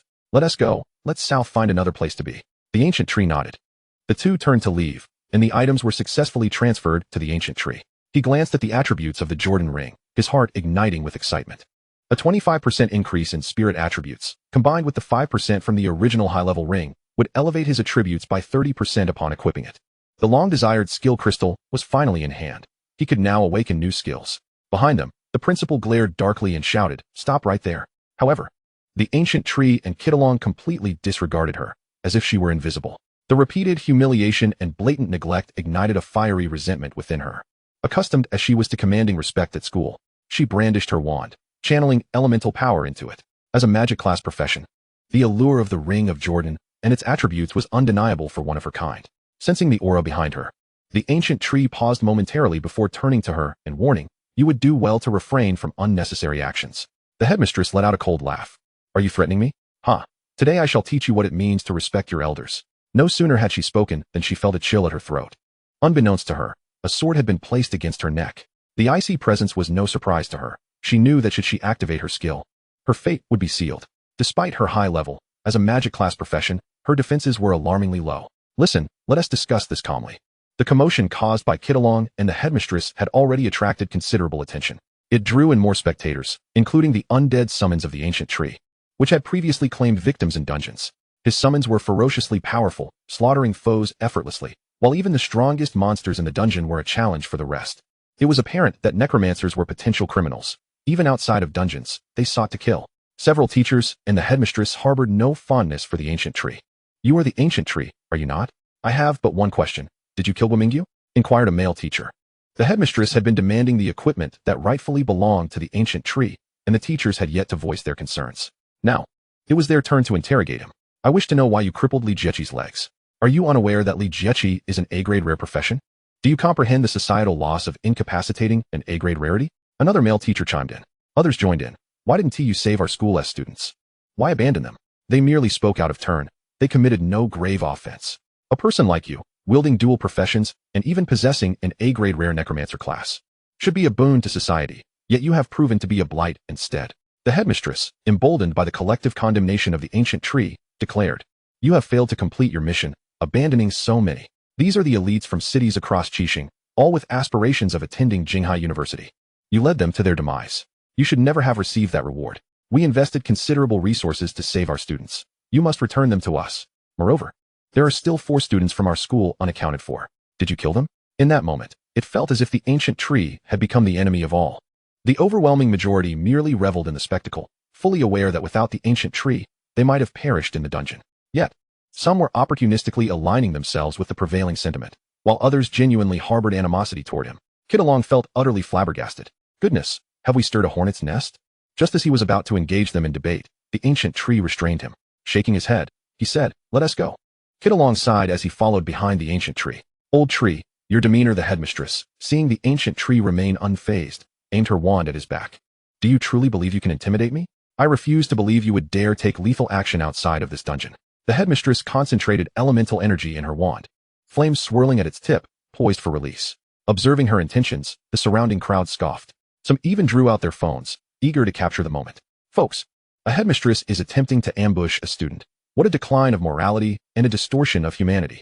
Just as the wand was about to unleash its fiery wrath, the headmistress felt a sharp pain at her neck. Momentarily stunned, she instinctively reached for her throat. But the world around her spun violently, and in the next instant, she found herself collapsing to the ground, the world tilting askew. Huh, who is that wielding the wand? Why do they have no head? That seems to be my body. The spectral soldier sheathed his sword and rushed to the ancient tree's side, following him closely. An eerie silence enveloped the crowd. Then, an eruption of screams broke the stillness. Holy cow, he has killed again. How dare he do this outside of the dungeon? My goodness, this guy is truly formidable. Why not resolve matters with words instead of violence? That old woman is a fool. The sword was at her throat, and she still made a move. Oh my. This ancient tree is far too arrogant. Arrogant? It seems to me he kills without a hint of emotion, as if squashing an ant. A spectator recorded the scene. Wow. The headmistress attempted to ambush a student, only to be slain in return. At that moment, several figures swiftly approached, including military players, weapons raised against the ancient tree. The headmistress and Li Zongheng rushed over. What happened?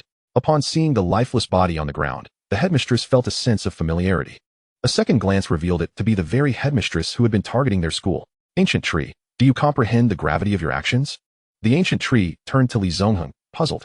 She sought to kill me. I was merely evading a life-threatening situation. Evading a life-threatening situation? Do you think you're a lawyer? The ancient tree pointed toward a spectator holding a phone. Look, he recorded it all. Li Zongheng approached, taking the phone and glancing at it. Upon witnessing the headmistress's attempted ambush on the ancient tree, his expression darkened. A headmistress attempting to ambush a student? How disgraceful. How did she even become a headmistress? Since it was her who initiated the ambush, then this matter is settled. In the realm of players, reality was stark. If you initiated an ambush against someone, you couldn't expect them not to retaliate. This world revolved around players, and ultimately, power reigned supreme. The victors are celebrated while the vanquished become mere bones. You either live or die. As long as one does not harm the innocent without cause, does not engage in wanton slaughter, and does not provoke conflict, most would turn a blind eye to minor transgressions. Well done. Headmaster Mo declared loudly. Everyone instinctively turned toward him. What are you staring at? She sought to ambush my student. Is he not entitled to defend himself? Have none of you witnessed killings within dungeons after all these years as players? At this moment, a male teacher interjected, but he killed an A-grade rare profession. Our school's Guomingyu. Headmaster Mo paused, looking at the ancient tree. Is that true? Li Zongheng's heart sank. An A-grade rare profession, just like that, extinguished. The rarity of such professions lies in their uniqueness. Once one exists, should that player live, no other of the same profession shall emerge. Li Zongheng felt a pang of sorrow. Ancient tree, what is happening? Yet before the ancient tree could respond, a shield bearer stepped forward. This is not the ancient tree's fault. I was present at the scene. Guomingyu had been incessantly mocking the ancient tree, calling him a filthy necromancer. As you all know, necromancers and holy light classes are natural adversaries. Another assassin stepped forward, but the ancient tree paid him no heed. Guomingyu felt insulted and contemplated launching a surprise attack against the ancient tree, but it was the ancient tree's summoned creature that retaliated and dispatched him. Upon hearing the words exchanged between the two, many in the crowd displayed expressions of realization. It was only natural for the holy light and necromancy factions to harbor a sense of enmity towards each other. The shield warrior continued, moreover. We had two teammates who were pushed out as human shields by Guomingyu. The male teacher, filled with rage, shouted, silence. Are you turning your elbows outward? Do you believe the school will expel you? With that, he turned to the ancient tree and exclaimed, but you cannot kill him. He is a holy light knight. Such a perfect profession, and just like that, he will be gone. You are so powerful, he poses no threat to you. Why can't you go easy on him? Li Zongheng could no longer restrain himself, finding the teacher's remarks utterly outrageous. If he poses no threat, should he be spared? Then, if he does pose a threat, must he simply accept his fate? Li Zongheng's face hardened. Be quiet. Another teacher interjected. He also incapacitated our Li Jiechi, a fact that cannot be disputed. At that moment, Li Jiechi rode out on his black tiger. I was furious at the ancient tree for arriving late and took the initiative to attack him. Now, I have gained some clarity about his character and instead feel grateful that he spared my life. The leg I lost, I shall reclaim myself. Ah, such unexpected developments. The players, initially mere spectators, recalled their desperate pleas for the ancient tree to lead them out of the dungeon. If the ancient tree had truly done so, how much time would have been wasted? If every team behaved in such a manner, would they really be able to survive until the ancient tree arrived to rescue them? Ironically, those who sought the ancient tree's assistance were now hurling insults at their savior. You're the one truly endangering everyone. Someone exclaimed. You left some students trapped in the dungeon, letting them fend for themselves, and you even killed one. This time, numerous voices joined in. They deserved it. Yes. Had it not been for the ancient tree's intervention, we would have perished long ago. Look at Li Jiechi. just because the ancient tree was a few minutes late. Their team was nearly wiped out, and they still expected the ancient tree to escort them out one by one. Fortunately, the ancient tree gathered everyone together and rescued us at the earliest opportunity. Otherwise, many more would have died. To even contemplate attacking the ancient tree, wasn't that asking for it? Kid Along scratched his head, slightly bewildered by the unfolding situation, yet profoundly shocked. So, the old tree is now absolved of blame? He patted the ancient tree on the shoulder and said, "Old tree, don't you have anything to say?" The ancient tree replied, "No." Kid Along felt somewhat helpless. The ancient tree truly was an oddity. At that moment, another hand reached out to pat the ancient tree's shoulder, but was deftly evaded. "What is happening?" Wang Chong chuckled awkwardly. "So, old tree, did you find any useful equipment in the dungeon? I'd buy it at a high price." The ancient tree indeed had gathered a sizable haul, yet none of it suited Wang Chong. "I'll be heading to the trading post shortly. You can come take a look." Wang Chong beamed. "All right, boss." The group ahead seemed to have erupted into an argument. Some claimed the ancient tree was irredeemably wicked, while others hailed him as a hero. However, it must be said that the ancient tree had committed no faults. Throughout, he had merely acted in self-defense. The ancient tree addressed Li Zongheng. "If there's nothing else, I shall take my leave." Li Zongheng opened his mouth, at a loss for words. "Do you truly believe this matter will simply fade away?" The ancient tree replied. "What else is there?" Li Zongheng said, "I am astounded by you. Let me ask, did you really slay the abyssal boss?" The ancient tree smiled. "Guess." With that, he turned to depart.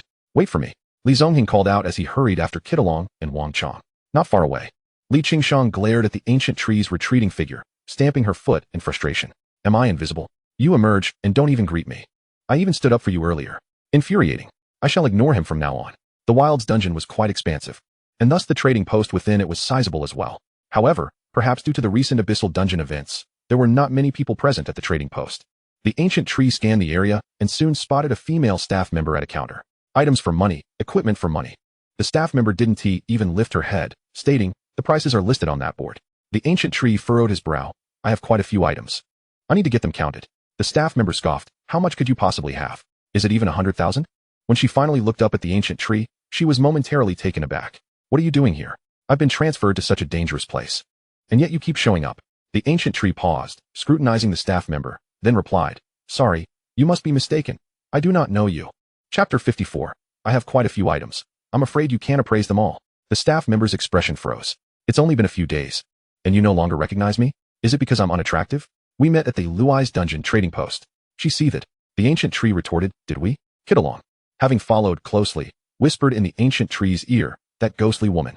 The ancient tree nodded, recalling her. But wasn't she an employee at the Luai's dungeon trading post? How had she ended up here? The staff member sneered. "Oh right, the Wild's dungeon seems to have some anomalies. How fortunate for you to still be alive." Hearing her words, Kid Along grew displeased. "Well, your luck must be quite poor. Why are you still alive?" Wang Chong chimed in. "Exactly." The staff member's expression darkened. I know the head of this place. You'd better watch your words." The ancient tree said. "First, please count these materials for me." The staff member coldly laughed. "I know you all came out on the second day of entering the dungeon. How much could you possibly have? Just count it yourself." As soon as she finished speaking, a small mountain, about 1.5 meters high, materialized before everyone. This mountain was entirely composed of various piled-up materials, shimmering with an array of colors that dazzled the onlookers. "Wow, old tree, did you really gather so much in the dungeon?" The staff member stared at the mountain, astonished. "Did you acquire all of this from the dungeon?" The ancient tree nodded, and then poured out another heap of materials. The staff member's jaw dropped. "Did you just clear out all the monsters in the dungeon?" Yet, with so many items, how could she possibly count them? Soon after, the ancient tree poured out yet another pile. As everyone stood in speechless awe, the ancient tree continued to produce more materials. The bounty from the abyssal dungeon was immense. With monsters continuously launching attacks, and the relentless onslaught of the spectral soldiers had not ceased for a moment, it was entirely reasonable for such a vast collection of items to have been amassed, before anyone could fully grasp the situation. The ancient tree extracted yet another pile of materials, but this was far from over. Just as the spectators were recovering from their astonishment, the ancient tree produced 2 more piles. "This should be enough for now. Wait until you've counted it all." Kid Along exclaimed in shock. "Old tree, this is quite impressive." Wang Chong gasped. "How many materials is this?" As for the exact quantity, the ancient tree was uncertain. He had instructed the spectral soldiers to gather the items dropped, but upon discovering the sheer volume, he had not examined them closely and simply stored everything into the system space. Wang Chong marveled. "With a few more trips to the dungeon, you could become fabulously wealthy. Just how many monsters did you have to slay to gather this much?" The ancient tree had no idea how many monsters he had dispatched. He had been slaying monsters for a full 3 days. These creatures came at him incessantly, and the ancient tree could hardly inspect each one. The The vast number was challenging to quantify. The ancient tree turned to the female staff member and calmly stated, "It's time to tally up." The female staff member replied, "Tally? What do you expect me to count? With so many, how could I possibly manage it alone? What on earth is this person? How did he acquire so many materials?" Embarrassed, she added, "I apologize, but there are simply too many items for me to count by myself." The ancient tree suggested, "Then gather a few others to assist in the sorting." The staff member forced a smile that was more painful than tears. All right. Soon, several more staff members arrived, and upon seeing the heaps of materials on the ground, they were left speechless. In all her years of experience, she had never seen anyone present such an enormous quantity of materials at once. As a few of them crouched to begin organizing the items, even with additional help, the process remained slow. After an indeterminate amount of time, the female staff member chuckled awkwardly. "We have finished sorting your items. The total is 12,305 materials. Based on the estimated value of each item, we will need..." Before she could finish, the ancient tree waved his hand, signaling her to pause. "Finished already? Your pace is a bit sluggish." With that, 5 more piles of materials appeared on the ground. Staring at the newly formed mounds, everyone was once again plunged into astonishment. This person, could he have cleared out the entire wilderness dungeon? Yet, even if he had vanquished every monster within, it seemed implausible that such a multitude of materials could have been obtained. Something was amiss with this individual. It was as if ghosts were haunting the daylight. The female staff member was nearing a breaking point. How could anyone expect her to manage yet another mountain of materials? How long would this take to sort? Nevertheless, her demeanor toward the ancient tree softened slightly. This was no trivial matter. Unlike the Thunder Cave, where clearing all 3 difficulties yielded only a few thousand materials, the monsters in the wilderness dungeon were diverse, and the variety of materials they dropped was vast. Given the sheer quantity, this haul would amount to at least 1 million. In her eyes, the ancient tree was no longer the impoverished student she had first encountered, but rather a millionaire.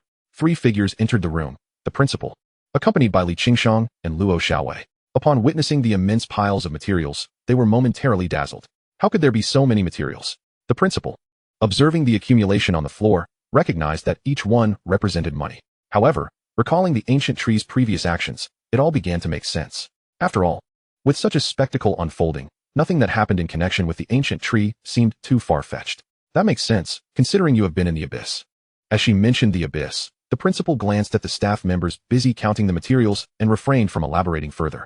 The existence of the abyss was not something the general populace could be made aware of. Luo Xiaowei nodded at the ancient tree, acknowledging him, and he returned the gesture. Meanwhile, Li Qingshang shot a disdainful glance at the ancient tree, her head held high as if looking down her nose at him. The ancient tree felt a twinge of confusion. What was troubling this young lady now? The principal said, "I was just looking for you all. Since you are here, it is time for us to return now that this dungeon has concluded. By the way, what are your levels?" At the mention of levels, Wang Chong straightened up, brimming with pride. "Level 9. Qi Delong chimed in. "I'm also at level 9. Wang Chong was taken aback. "How did you reach level 9 as well?" Qi Delong explained. "I've been leveling up alongside the old tree. Our experience gains have been equal, naturally narrowing the level gap." "Did you think this was like the time you relied on your connections to jump to level 4 in the dungeon, you privileged child?" With that, Qi Delong boasted. "My dad's profession is higher than yours, so from now on, he will carry you. Just don't hold him back." Wang Chong retorted, "Get lost." Luo Xiaowei stated. Level 9. Previously, she had the lowest level, but after this expedition in the wilderness dungeon, she too had reached level 9. Li Qingshang took a moment and declared. Level 10. Just as they were about to leave the dungeon, the ancient tree had just been propelled to level 11 due to the substantial abyss experience. Since he and Li Qingshang had been 1 level apart, she was already at level 10. Had it not been for the abyssification of the wilderness dungeon and their premature exit, their levels would have been even higher, at least level 10 for all. The principal nodded with a smile. "Very good, very good. Level 10 is already at the threshold of Jinghai University." Level 10 was indeed the admission requirement for Jinghai University. And although the other 3 were still at level 9, reaching level 10 before the examination posed no significant issue. Finally, everyone turned their attention to the ancient tree. "Old tree, what about you?" Qi Delong inquired.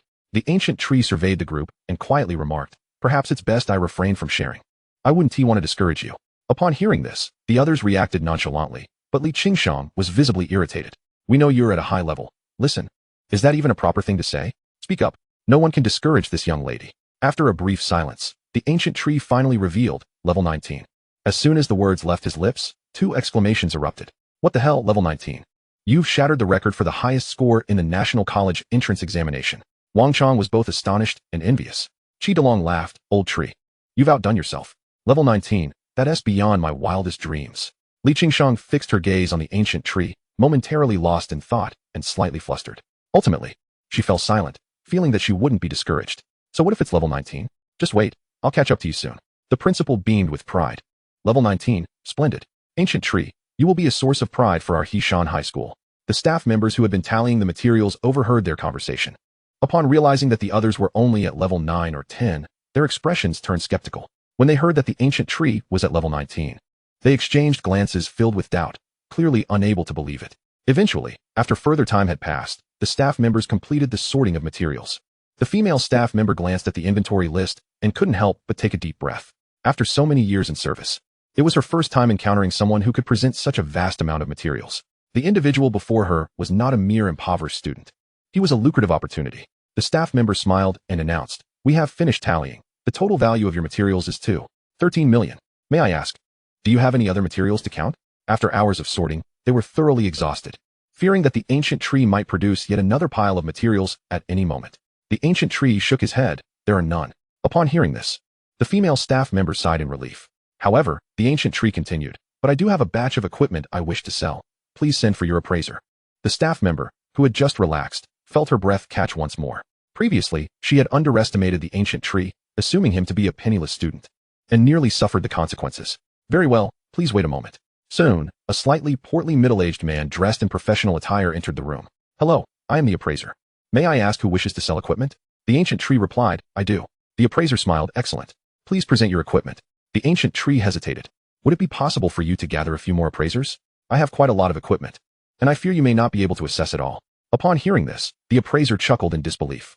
"Surely you jest. As a professional appraiser, it is my duty to evaluate equipment and analyze prices, and I can handle as much equipment as you have. Please do not doubt my expertise." The ancient tree nodded. "Very well then." With that, a mountain of assorted equipment was piled on the ground by the ancient tree. The sheer magnitude and dazzling array of colors rendered one unable to look away. Once again, there lay a veritable mountain of equipment. The appraiser's expression froze upon witnessing such a plethora of items. Chapter 55, Encountering the Hunters Again. What the hell? There must be hundreds of pieces of equipment here. The crowd gaped at the pile of gear, their mouths agape in disbelief. When did equipment become so worthless? This could be sold in bulk. It is worth noting that even the most mundane white gear typically costs tens of thousands, with most ordinary low-level players lacking any equipment, while those at a slightly higher level are often clad in nothing but basic gear. Moreover, what on earth are those pieces shimmering with green light? How can there be intermediate equipment among them? There are over 20 such pieces. It is well understood that the drop rate for equipment within dungeons is exceedingly low, let alone for intermediate gear. Wang Chong cast a longing glance at the equipment, nearly drooling. Yet, his enthusiasm soon waned. There was nothing suitable for him. The appraiser watched the heap of gear with a twitch at the corner of his mouth. "Esteemed guest, please wait a moment while I summon a few colleagues. It is beyond the capacity of a single individual to appraise such a vast collection." Gu Shu chuckled, unfazed by the appraiser's discomfort. After a few minutes, the appraiser returned with 4 colleagues. The sight of so much equipment left them utterly astonished. Which trading house was rated for all this? They hurriedly set to work. For if they dilly-dallied, they might not finish the appraisals that day. Hours passed, and as dusk approached, the appraiser, drenched in sweat, finally completed the evaluations. The lead appraiser approached Gu Shu and respectfully stated, "Good day, esteemed guest. You possess 137 pieces of ordinary gear and 23 pieces of intermediate gear, totaling a value of 3,230,000. Gu Shu nodded. "Proceed with the transaction. In 5 days, that averages out to 1 million per day." Gu Shu couldn't help but marvel at the profitability of being a player. If it were merely the wilderness dungeon, the earnings would not be this substantial. But this recent wave of abyssal dungeons was truly a stroke of fortune. In a sense, Gu Shu felt grateful to those individuals from the land of cherry blossoms. Over 5 million had been deposited into his account. Just then, Gu Shu said, "Do not leave just yet." He then produced several pieces of equipment that glimmered with a blue light. In an instant, everyone's gaze fixated on the items in Gu Shu's hands. The nearby staff members recognized this scene as eerily familiar. Yet, this time it was not a multitude, but merely 5 pieces of equipment, each holding significant value compared to the earlier heap of white and green gear. Please assist me in consigning these items for sale. As implied by its name, a trading house serves as a venue for transactions, where items of sufficient value can be consigned. Although the prices are somewhat lower than at auction, the liquidity is advantageous. The 5 blue items in Gu Shu's possession were all above level 10, but alas, none suited him. A spear, a longbow, a shield, and 2 pairs of gloves, all labeled as Mad King's Guardian gloves. It must be said that although the Mad King's Guardian gear is of a lower level, its drop rate is indeed impressive. The appraiser was stunned. Could it be that this individual truly plundered a trading house's vault? Very well, we shall appraise these items and provide you with a reference price. You may then make an offer based on our suggested prices, and upon successful transaction, the funds will be promptly transferred to you. Gushu nodded. Understood. As he prepared to leave after consigning the equipment, a voice called out to him. Young man, are you truly not inclined to spend the night with me? It was that female staff member, casting a flirtatious glance at Gushu. This young man possesses remarkable abilities. Having amassed 5 million at such a tender age, surely he could earn even more in the future. The prospects are promising. Gushu replied with an impassive expression, I apologize. But I am averse to dirt. The staff member's face stiffened, nearly bursting into expletives. He thinks I'm filthy. Exiting the trading house, Li Qingshang was the first to bid them farewell. Gushu, I will soon surpass your level. Gushu recalled that he still had 2 uses left for the key to the abyss, and responded earnestly, you may be overestimating your abilities. Li Qingshang climbed into a sleek black luxury car, fuming as she drove away. The military zone's lockdown had been lifted, and the elites from various schools who had participated in the dungeon were gradually departing. The principal drove up to Gushu and his companions. Qi Delong was about to jump into the front seat when Gushu pulled him back. What's wrong, old tree? Don't you want to sit with Luo? Upon hearing this, Luo Xiaowei's expression turned icy, and she huffed, ignoring the two, as she took her place in the front seat.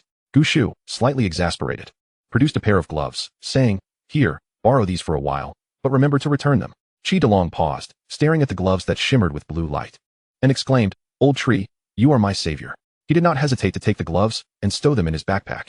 The Mad King's Guardian gloves possess a chance to inflict increased damage, making them quite suitable for a swordsman like Qi Delong. Don't misunderstand. These aren't a gift. You must return them to me later.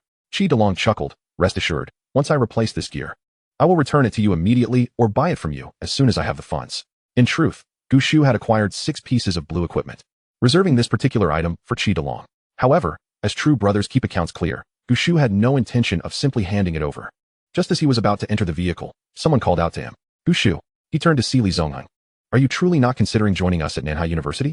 I have no such intentions. Li Zongheng sighed. Very well. The reason I called you over was to inform you that your performance was exceptionally remarkable. Given that the Wilderness Dungeon attracts elites from various schools, you may easily become a target for the Hunters Guild. Exercise caution on your way back. The Hunters Guild? Gushu recalled the ambush they had faced on their way home the day he awakened. He nodded. Thank you for the warning. Gushu entered the car, and it began its slow descent down the mountain. The Wilderness Dungeon had finally concluded, although there had been a few bumps along the way. Those challenges had resulted in significant gains for Gushu, who had leveled up to 19, far surpassing his contemporaries. As twilight descended, Qi Delong, seated in the middle, had fallen asleep. Gushu also felt a wave of fatigue wash over him after spending 5 consecutive days within the dungeon. Just as he was about to lean against the window for a brief nap, a large truck suddenly sped towards them in reverse. What the hell? The principal jolted awake, sharply turning the steering wheel to narrowly avoid a collision with the truck. He rolled down the window and shouted, Are you trying to die? Everyone was instantly awakened. Gushu glanced at the truck and suddenly realized something was amiss. Wait, they're doing this on purpose. Behind them, the truck's cargo area opened, revealing several armed individuals aiming their weapons at them. What is happening? Qi Delong shouted. Gushu remained calm. It's the hunters. Chapter 56, A High-Speed Chase. The individuals in the truck launched an attack. Countless bullets rained down on the principal's newly acquired vehicle. The air shimmered as 5 shadowy soldiers stood between the truck and the principal's car. Yet, some bullets still managed to slip through the gaps, striking the rear seat. Crash. The car's window shattered, and a heart-wrenching cry filled the air. My kidney. Wang Chong clutched his lower back, his face contorted in agony. Damn it. My kidney is ruined. The principal, acutely aware of the urgency of the situation, pressed the accelerator firmly, and the vehicle roared to life, speeding away with great haste. The air shimmered once more, and 2 spectral archers materialized behind them. Drawing their longbows to their full extension, dark energy coalesced into ominous arrows. Whoosh, whoosh. The sound of arrows slicing through the air echoed as they struck, instantly obliterating the heads of those aboard the truck, splattering red and white matter throughout the cabin. The few occupants, witnessing such horror, hastily crouched down to evade the onslaught. Yet, as they lowered themselves, the spectral warriors dashed towards the vehicle, brandishing their long swords, unleashing a merciless slaughter. 1 blow for each victim. Soon, no living soul remained within the truck's confines.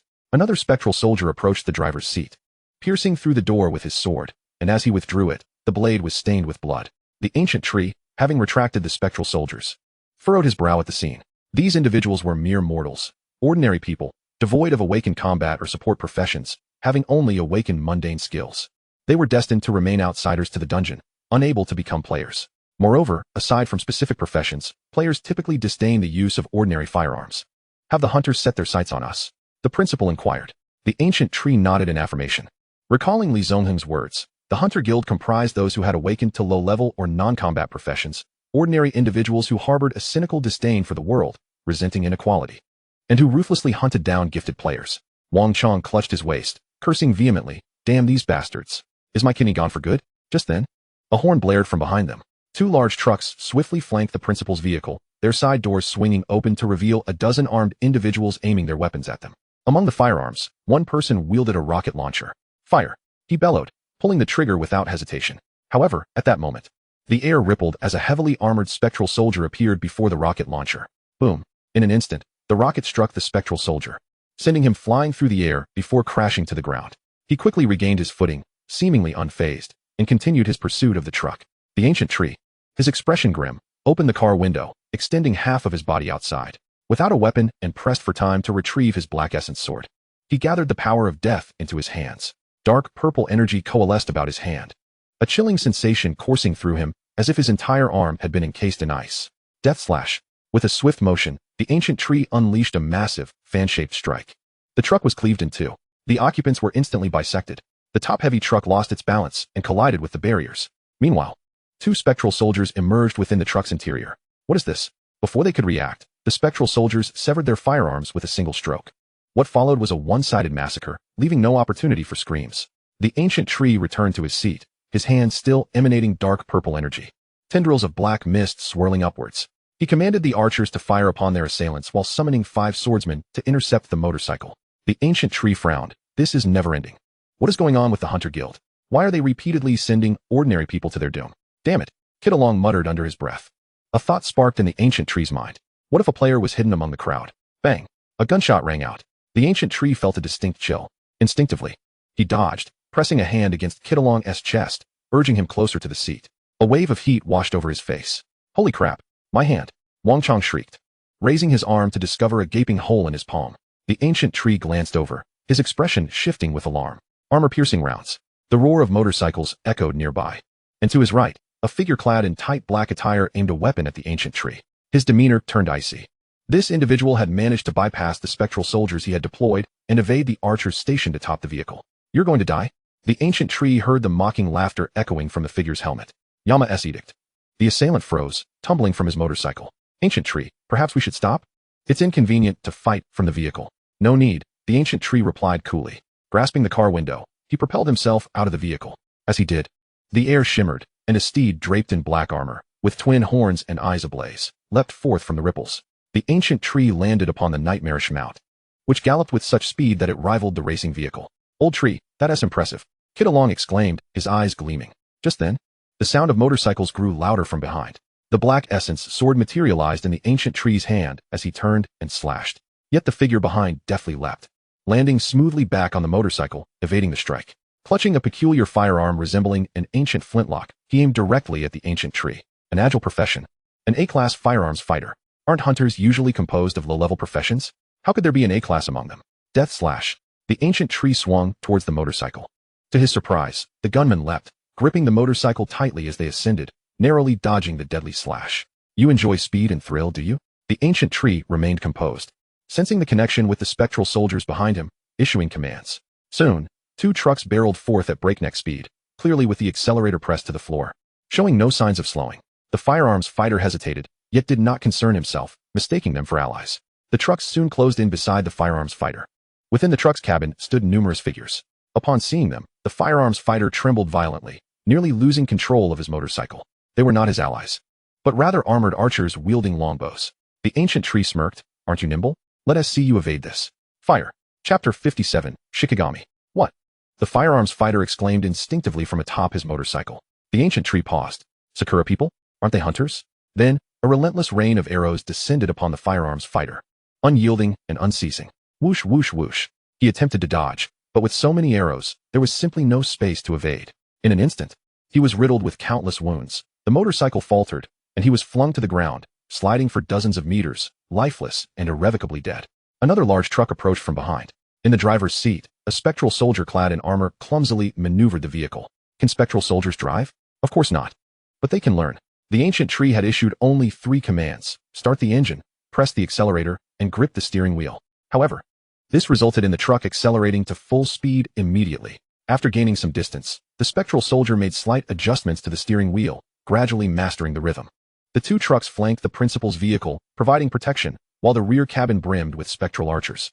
The ancient tree leapt beside the principal's car, vaulting into the rear compartment, where the nightmarish mount did not return to its space, as the ancient tree commanded it to run ahead. At that moment, a figure clad in white emerged ahead. Dressed in a flowing white robe and wearing a tall hat, he bore a striking resemblance to the Onmyuji of Sakura country. Flanking him were two indistinct figures, wrapped in bandages and adorned with talismans. They were Shikigami. Suddenly, Luo Xiaowei, who had been silent throughout the journey, spoke up. The player in the guise of an Onmyuji, observing the approaching vehicle, scoffed. Do I really need to intervene for a few under 10 level brats? Allow me to demonstrate the might of my Sakura country Shikigami. Stop that vehicle. One Shikigami stepped into the road, raising its hands as if to confront the vehicle head-on. Just then, a handsome young man leaned out from the rear window and shouted, "Get lost." To everyone's astonishment, the two Shikigami knelt on the ground, curling their legs and rolling about. What on earth? What is wrong with you? The Onmyuji exclaimed. I commanded you to stop the vehicle and attack. Yet the two Shikigami showed no intention of rising, continuing their antics on the ground. The Onmyuji was bewildered. Why were the Shikigami not obeying orders? Nightmarish, without pausing, dashed in front of the Onmyuji. The Onmyuji's expression shifted dramatically as he shouted, "Quick! Stop that hellish horse!" Alas, the two Shikigami remained indifferent to his commands. Nightmarish charged forward, its twin horns ensnaring the Onmyuji and tossing him into the air. Damn beast! The Onmyuji exclaimed, drawing a white paper talisman, preparing to unleash a skill. But at that moment, countless arrows rained down upon him, suspended in midair. He had no means to evade and was soon riddled with arrows. Even the two rolling Shikigami were not spared, swiftly falling victim to the concentrated fire of the ghostly archers. Ahead, it seemed Nightmarish had struck something. The ancient tree focused and realized it was a blockade. A large group of people appeared, their spirits ignited at the sight of the vehicle where the ancient tree stood. They have arrived. Let us eliminate these high-level players. Why should they enjoy such prestige while we languish at the bottom of society? Slay them. Let the world feel our wrath. What is that? How did it send our blockade flying? Attack quickly, leave no one behind. They clamored, raising their weapons. However, they soon noticed that from the two nearby trucks, something was launched into the air, quickly becoming indistinct.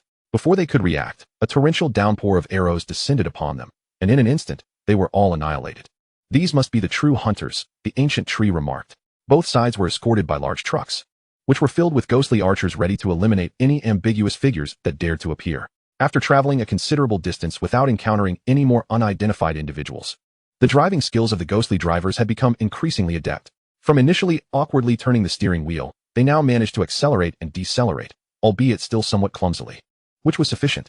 The ancient tree instructed them to keep the large truck on a single lane and to reduce speed. Nightmarish continued to lead the way, relaying any occurrences to the ancient tree. Throughout the journey, no further dangers arose. An hour later, they exited the highway, but as they passed through the toll booth, the large truck was halted. Hey, what is the matter? Isn't this the truck lane?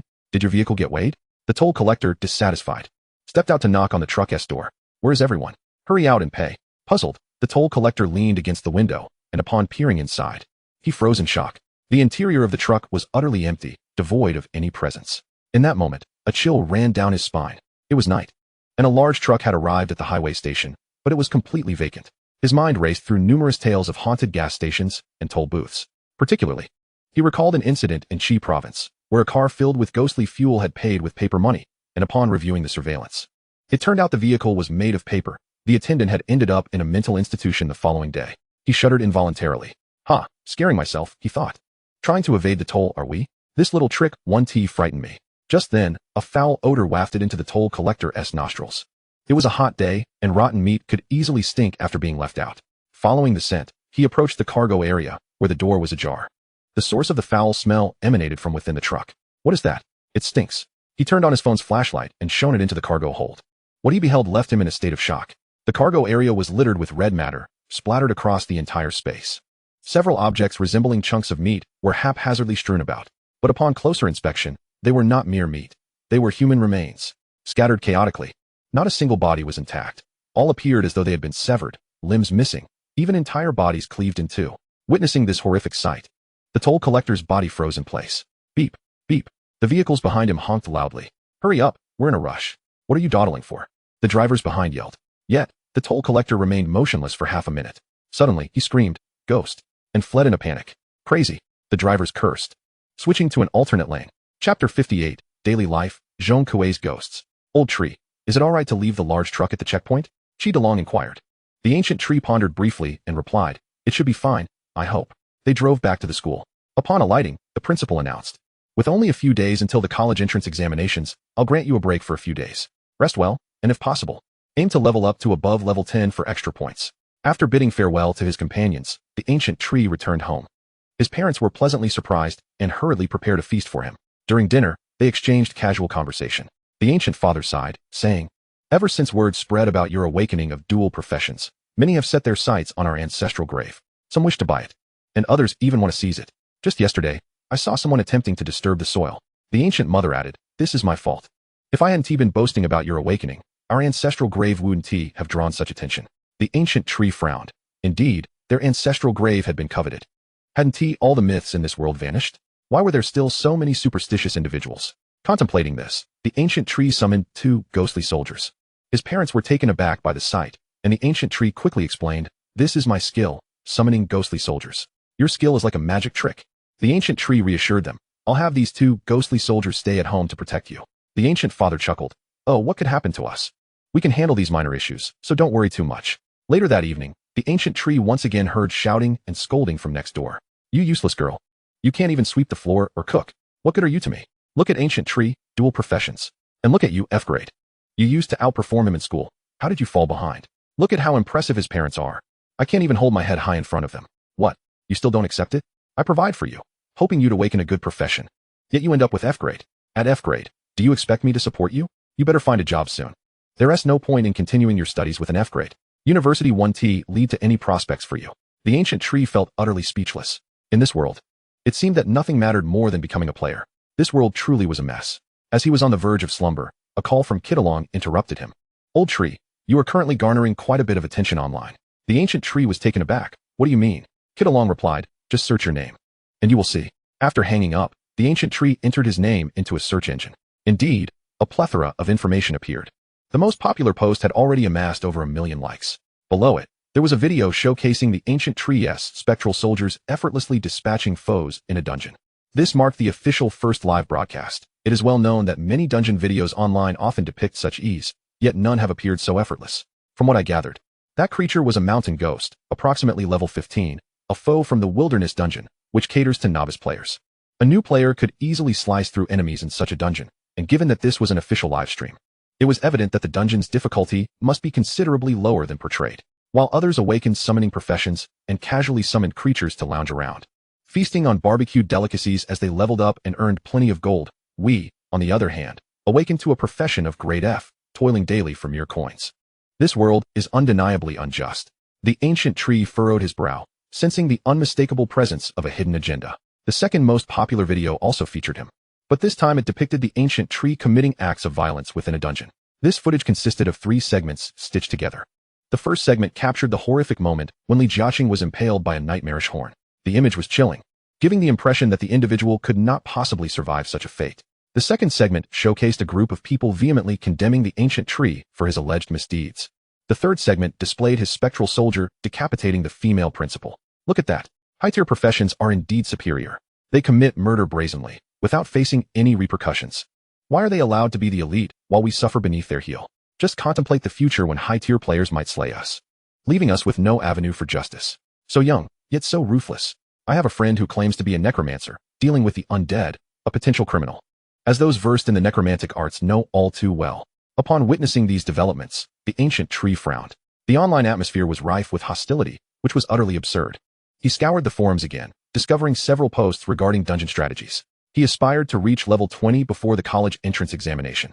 As dungeons meant for players below level 10 were no longer suitable for him, he sought dungeons imbued with mythical elements, particularly those dominated by undead creatures. Ah, indeed. Such a dungeon exists. Zhongkuei's ghostly domain. Zhongkuei, a figure from myth and legend. Could it be that I might awaken a summoning skill? The legend of Zhongkuei emerged after that of the Lord of Mount Tai, tracing back to the Tang dynasty. It is said that Emperor Xuanzong once dreamt of a little ghost stealing a jade flute, and a blue-robed man, claiming to be Zhongkuei of Zhongnan, vanquished the spirit, as he was once an unremarkable scholar who met his demise. Legends also recount that Zhongkuei specializes in exterminating malevolent spirits, employing exceedingly brutal methods, gouging eyes, severing hands, stomping feet, extracting hearts, and devouring them whole. utilizing every conceivable means. It is essential to venture forth. The dungeon is populated with undead creatures, offering me a chance to reach level 20 and perhaps even acquire a summoning skill. A scarlet world unfolded before him. Everywhere he looked was drenched in a deep crimson hue. The earth lay scarred, with red mountains and valleys resembling karst formations. The arid air was thick with dust, and a dark red essence permeated every corner of this realm. The ancient tree cautiously dragged a small worm's corpse into a cave, meticulously peeling away its outer flesh to extract a crystal. He swallowed the crystal, and a flash of red light emanated from him, a manifestation of his enhanced attributes. Ever since arriving in this world, he had yearned to return to his original realm, yet he had no inkling of how to do so. Previously, he had intended to follow the Minotaur through the abyssal gate after it struck it open. However, the moment the beast departed, he realized he was trapped. He understood he was ensnared in this place, but longed to be by his master's side. This realm was fraught with peril, without the ancient tree's attributes. He felt exceedingly weak here. During one skirmish, he discovered that abyssal creatures yielded a red crystal, capable of augmenting his foundational attributes. Suddenly, an idea struck him. If the Minotaur could breach the great door, why couldn't he? His current strength may be insufficient. But what if he absorbed an abundance of these crystals, elevating all his attributes to a formidable level? As long as he remained alive, there would always be a chance to escape.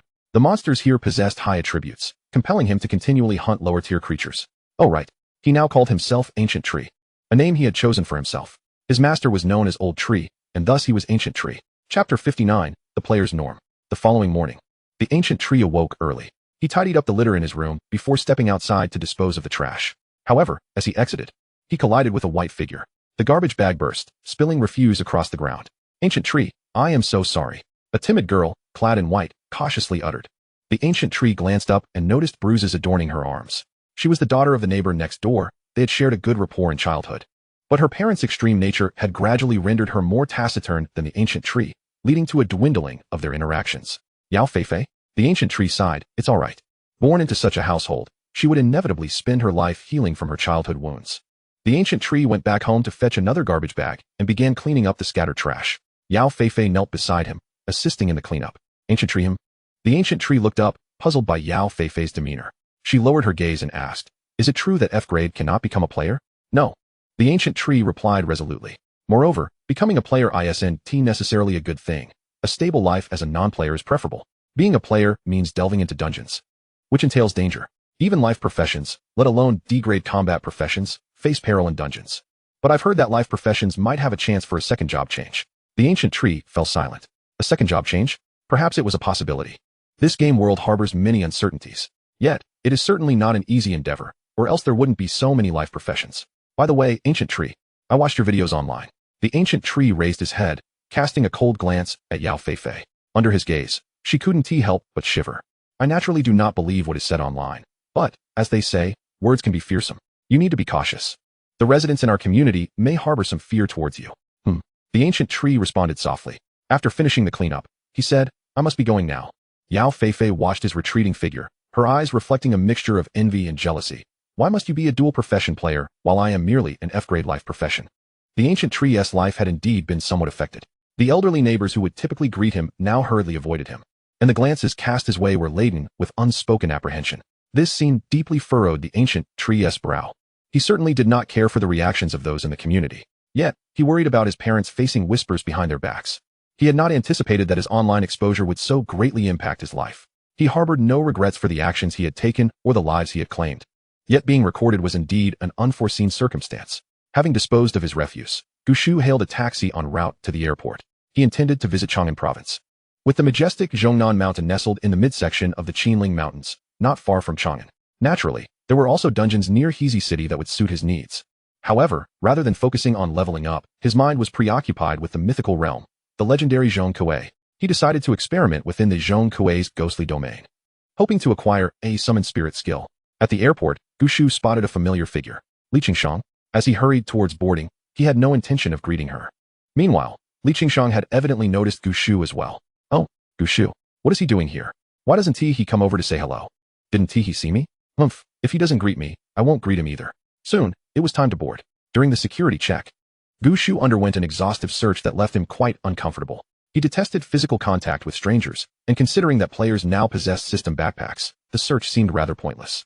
Once aboard the plane, Gushu naturally took his seat in first class, not only due to his improved financial condition, but also because the fewer passengers there were, the less chance of unwanted contact. To his surprise, a familiar tall figure was already seated beside him. Li Qingshang was on this flight as well. The two exchanged wide-eyed gazes. Li Qingshang remained silent, and Gushu certainly did not initiate conversation.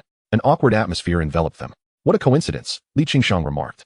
Gushu nodded. Indeed, quite a coincidence. Are you also heading to Chang'an province? Yes. His response was brief, leaving no room for further conversation, which made Li Qingshang feel quite uncomfortable. With a stern expression, she said, "Can you speak properly?" Gushu, taken aback, replied, "Was I not speaking properly?" Li Qingshang laughed. "Brother, are you not aware of your own speaking style?"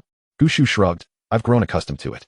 There are dungeons in Chang'an suitable for me." Though Gushu did not inquire further, Li Qingshang revealed her purpose for traveling to Chang'an. "And you?"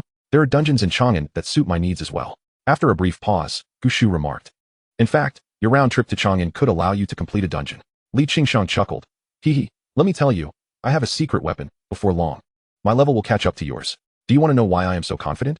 Li Qingshang brimmed with confidence, anticipating Gushu's inquiry about her secret. Of course, Gushu had no intention of asking. "Not interested." "Humph." Li Qingshang huffed playfully. The two continued their conversation, often with Li Qingshang initiating topics while Gushu offered succinct replies. At times, Gushu's terse manner could be rather jarring. Yet it seemed Li Qingshang had grown somewhat immune to his style of speaking. "Gushu, you're aiming for level 20 in this dungeon, right?" Gushu nodded yes. "Level 20. Gushu, you are about to break the record for the highest examination scores." Gushu remained silent, but a nearby man let out a derisive snicker. "Uffed." Haha. Gushu, expressionless, glanced at the man who had scoffed. "What is your problem? Level 20? Examination? Do you think leveling up is as easy as riding a rocket?" He turned to Li Qingshang, his eyes brightening. "Beautiful lady, would you like me to help you level up? Ignore those who enjoy boasting." Li Qingshang didn't even look up, showing no interest. However, the man seemed unrelenting. "To be honest, I'm an 8th level B-class profession." He held his head high, seemingly proud. A slight smile crept onto Gushu's lips. Indeed, B-class professions had something to boast about, but was he targeting the wrong audience? This seemed rather foolish. "Hey, Gushu, you smiled," Li Qingshang remarked, evidently surprised. Gushu quickly wiped the smile from his face. "I didn't tea." The man, feeling ignored, grew irate. "Hey, I said, I'm an 8th level B-class profession." Li Qingshang, somewhat annoyed, raised her hand and called out, "Flight attendant, this person is bothering me." Instantly, the man's face darkened. The flight attendant arrived promptly, addressing the man, "I'm sorry, sir, but we need to change your seat." Regardless of whether the man was genuinely harassing anyone, it was clear that a conflict existed between them. Should a dispute arise on board, especially one escalating to violence, it could pose a significant danger in the air, and the flight attendant aimed to prevent such occurrences. The man's expression soured as he provocatively declared, "You'll regret this." Once they disembarked, the two prepared to part ways. "Goodbye," Gushu said, hailing a taxi as he turned to leave. Li Qingshang replied, "See you at the examination. I eagerly await your performance." At the midsection of the Qinling Mountains, Zhongnan Mountain, the taxi delivered him directly to the entrance of the Zhong Kuei's ghostly domain dungeon. Unlike his previous experiences, this dungeon was bustling with players at its entrance. 4-man team, need a support. Profit share. I have a 10-man team, guaranteed success. 30,000 per run. Any tanks here? We need a tank to tackle the adventure level dungeon. Anyone selling recovery potions at low prices? I'll buy as many as you have. This scene left Gushu momentarily dazed. It seemed this was the true norm for players. At that moment, a male player with a prominent dark mole on his cheek caught sight of Gushu. "Brother, flying solo? Want to team up?" "Guaranteed success." Gushu shook his head, replying, "No need." Without another word, he strode into the dungeon. Chapter 60, New Skill, Deathbringer, Black Crow Legion. Notice, player has entered Zhong Kuei's ghostly domain, normal level. The game prompt chimed. As soon as he entered, a flash of steel sliced through the air. Gushu raised his hand and struck out. "Get lost." Instantly, a figure was sent flying backwards. If this were merely a normal dungeon, it posed no challenge for Gushu. He was ready to strike. Upon entering, he was met with an attack. For players unfamiliar with form strategies, it was indeed possible to encounter trouble right from the start. The assailant was a skeleton clad in skeletal armor wielding a rusted long sword. A skeletal warrior? Could this truly be considered a ghostly domain?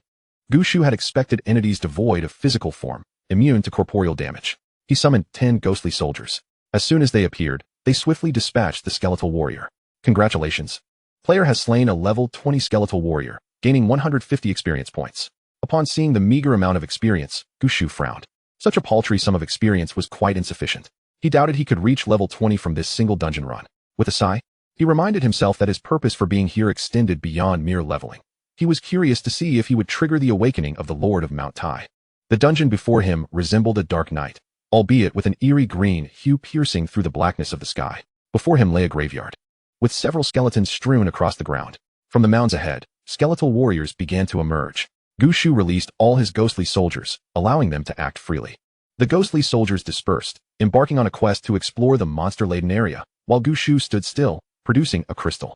Skill crystal. Upon use, there is a chance to comprehend a skill, though it may also result in the duplication of an already acquired skill. After obtaining this skill crystal, Gushu had yet to use it. Class: King of Hell. Activate. Gushu possessed 2 classes, and as long as the King of Hell could improve, there was no reason to hesitate. After all, one was legendary, the other divine, and the disparity between them was evident. Unfortunately, the skill crystal yielded no response. Even an ordinary skill crystal was ineffective. With a sense of resignation, the ancient tree had no choice but to apply the skill crystal to the Death Monarch class. Ding. Congratulations, player has used the skill crystal. Congratulations, player has comprehended the skill, Death Envoy, Black Crow Legion. The Black Crow Legion? The ancient tree hurriedly examined the effects of the skill. Death Envoy, Black Crow Legion, summons the leader of the Black Crows, the Death Envoy, and the Black Crow Legion. Each use will summon a number of Black Crows equal to the summoning space. Cost: 1,710 points. Upon reading this description, the ancient tree was momentarily taken aback. Did this mean that the number of Black Crows summoned was independent of the summoning space? The ancient tree quickly checked his attributes panel. Player: Ancient Tree. Class: Death Monarch. King of Hell. Level: 19. Experience: 61. Strength: 280,810. Constitution: 280,760. Agility: 280,810. Spirit: 590,1000. Summoning space: 380, 380. Mount space: 11. Legion space: 01. Godly summon space: 01. Equipment: Black Essence Sword, Mad King's Guard Gloves, Spirit Recovery Necklace, Mourner's Ring. Active skills: Hellish Nightmare, Death Strike, Death Envoy, Black Crow Legion. Summoning soldiers: Nether Realm, Life and Death Bond, Summon Thunder God. Passive skills: Monarch's Edict 2, Godly King 2. Noticing the addition of a Legion space on his attributes panel, the ancient tree's expression brightened. Indeed, summoning the Black Crow Legion would grant him an additional 380 summons, translating to a 720-point increase in all attributes. This meant that he could use the Summon Thunder God skill without waiting until reaching Jinghai University. However, upon seeing that summoning required 1,710 points of spirit, the ancient tree felt somewhat exasperated. Why was it yet another skill he couldn't use at the moment? After calculating, he realized that summoning all the Een soldiers would consume 1,590 points of spirit, leaving a deficit of 120 points. Such a gap of 120 points was not insurmountable. It could easily be compensated through equipment. Resolving to do so, the ancient tree decided that upon exiting the dungeon, he would first visit the trading post to acquire items that boost spirit. With this in mind, he quickened his pace to clear the dungeon. The Een soldiers were busy harvesting the monsters within, while the ancient tree accelerated his search for the boss area. After more than 10 minutes, he arrived at the boss zone. The boss was a towering skeletal cavalryman. Within the boss area, there were also over 30 skeletal warriors and more than 10 skeletal archers. The ancient tree did not employ any skills, but instead commanded directly, "Everyone, take your own lives." As soon as these words were uttered, all the monsters began to harm themselves, with the rusty blades striking their own skulls or the archers piercing their eye sockets with arrows. In just a few breaths, all the monsters lay dead. The Godly King talent proved exceptionally useful in a dungeon filled with undead creatures. After waiting a few more minutes for the scattered Een soldiers to return and clean up the battlefield, the ancient tree exited the dungeon, offering free assistance to newcomers. Only accepting ladies. Anyone interested in teaming up? High price for skeletal bone fragments. Unlimited purchase, above trading post by price, below selling price. The ancient tree paid no heed to these calls and made his way directly to the trading post. At the dungeon entrance, a man with a mole at the corner of his mouth noticed him. Huh, how did he come out so quickly? He muttered to himself. What are you looking at? His companion inquired. The man chuckled and replied, "It's nothing, just a kid who entered the dungeon solo and emerged in less than 20 minutes. His companion laughed heartily. Huh, solo? Coming out this fast? He must have been scared off. Indeed, that's very likely. The monsters in this dungeon are far fiercer than those in normal dungeons. They are all undead. To attempt a solo run without forming a party is rather reckless. They seem to regard the ancient tree with disdain. Just then, a formidable group arrived at the dungeon entrance, clad in fine gear and exuding an imposing presence, pushing aside anyone who stood in their way. Their commotion immediately drew everyone's attention. Look, it's the Halyum Guild. Wow, so many of them at once. What do they intend to do? I heard they're aiming to conquer the nightmare level dungeon and even break its record. Nightmare level? Breaking records? My goodness, does the Haoyun Guild have such grand ambitions? I heard their lowest ranked members are C class. I must find a way to join the Haoyun Guild. Their benefits are exceptional. Shoo, keep your voice down. Don't let them notice you. Members of the Haoyun Guild are not easy to deal with. The Haoyun Guild, a group of 24 individuals, donned exquisite armor and various high-quality equipment, including battle armor and robes, many of which were rare for ordinary players to encounter. There was even a mage-class member with rings adorning all 10 fingers, truly armed to the teeth and exceedingly lavish. A heavily armored warrior stood at the forefront, commanding, "Check the equipment. We must break the dungeon record this time." At the trading post, the ancient tree approached the selling platform directly. After waiting in line for a while, he stepped up to the selling platform and manipulated the electronic device. A multitude of options appeared on the screen. The ancient tree promptly searched for spirit-boosting items. Soon, a series of equipment icons displayed on the screen.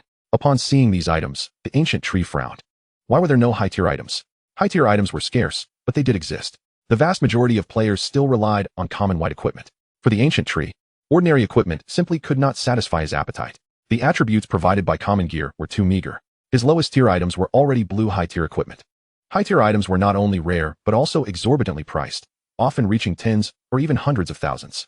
After rummaging through the listings, he found the highest tier item available for immediate use, a high-tier ring. A level 15 ring, but its effects were quite disappointing, merely providing a slight increase in spell damage.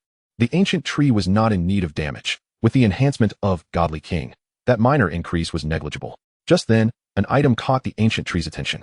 Spirit Enhancement Potion 2. Consuming it increases spirit attributes by 100 points for 30 seconds.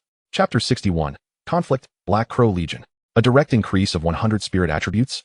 The ancient tree glanced at the price, which was an astonishing 200,000. So expensive? Just this single potion equated to the cost of a high-tier piece of equipment. And a rather good one at that. But soon, the ancient tree understood the key reason for the potion's high price. If a player were fully equipped with gear, this potion would serve as an additional piece of equipment. Moreover, potions, whether for recovery or enhancement, could prove life-saving at critical moments. And enhancement-type items held significant strategic value when tackling bosses. After some contemplation, the ancient tree decided to make the purchase. Now he was just 20 points short of spirit. This value was somewhat limiting, but not insurmountable. "Hey brother, are you done yet? Hurry up," someone urged from behind. The ancient tree turned to respond, "Almost." He continued to search the trading platform for a while longer. The ring simply wouldn't do. Its cost-effectiveness was too low for him at this moment. However, before long, the ancient tree seemed to have an epiphany and couldn't help but chuckle to itself. I too have fallen into a misconception." The ancient tree promptly navigated to the mage equipment section and casually selected a staff. Glancing at its attributes, the ancient tree decided to make the purchase. Equipment name, standard staff. Equipment rarity, common. Equipment level, 15. Equipment attributes, spell attack 50, spirit 15.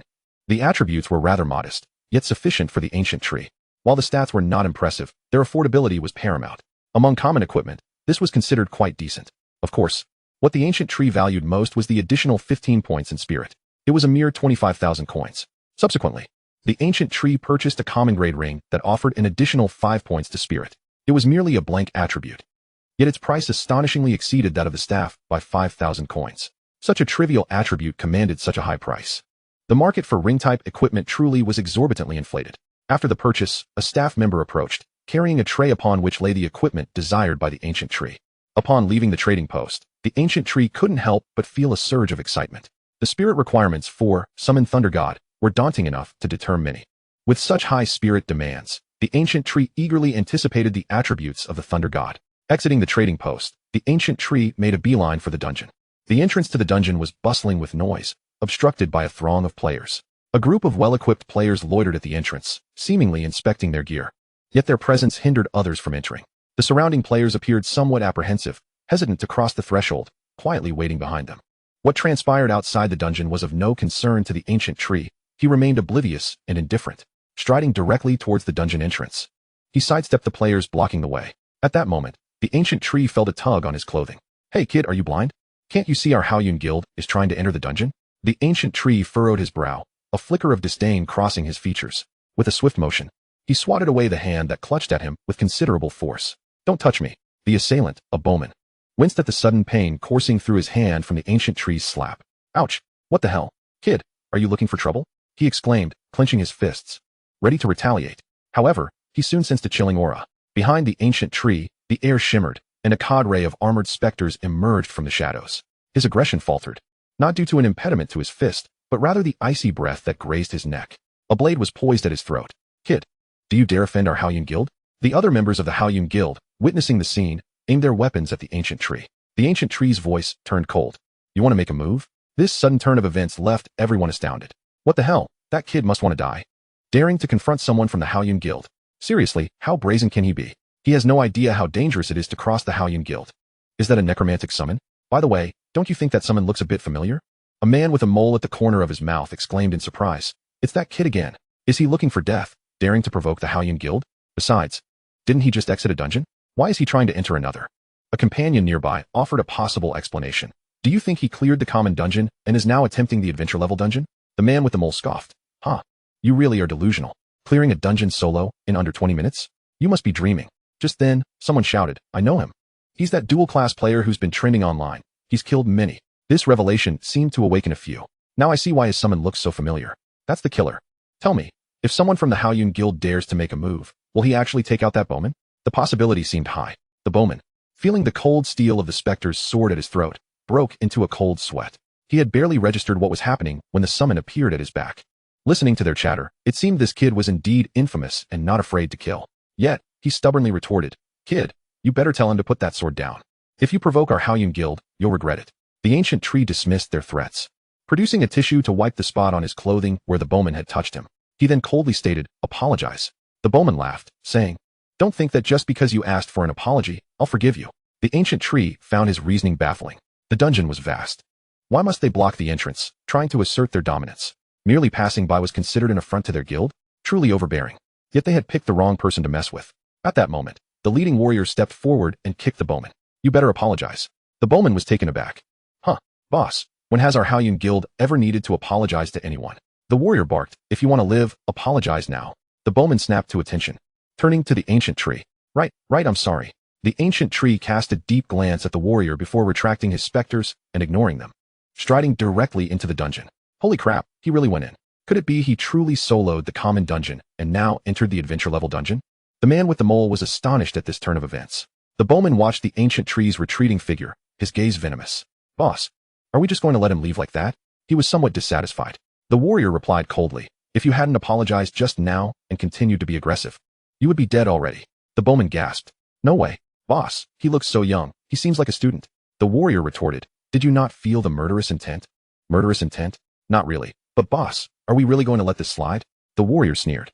How could we simply let this go after he offended the prestige of our Haoyun Guild?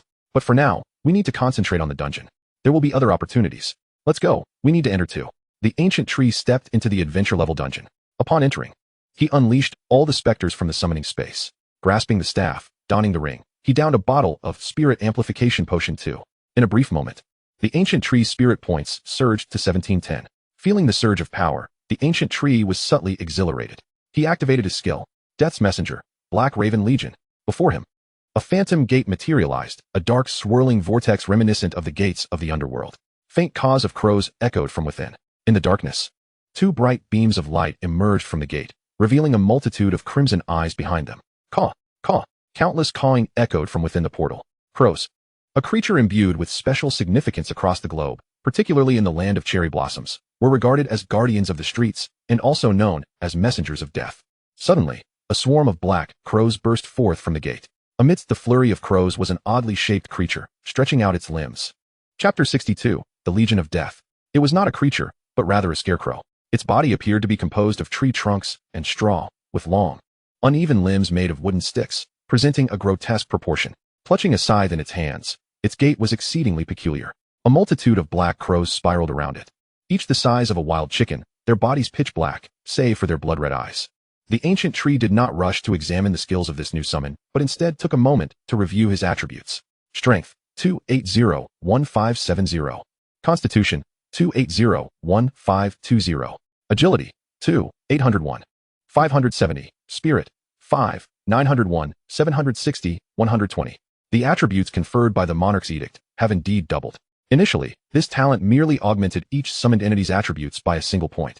However, as the number of ancient tree summons has proliferated, the attributes bestowed upon the ancient tree have surged correspondingly. At present, this singular talent has elevated each attribute of the ancient tree by a remarkable 520 points. Consequently, the The ancient tree's current spirit attribute stands at an impressive 370 points.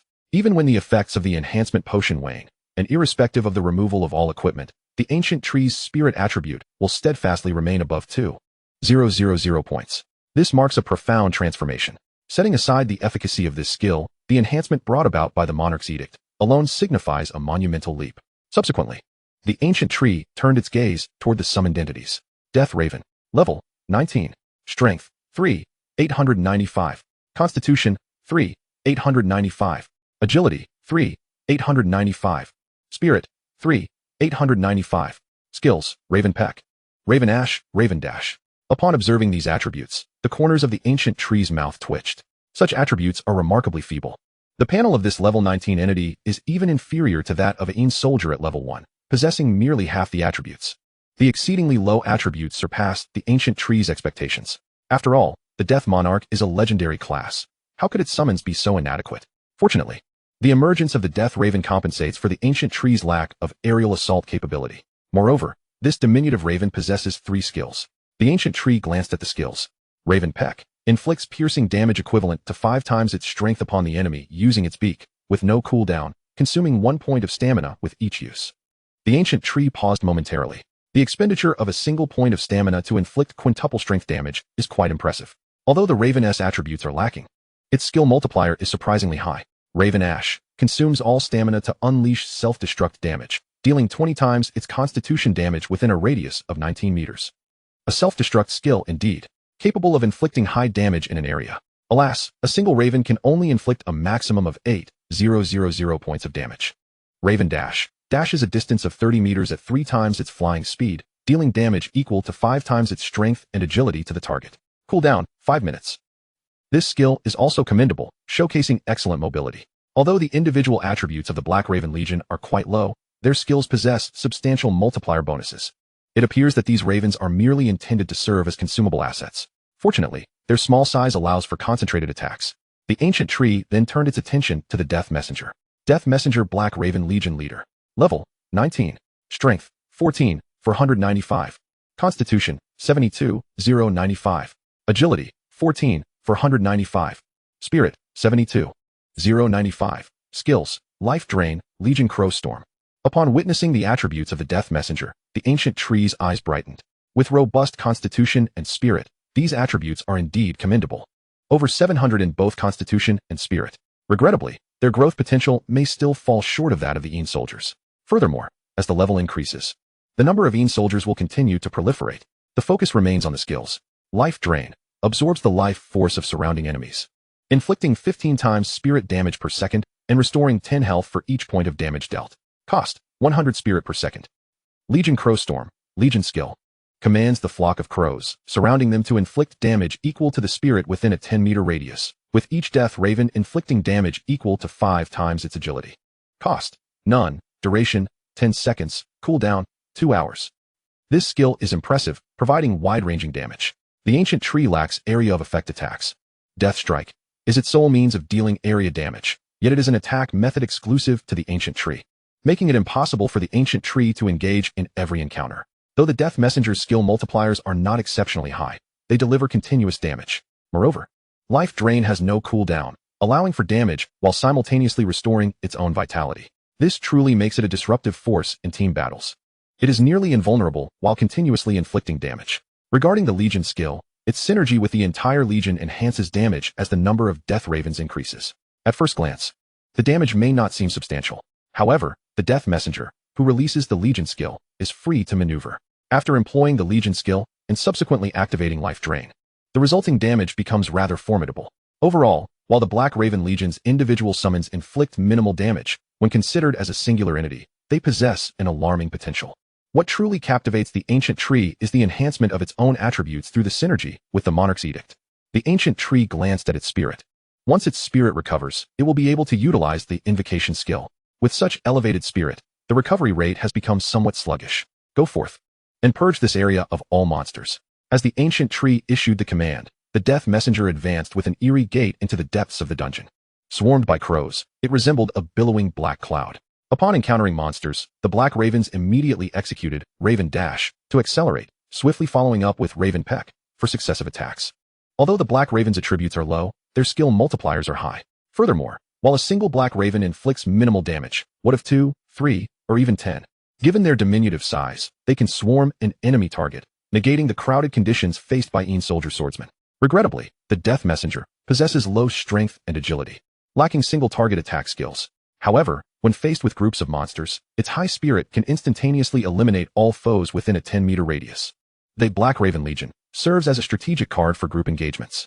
Additionally, the ability of the Death Ravens to fly allows them to undertake reconnaissance duties. With the inclusion of the Black Raven Legion, the Ancient Tree's efficiency in clearing the dungeon has markedly increased. Before long, the Ancient Tree had eradicated all monsters within the dungeon. Upon reaching the boss area, it commanded them to self-destruct. Glancing at its spirit attribute, it exited the dungeon. Once its spirit is restored, it will summon the Thunder God. This is a deity from myth and legend. Its attributes should be nothing short of extraordinary. Having left the dungeon, the Ancient Tree pressed on, entering the next one without delay. The nightmare-level dungeon of Zhong Kuei's Ghosts and Monsters. Outside, onlookers witnessed the Ancient Tree's silhouette reappear only to promptly re-enter the dungeon. Did he not emerge from the dungeon? How could he have re-entered? My goodness. Has he already cleared the dungeon and advanced to a higher difficulty? Has it only been a mere 10 minutes? The man bearing a mole at the corner of his mouth exchanged astonished glances with his companions. In just over 10 minutes, he has cleared the adventure-level dungeon. This is even quicker than his clearance of the normal-level dungeon. What does this imply? For him, there is practically no distinction between normal and adventure-level dungeons. Now he has entered the nightmare-level dungeon. Could the Haoyun Guild's record be in jeopardy? Might he shatter the record for the nightmare-level dungeon? In another gaming realm, the Haoyun Guild methodically dispatched monsters. The tank stood at the forefront, drawing enemy fire, while mages and archers eliminated surrounding foes. Warriors and swordsmen formed a protective line beside the tank, ensuring no monsters could breach their ranks. Behind them, support classes intermittently cast enhancement skills. Only the healers found themselves idle. In the race against time, the healer's role is primarily to preserve the team's numbers and avert unforeseen calamities. With over 20 individuals adhering to a meticulously maintained tempo, their rhythm was commendable, ensuring a secure path to breaking records. Everyone, let us muster our strength and swiftly eliminate all monsters before entering the boss chamber. This time, we aim to compress our completion time to under 40 minutes. The archers wore somber expressions, muttering, "Once we break the record, I will make that brat pay." The Ancient Tree ventured into the adventure-level dungeon. Unlike his usual approach of hastening through, he meticulously scoured the surroundings, hoping to gather some meaningful artifacts. Previously, in the Reiser dungeon, he had encountered a mural of the Thunder God within the nightmare-level instance. The nightmare-level dungeon had exerted a slight pressure on him, but not overwhelmingly so.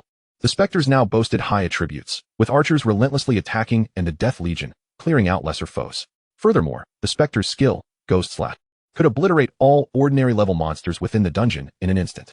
Before long, he arrived at the boss area of the dungeon, allowing the monsters to self-destruct. For the Ancient Tree, as long as the monsters were not of the undead variety, their levels held no significance. With a mere command, he could annihilate all foes. As the specters arrived from other areas, he instructed them to gather the loot within the dungeon while he searched for any legendary items in the boss zone. After a few minutes of searching, his enthusiasm waned. The dungeon was named Zhong Kuei's Ghostly Trickery, and logically, there should be items related to Zhong Kuei. Could they perhaps be located in the Hell level difficulty? Different difficulty levels altered the monsters and bosses slightly.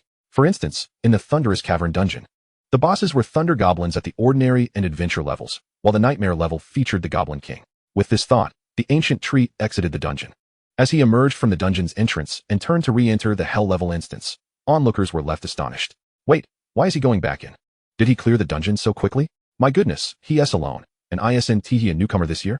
He hasn't even started college yet. What kind of monster is this? Chapter 63, The Altar. The man with a mole at the corner of his mouth exchanged glances with his companions. Their faces etched with shock. He cleared the nightmare level dungeon that swiftly. Let us check the dungeon records. They approached a device beside the dungeon that recorded the completion times of various players. Upon finding the completion time for the nightmare level dungeon, they were stunned to discover that the top rank was a mere 24 minutes. The second place took a staggering 44 minutes. Typically, players completed dungeons over the span of hours. Previously, some teams had taken an entire afternoon to finish, with high-difficulty dungeons consuming a whole day. As for the nightmare level dungeon, it was no longer a matter of completion time. Ordinary players simply could not engage with such a difficulty level. Yet, he completed it in under half an hour. Remember, he was alone, unlike the Haoyun Guild, which boasted over 20 well-equipped players in a team. This was a nightmare-level dungeon. A record was shattered. A record for the nightmare-level dungeon. 24 minutes. Less than half an hour. With that exclamation, many players reacted with disbelief. However, The dungeon record stood glaringly before them. Upon seeing the record, they had no choice but to accept its validity. Goodness gracious! How astonishing! Is the Haoyun Guild this formidable? Under half an hour. They are bound to gain fame. They instinctively assumed the record breaker was the Haoyun Guild. After all, how could one individual compare to a multitude? The man with the mole declared, "No, it's not the Haoyun Guild. It's that Necromancer, the one who has been trending online. Ancient tree." This statement elicited scoffs from numerous bystanders. Brother, are you joking? The fact that he could clear an ordinary dungeon that quickly is shocking enough. You claim he conquered a Nightmare Level 1? Do you think Nightmare Level dungeons are trivial and breaking records? Let alone soloing it. How many people in this world can single-handedly clear a Nightmare Level dungeon? No one believed him. Had it not been for witnessing the ancient tree enter and exit the dungeon 3 times, the man with the mole would have doubted it too. But the evidence was clear. Then why hasn't the Haoyun Guild emerged yet? This question left many in a state of confusion. Alright. Why haven't they come out yet? Perhaps they are busy collecting loot and will be out shortly. They lingered at the dungeon entrance, awaiting the Haoyun Guild's emergence. However, 10 minutes passed, and still, no one from the Haoyun Guild appeared. What is going on? Why haven't they come out yet? Could it be that the record breaker is not the Haoyun Guild? Inside the dungeon, the Haoyun Guild had already reached the boss area. Shield bearer, hold the line. Archers, maintain your relentless assault. Healers, ensure our allies remain in top condition. Support, wait until I cast my skills before applying buffs to maximize their effects. Over 20 members, with the shield bearer absorbing the boss's attacks while the rest cleared out the lesser monsters, focused their fire on the boss. For the ancient tree, this boss may have been dispatched with a single command, but for them, it was the most challenging moment within the dungeon. The boss raised its massive sword, striking down upon the shield bearer's equipment. The shield bearer staggered back, a massive dent appearing in his shield. Hastily, he replaced it with a new one. The boss's damage is too high. Control him. Do not let him continue his assault. The shield bearer struggled to withstand the boss's onslaught, each block bringing him perilously close to defeat. Had they not prepared numerous shields, they would have been shattered in mere moments. While the shield bearer may not have dealt significant damage individually, his role within the team was vital. Healer, heal me. Quickly, restore my stamina. The warrior shouted. The healer promptly released a radiant healing light. The entire party executed their initial strategy with precision, mechanically following each step without error. At last, they triumphed over the boss. Phew. The warrior took a deep breath. Time. 39 minutes and 39 seconds. WVE broken the record. WVE completed it in under 40 minutes. Huzzah! This is fantastic. Upon learning their achievement, they erupted into cheers. Breaking the record offered no tangible rewards. It was a pursuit of meaning over material gain. For their guild, this would significantly elevate their prestige and attract more talent. Haha, under 40 minutes. I can already envision the expressions of those outside when they learn we've broken the record. The Haoyun Guild shall become the most formidable guild in Chang'an Province. 39 minutes. Who else could accomplish passing the Nightmare Dungeon in such a time? Due to level restrictions, high-level players could not enter lower-level dungeons, which meant that each dungeon limited the player level range. Should high-level players participate, breaking records would be unsurprising. However, they were merely a level 30 team, achieving under 40 minutes to clear the dungeon, making them a national leader in this regard. Let us exit and greet our adoring fans. They stepped out of the dungeon, heads held high, as if returning victorious from war, adorned with glory. Cheer, commoners. Welcome your heroes. Hey, give me a cheer. How peculiar their gazes appear. The record has been shattered, 39 minutes, nearly coinciding with the time they entered the dungeon. So, that prior record was indeed not broken by them. Oh, this player is truly formidable. It has been rumored online that he possesses dual classes. Dual classes? Hiss. I recall the last dual class player has already ascended to the pinnacle of our ranks. No wonder he is so fearsome. The members of the Haoyun Guild furrowed their brows. There was no cheer, no astonishment, no accolades directed toward them. What on earth is happening? This is not how it should be. We have broken the record. How many can achieve such a feat? What are you all discussing? We have indeed set a new record. A round of applause would be appreciated. The archer could not help but interject. Gradually, scattered voices of players began to emerge around them. Congratulations, congratulations. In truth, the Haoyun Guild is quite impressive, having completed it within 40 minutes. Yes, the Haoyun Guild is indeed formidable, though they pale in comparison to that fierce individual who finished in just over 20 minutes. Over 20 minutes? The warrior class rushed to the dungeon's apparatus, glancing at the record. The one in first place completed it in a mere 24 minutes. They were in second place, having taken 39 minutes. A full 10 minutes apart. What does 24 minutes signify? It is nearly equivalent to traversing from entry to the boss area without engaging in combat. How is this possible? Is this something a human can accomplish? Who dares to oppose the Haoyun Guild? Do they not know we intend to break the record? Who is causing this chaos? The warrior bellowed. The pent-up frustration within him was impossible to contain. They had invested considerable time and effort to break the Zhong Kuei's ghostly apparition dungeon record. This should have been a cause for celebration. Yet, they missed it by a staggering 10 minutes. If it were merely a few minutes. With some additional effort and strategy refinement, they might have caught up. But a gap of 10 minutes. How can they possibly make up for that? Just locating the boss area would take them several minutes. Not to mention eliminating the lesser monsters. This discrepancy of over 10 minutes rendered what should have been a moment of glory for the Haoyun Guild into a farce. It must be that Necromancer. He exited the dungeon shortly after entering. He must be the one who shattered the record. I was skeptical at first but cannot deny it now, as the Haoyun Guild has acknowledged it. I believe his name was Gushu. He previously caused quite a stir during a live stream with the officials. Gushu. The Necromancer? The one from before entering the dungeon. The warrior roared, "Where's that brat? Come out. Those who dare disrupt our Haoyun Guild's plans will come to regret it." The warrior's expression darkened. He has re-entered the hell-level dungeon. Hell-level dungeon? Breaking through the nightmare-level dungeon is not enough? Can he really conquer a hell-level dungeon alone? The archer remarked, "I said we should have taught that kid a lesson sooner. But if he can break a record that so many of us cannot, do you think he might be stronger alone than all of us combined?" The guild's healer mused. The warrior took a deep breath and declared, "Rally the troops." Inside the dungeon, the outside world remains unaware that Gushu deliberately slowed his pace to seek mythic treasures within the dungeon, completing it in 24 minutes. Had he rushed through, his time would not have even reached 20 minutes. This time, Gushu's speed was further reduced.